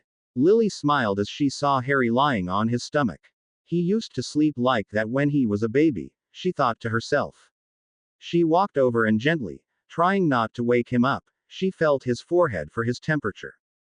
"His fever's gone," she whispered to James. "Good," came his reply. "Well, we should go. Poppy said he needs to sleep plenty so that he can heal," Lily said as she pulled James away from the bed. James reached over and gently pulled the covers up to Harry's shoulders. He turned around and was about to walk over to the door, when he noticed something thrown over the back of the chair next to the desk. He looked closely and saw Harry's blue jeans thrown over the chair, but the thing that had caught his eye was the corner of the white piece of paper, sticking out of the back pocket. He had wondered about what this paper was that Harry had taken out of his old clothes. He seemed really connected to it. The way he had rushed over to take it out, before the elf destroyed the clothes. He saw the way Harry had quickly stuffed it into his pocket. He looked at Lily and after giving her a grin, he walked over to the chair. He was just about to pull the paper out to see what it was when a hand grabbed his. He looked up to see Lily glaring at him, a shocked look on her pretty face. James. No, you shouldn't. It's private. You shouldn't look through his private things, she whispered to him. Lily, I'm not going to do anything. I just want to see what this is. I'm sure Harry won't mind, he whispered back. Lily opened her mouth to argue, but James put a finger to his lips and gestured over to Harry. You'll wake him up, he whispered to her. Lily let go of his hand but continued to glare at him. Well, I'm not going to be a part of this. I don't want to make Harry mad at me, she said to him while crossing her arms over her chest. James chuckled over the look she was giving him and pulled out the paper. As soon as he pulled it out, he realized that it wasn't paper, but something that felt a lot thicker. It was folded over. James opened up the paper and let out a gasp as he saw what the paper was. His hazel eyes were fixed on the paper and he seemed unable to speak. He looked lost for words and Lily saw his hazel eyes sparkle with tears. Lily looked at her husband's bizarre reaction and let curiosity take over her. She moved next to him so that she could see what the paper was. Lily let out a soft gasp as well as looked at the paper James was holding. Whatever she had been expecting, it wasn't this. James was holding a photograph of a baby Harry being keyed and cuddled by James and Lily. They were waving at the camera and would lean in to key each other. Lily recognized the photograph instantly. It was one she had kept in her album, hidden away in her room. She looked at James, who was still staring at the photograph, unable to say anything. This was what Harry had saved from getting destroyed along with his old clothes. It was kept in the back pocket of his trousers, indicating that Harry kept this photograph on him at all times. How did he get this photograph in the first place? Lily thought to herself. She realized that Harry must have strong feelings of love for his parents since he kept this with him. It made her heart ache to think that Harry would do something like this. James folded the photograph back and returned it to the back pocket of Harry's jeans. He looked just as affected by the photograph as Lily. You were right. We shouldn't look through Harry's private things, he said in an odd strained voice. Both parents walked over to Harry's sleeping form and Lily found she couldn't suppress the urge to embrace him. She leaned over him and keyed him softly. Harry moved a little but was in a deep sleep and didn't wake up. James and Lily both left Harry's room, both silently making promises with themselves that they were going to give Harry all the love he had missed out on. Harry woke up with a start. He couldn't remember what he was dreaming about, but he knew that it wasn't pleasant. He lay in his bed, just listening to the odd sounds coming from the house. He glanced over at the clock and saw that it was 5 in the morning. He had near enough slept the whole day. Harry tried to just rest in his bed, but his stomach was rumbling with hunger. He felt quite thirsty and decided to get up and get some water. He quietly got up, feeling much better than he did earlier that day. His back was feeling better and his headache was gone. Harry quietly crept down the stairs, careful not to wake anyone up. He was still trying to rub the sleep away from his eyes and wasn't really thinking about where he was going. He knew his way about the house and his feet led him to the kitchen instinctively. He flipped on the light to find himself standing in the kitchen, which looked exactly like he remembered it. Harry froze at the sight of the kitchen. He hadn't thought about what he would feel coming into the kitchen. It was as if someone was turning up the volume and he could hear his own screams, pleading to his dad not to hurt him. Harry squeezed his eyes shut and tried to block out the screams. It didn't work. He felt his stomach lurch as he clearly heard his father's voice hiss at him. You burn my food, I get to burn you. Harry stumbled back, trying to get out of the kitchen as fast as he could, but it seemed his legs wouldn't obey him. He felt himself break down as he heard himself scream inside his own head, "No, Dad. Please don't. Please, Dad. I'm sorry. I'm sorry for everything. Please don't." Harry rushed forward, hands fumbling at the back door. He had to get out of here. He couldn't bear to stay here any longer. He wrenched the door open and rushed outside. The cool summer air whipped at his face as he stumbled outside. Harry got a few steps away from the house before collapsing onto the ground. He sat on the cool grass, taking shaky breaths. He felt like all the air had been punched out of him. He hadn't been prepared for that. His worst memory was just brought to surface when he was least expecting it. "What's wrong with me?" he thought angrily to himself after he calmed down. He knew that all those incidents had not happened here, that his parents weren't responsible for all the pain he had gone through. Voldemort was responsible for all of that. He got back up on his feet and slowly made his way back. However, no matter how hard he tried, he couldn't get himself to go back inside. He resigned himself to just sit on the steps outside. How long he was sitting there, he didn't know. He was caught up in his own thoughts. He felt a warm hand on his shoulder and looked up to see Lily looking at him. Lily sat down next to her son and for a few minutes, both sat in complete silence. They watched the sky turn pink as the sun was coming up. "I didn't mean to wake you up," Harry said finally. "You didn't," Lily replied softly. "I just came down to get a drink, couldn't sleep," Lily continued. Harry just nodded his head. He was feeling very foolish, sitting outside in the early hours of the morning. He didn't look up at his mum. He kept his eyes focused on the ground. Lily didn't have to ask why Harry was sitting outside. She and James should have seen this coming. Harry was probably having a horrible time, coming back to a place he could only remember as hell. She wrapped her arm around Harry, who seemed to tense at first before relaxing a little. He wasn't used to being hugged. It was awkward for him. "You'll make your own memories here, Harry," she said softly to him. Harry could only nod again, even though he knew that his memories of Godric's Hollow would never leave him. He wished he was alone, or that he could cope with everything that was thrown his way. With great effort he looked at his mum. He expected to see sympathy in her eyes, something that made Harry cringe. Surprisingly, the only thing Harry saw shining in her eyes was understanding and love. She gently took his hand and pulled him into standing up. She led him into the kitchen and through to the living room. "You want something to eat?" she asked as Harry sat on the couch. Harry smiled at the question. It seemed that's all Lily was concerned about. Harry's appetite. "It's too early to eat anything," Harry answered. "How about a hot drink?" she asked. It was still too chilly to be sitting outside in the early hours of the morning, even if it was July. "Yeah, okay," Harry answered. Lily disappeared into the kitchen and came back out, almost instantly, holding 2 steaming mugs. Harry took the drink and looked at the dark liquid inside. He smelled it before looking questioningly at his mum. "What?" she asked as she sipped her own drink. "What is this?" Harry asked, looking genuinely confused. "It's hot chocolate," Lily answered. Harry gave her another confused look. "Why are you melting chocolate and then drinking it?" he asked. Lily laughed at Harry's question. "It's an actual drink. Muggles drink it as well, although we do have many, many other flavors. You can't tell me you've never had hot chocolate before," she said. Harry didn't answer, but took a small sip. He savored the taste for a moment before taking another gulp. "I take it you approve," Lily laughed as Harry finished his drink in a matter of seconds. "Definitely," Harry answered while wearing a very sheepish grin. He had never tasted hot chocolate before. Lily and Harry had another mug of hot chocolate and Harry found himself relaxing, while listening to his mother's soothing voice. It had been 4 days since Harry had come to Godric's Hollow. Sirius and Remus were the only ones to visit the Potters. James told Harry that everyone was told to give them some time alone, to reconnect as a family.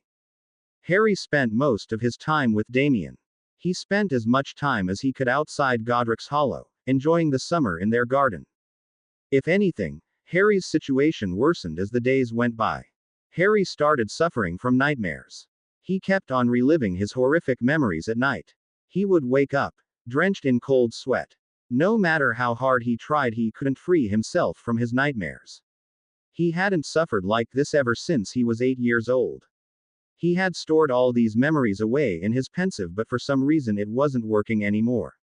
Harry figured that being back in Godric's Hollow had somehow triggered those memories again. Harry didn't tell anyone about his nightly torture. He figured that there wasn't anything anyone could do, so there was no point in complaining about it. Lily had hoped that Harry would settle down, but things just seemed to get worse. He had no problem being in his room or spending time with Damien in Damien's room. But he refused to go to the attic or into the kitchen. He spent time in the living room if he had to. James and Lily started having all of their meals in the living room, as Harry wouldn't go into the kitchen even to have breakfast.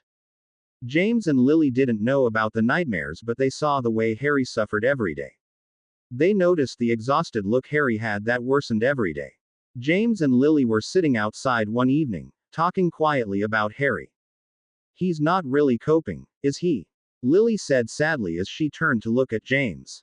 James sighed heavily. He knew that Harry was going to find it all very different and awkward, but he never thought it would be this hard. "Lily, I've been thinking about this. I think there really is only one option for us to fix this." Lily sat up a little straighter, focusing her complete attention to her husband. "I think we should move," James said quietly. Lily didn't react at first. She stayed in her seat, trying to figure out if James was serious or not. "Move from Godric's Hollow?" she asked. "Yeah, I've been thinking about it ever since Harry ran away from Voldemort. At first I didn't give it much thought. I had to get to Harry first. I figured that coming to live in Godric's Hollow might be difficult for him. But I had no idea that Harry would be affected as much as this. He doesn't look like he's getting much sleep at night, judging by the dark circles under his eyes. He can't look past his memories, and I don't blame him. I think the only way to resolve this is to leave Godric's Hollow." Lily was staring at her husband, completely thrown by his suggestion. But you love Godric's Hollow," Lily said quietly to him. James turned to look at the cottage before him. It was true. He had inherited this house from his parents. He had a special connection to it. It had been in the Potter family for generations. His eyes took in the cottage and he sighed heavily again. "I do, but I love my son more. If he's not happy living here, then I don't want to stay here either." Lily wrapped her arms around him and gently kissed him. She knew that for James to even think about leaving Godric's place was a big deal. They discussed how they would afford to get another place. James had it all worked out. He suggested that they used their savings to buy a bigger place. They decided to keep this information to themselves for now. They didn't want to tell Harry or Damien anything until they had everything sorted out. James pulled his car over to stop in the driveway. He got out and watched with excitement as Harry and Damien climbed out of the car. He shared a quick glance with Lily and managed to hide his smile. "How long is this going to take? I'm starving," Damien grumbled as he walked over to his dad. "I just need to pick something up for work. Then we can go to get some dinner," James said as he led his family to the front door. Harry and Damien followed quietly, silently taking in the beautiful house before them. It was magnificent. It was painted white and had acres of land surrounding it. They approached the door and James knocked a few times on the door. When no one answered, he cautiously tried opening the door. The door opened and James walked inside, followed by Lily. Harry thought it was a bizarre thing to just let yourself into someone else's home but didn't say anything. He was wondering why his dad had insisted on bringing all of them to visit this person, as they were on their way to have dinner at a restaurant. Harry was not too sure about going out in public so soon. He had purposefully avoided reading the Daily Prophet and all other news as he was sure it was full of nothing but his trial. He didn't want to read what other people thought about it. He couldn't care less. But he was bothered to think how others would react to him and more importantly how they would treat his family. Would they even be allowed in a restaurant? But Harry had been stuck at Godric's Hollow for 2 weeks now. With his only refuge being his back garden, Harry was glad to go away from Godric's Hollow even for a few hours. They had all been in the car when James said that he had to make one quick stop at someone's home. Just for a minute to pick up a file of some sort. Harry would have happily stayed in the car but was told that he should come inside to say hello. Harry walked inside the magnificent house and silently admired the house. It was decorated in a very contemporary fashion and had a very welcoming feel to it. They walked into what Harry assumed was the living room and looked around for any sign of the person who lived here. Wow, this place is really something. Who lives here, Dad? Damien asked as he observed the expensive furniture around him. James turned around to face Damien and held onto Lily's hand before speaking. We do. Harry and Damien stopped looking around the room and stared at their parents. James's face broke out into a huge grin, which matched Lily's grin perfectly. Surprise! Both parents shouted with laughter. Harry and Damien continued to stare at them, unable to say anything. We know that this may come to you as a shock, but your dad and I had been thinking and decided that we really needed a bigger place. We thought that with changing times, it was necessary to change our lifestyle as well, Lily said with a smile still plastered over her face.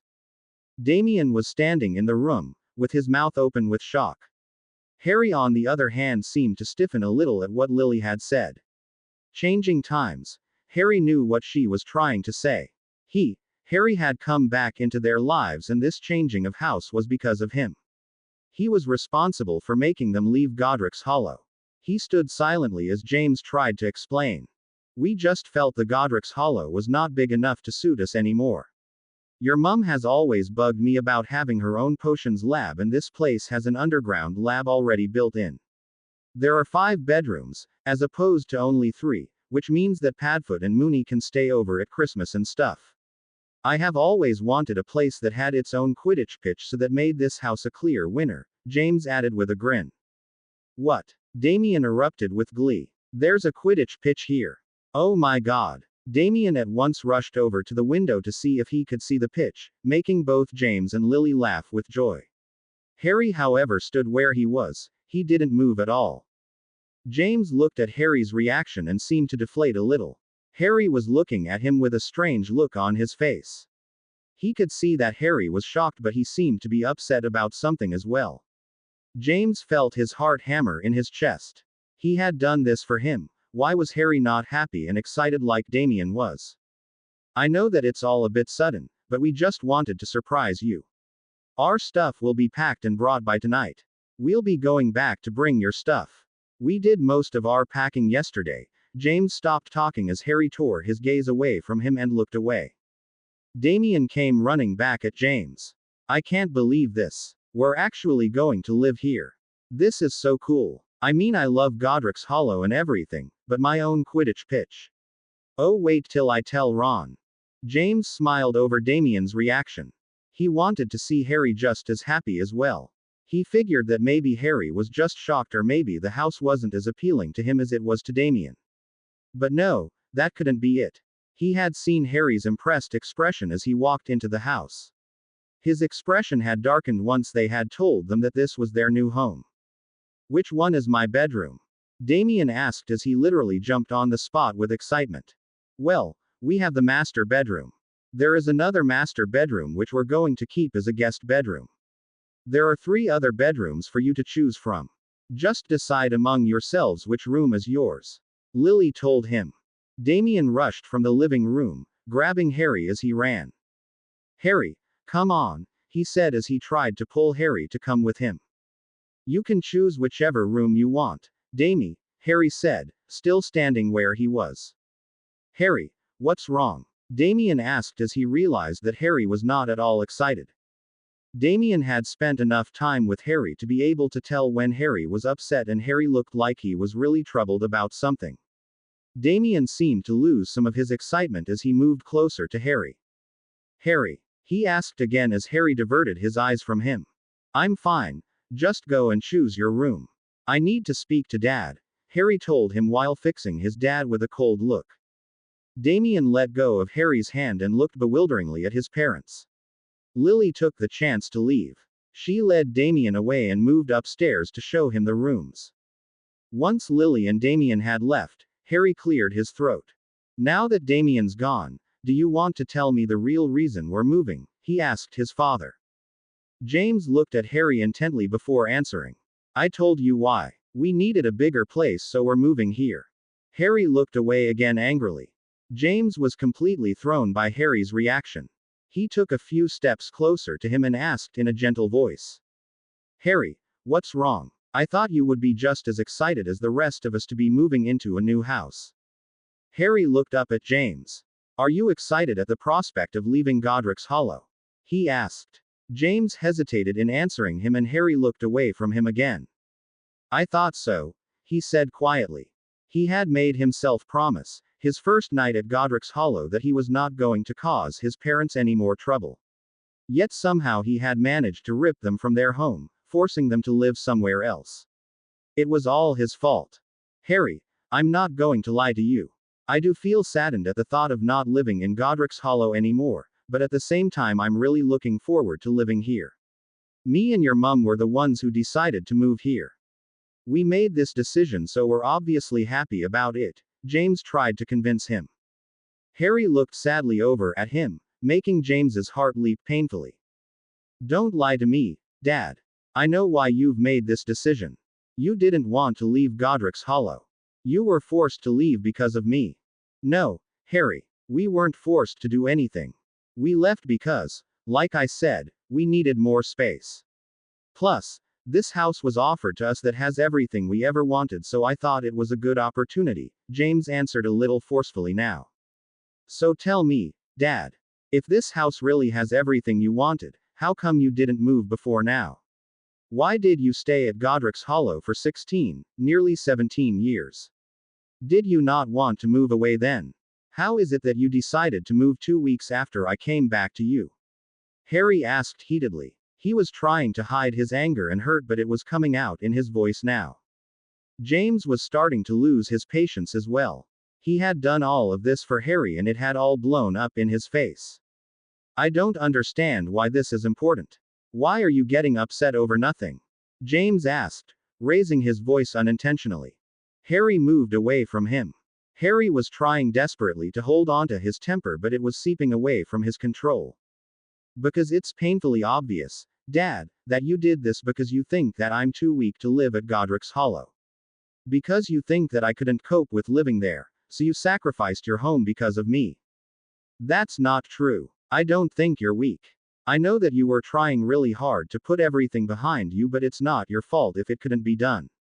Your memories were too horrific to deal with. A grown man couldn't deal a past like that. How can I expect you to deal with it? I don't blame you, Harry. I never have and I never will, James tried to convince him. He understood now that Harry felt responsible for them moving. Harry was breathing heavily and tried not to say the words that were forming in his mind. But found that he couldn't control his words anymore. How long will you refrain yourself from not blaming me? You can't deny that ever since I came back, your life has been completely disrupted. Sooner or later, Dad, you'll regret me ever coming back to you, he said, his words laced heavily with hurt. James had to pull on every last bit of patience that he had to stop himself from yelling at Harry. How could he even think something like that? After all the heartbreak James had gone through with losing Harry, his son was accusing him of such a thing. He walked over to Harry as calmly as he could. He held on to Harry and forced him to look at him. Don't ever say such a thing again. You coming back to me was the best thing that ever happened to me. I don't want you even thinking such a thing. You're my son, my firstborn. I can never regret you coming into my life. Harry looked away from James, lowering his face so that James couldn't see him. You want to know why we stayed at Godric's Hollow for all those years? It was because of you, Harry. You were brought to Godric's Hollow when you were only 2 weeks old. You said your first words in Godric's Hollow. You took your first step there. The first time you rolled over, the first time you sat unaided, the first time you crawled over to me. All your memories were there and your mum and I couldn't bear to leave that place. That's all we had, Harry. Those few memories were all we had to get us through all those years away from you. That's why we didn't leave Godric's Hollow. Harry refused to look at his dad. His heart ached from listening to his words. We never forgot you, Harry. Not one day went by without us thinking about you, James said softly, urging his voice to stay strong. But now we don't need those memories anymore. We have you with us now. I want to see you happy and comfortable in your home. I want to see you relaxed and enjoying your time with us. I know that for reasons beyond anyone's control, that's not possible at Godric's Hollow.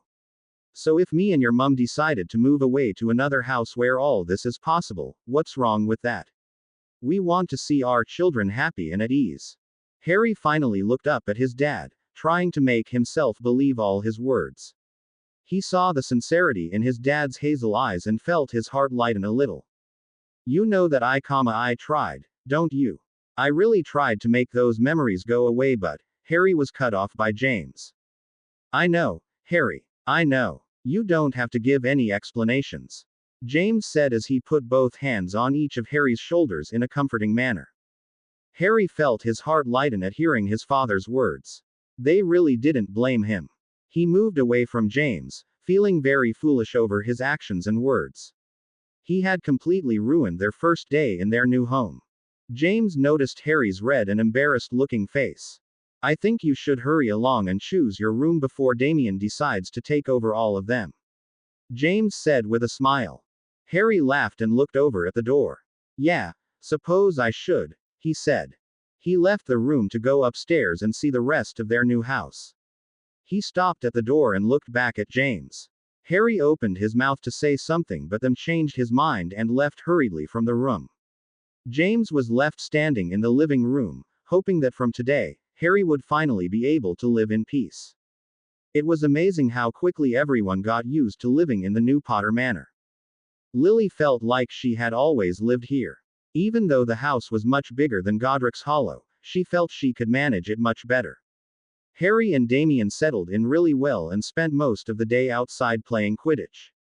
The wards that were placed on the house meant that the boys could fly around as much as they liked without fear of being attacked. The amount of free land they had around the house was perfect for them. James had surprised Harry by showing him a specially built training ground for him. It was located near the back of the house and had everything Harry needed to work out. It had privacy spells put around it, meaning that Harry could train in peace and not be spotted by anyone if he didn't want to be seen. There were even a few rooms located in the training grounds, providing indoor training gear as well as shower rooms. The training ground wasn't as big as the one Harry had with Voldemort, but it was still his own private training place. Harry was speechless when James took him around the house to see it. He stood stock still, taking in the immense effort and trouble his parents had gone through to do this for him. You didn't have to, Harry had managed to stutter out, due to shock. Well, Damie got his Quidditch pitch, your mum got her private potions lab, so it was only fair you got what makes you really happy. James answered with a smile. He had seen enough from Harry's memories to know how attached Harry was to his training regime. It gave Harry confidence, enhanced his dueling skills, and seemed to be the only thing that exhilarated him. Harry's face broke out in a huge grin as he surveyed the area. After a few minutes he turned to his dad and asked him, "What about you? If all of us got something that makes us happy, what did you get that makes you happy?" Harry asked, with genuine curiosity. James smiled at Harry's question. He took in Harry's beaming face and answered simply, "I got the best thing of all. I got to see smiles on my children's faces." Harry had not suffered from any more nightmares since he came to the Potter Manor. He was starting to feel comfortable with his new world and enjoyed the company of his family more and more as each day went by. He learned new information about his family every day. He learned that his mum was a very good gardener and even helped her plant some new flower beds in their front garden. He learned that his dad loved coaching them to play Quidditch. He would spend hours just discussing new tactics and flying methods with Damien and Harry. Damien was, well, just Damien. Harry would marvel at how he managed to get out of trouble with his parents and somehow would always end up winning any argument. He was actually very cunning. Harry found he could just sit back and watch his family interact, and at times he would find himself longing to have grown up with them. He would shake away his hurt and felt he was lucky he had any chance to get to know them at all. He still felt awkward about his trial. He had not seen Dumbledore since his trial and was honestly confused by the age-old wizard. He was so sure that Dumbledore had only saved his life so that he could use him as a weapon against Voldemort. Harry knew that there was a prophecy made about a child that would defeat Voldemort, but he didn't know the prophecy in full detail. He didn't want to know it anyway. He was certain that he wasn't the chosen one as Dumbledore believed he was. Harry was certain that Dumbledore was only giving him a few days to relax before he would be cornered by him. Harry figured that he would deal with Dumbledore when the need would arise. For now he was enjoying his new life with his family too much to care about anything else. Harry made his way downstairs to the kitchen to have breakfast. Usually Harry was the last one to come down to breakfast, but today, Harry walked in while it was only his mum there, busy preparing breakfast for everyone. "Morning," Lily said cheerfully as Harry came over and sat at the table. "Morning," Harry replied as he sat down. It wasn't long before a very sleepy and disgruntled Damien walked into the kitchen. He sat down opposite Harry and yawned widely before propping himself up on his elbows. "Morning, Damie," Lily said as she piled some bacon onto a plate for her sons. "Gone, Mom," came a barely audible reply. Harry looked at the sleepy boy and leant over the table. "What?" Harry asked, trying to decipher what Damien had said. He said, "Good morning to us," Lily answered for him as she playfully ruffled Damien's hair, which was looking just as messy as Harry's, for a change. Harry raised his eyebrows at Damien and then turned to look at Lily. "Damien's not a morning person," Lily whispered as she returned to the cooker to get the eggs. "Oh."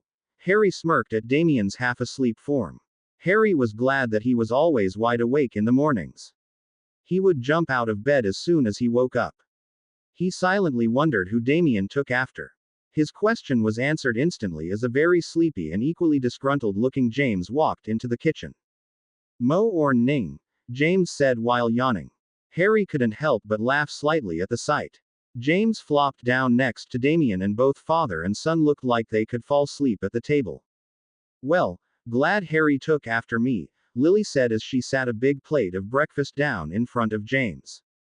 Harry couldn't agree more. After their breakfast, this thankfully woke James and Damien up. Harry and Damien were informed that they were having a party later on that day. "A party? What for?" Damien asked. "Well, it's a housewarming party. A lot of our friends haven't seen the new house and we just thought a party would be nice. You know, a nice way to see everyone again," Lily answered. Harry had a bad feeling about this. "Who's coming?" he asked. He didn't like the way his mum had said, "everyone." "Just a few friends," Lily said, without looking at Harry. Harry's suspicions were confirmed when that evening a whole crowd of people came by. Harry and Damien watched as their living room began to fill up with lots of people. "Just a few friends. A few friends. Geez, Mum. If this is a few, I hate to see what a big party is like." Harry rounded on his mum in the kitchen. A flushed Lily answered, "Well, I knew you would get all worked up if I told you exactly how many people were coming over. It's not really all that bad. These are our close friends. It would be nice if you got to meet them and be friends with them as well," she added with a puppy look in her eyes. Harry just rolled his eyes at her and didn't say anything. He really didn't want to be friends with any of them. These very people were eager to kill him only a few short weeks ago. They had no idea what Harry was like, so why should Harry waste time getting to know them? He, however, didn't say anything to his mum. He held his tongue and figured that if he somehow got through the night without any major problems, that everything would be fine. The entire Weasley family came over and Harry felt his heart skip a beat as he saw Ginny. She looked absolutely stunning in a white dress. Her red hair was pulled up in a ponytail. She was dressed casually but managed to look amazing. Harry had spoken very briefly to Ginny after coming back from his trial. Both had avoided each other since their conversation at the Burrow had been fresh on their minds. Harry was still uncertain about what he should do about Ginny. He liked her. That much even she knew now, but he didn't know if his situation was good enough to start dating her. He wasn't being hunted by the Aurors or the Order now, but Voldemort and his Death Eaters were still after him. They were after him more furiously since now they knew the truth about the Longbottoms. Harry was not convinced that he was any better off. He still had a very uncertain future. He didn't want Ginny to suffer on his account. But at the same time he felt more drawn to her, every time he looked at her. Molly came over and gave Harry a loving look. She looked on the verge of hugging him, but she managed to control herself. How have you been, Harry dear? Feeling better, I hope? She asked him lovingly. Yes. I feel fine, Harry answered back, rather confused. He didn't even know Mrs. Weasley that well. Why would she care how he felt?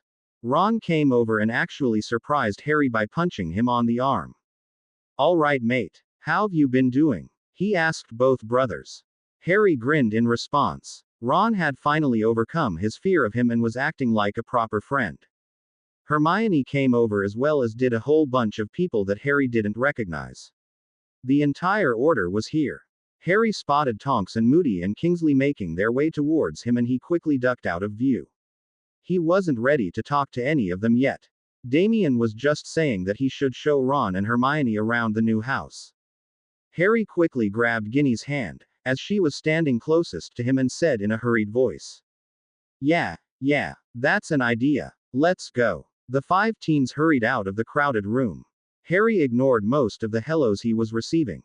He didn't know any of them. Why should he waste time talking to them?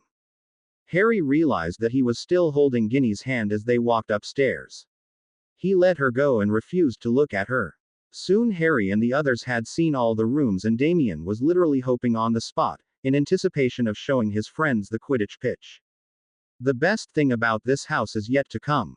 Come on, it's right out here, Damien said as he led them outside. Blimey. A Quidditch pitch. That's unreal. You have your own Quidditch pitch? Ron asked, his voice getting louder with each word. Yeah, can you believe it? Damien answered, matching Ron's voice with his own. Hermione gave Harry and Ginny a defeated look. There was just no way to keep those 2 boys away from Quidditch. She hurried over to them as the 2 boys were running to the end of the pitch to look at the new brooms James had bought them. Harry and Ginny were left alone for a few minutes. Wishing that he knew what to say, Harry looked over at the red-haired girl. He gave himself a mental shake and spoke to her. Ginny, I had to say something to you. He started. Ginny turned around to look directly at Harry, her brown eyes never leaving Harry's face. I wanted to thank you. You know, for testifying before the Wizengamot. Thanks for that. Harry had wanted to say that to her for a while now. Ginny smiled. It was apparent that she had been expecting something else. You're welcome, Harry. All I did was told the truth. It's not really that hard, she finished with an odd gleam in her eyes. Harry looked away, knowing that Ginny was trying to tell him to say the truth about how he felt about her. Before Harry could say anything, the other 3 arrived back and the 5 teens turned to go back inside. Harry had just walked in when he saw someone that he had not been expecting at all. It was really naive of him, though. Dumbledore was surely going to be here. If his entire order was invited, then surely Dumbledore was invited as well. Harry looked at the wizard, dressed in dark green robes, smiling serenely at him from across the room. Harry walked purposefully over to him. He wasn't going to ruin his parents' party, but at the same time he wasn't going to let Dumbledore think that just because he had saved Harry from Azkaban, Harry was going to do anything he asked of him. Harry stood before Dumbledore, refusing to look away from him. Good evening, Mr. Potter. I hope that you are well. Dumbledore asked politely. I'm fine. I think we need to talk. Harry gestured to go into another room, but Dumbledore stopped him. There is much need for us to sit and discuss many matters. But tonight is not the night. Your parents have put a lot of effort into tonight. I think it's best if both of us enjoy this evening and leave our talk until another day. With that said, Dumbledore left to go and see James and Lily, leaving Harry standing where he was. Harry shook his head in confusion. There was no way anyone could understand that man. Harry had only taken a few steps when a cry was heard behind him. Lex. Lex. Lex. Harry spun around and saw a small brown-haired child running through the front door and straight towards him. Harry felt his heart leap with joy as he gathered the small child in his arms. He hadn't seen Nigel for months now. It was amazing how much he had grown. Nigel threw his arms around Harry and hugged him tightly. Lex, where were you? Me was looking for you, Nigel told him as he pulled away from Harry. Harry was amazed at how clear his speech had become. I was right here, Nigel. Harry told him. He found it cute that Nigel still called him Lex, when he could probably say the word. Alex, now. Harry. Harry turned around, with Nigel still in his arms, and saw the confused faces of Damien, Ron, Hermione, and Ginny. Harry realized that although they had learnt that Neville had a baby brother, none of them had seen Nigel yet. At the thought of Neville, Harry turned around to see if he could spot him. He couldn't see him anywhere. Harry, are you going to introduce us or not? Damien's voice pulled Harry away from his search for Neville. He smiled at Nigel and then looked at Damien. Damien, Ron, Hermione, Ginny. I would like you to meet Nigel.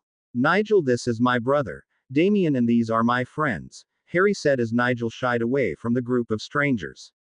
Hi, Nigel, the 14 said with huge smiles plastered over their faces. Lex, I have brother too. Nigel told Harry. Harry raised his eyebrows. Yeah, I know you do, he said under his breath. Nigel, I think we should get to speak to Alex as well. Harry looked behind him and saw Frank and Alice standing there. Harry felt his stomach twist in knots at seeing them. He knew that he would have to face them and the truth about what he had done to them one day, but he hadn't thought about how he was going to deal with it. Harry lowered Nigel onto the floor and turned to look at the Longbottoms. Frank and Alice didn't look angry or annoyed. But they weren't smiling either. Feeling as if he was coming down with a fever, Harry walked over to them. A quick word, Alex, Frank said, and Harry felt himself recoil in shame. Nigel was quickly lifted up by Damien and taken over to see James and Lily as Harry walked out of the living room and into one of the guest bedrooms. Harry closed the door after them and wished he didn't have to deal with this. Slowly he turned around to see Frank and Alice standing, staring at him, their eyes never leaving Harry's face. Okay, who wants to take the first shot? Harry asked. He figured it was better to get this over and done with. Frank and Alice looked at each other, sly grins appearing on their faces. We don't want to take a shot at you. We just thought that we should talk and get our feelings out in the open, Alice answered. If you have something to say, then say it, Harry said as annoyance took a hold of him. I think you owe us an explanation, Frank said quietly. A hard look in his eyes. Harry felt the annoyance turn to anger as he heard the words come out of Frank's mouth. An explanation. I think everything that happened was pretty self-explanatory. What is it you want me to say? How about explaining what made you think you could decide our lives for us? Frank asked, still keeping his eyes fixed on Harry. Harry tried not to get upset. He had figured that Frank and Alice would be angry with him, but he also thought that they would be able to understand Harry's actions. I didn't know what else to do. I was only 14 years old and I had no idea how to deal with the situation. I did the best I could. I'm not sorry about what I did. It was the only way I could protect both myself and you. If I had to do it all again, I would. Harry told them evenly. Alice spoke up at this. Harry, no one blames you for what you did to save us. You were right. There really wasn't any other way to keep us hidden from you know who. But, Harry, why didn't you give us our memory back once you left him? You should have restored our memory. Harry couldn't explain why he didn't restore their memories. He couldn't explain that he did that to save them, to keep Nigel safe. He didn't think they would believe him anyway. Look, it doesn't matter now. There are a lot of things I should have done. There's no point in explaining everything. Harry said, rather annoyed now. Why did they have to make Harry feel so stupid? He went through all the trouble of helping them and keeping them safe, and they just turned around and blamed him for not restoring their memories. I think you've made your feelings perfectly clear. I know that you guys are good friends with my parents. And I understand how you feel about me, so I'll just keep away from you guys so you don't feel uncomfortable around me. Harry turned to go after saying this, but was stopped by a hand on his shoulder.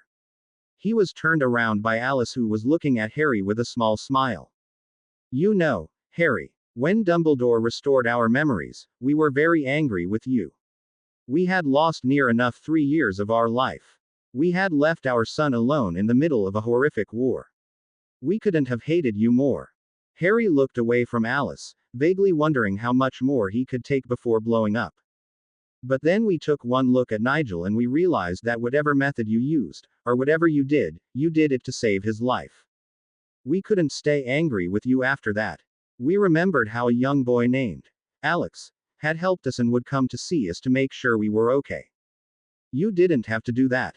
You could have wiped our memories clean and throw us on the muggle streets to fend for ourselves. But you didn't. You set us up with John, gave us that trailer, which we now realize was magically enhanced to be big enough as a house. You kept in contact with us and would participate in the fights, only so that we would get enough money to live comfortably. How could we stay angry with you after all that? Alice had now tears shining in her eyes. She held onto Harry's hand and gave it a tight squeeze, making Harry look up at her. I want Harry to have the same relationship with Frank and Alice that Alex had with John and Fiona. Do you think that could happen? Harry felt his own heart twinge as he heard those words. He had missed John and Fiona immensely. He could do nothing else but nod his head in response. Good. Now I think we should join the party before your dad breaks down the door looking for you. Frank laughed as he slapped Harry on the back playfully. Harry realized that Frank and Alice had purposely made Harry think they were angry with him, just to punish him. He was too tired to tell them off. Instead, he just shrugged it to the back of his mind. He opened his mouth to ask about Neville and how felt about all of this, but then decided not to. If Neville wasn't here, then that was enough to suggest that he didn't want anything to do with the Potters. Harry couldn't care less. They joined the party and Frank and Alice went over to their group of friends. Harry joined his group of friends and they just talked about the new house and everything else that is going on. Harry was starting to get a headache. There were so many people in the room now. He had never spent so much time around so many people. He was aware of the glances being thrown towards him and he felt really unnerved by them. Couldn't they just mind their own business? After a while it was getting unbearable. Harry told the others he was going out for a while, just to get some fresh air. He quickly objected to them coming with him and explained that he needed a few minutes by himself. He walked outside and sat down on the front steps. It had been a tiring night. His conversation with Frank and Alice had exhausted him. He wanted nothing more than to disappear into his bed. He tried to rub at his headache, willing it to go away. It was a tension headache and he knew it would only go away once he slept. He got up and thought about just sneaking up to his room. He had enough of this party. He got up and turned to go back inside when a voice stopped him. What's the matter? Not enjoying your party? Harry knew who it was before turning around. He turned around to face Neville. He was standing just a few steps away from him. Neville, Harry said as a greeting. He really couldn't be bothered by him tonight. Neville didn't respond. He took a few steps nearer and stood before Harry, a hard look on his face. So, enjoying your new life, Potter? He asked and Harry felt a surge of annoyance at him. What's it to do with you? Harry asked, trying to grab at the last string of patience within him. I just find it amusing how someone who destroyed so many lives can enjoy his own without any remorse, Neville answered, now taking another step nearer. Harry sighed and turned to leave. I don't have the time or the patience to deal with you, Longbottom. So just leave, Harry said with his back turned on the boy. Time. Don't you dare talk about time with me, Potter. You took away 3 years of my life with my family. What do you have to say about that? Neville spat at him. Harry turned around to look at him. Nothing. I don't care about what you lost. You would have lost a hell of a lot more if it wasn't for me, so just shut your mouth. Harry snapped back at him. He didn't want to say that to him. Harry hated to show that he had done anyone any favors, but Neville was just pushing Harry now. So you think just because you didn't kill them, you deserve some sort of award? You're pathetic. You still took them away from me. I didn't even know that I had a brother. Do you know what that feels like? To realize that the past 3 years of your life was nothing but lies. To not even know that you have a brother, to not have been there to see him when he first came into this world. You have no idea the pain you've caused me. Harry stood with his hand on the door, emerald eyes shining with hurt. His heart felt like it had been ripped apart. You're right, Neville. I don't have any idea what that must feel like. To live your life and then realize it was all lies. To not know you had a brother. Not to have grown up with him. To have been used again and again and not be aware of it. To be hurt like you have. What do I know about losing family? Harry stopped talking as he saw the look of confusion on Neville's face. Harry realized that not everyone knew about what Harry's life had been like. Not everyone knew that Voldemort had lied to him and brought him up hating his parents. But at this point Harry didn't care. Neville couldn't blame him for something like this. Harry was not like Voldemort. He didn't hurt another like Voldemort had hurt him. Harry refused to believe it. At least you got to be with your family after 3 years. Try 15 years. At least you grew up being loved by your parents. You only had happy memories of them. You weren't haunted by them. Harry wanted to stop talking, but it was like something inside him just wanted to get rid of everything bottled up inside. Humph. If you had it your way, I would never have seen my parents again. You didn't even tell anyone about them when you were standing trial. If I got them back, it's no thanks to you. Neville spat at Harry. Harry had now had enough. If he didn't leave, he would end up breaking Neville's neck. But before Harry could move, Neville had approached him. He had come to stand between Harry and the door, blocking Harry. It's not really your fault though, is it? This is just what you have been brought up to do. Disrupt others' lives. Torture as many as you can. You get some sort of sick pleasure from making others suffer, don't you? Neville was so lost in his rage that he wasn't even aware of half the things he was saying. I shouldn't be surprised that you tried to hide my parents. You probably got some deep satisfaction knowing that they were your prisoners while the wizarding world mourned their death. Shut up, Longbottom, Harry shouted, trying his best not to hit him, but Neville kept on talking. I don't believe for a second what Dumbledore said about you at the trial. You're not a normal wizard. You didn't try and destroy Voldemort. You're not an innocent boy who was trapped by Voldemort.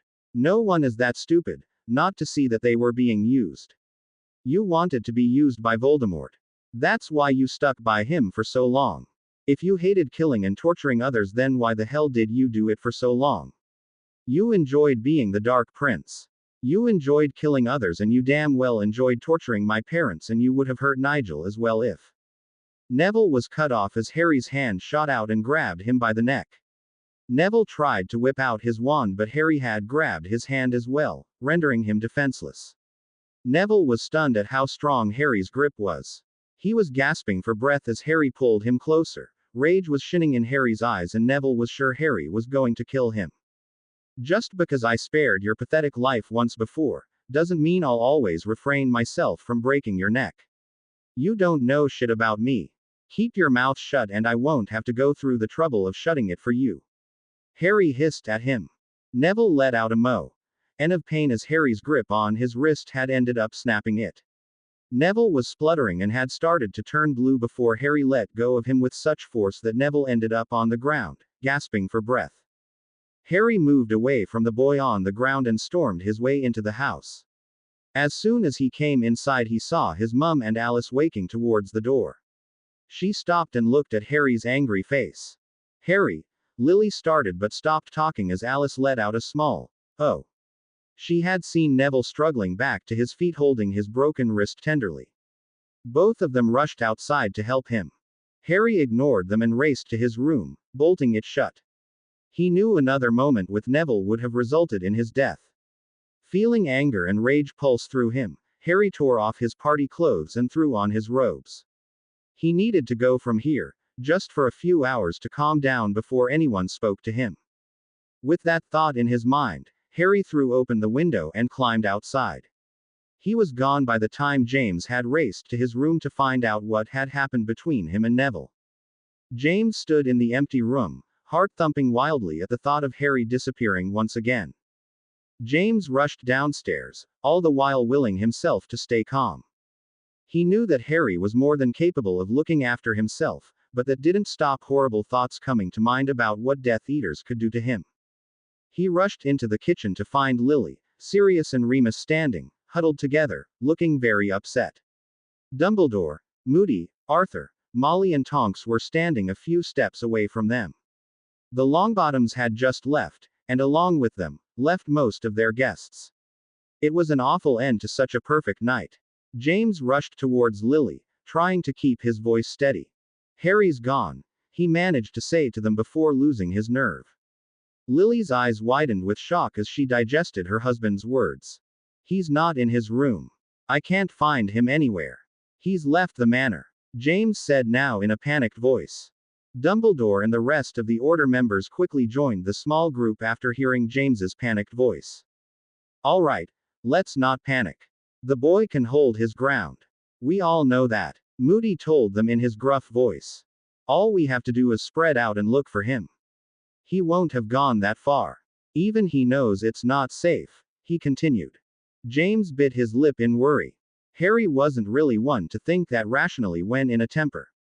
He kept on berating himself for not telling Harry that he was to stay inside Potter Manor at all times. Not that it would have stopped Harry. James purposefully looked away from Dumbledore. He knew that the exceptionally powerful wizard would be able to tell that James had not acted on his orders for informing Harry to stay inside the manor. James didn't really have the time to worry about that now. He just had to get Harry back to safety, before anything bad happened. The group all left to look for Harry. Molly took Ron, Ginny and Hermione back to the burrow. The 4 teens looked quite upset with what had happened. They all silently blamed Neville. They knew that he must have said something to Harry that made him lash out like that and then leave the manor. Damien quickly took out his mobile and tried phoning Harry, but Harry's phone seemed to be switched off. Lily directed a questioning look at the phone but decided not to ask about it. She didn't think she could handle any more stress. They searched the manor again and even went outside, on the grounds to look for Harry. They called for him again and again, but there was no answer. Lily and Damien came back inside and miserably sat in the living room. Damien kept on trying to reach Harry on his phone but was having no luck. Come on, Harry, pick up the damn phone, Damien said in frustration as he dialed his number and held his breath in anticipation of Harry answering. But Harry never answered and the same message was played over and over again, that the phone may be switched off and to try later. Damien and Lily refused to go to bed. They were both exhausted from their hectic evening, but couldn't sleep without knowing where Harry was. Both sat in silence at the table, each lost in their own disturbing thoughts. It was in the early hours of the morning that James and Sirius came back from their search. They had been looking for Harry for 6 hours now. Both men were exhausted and collapsed onto the sofa as soon as they entered the room. Lily and Damien were still awake and at once rushed to them. Lily was about to ask whether they found Harry or not, but it was painfully obvious that they hadn't found him as both men had come inside the manor without Harry and had looks of worry lined on their faces. Lily kneeled next to James, looking into his tired eyes. We looked everywhere. The rest are still looking for him. I had to bring him home to rest for a bit. He wouldn't come easily though, Sirius said as he eyed James. James looked lost. He sat with his head bowed and seemed to be lost for words. He couldn't even look Lily in the eyes. He kept on thinking about what he would do if he lost Harry. How would he face Lily? How would he keep Damien safe if he failed to protect Harry? Sirius was talking to Lily and Damien while James sat in complete silence. He wasn't even taking in any words that were being spoken around him. He wondered angrily what had happened between Harry and Neville that had resulted in Harry acting so violently and then storming off like that. In any case, Harry should have had more sense than to leave the manor at night, without telling anyone. It was just asking for trouble. A sound in the hallway caught everyone's attention and they instantly stopped talking and strained their ears to pick up any other sounds. When they heard the front door being closed and the sound of feet walking down the hall, the 4 rushed to the door to see who it was. James was the first to throw open the door and stumble into the hallway. He felt immense relief wash over him as he caught sight of Harry standing in the hallway. Harry had stopped in his tracks as he saw the 4 people rush out of the room in such a hurry. He looked at them curiously, wondering why Damien was still up at 4 in the morning. James felt his knees weaken with relief at the sight of Harry standing there, completely unhurt with a strange look on his face. He looked tired and still had some annoyance and anger lurking in his green orbs. At once James felt his relief turn into anger. How could Harry just leave like that? Didn't he realize how worried everyone was going to get? Harry looked away from them and headed for the stairs to go to his room. He wasn't in any mood to talk to anyone. Where did you go? Lily asked, her voice shaking with emotion. Out, Harry answered, without looking at her. That seemed to bring James out of his stunned silence. Out. That's all you have to say. You went out. You didn't think it was necessary to tell someone before leaving like that. James asked as his temper got a hold of him. Harry stopped at the foot of the stairs and turned around to look at him. No, he answered simply. James moved towards Harry, but Sirius was quick to grab his arm. Prongs don't. He's safe and he's home. You should be thankful, he whispered to him. James didn't say anything but shook his arm out of Sirius's grasp. Damien quickly joined his brother at the stairs. Why did you not say anything before going out?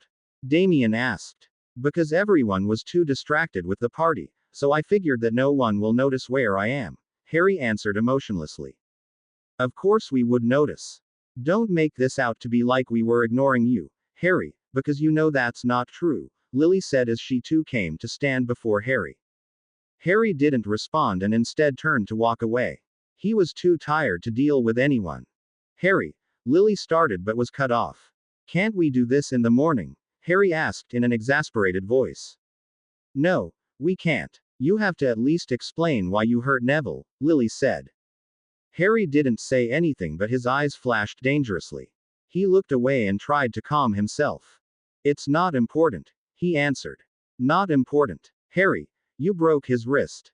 You hurt him when he was a guest at our house. There must have been a reason. Lily practically yelled at him. Harry had now had enough. He was cold, tired and just fed up with everything that had happened. Maybe you should have asked him what happened. I'm sure he would have happily repeated all that nonsense. But don't yell at me. It wasn't my fault tonight was a disaster. Harry yelled back. James came and stood between Lily and Harry. He could see the situation getting out of hand. Lily had a worse temper than the rest and Harry was going to regret getting on the wrong side of her. Lily, calm down, he whispered to her. Lily shut her eyes and took a deep breath to calm down. James turned his attention to Harry. Harry, I don't care why you hurt Neville. There is nothing that could have happened that justifies that sort of behavior. And to make matters worse, you stormed out of here without even thinking about the consequences. Do you know what has gone through our minds these last 6 hours? All the horrifying thoughts that entered our minds. Do you realize that half of the order is still outside looking for you? James told him. Harry seemed to lose whatever patience he had at this point. I can look after myself. I don't need your order to do anything for me. I managed to survive the last 15 years without them, I'll manage now as well. I don't need anyone going looking for me.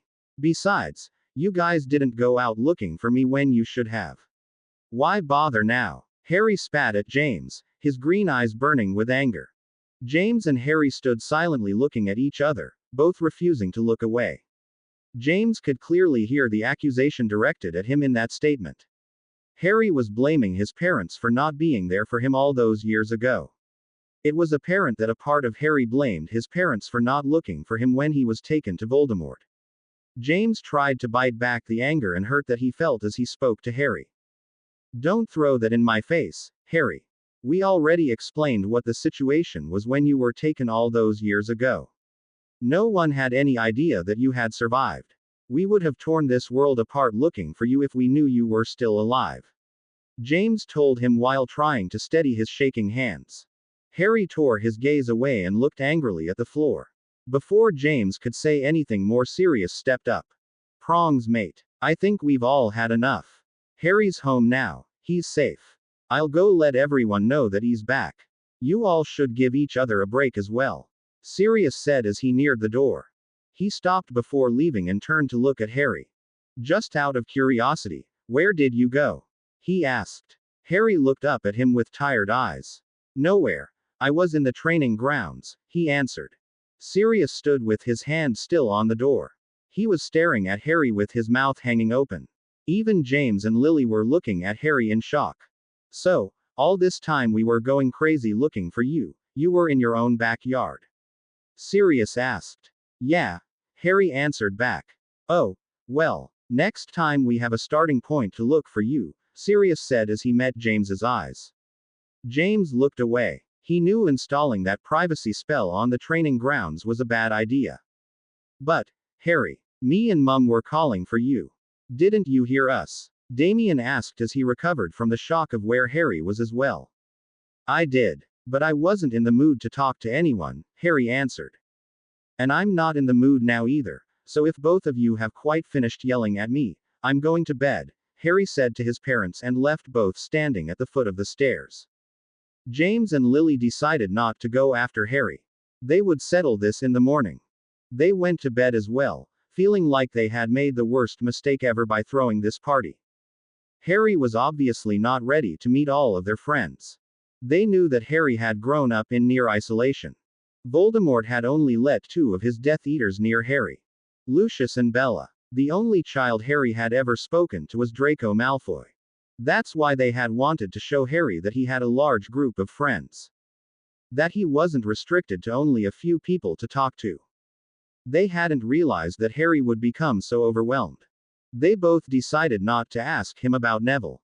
It was obviously something that bothered him greatly, so both parents decided not to push him into explaining himself until Harry calmed down. The thing that James was more concerned about was the way Harry had reacted to the Order looking for him. James knew that Harry blamed his parents for not looking for him when he was a baby. They were the reason Harry grew up with Voldemort. Even James blamed himself for not looking for Harry. He decided to have a serious talk with Harry in the morning regarding this. Damien had snuck into Harry's room later that night. Harry was awake and had calmed down after talking to Damien. He told Damien what had happened with Neville. Damien was lost for words by the end of it all. That jerk. I can't believe he would say something like that to you. I'm going to kick his ass next time I see him. He told Harry. Harry smiled despite himself. Yeah, that'll teach him, Damie, he said, causing Damien to punch Harry in defense. I'll have you know that I can throw a good punch or two. Not as good as you though, Damien told a laughing Harry. He went silent as he thought about something. Harry, I wanted to ask you this before. I know that you hate teaching others and everything, but I was wondering. Could you teach me how to fight? He asked hopefully. You already know how to fight, Harry joked as he rubbed his stomach where Damien had punched him. I'm serious. I want to know how to fight like you. You know the Muggle way. I think it's really cool. Harry pretended to think it over. I don't know, Damie. I mean, it's the only thing that makes me so special. If I teach you, you'll be on the same level as me. I don't think I want that, Harry told him. Damien raised an eyebrow and gave Harry a sarcastic look. Well, you have to have something special. You won't get very far in life with your looks alone. I guess you need this Muggle fighting thing. Damien laughed as Harry threw a book at him. It hit Damien on the head and both boys were laughing heartily. Come on, Harry. Seriously, will you teach me? You have that awesome training ground. I think it's only fair that you share it with me, as I let you play on my Quidditch pitch. Who said it was yours? Harry asked as he eyed Damien. I know it's mine. I don't have to have someone tell me specifically. So what do you think? Will you teach me? Damien asked again. Harry couldn't think of any reason why he shouldn't. He told Damien that he would teach him, but only if he left him alone to go to sleep now. Damien agreed and enthusiastically left to go to his room. Harry rolled over and let his tired body and mind relax. He had managed to forget about Neville and his hurtful words by talking to Damien. He felt grateful for having Damien to talk to. He couldn't help thinking how lost he would be without his snotty-nosed, spoiled brat of a brother. Harry smiled as he drifted off to his much-needed sleep. Harry kept quiet throughout breakfast the next morning. He could actually feel the tension hanging in the air as he sat with his mum and dad. He knew that they were still annoyed with him about last night. Harry was determined not to bring up the subject. His mum and dad were talking to him, but there was an awkwardness there that Harry found immensely annoying. At last his dad brought up the subject as they got up from the table. I wanted to have a quick word with you about last night, he said in a tired voice. Harry followed him and his mum to the living room. Damien looked awkwardly at them before announcing that he was going to his room until the madness was over. He left quickly before anyone could stop him. Okay, what did you want to add to last night? Harry asked. He knew that they had a right to be angry with him for what he did to Neville. That had to be embarrassing to deal with in the midst of a party. But as much as Harry wanted, he couldn't care less. They should have thought about this when they planned the party. They hadn't even discussed anything with him. About last night, Lily started with a glance over at James. I wanted to say sorry for yelling at you. I was so worried about you and I didn't quite handle my emotions that well. But Harry, you should understand what we were going through as well. You don't know what we went through when we saw that you were missing, Lily said with a very haunted look in her eyes. Harry immediately felt guilty for upsetting her like that. He didn't mean for her to be reminded of that night nearly 16 years ago, when he was taken by Wormtail. He looked at his mum's shaking hands and felt his anger ebb away. I didn't mean for you to get upset. I just needed to get out for a while. That's just me. When I feel upset or just angry, I need to go out into the open. It's the only way I can calm down. Harry explained. What's done is done. I'm not going to ask you what happened between you and Neville last night, since I know you won't want to talk about it. I just want you to understand that your behavior was not acceptable, James said, hating how strict he sounded. Harry looked at him with annoyance. You don't have to talk to me like I'm a 5-year-old. I know exactly what my behavior should be like. You don't have to tell me. James looked like he was going to argue, but instead he sat down on the sofa and looked resignedly at Harry. I know you're not a child. But I have to say things like this, especially after you hurt guests that come over. But I don't want to get into that just now. What I'm more concerned about right now is your safety. James watched as Harry tried not to pull a face. Harry, I know you can look after yourself, but you know as well as I do how dangerous it is for you to go out of the manor. I don't have to tell you what could happen, James said, watching Harry get more and more worked up. You're right, you don't have to tell me, Harry answered angrily. James let out a deep sigh. Things weren't going to plan. Harry was getting upset with him. Harry, I'm not arguing with you. I don't want you to get upset with me. You know as well as I do that if things were up to me, you would have no restrictions on you of any kind. But things aren't under my control. Harry seemed to soften at hearing those words. He came and sat down as well, looking at the floor as he spoke. I know, he replied softly to him. It feels like a huge insult to me when I think about who it is that's still after me. After all, I grew up amongst them. It just feels really weird, almost hurtful, Harry finished awkwardly. Lily looked at James with a horrified look. They hadn't thought about it like that. They hadn't quite understood what Harry was going through with Voldemort and his Death Eaters after him. They had been too consumed with their own issues. I know that it's difficult to deal with, but with time it will get better. Until things calm down a little, I think it's best for you to not go outside alone, James said in his most comforting voice. Harry didn't react right away. He slowly looked up to face James. I know that you're afraid and I understand that. But I'm not going hide like a scared little mouse. I can look after myself and you know that. There is no way I'm going to stay like a prisoner in my own home. Harry replied. James and Lily both had defeated looks on their faces. They knew that this was how Harry was going to react. If you want to go out, that's fine. I'm not saying that you have to stay inside at all times. All I'm saying is that you should take someone with you. Just don't go out alone. That's all I'm saying, James responded, hoping that Harry would just agree. Harry instead shook his head and laughed. You want me to go out with bodyguards? You really think that would help if I'm attacked? Merlin, your bodyguards would probably just get in the way and cause more problems. Harry, Lily started but was cut off. Look, I'm not discussing this with you. I'm not a kid, so don't treat me like one. I have been risking my life since the age of 14. Every time I was sent on an assignment, I was facing danger. I know how to look after myself. So just drop this, okay? With that, Harry got up and left the room, leaving both James and Lily feeling more anxious about his safety than before. Harry wasn't ready to listen to any more lectures regarding his safety, so James and Lily had no option than to leave it for the time being. Harry spent the next day or two outside with Damien as he was learning self-defense from him. Things were gradually getting better. Harry seemed to be in a good mood as he taught Damien. But his good mood vanished when he was called in to speak to Dumbledore. It seemed that Dumbledore had just dropped by, on his own, and had requested a quick word with Harry. Harry had a fairly good idea why Dumbledore wanted to speak to him. He had been left alone for a few weeks now. Dumbledore had probably thought it was time to talk Harry into helping them catch Voldemort. Sure enough, Dumbledore brought up the subject almost instantly. I know that you have very strong feelings against the Ministry, Harry. I don't blame you entirely. They have been very rough with you and unyielding in their investigations regarding you. But you do realize the potential help you can offer to the Order.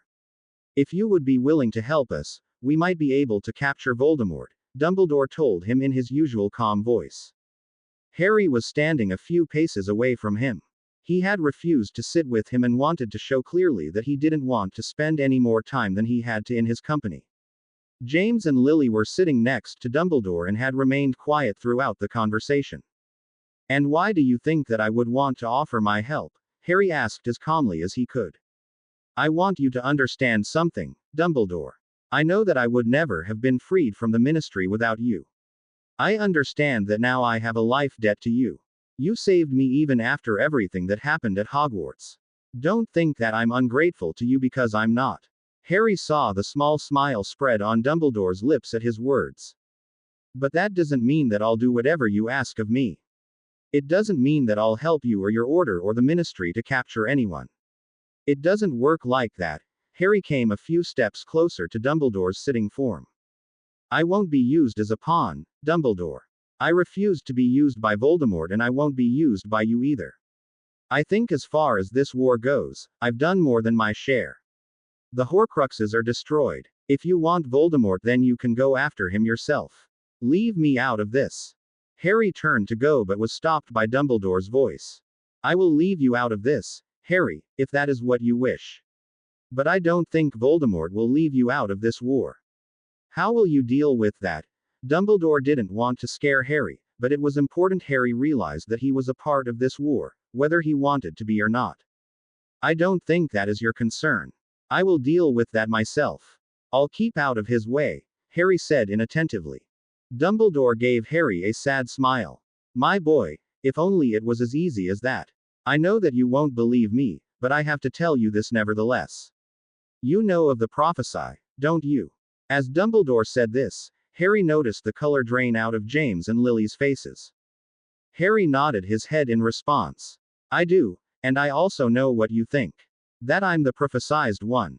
But I think that I will have to side with the minister on this one. Probably the only thing that Fudge and I will ever agree on. The prophesy is rubbish, Harry said before anyone could interrupt. Harry, I know that things like prophecies can be hard to believe, and there is nothing I can do to convince you.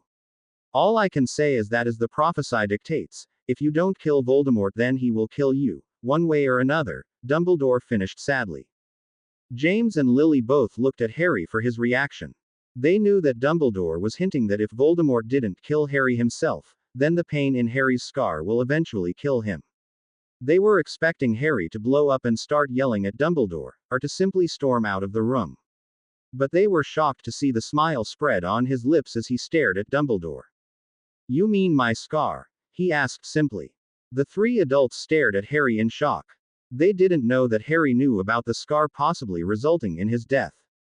They didn't respond and just stared wide-eyed at Harry. I heard you that day in the infirmary when you were telling Mum and Dad. I have very good hearing, Harry joked. How can you be so calm about this? Lily asked fearfully. Because, Mum, I don't believe it. I didn't believe it then and I don't believe it now. Neither can live while the other survives, that's what it says, doesn't it? Well, me and Voldemort have survived together for nearly 17 years now. I don't see the prophesy as anything other than utter nonsense. Harry replied. Then how do you explain Voldemort's belief in the prophesy? He believed it to the point that he tried to kill you when you were only a baby. If he believes it, then don't you think that there may be some sort of truth behind it? Dumbledore asked. It doesn't matter if he believes it. The point is that I don't. With that, Harry turned to leave the room. Dumbledore called on Harry to try and make him understand the severity of the prophesy. Don't bother trying to convince me. It's never going to happen. I'm not your savior, Dumbledore. No matter what you said at the Wizengamot, I'm not the one who will fight for you and bring around the end of Voldemort. No matter what happens, I will never raise my wand at Voldemort. Harry left the room, leaving the three adults to their own depressing thoughts. James and Lily didn't bring up the subject of the prophecy again. They knew that it would achieve nothing other than making Harry argue with them. James was inwardly glad that Harry had refused to join Dumbledore. He always felt that Harry should be kept out of the war and as away from Voldemort as possible. If James had a chance to bring Harry up, he would have kept him away from the Order and the war as much as possible. Similar to the way he had brought up Damien. In James's eyes, if anyone deserved to be kept away from war, it was Harry. James was sitting with Remus, Sirius and Lily in the main living room, in deep discussion about a subject that was highly enjoyable. Harry's approaching 17th birthday. Okay, so what's the theme going to be? Sirius asked as they discussed the many different options. We can sort that out later. We have to finalize the guest list, Lily said in a flustered voice. Well, let's keep it to a minimum. We don't want to have casualties again, Sirius joked. I think that we should settle on the location first, Remus said as held up the small book listing all the suitable venues. Yeah, we have to sort that out first. Lily agreed. Any place will do as long as they do the catering as well. The food has to be the most important thing, Sirius added in. Can you think of anything other than food? Lily reprimanded him. Sirius smiled and shook his head. Nope. He laughed. Their laughter was cut short as the fireplace erupted in green flames and Moody stepped through the room. Guys, we have a situation. Hogsmeade is under attack, he said quickly. At once James, Remus and Sirius jumped to their feet. We just got a distress call. I came to get you on the way. We have to go now. The four Aurors left hurriedly, leaving Lily by herself, praying for everyone to stay safe. When James and the others arrived at the scene, it was disastrous. There were flames everywhere, the people of Hogsmeade were running to the safety of their homes. Shops, restaurants and various other buildings were set alight and the Death Eaters were torturing and killing the innocent people as they ran from the burning buildings. James and the other Aurors leapt into action, taking down as many Death Eaters as they could. The fight was an intense one and at many times, James nearly fell into the pools of fire as the Death Eaters ganged up and dueled 2-1. James was busy dueling fiercely and didn't realize where he was going. He just took down 2 Death Eaters and turned the corner to fight more when a sight made him stop in his tracks. In front of him was a clearing, made by blasting the surrounding houses away. The rubble of the destroyed houses littered the ground and there was an eerie calmness there. There were no flames, no screaming people. It was deathly silent. The shouts of the curses behind him seemed to fade away as James saw the sight before him. His breath hitched in his chest as he saw the horrifying sight. Before him was a conjured platform. It was raised and had at least 20 stairs leading upwards. At the top of this platform was a black marble tomb. It was gleaming in the moonlight and seemed to chill you to the bone by just looking at it. But that wasn't what made James take a step back in shock and fear. It was the black headstone with silver writing that shone so brightly that James could clearly read it at a distance. The words seemed to be burned into James's mind as he saw them. Harry James Potter. James felt sick as he took in the tomb standing before him. He heard gasps behind him and turned around to see Moody, Sirius, Remus and Arthur join him. They too stood, transfixed in horror, staring at the sight before them. No one could find their voice to say anything. It was such an awful sight. At last, Remus moved forward and placed a hand on James's shoulder. James, it's not real. Harry's safe. It's just an empty tomb and it will stay that way, he tried to comfort his friend. I would have to disagree with that. A cold voice rang out around them. At once the Aurors shot their wands out before them and tried to squint in the darkness to see who was standing before them. A cloud of black rose before them, just at the foot of the stairs. Suddenly tall, cloaked figures appeared before them. There must have been around 30 Death Eaters standing before them. But James was concentrating on the tall figure standing at the forefront. His red gleaming eyes shone like fire through the hooded cloak. Slowly Voldemort lowered his hood so that the Aurors could see him.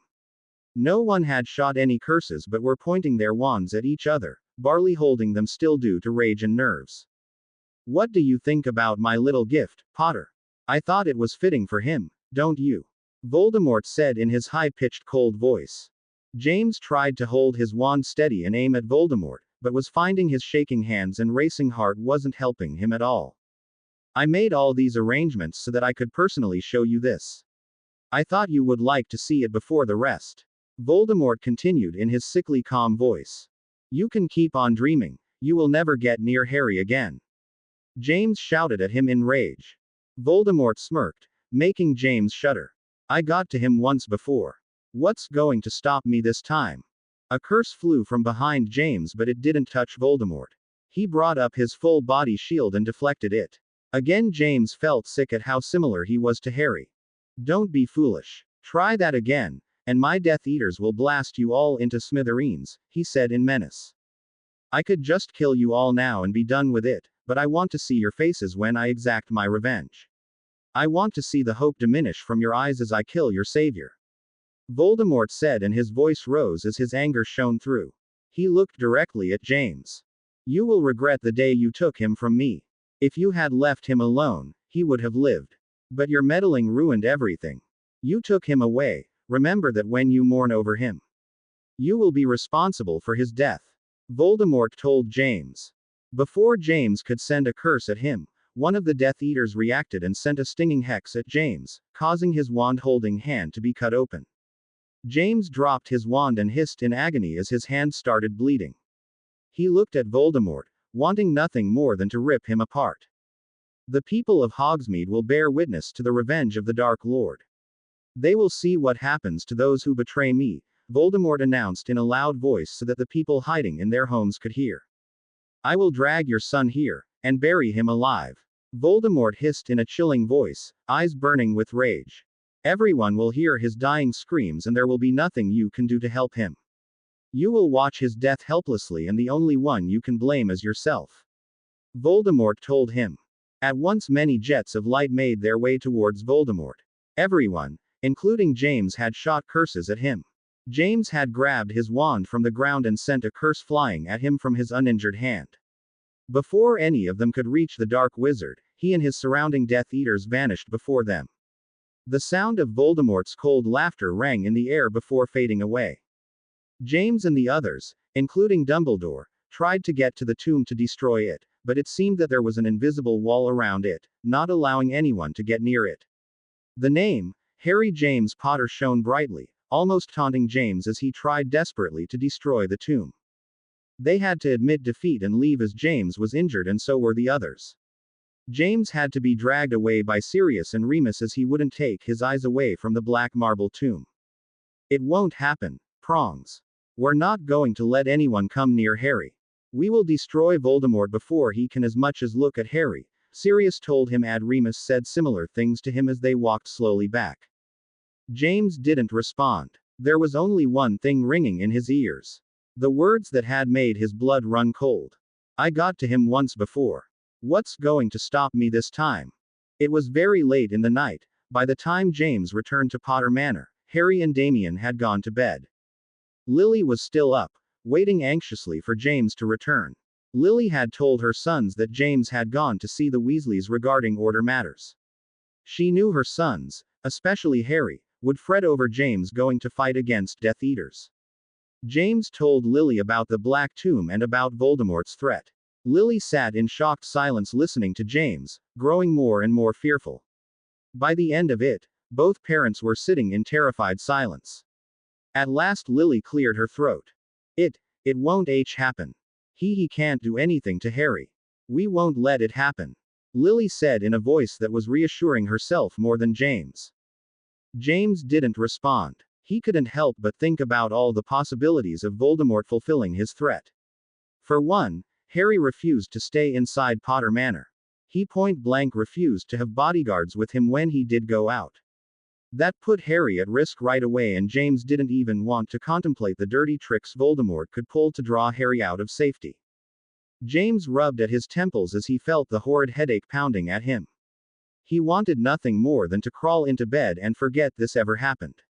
But he couldn't. He couldn't forget the image of the eerie black marble tomb, waiting there with Harry's name on it.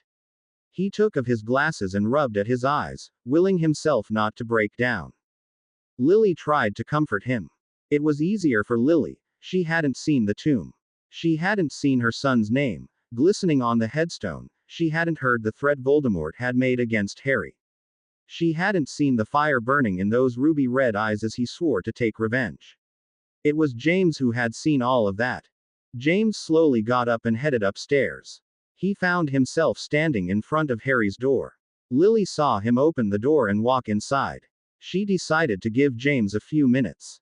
She knew that James probably wanted to reassure himself that Harry was safe. Lily quietly went into her room, to patiently wait for James. James saw that Harry was fast asleep. His feet led him straight to him. He didn't want to wake him up but found that he couldn't walk away from his sleeping son. James saw the way Harry's breathing was calm and he seemed to be relaxed. James's mind was swimming with disturbing thoughts. The tomb, Voldemort's threat, the way Harry's name shone on that horrid headstone. James heard Voldemort's words ring in his ears again. I got to him once before. What's going to stop me this time? James finally broke down and silently collapsed on the ground, near Harry's bed. He wanted to get up and leave, he didn't want to wake Harry up. But his entire body seemed to become numb. He felt so defeated. He knew that Harry was wanted by Voldemort, but seeing the Black Tomb made James realize exactly how much danger Harry was in. What could James do to make sure that Voldemort would stay away from Harry? How could he give Harry a normal life if he wasn't even allowed to leave his own home? He was lost in his own tears and worries and didn't realize that his quiet sobs had woken Harry up. Harry stirred as he realized that someone was in his room. At first he thought it was Damien, just playing a trick on him. Then he realized that this person was crying. He could hear the ragged breathing and stifled sobs. At once Harry waved his hand, and the lights in his room flickered on. Harry was shocked beyond words to see his dad on the floor, head buried in his hands, shoulders shaking as sobs racked through him. Harry climbed out of bed at once and was kneeling in front of his dad. Horrible thoughts flashed in his mind. Why was his dad crying? Did something happen to Sirius? Or Remus? Was there another attack? Dad, what's wrong? What happened? Harry asked, with a racing heart. James didn't answer right away. He looked up at his son's worried face. He had the strongest urge to embrace his son. To hold him close to his heart and never let him go, for fear of losing him. That was what had shattered James's self-calm. That thought of losing Harry again. The thought that Harry would be taken away and would never come back. That tore him apart. James managed to control his emotions as he looked at Harry's panicked expression. Nothing's wrong, Harry. Sorry to wake you, he managed to say even as tears continued to streak down his face. Harry held onto his dad, trying desperately to figure out what was wrong. Why did his dad look so broken? Dad, what happened? Is Sirius okay? Did something happen? Harry asked again. James shook his head in response, wishing that he hadn't come into Harry's room. He really didn't want Harry to know about that tomb. The image of the black marble tomb rose in James's mind again, and at once, James seemed to dissolve again. Harry, please, James managed to say before taking a deep breath to calm himself. Harry was breaking into a cold sweat now. What the hell was going on? You have to promise me, please Harry, promise me that you won't leave the manor by yourself. James said. He knew that he wasn't making any sense. But at this point all James cared about was making Harry swear that he wouldn't leave the Potter Manor. Voldemort couldn't get to Harry inside the manor. If Harry didn't take any more risks, he wouldn't fall into any traps laid by Voldemort. Harry was stunned. He had woken up at 3 in the morning to find his father on the ground, sobbing like someone had died, and all that he had to say was, "Don't leave the manor." Dad, Harry started but couldn't complete his sentence as James grabbed onto Harry's hands and held them tightly in his own. Just promise me, swear that you won't leave the manor by yourself. I won't ask you for anything ever again, Harry. Please, just do as I ask. Please. Harry could see the fear glistening in his father's eyes. He could even feel the slight shaking of his hands as they gripped onto his own. He didn't know what had happened, but it had given James a fright for sure. Harry wanted to argue. He wanted to tell his dad that he could take care of himself and wouldn't just hide away inside his home. But the way his father was looking at him, the way his gaze was almost begging him to agree, made Harry bite his tongue. He knew that he would have to agree, for now anyway. He couldn't possibly turn his dad away when he looked so vulnerable. Okay, Dad, I promise not to leave the manor by myself. I swear. Okay. James relaxed at once. He sat still, trying to gather himself. His hands were still trapping Harry's, but James didn't want to let go. Finally, Harry managed to ease his hands out and helped James to stand. What happened? Harry asked again, but James only shook his head in response. He wouldn't be able to tell him anything. Above everything else, he knew how hurt Harry would be with Voldemort's threat. Harry still cared for Voldemort, James knew that. With Harry's refusal to hurt Voldemort, not to raise his wand at him, it was painstakingly obvious that a part of Harry still loved him. What would Harry go through, once he realized Voldemort's plans to kill him, to bury him alive? James shuddered at the memory. James apologized again for waking Harry up. He told Harry to go back to bed. Harry tried again to ask what had upset him, but James didn't answer. He looked at Harry with such deep emotions that Harry felt a shiver run through him. Quietly, James left to go his own room. Harry returned to his bed but didn't sleep. He kept on thinking about what could have happened that made James act like that. The next day, James made sure that no Daily Prophet was left around for Harry to find, as it was full of images of the Black Tomb. The media had published reports on the latest attack by Voldemort and had a field day with the Black Tomb. Remus and Sirius came over very early in the morning and helped James and Lily calm down. Lily had not been able to tear her eyes away from the threat Voldemort had left. It was clear that the tomb had been attacked from all corners in an attempt to get rid of it, but none to avail. It seemed the tomb was staying put. Harry spent the rest of the day trying to figure out what had happened to make his dad freak out. But his many questions were cast aside and it led to a very frustrated Harry spending time training on his own. Damien had not been told about the tomb either. Both boys spent the next day or two coming up with their own ideas of what may have caused James's sudden overprotectiveness. They didn't come any closer to the truth.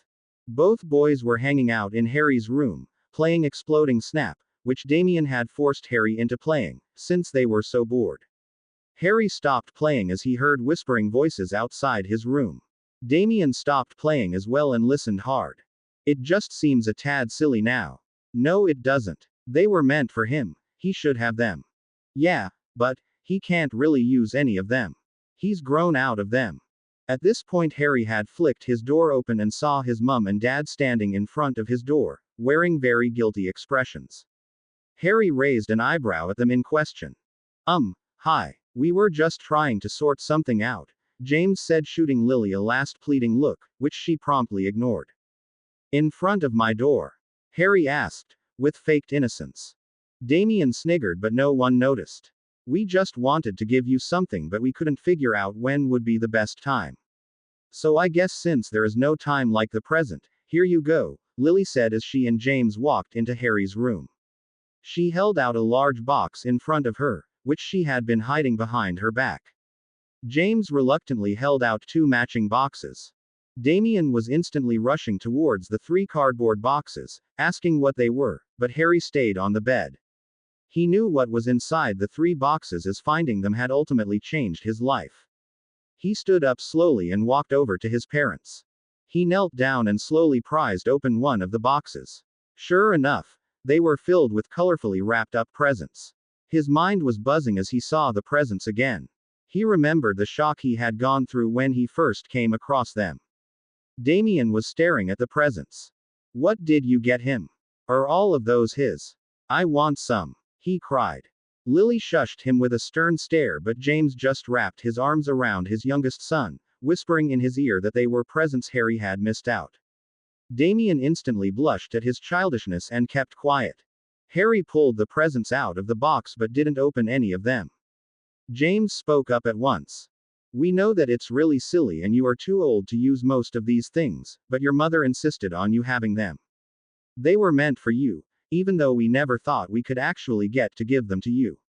James paused as he felt a little awkward at what he had just said. When Harry didn't look up or say anything, James took that as a sign that Harry surely did think that the presents were stupid. He quickly tried to make the awkward situation better. You can give them away if you don't want them. We don't mind. You won't use any of them anyway. It was just a thought. He trailed off as he saw Harry slowly look up at him. It was just the look in his emerald green eyes that quietened James. They were filled with gratitude and love. James felt his heart beat painfully fast as Harry picked up one of the gifts and opened it with trembling hands. It was a Christmas gift when he was only 4 years old. A blue-colored toy hippogriff fell onto his lap. It sat up in Harry's lap and spread its wings out, ready to fly. It took off, flying at a ridiculously low height. Harry laughed as it flew around the room, and banged against James's knee. James and Lily were relieved that Harry didn't think the idea of keeping presents for him was stupid. They realized that this was the first time he had ever received a gift meant for his birthday or Christmas.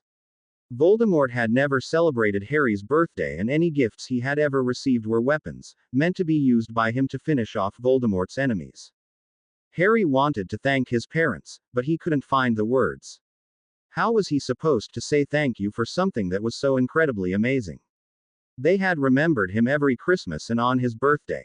It took every ounce of self-control that Harry possessed not to break down. His parents didn't need Harry to say anything. The way his eyes lit up every time he opened a present and the innocent laugh that escaped him every time a particularly amusing gift was revealed was enough. They knew Harry was deeply touched by this. Harry told Damien to help him open the gifts, and the younger boy instantly sat on the floor and started ripping open the presents.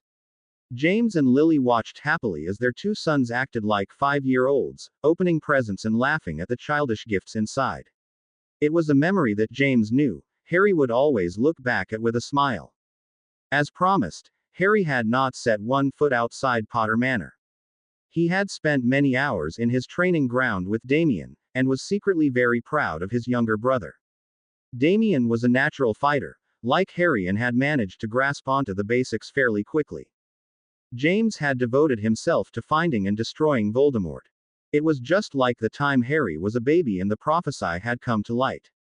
James had been working hard then as well. He was seeing less and less of his family and had taken to locking himself in his office when he was home. He hated the distance this created from his family, but James couldn't concentrate on anything other than Voldemort. Every time he closed his eyes, he could see the horrid tomb looming before him and Voldemort's cold laughter ring in his ears. No one had been able to destroy the tomb yet. Lily tried her best to talk to James and make him relax more, but nothing she said would make him change his mind. Remus and Sirius helped the only way they could, by joining James in his quest to destroy Voldemort. It was exactly 6 days until Harry's 17th birthday. It was a bright morning, with the wind clear and the sun shining strongly.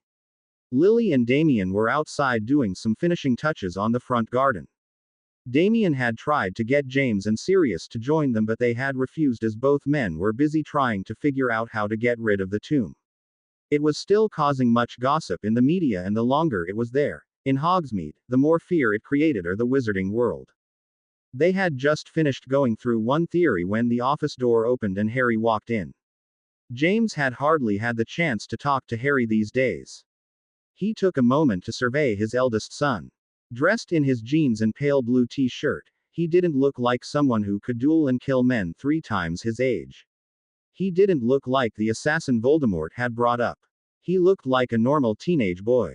Especially when he wore a smile on his face, like the one he had right now. "Hey," he greeted as he came inside and closed the door softly behind him. "Hey, what's wrong?" James asked as Harry never came to see him, especially in the office. "Nothing. Just wondered what you were up to," Harry answered as he walked over to where James and Sirius were seated. "Actually, I wanted to see what was so interesting that kept both of you up here while the rest of the world is enjoying the weather outside." Harry corrected himself. James looked at Harry as his dazzling green eyes shone in his direction, and he was looking at him with a cheeky smile. "Just Auror work," James replied. "Auror work? You mean Aurors actually work?" "Could have fooled me," Harry joked as both James and Sirius threw him faked annoyed looks. "You should be outside," Enjoying the sun, not in here ridiculing us. Sirius answered. So should you. Both of you should be outside, not stuck in here, Harry replied. Harry, please, we have a lot of work to get through. Once it's done, we'll come out and join you, James told him in a tired voice. He had not been getting a lot of sleep lately. Harry gave his dad a funny look. You won't find out how to destroy it. If Voldemort has created it, then it will stay there until he destroys it. Harry told him. James was confused as to what Harry was referring to. What? He asked. The tomb. I assume that's what you're trying to figure out how to destroy. Harry answered evenly. James and Sirius were both staring at Harry in disbelief. Harry had found out about the tomb. But why wasn't he upset or freaking out about it like he should be? Why was he standing there looking so calm? How did you find out about that? James asked with forced calm. Harry smiled again and pulled out a copy of the Daily Prophet. It was dated 2 days ago. The picture of the Black Tomb was taking up more or less the front page. James looked at it with a shudder. I found this yesterday, Harry answered. Okay, maybe that's the one we should have destroyed, Sirius said to James as he threw him an annoyed look. James had made sure all the copies of the Daily Prophet in the Potter Manor were destroyed. How this one copy managed to escape him was beyond him. Harry didn't say anything more and just let the copy of the Daily Prophet drop onto the desk. James and Harry shared a long look. Neither spoke or made any move towards the paper. I think I'll go and see what Damien is up to, Sirius said as he got up and quickly left the room. He knew that James and Harry were going to have a long talk.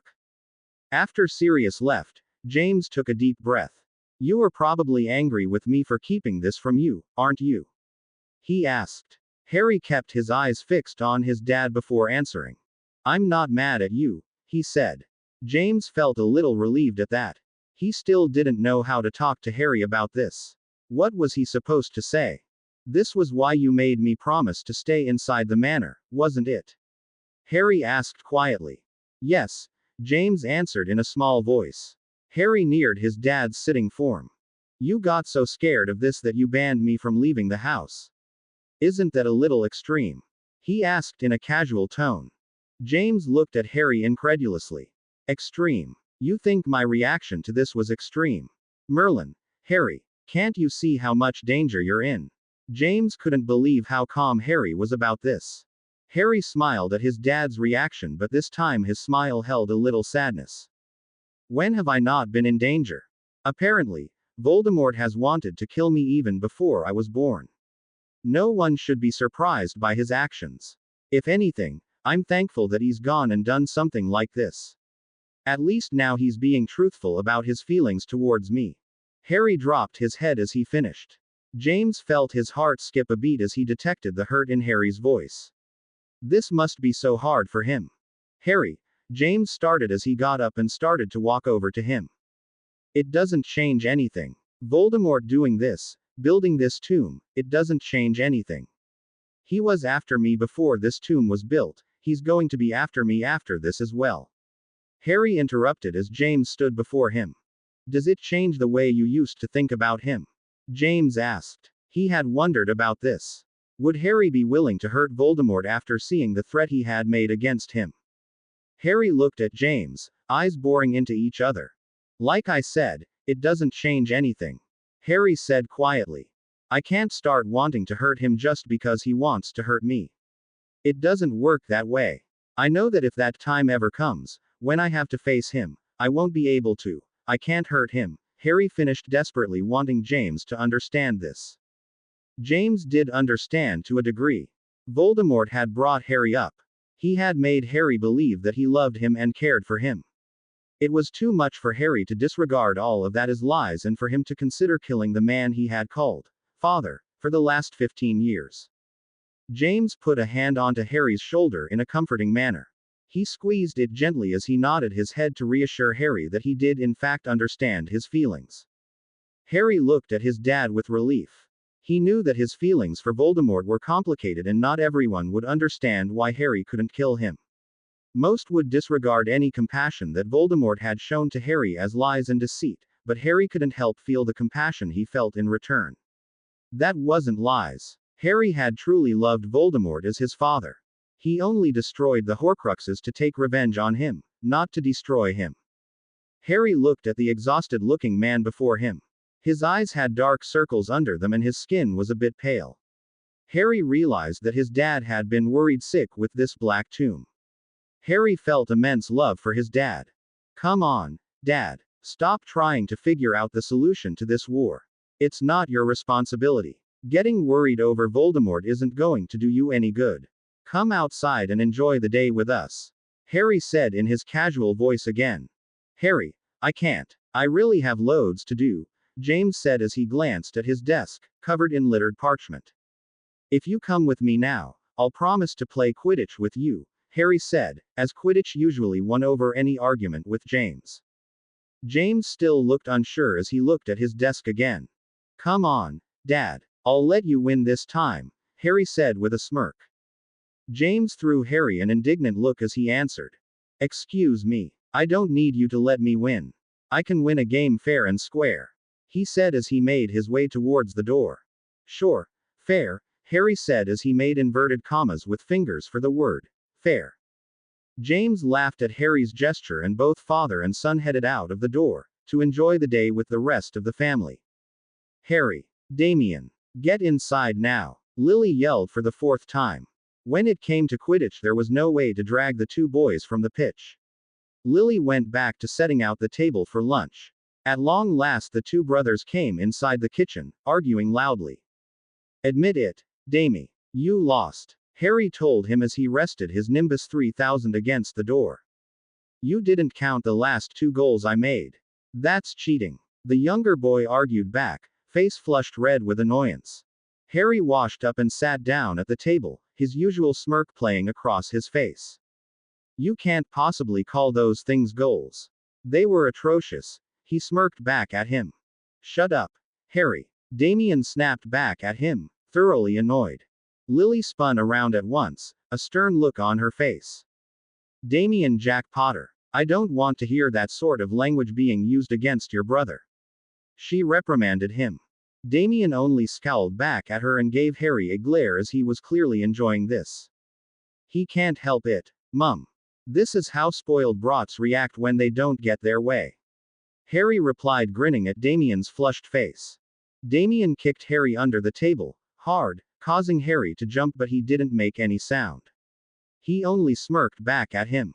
Careful, you're training with me later, Harry warned him. Lily sat down at the table as well. See, this is why I don't like Quidditch. It just makes everyone fight and compete all the time, she said with a sigh. Damien couldn't help but smile inwardly. He loved fighting with Harry. It felt normal. At last they were able to behave like normal brothers. Being competitive and having small arguments over stupid things. He didn't have to worry and fret over Harry's safety and well-being now. He gave Harry a small grin as truce, and then began to shovel his food into his mouth as he was starved after playing for 3 hours. James came into the kitchen to grab a bite to eat before disappearing into the office again. Harry watched him with a heavy heart. He had really tried to get his dad to relax, but all his efforts were unsuccessful. His dad just couldn't stop fretting over Voldemort and that stupid tomb. Harry hoped he would give up soon. There really wasn't any way the tomb was going to get destroyed by anyone other than Voldemort. His magic was not something that could be so easily overpowered. Later on, as Harry promised, the two boys were in the training grounds. Harry had started teaching Damien advanced street fighting. To give the 13-year-old credit, he was trying very hard to keep up. Come on, Damie. You're not even trying. If you kick someone like that, you'll end up breaking your own foot. You've got the angle all wrong, Harry told him. I think I need a break. Damien panted out and collapsed onto the ground. That's your problem. You need too many breaks. You have absolutely no stamina, Harry reprimanded him. Damien could only throw Harry a half-hearted glare. Quit complaining and take a break as well, Damien said as he lay down on the ground and closed his eyes against the glaring sun. He heard Harry sit down next to him. After a few silent moments, Damien sat back up. Can I ask you something? he said in a small voice. You already did, Harry replied back. Damien ignored Harry's answer and went ahead with his question. Would you ever be okay with you know who being destroyed? Damien asked. Harry's expressions darkened for a moment. He kept his eyes fixed on his younger brother before answering him. Why do you ask? Damien shifted uncomfortably and seemed to be choosing his words carefully. I was just thinking the other day that everyone wants you to help destroy him. They all think that you destroyed his Horcruxes because you hate him, but you don't hate him, do you? Harry felt his entire body tense at the question. He wasn't sure what he felt for Voldemort anymore. When Harry didn't answer, Damien continued. I remember how you were when Bellatrix got caught by the Ministry. You went to rescue her even though you could have been caught yourself. You told me once that you blamed her as well for betraying you just like Voldemort did. Yet, you went to save her in a heartbeat. I guess I'm just curious to know if you would do something similar if you know whoever got caught. Harry understood why Damien was asking him such questions. He was afraid Harry would choose Voldemort over his own safety. His expression softened a little and Damien looked visibly relieved. It's different. Voldemort chose to hurt me. He was the one who made that decision. Bella was only following orders. Harry felt the familiar pain stab at his heart as he thought about Bella. She did a lot for me. I don't know if she really meant it, but all the memories I have of her are good ones, he added quietly. I don't know what I feel for Voldemort, Harry said honestly. I think a part of me really hates him, but I still can't bear to think about him getting killed. I can't harm him, no matter how much I hate him. It's complicated, Harry finished awkwardly. Harry, you were ready to kill Dad because you thought he had hurt you. But now you know that it wasn't Dad and that it was Voldemort. Why do you feel differently about him? Damien asked. This was the question that he had really wanted to ask. Harry looked over at Damien and smiled sadly at him. I expected Dad to love me, to care for me. I expected him to look after me. He was my father. It's his job to care for me. When I thought back to the abuse I suffered, I hated James Potter, because I couldn't understand why he hurt me. As a child, I often wondered what I had done wrong and what I could do to make him love me. That's why I hated him so much, Damie, because I thought he hurt me when he should have loved me. He hurt me for no apparent reason. With Voldemort, the reason is crystal clear. He never loved me. I'm not his son, not his blood. Why should he love me? He did all those things to me to break me, so that he could make me stronger and serve him. He did it all for power. It's all he knows. Voldemort would do anything to gain power. Harry looked away from Damien as he struggled to say the last part. I didn't have any good memories of Dad. All I remembered was his hatred. It was easier to hate him. But with Voldemort, I have all these memories of him being a father to me. I can't forget about all of that, even if I try. It makes hating him all that more difficult. Damien felt awful for bringing up this topic. He had totally ruined Harry's good mood. He reached over to gently touch his shoulder, making Harry look up at him. I'm sorry for bringing all of this up. I was just curious. Harry only gave a half-hearted shrug in response. Come on, we better finish up, Damien said as he picked himself up from the ground. Harry stood up as well but didn't look like he was in any mood to finish training. Before Damien could say anything, he heard his name being called by someone. Harry spun around as well as his name was being yelled along with Damien's. The voice was definitely not their mother's. Harry knew instantly who it belonged to. Both brothers headed out of the training area and saw the owner of the voice come running towards them. Hermione was running at top speed, a look of glee on her face. Her bushy brown hair was flying behind her as he belted towards them. Harry could see Ron and Ginny walking calmly behind her, amused expressions on their faces. Harry, Damien, have you heard? Oh, it's wonderful, isn't it? Hermione asked in a high-pitched, loud voice as soon as she came near them. She threw her arms around Damien and hugged him tightly before turning on Harry. Both Harry and Damien were completely lost as to what Hermione was talking about. Ron sniggered as he came to stand behind Hermione. Ginny also looked like she could hardly keep from laughing aloud. My own, what are you all excited about? What happened? Damien asked as Hermione was literally hoping on the spot with excitement. You haven't heard. How could you not have heard? Your mum must have been told before us. Oh, it doesn't matter, she said, brushing away her own comment. It's the best news ever. Hogwarts is reopening, she exclaimed fervently. Harry and Damien continued to stare at her. And, you're celebrating the fact that we have school and exams to go to. Wait a minute, what am I saying? Of course you are. You are Hermione Granger, Damien said, earning a smack on the arm from the bushy-haired girl. You can say what you want, but I know you're just as excited as I am. I mean, it's Hogwarts, she said enthusiastically. Harry smiled at her excitement. He had no particular feelings for Hogwarts. He didn't really have a good time there. Being held there against his will and having Aurors watching you at all times, it wasn't much fun. But he was happy for the rest of them. Hermione in particular, since the girl seemed to live to do homework and study.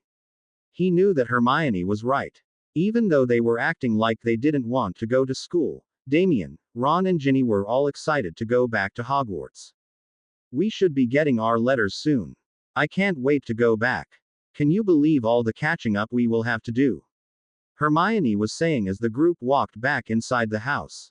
It was getting far too hot to stay outside. Wait, if you don't have the letters yet, how do you know about Hogwarts reopening? Harry asked as they all sat around the table with refreshing drinks. Professor McGonagall told me. She was at the Burrow this morning. She answered. Harry, will you be coming to Hogwarts? Ron asked reluctantly. Harry looked up from his drink. Somehow, I don't think I'll be on the student list, he answered. He was sure that he wouldn't be asked to come back to Hogwarts. Whatever happened at his trial, most people were still wary of him, and the Hogwarts Express incident would cause all sorts of conflict, regardless of the explanation given at the trial. Harry was certain that he would not see Hogwarts again. It was only 2 days until Harry's birthday, and even though the birthday party was supposed to be a surprise, Harry knew what they were up to.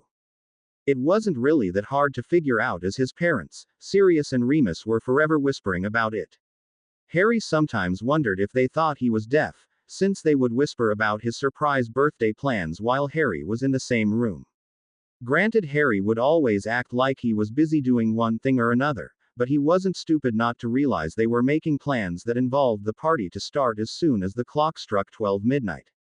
He didn't say anything about it though. He figured the adults should have their fun, planning the party. It was the only thing that made James come out from his office and look genuinely happy. James and Lily were busy, whispering the final arrangements for Harry's 17th, while Harry and Damien sat playing wizard chess in the other corner of the room. Harry heard his mum disagreeing with his dad over something. No. That won't fit right with the theme. We have to sort something else out, she whispered to him. Oh, come on, Lils. It would be perfect for him. Not everything has to be in with the theme. Let me have this, James pleaded quietly. Harry couldn't help the smirk that overtook him. His parents were arguing like children over who got to plan the party. Damien looked at his expression and raised an eyebrow in question. Harry shook his head and went back to the game. Just as Harry was about to make a move, his hand shot to his scar and he had to clamp down on his tongue to keep from crying out. Damien looked at him in alarm and had already raised himself off the floor to get help when Harry shook his head at him. His scar was always playing up. He figured that Voldemort was not going to hold back any emotions for his sake now. He hadn't suffered anything worse than the day he came back from his trial. It was usually just a sharp stab of pain before eventually dulling down. Harry hadn't said anything to his parents about this, as he knew they would get upset over Dumbledore's theory that the pain from his scar would continue to get worse and ultimately kill him. Harry had helped himself to his mum's lab and had made up a few batches of pain relief, as it was the only thing that helped. Harry had his back to his parents and slowly reached into his pocket to pull out a small vial of the potion. He was clenching his teeth hard to keep from making any noise. Damien gave Harry a hard look before glancing over at his parents. They were still busy whispering and hadn't noticed anything. As quietly as he could, Harry uncorked the vial and gulped down the potion in one go. Instantly, the pain dulled down before dying away. Harry let out a quiet breath of relief. He gave Damien a small smirk to signal that he was okay. Damien crossed his arms over his chest and gave Harry a discontented look. He hated it when Harry suffered from these attacks and hated it even more when he refused to get help. Harry looked away from Damien, and continued playing chess. Damien gave up his glare and went back to playing as well. After a few minutes, Lily got up from the table. Right, I'm going to start preparing lunch. I don't know where Padfoot and Mooney are, but they're just going to have to eat their food cold. I'm not waiting any longer. She was about to head into the kitchen when a loud popping sound stopped her in her tracks. Everyone in the room spun around in alarm to see what had happened. In the middle of the room, a large ball of fire had appeared with a popping sound. The fire died away and a single feather fell to the floor. James rushed from the table and grabbed the feather before it fell to the ground. Harry saw that it was a phoenix feather. James went pale as he read something imprinted on the feather. Lily was instantly by his side. "Oh God," she whispered as she took the feather from him. At once both parents drew out their wands and headed for the fireplace. Harry and Damien shot to their feet at once and followed them. "Harry, Damien, you both have to stay here," Lily said in a worried voice. "Mum, what happened? Where are you going?" Damien asked, worried over how pale his parents were looking. James and Lily didn't respond but instead took the pot of flow powder, getting ready to leave. "Just stay inside," James instructed them. Before James could leave though, Harry reached out and gripped his hand, the hand holding the phoenix feather. Harry's green eyes widened with shock as he read the single word on the feather: burrow. Harry figured out that the feather was a warning sign from the Order. That meant that the burrow had been attacked. Harry felt his stomach turn as he realized that the pain he had felt in his scar only a few moments ago might be related to this attack. Harry let go of his dad and looked at him with determination. "I'm coming with you," he stated simply. "Harry," James started to argue but was cut off as Harry took a handful of the flow powder and stepped towards the fireplace. "I'm coming as well," he repeated as he stood, ready to leave. "Me too," Damien added quickly, afraid he would be left behind. James and Lily didn't have the time to argue, so they let their two sons come with them. James went first, followed closely by Harry. Damien and Lily came last. As soon as Harry landed at the burrow, he felt his stomach twist in knots. There was a crowd of defeated and injured-looking people, huddled around the small table. He could hear someone crying in hushed voices, offering comforting words. James and Lily rushed towards the table and Harry saw the familiar faces looking at them with sorrow.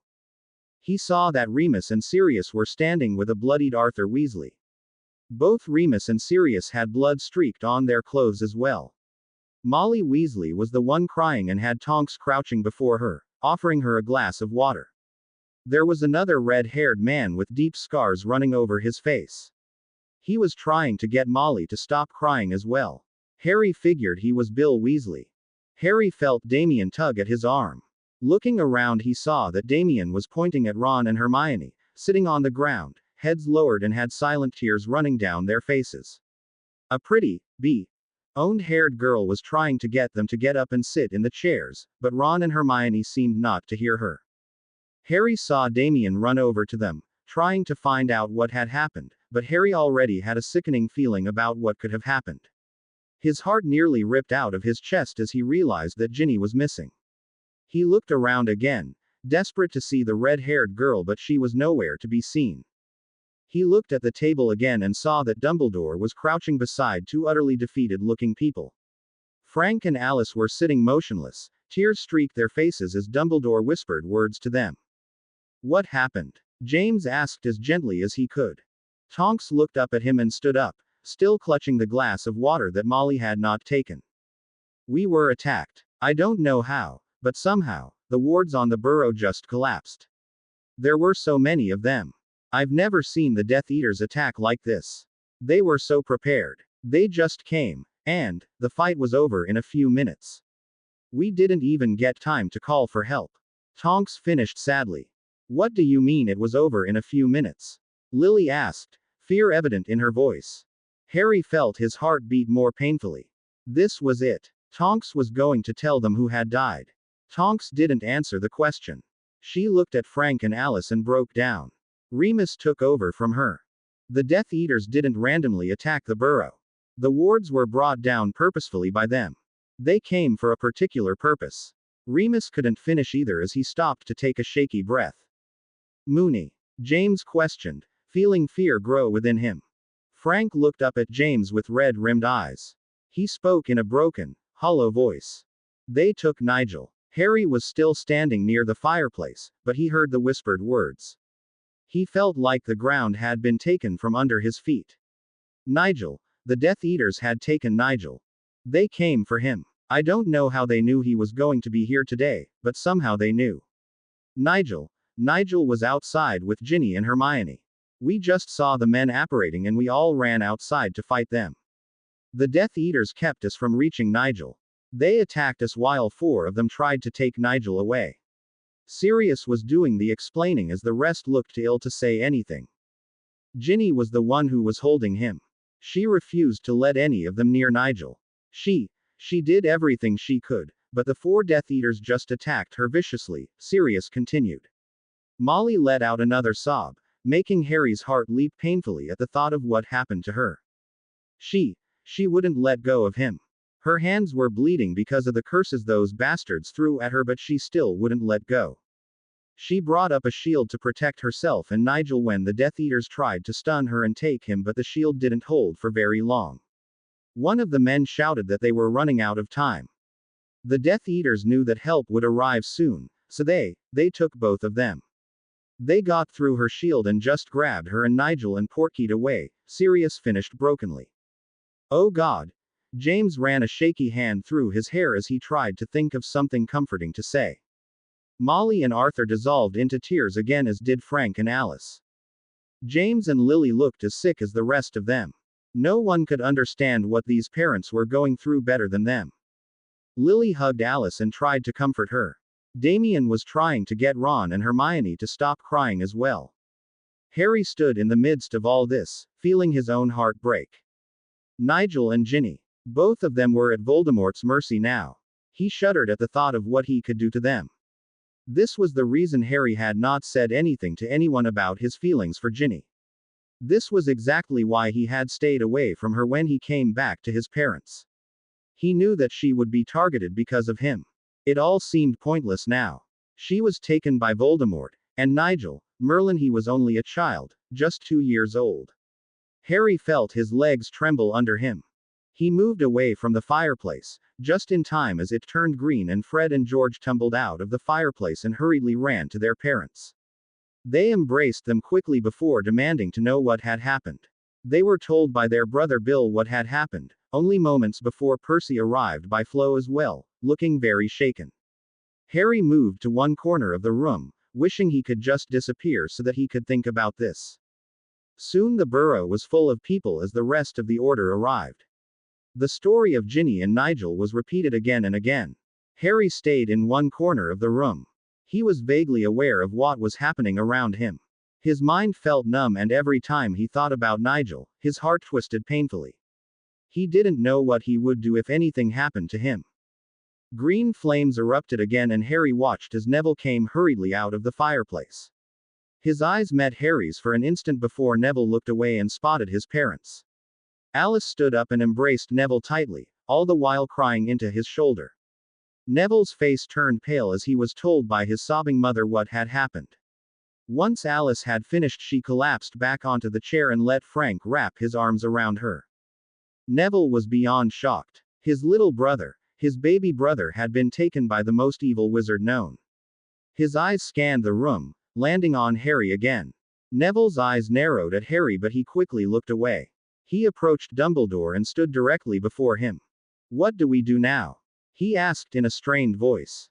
Harry could tell that Neville was trying very hard to control his emotions. Dumbledore looked at him with his blue eyes, filled with sorrow. "We will do everything in our power to get them back," Dumbledore answered solemnly. "Get them back? How do you know that we will be able to get them back? How do you even know that they are still?" Neville seemed to lose his nerve as he stopped and shook his head, trying to grip at his emotions. "There isn't much else we can do. We have to assume that Voldemort wanted Nigel alive. There must be a reason. Otherwise, the Death Eaters would have killed him right here. Dumbledore explained. Neville turned to his side and pointed directly at Harry. Ask him. He'll know why that monster wanted Nigel. Go on, ask him. Neville roared. Harry didn't even look at him. He couldn't deal with Neville at a time like this. However, Damien had stood up from Ron's side and took a threatening step near Neville. What the hell is that supposed to mean? Why are you blaming this on Harry? He's not got anything to do with this. Damien shouted at him. Of course he's got something to do with this. Everything Voldemort does has something to do with him. He's responsible for this. This has to do with him. Neville shouted back at him. Neville. Alice tried to get Neville to stop, but he seemed to be too angry to hear anything his mother had to say. Ask him. Go on, Dumbledore. You have so much trust in him. Ask him to bring Nigel back. He's the only one who knows where Voldemort is. Neville continued. At once, every eye was turned on Harry. James instantly went to his son's side, feeling the intense emotions hanging in the air. Neville, I know that you're upset. We all are. All of us will help to get Ginny and Nigel back. But you can't blame Harry for any of this. I'm sure Harry will help us in any way he can. At this he looked at Harry to make sure that Harry agreed. Harry still didn't say anything. He moved an inch or two towards the rest. Dumbledore took this as a sign that he would help. Harry, I think I already know the answer to this, but for everyone's sake I will ask you, can you tell us where Voldemort is? Dumbledore asked. Harry looked at the room full of people, staring at him. He slowly shook his head. No, his home is placed under the Fidelis charm and Voldemort is the only secret keeper, he answered. So you can't tell us, but you can lead us to him. Neville shouted again. This time Frank reached over and pulled at Neville's arm, forcing him to sit down. Harry looked at Dumbledore, speaking only to him. You can't follow anyone to his home. There are many charms placed that will make you lose the way there if you're following someone. If you place a tracking device on someone, it will be detected since everyone has to go through 2 Death Eater checks before the doors will open. Harry answered in an emotionless voice. It was the only way he could respond while everyone was watching him so closely. No one spoke after Harry had finished. Any hope had been diminished as Harry told them how protected the place was. Neville lowered his head into his hands and broke down as he realized that there really wasn't anything he could do. Dumbledore ordered the Aurors to go out and try and gather as much information as they could that could lead them to Ginny and Nigel. Harry noticed that Snape had not come at the Order's warning. He was probably the only one who could tell them what state Ginny and Nigel were in. The wards on the burrow were still not responding to anyone. It would take a few hours to bring them back up. James offered his home to the Weasley family, telling them it would be much safer for them. Soon the Weasley family, Potter family, Longbottom family, Sirius, Remus, Moody and Dumbledore left to go to Potter Manor. They had all settled into the living room as it was more spacious. Ron and Hermione had sat next to Harry and Damien, still not saying anything. The atmosphere was thick with worry and anxiety. Neville kept to himself and would take to pacing the floor every so often. I don't understand how the wards could have fallen. It just doesn't make sense. And how in Merlin's name did they know that the Longbottom family were going to be here today? Moody asked the room at large. No one spoke for a few minutes. Then there was a gasp heard. Harry looked at Percy as he sat there with his eyes large and a hand clasped over his mouth. He had gone even paler than before. He looked over at his parents with a shaky look. I think I know how they found out, he whispered. All attention was focused on him. A fortnight ago, the minister asked me to give a detailed report on what protection spells are placed on my home. It was to be used as a new protocol to protect everyone's homes. I might have gave a few that were placed here. I thought he would be very impressed with all the spells we had in place. I didn't think that it would do any damage. Percy finished with a frightened look in his eyes. You told him about all the wards put in place. Percy, how could you? Molly said in a furious voice. I didn't think anything of it. The minister had come to me personally and asked me to do this report. What was I supposed to say? He's my boss and the Minister of Magic. I couldn't say no to him. Percy tried to explain. You bloody idiot. How can you be so thick? Any idiot can disguise themselves as the minister. Ever heard of polyjuice potion? Fred erupted as George advanced on his brother, intending to knock some sense into him. Bill grabbed a hold of George and made him sit back down while Moody stopped Fred from hurting Percy as well. Percy was sitting with his head hanging low. Harry felt rage build in him as well but refrained from saying anything. How can someone give up their protection spells to keep their boss happy? He decided to keep silent. There wasn't anything that could be done about Percy now. I think it's safe to assume that one of Voldemort's spies disguised themselves as Fudge so that they could fool you, Percy. Do not blame yourself. You were tricked. Something Voldemort does very easily. Dumbledore tried comforting him. They must have kept an eye on the burrow to see when they would get the chance to get to Nigel, Moody offered as the mystery began to clear up. Everyone sat in silence after that, not really knowing what they should say. Suddenly a strange sound was heard. Everyone looked at the window as it was heard coming from outside the house. James and Sirius already had their wands drawn and were ready to attack whatever came their way. They stopped as they saw the window open of its own accord and a large black bird swoop inside. As everyone watched, the large bird flew straight to Harry. It landed on the table in front of him. Harry looked at the bird for a few moments. He was looking at it with no visible emotion. The rest were trying hard not to gasp at its appearance. It was ghastly looking. It was an eagle, but its feathers were jet black.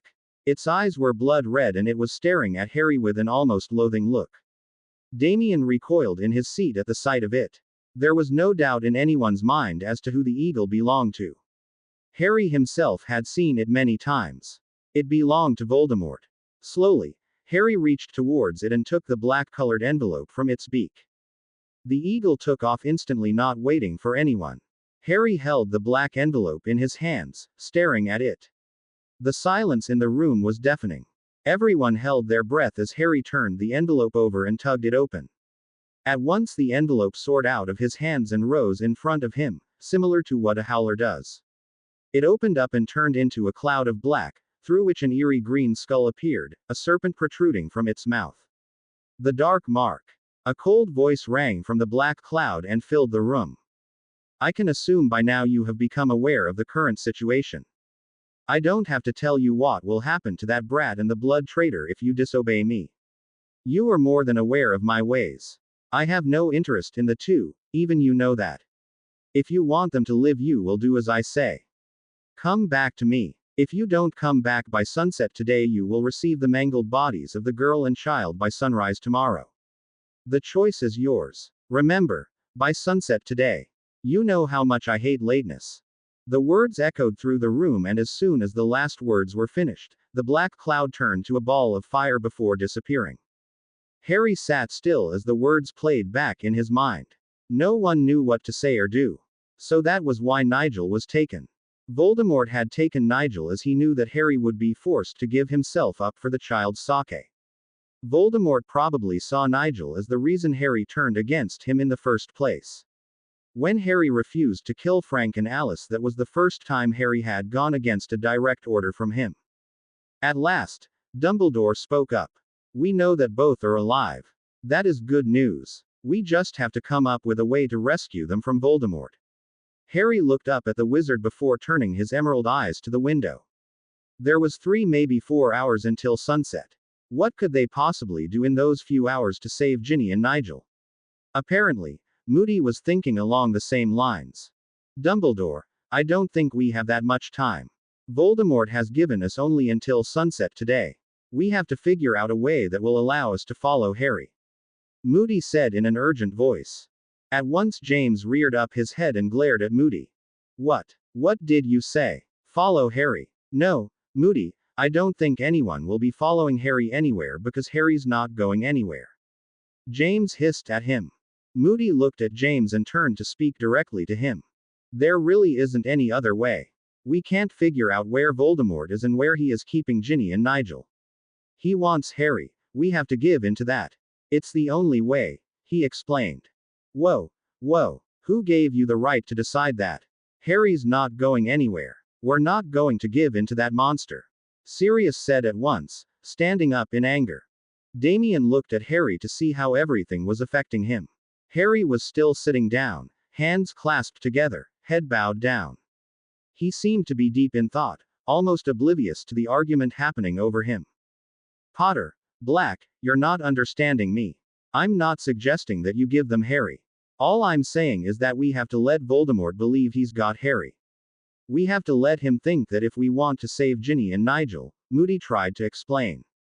You mean use Harry like bait? Forget it. We have to come up with a different plan, James said at once. Potter, there are 2 children's lives at stake here, we can't let them die. Moody barked out, losing his patience. I never said that, James shouted back. He turned to Arthur and Frank, both were sitting silently. Neither had said a single word. Arthur, Frank, we will get Ginny and Nigel back. We will, I promise you that. But you can't ask me to sacrifice my son like this. I can't place Harry in danger.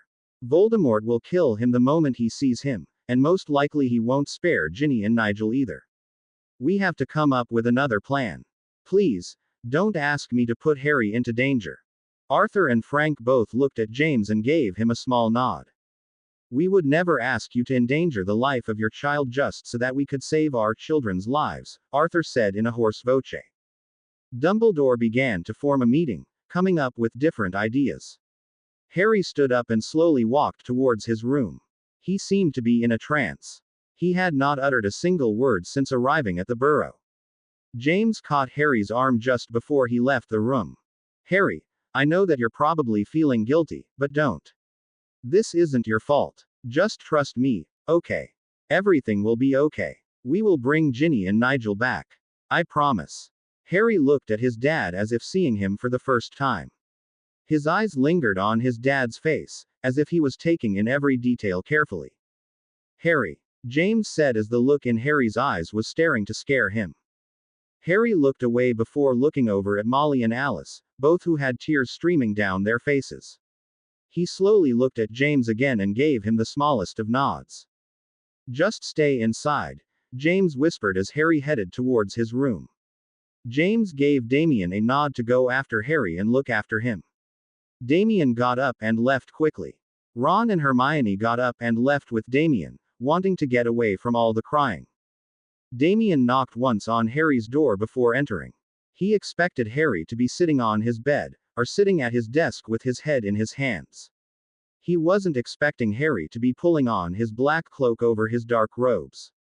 Damien stood at the door as Harry finished doing up his cloak and turned to look at him. Ron and Hermione came inside the room and closed the door sharply. What do you think you're doing? Hermione asked him in an angry tone. Harry looked away from her and moved to take his wand. He wasn't even looking at the 3 teens in his room. Harry, mate, you can't be thinking about going there, Ron said in a small voice. His voice seemed to break as he said the last words. Harry looked up at him, eyes softening as he took in Ron's broken form. There isn't any other way. No one can come with me. They can't follow me and they can't help me. I have to do this on my own, he said quietly. We're not going to let you do this, Harry. You can't sacrifice yourself like this. There's no guarantee that he'll let Ginny and Nigel go after you've surrendered to him. Hermione tried to explain. Damien reached for the door. He wasn't going to let Harry leave like this. He was going straight downstairs to tell his parents. Even if they had to lock Harry in a room to keep him safe, that he could deal with. Losing Harry wasn't an option. He knew that if Harry left today, he would never come back. Voldemort would kill him. That much even Harry knew. Before Damien could open the door, a loud click was heard as Harry wandlessly locked the door. Damien turned slowly to look at Harry. His emerald green eyes had regret already shining in them as he turned his wand at Ron. I'm sorry, he whispered as he shot out 2 stupefy curses at Ron and Hermione, knocking them out. Both Ron and Hermione collapsed on the ground. Harry turned his wand at Damien. As Damien watched, Harry struggled to curse him. At last he lowered his wand. You can't curse me, Harry, Damien said as he took a step near him. He hoped that he could somehow talk Harry out of this. You can't take what Neville and Moody said seriously. They don't know what they're talking about. You have to let the Order take control of this. Please, Harry, don't leave. Damien had slowly inched his way towards Harry so that he was standing directly before him. Harry, if you go back to him, he'll kill you. Please, Harry, be reasonable. Damien pleased as he inched nearer to him. Harry looked at Damien and smiled at him. I know that. I know exactly what he'll do, but I still can't stand back and let Nigel die. I can't sacrifice Ginny just to save myself. Voldemort won't stop here. If I don't go today, he will only bring more people into this. This has to finish today, one way or another. Damien felt cold dread creep into him. He couldn't let Harry do this. You know that I'm not going to stand back and watch you walk to your death. Damien said angrily to him. I know, Harry said again. Without warning, Harry lashed out and struck Damien in the face. Damien was knocked out instantly. Harry caught Damien before he hit the ground. He gently lowered him to the ground. Harry gently pushed back Damien's bangs so that he could look at his brother properly. He took in every detail he could about his brother's face. Sorry, Damie, he whispered before standing up. He looked at his room for the last time before heading towards the open window. Without a backward glance, Harry left Potter Manor to go back to Riddle Manor. You really think I'm that cruel to end it here? It is a rather nice cliffy. Nah, read on. Harry felt his feet slam onto the hard ground as he apparated outside the Riddle Manor. Sunset was still half an hour away. Harry slowly began walking towards the place he had been brought up to consider as home. It was bizarre how much the place seemed to radiate fear. Harry had never noticed that before. He remembered the last time he had seen this place. It was the day he had learned the truth about his childhood. As Harry neared the main doors, he saw the Death Eaters positioned around the manor look at him with glee. A few even sniggered as Harry walked over the threshold. 2 masked Death Eaters were standing before him holding their wands before them. They didn't say anything until they completed their check. They took away Harry's wand, even though he knew they would do that. Once he was clear to go inside, one of them whispered to him as he moved past them. Welcome home, Prince. Harry ignored him and walked as calmly as he could towards Voldemort's chamber. There were 4 Death Eaters walking alongside with him. They wouldn't dare touch Harry right now, but they were with him to make sure he didn't get away this time. As Harry neared the chamber, his scar began to prickle and ache with pain. Harry had almost forgotten how much his scar hurt when near Voldemort. He clenched his teeth hard and tried to ignore the pain. The doors to the main chamber opened as Harry approached them. Harry had only taken a few steps inside when he saw Voldemort standing next to his throne. He saw Ginny still cuddling Nigel close to her, huddled on the ground in the far corner. The chamber was filled with Death Eaters. But Harry couldn't look away from the red-eyed wizard who he had grown up calling Father. Harry walked steadily towards him, all the time feeling the pain in his scar worsen. He refused to look away though. Harry came to stand in the middle of the chamber. Voldemort looked at the boy standing before him. He turned his head to look out of the window. It was still a few minutes until sunset. He walked over towards Harry, a smirk playing on his thin lips, red eyes glistening like rubies. He came to tower over Harry. The Death Eaters watched eagerly to see the fall of the Dark Prince. To everyone's utter surprise, Voldemort opened his arms and enveloped Harry into a hug. Ginny let out a gasp as she saw the strange sight. She could see that Harry's arms were still by his side. He wasn't returning the hug. Before anyone could wonder what was going on, they saw Voldemort's hand snake into Harry's hair. He suddenly pulled hard, snapping Harry's head back so that he was looking into Harry's face. Harry didn't let any sound escape him as his head was wrenched back painfully. I should slit your throat right now. But that would be too easy a death for you. Traitors should suffer before dying. Voldemort hissed at him. Harry looked deep into Voldemort's eyes.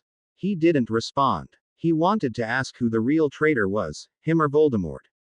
Voldemort let go of Harry and took a few steps away. I always said that your unnecessary need to protect others would be your downfall. You should have listened to me. He gestured to one of the Death Eaters, who went over to Ginny and dragged her towards Voldemort. Ginny let out a cry of pain as her arms were pulled hard to drag her. Nigel whimpered in her arms as he was jerked as well. Harry watched helplessly. If he wanted to save Ginny and Nigel, he needed the right opportunity to make his move. Ginny was dragged by Voldemort's feet and left there. She instantly tried to stand up but could only manage to sit up. Harry could see her blood streaked over her clothes. Her red hair was matted with blood and her hands, oh God, her hands were bloodied up so badly. She still gripped at Nigel's small form, refusing to let anyone take him away. Harry saw the small child cling to her as well. He seemed to be in a state of shock. Harry turned his angry eyes towards Voldemort. "You said you would let them go," he said in his most controlled voice. Voldemort stilled for a moment. This was the first time he heard Harry's voice in 6 months. He felt the familiar calm overtake him as Harry spoke. His voice always used to clam him down. Voldemort shook these emotions away. This wasn't his Harry. He couldn't feel like this. Harry had to be punished. "I will let them go, once my Death Eaters have had a little fun. You see, I had promised them their fun once you arrived. I figured you would like to watch what my Death Eaters get up to." Voldemort sat on his throne as he gestured to his Death Eaters. At once, 4 Death Eaters headed towards Ginny. They tried to rip Nigel away from her. Ginny screamed as she kicked out and tried to bite the hands that were ripping Nigel away from her. She looked desperately at Harry, pleading silently to him to help her. 3 Death Eaters had their wands trained on Harry. If he moved at all, they would curse him. Harry took his chance as one Death Eater moved closer to him. Harry lashed out and kicked him in the gut before grabbing his wand and pulling him up to use as a shield. The other Death Eaters couldn't react fast enough. Harry threw the killing curse at them before throwing the other Death Eater at the approaching masked men. Harry only had a few seconds before he would be hit with a curse. There were too many Death Eaters to fight alone. Voldemort watched all of this calmly from his throne. He knew that Harry had nowhere to go. Harry hissed in Parseltongue, opening a trap door that only Voldemort used. Voldemort sat up in his throne in shock. He didn't know Harry knew about that trap door. Harry rushed towards the open door. His shield was absorbing the curses that were thrown his way. He grabbed Ginny as she freed herself and Nigel from the Death Eaters. All 3 rushed through the trap door. Harry threw a fireball spell behind him, so that the other men couldn't follow him. Harry knew every single secret passageway in Riddle Manor. He picked Nigel up in his arms before grabbing a hold of Ginny's battered hand and running through the darkened passageway. He could hear the Death Eaters shouting out spells to put out the fire. His scar was exploding with pain, but Harry blindly made his way through the passageway. At last they tumbled out into a dark corridor. Harry could hear the men running behind him. Voldemort must have put out the fire so that they could follow him. Harry closed the exit door, trapping the men inside the passageway. He ran along the dark corridor. Ginny had a moment to look behind her and saw to her horror that Harry had led her to what must be the prisoner cells. There were rows and rows of dark cells with chains hanging from the walls. "Harry," she managed to choke out as she ran along with him. "Trust me," Harry whispered back as he struggled to keep on running with his scar almost blinding him with pain. They heard a thunderous noise which meant that the Death Eaters had blasted down the wall in an effort to get out. Harry turned a corner and banged open a small door. He ran inside and locked the door at once. Ginny could make out a small fireplace and lots of small furniture. She realized that it must be a place for house elves. She was dragged quickly over to a small fireplace. "Get in," Harry said to her. Ginny quickly climbed into the fireplace. It was awfully small. She had to bend her knees and pull her elbows close to her body in order to fit in. She was going to have an awful bumpy ride. Harry handed her Nigel, who still seemed unable to do anything but whimper as Harry placed him into Ginny's arms. Harry was about to open the jar of flow powder when Ginny realized something. The fireplace was small, very small. While Ginny was small and petite, she and Nigel would just manage to get through. But there was no way Harry would manage to get through. "Harry, wait, how are you going to get out?" she asked fearfully. Harry threw a handful of flow powder into the fireplace, making green flames erupt at once. "Go to the Potter Manor. Everyone is there," Harry instructed her. "Harry, no, I'm not leaving without you." Ginny made to get out from the fireplace, but Harry stopped her. "Don't be foolish. You have to leave now. Before they come. Please, Ginny. Go. Harry pushed her back into the green flames, but Ginny refused to leave without him. I'm not leaving you. We have to leave together, she stubbornly argued. Ginny, think about Nigel. You can't gamble with his life. Please go. Now. Harry pleaded with her. He could hear the footsteps getting nearer to the door. Soon the Death Eaters would come bursting in. Ginny looked at the small child in her arms. Nigel was crying and whimpering in her arms. She looked desperately back at Harry. Please, Harry, don't make me do this. Please. I can't leave you. There has got to be another way. I can't do this. I can't. She said with tears running down her face. Harry reached over to her and gently held her face in his hands. You can, Ginny. Do this for me. I've never asked you for anything. Please, do this for me. With that said, Harry leaned over and captured Ginny's lips in a key. Ginny could feel nothing but Harry's lips brushing against her own. Harry pulled away and looked at her with so much love it made Ginny's heart break. Go, he urged her. There was a sudden bang and the door to this small room shuddered as the Death Eaters tried to smash it open. Harry stood away from her. Ginny looked down at Nigel again before raising her brown eyes to look at Harry. Quietly she whispered, Potter Manor. The green flames swirled around her and Nigel. Ginny kept her eyes fixed on Harry as the green flames engulfed her, pulling her away from this place. The last thing she saw was the door being blown apart and a stream of curses flying directly at Harry. Ginny fell out of the fireplace and landed on a soft rug. She was shaking horribly. At once she felt a pair of hands lifting her and her mum's face swam into view. Ginny was still hugging Nigel and with one hand she threw herself at her mum, crying the entire time. Molly cried and Key. Ed, her only daughter, again and again. Ginny felt someone trying to pull Nigel away from her. She instinctively gripped onto him, refusing to let go. Ginny, honey, you can let go now. She heard her dad's voice and she let go of the small boy. She saw Frank and Alice embrace their child, crying with relief. Nigel seemed to come out of his shock and started to cry as he threw his small arms around his mum. She was being pulled and hugged and Ed by everyone. She wanted to pull away from them all and tell them to help Harry. She wanted to tell them that it was Harry who had saved her and that he needed help now. She caught sight of James and Lily standing in one corner of the room. They were staring at her in a way that made Ginny cry harder. James and Lily had realized that Harry was missing over an hour ago. James had gone to check on Harry and the others and had come across the three unconscious teens. After reviving them, the three told everyone that Harry had left to save Ginny and Nigel. They had hoped and prayed that Harry would return back with Ginny and Nigel. James looked at Ginny as she looked directly at him. She slowly shook her head and dissolved into more tears. He felt like someone had pierced his heart. He understood the look Ginny had given him. He could read the grief clearly in her eyes. Harry wasn't coming home. To be continued. I hope you enjoyed this story. Also remember to subscribe and like this video. See you in the next video.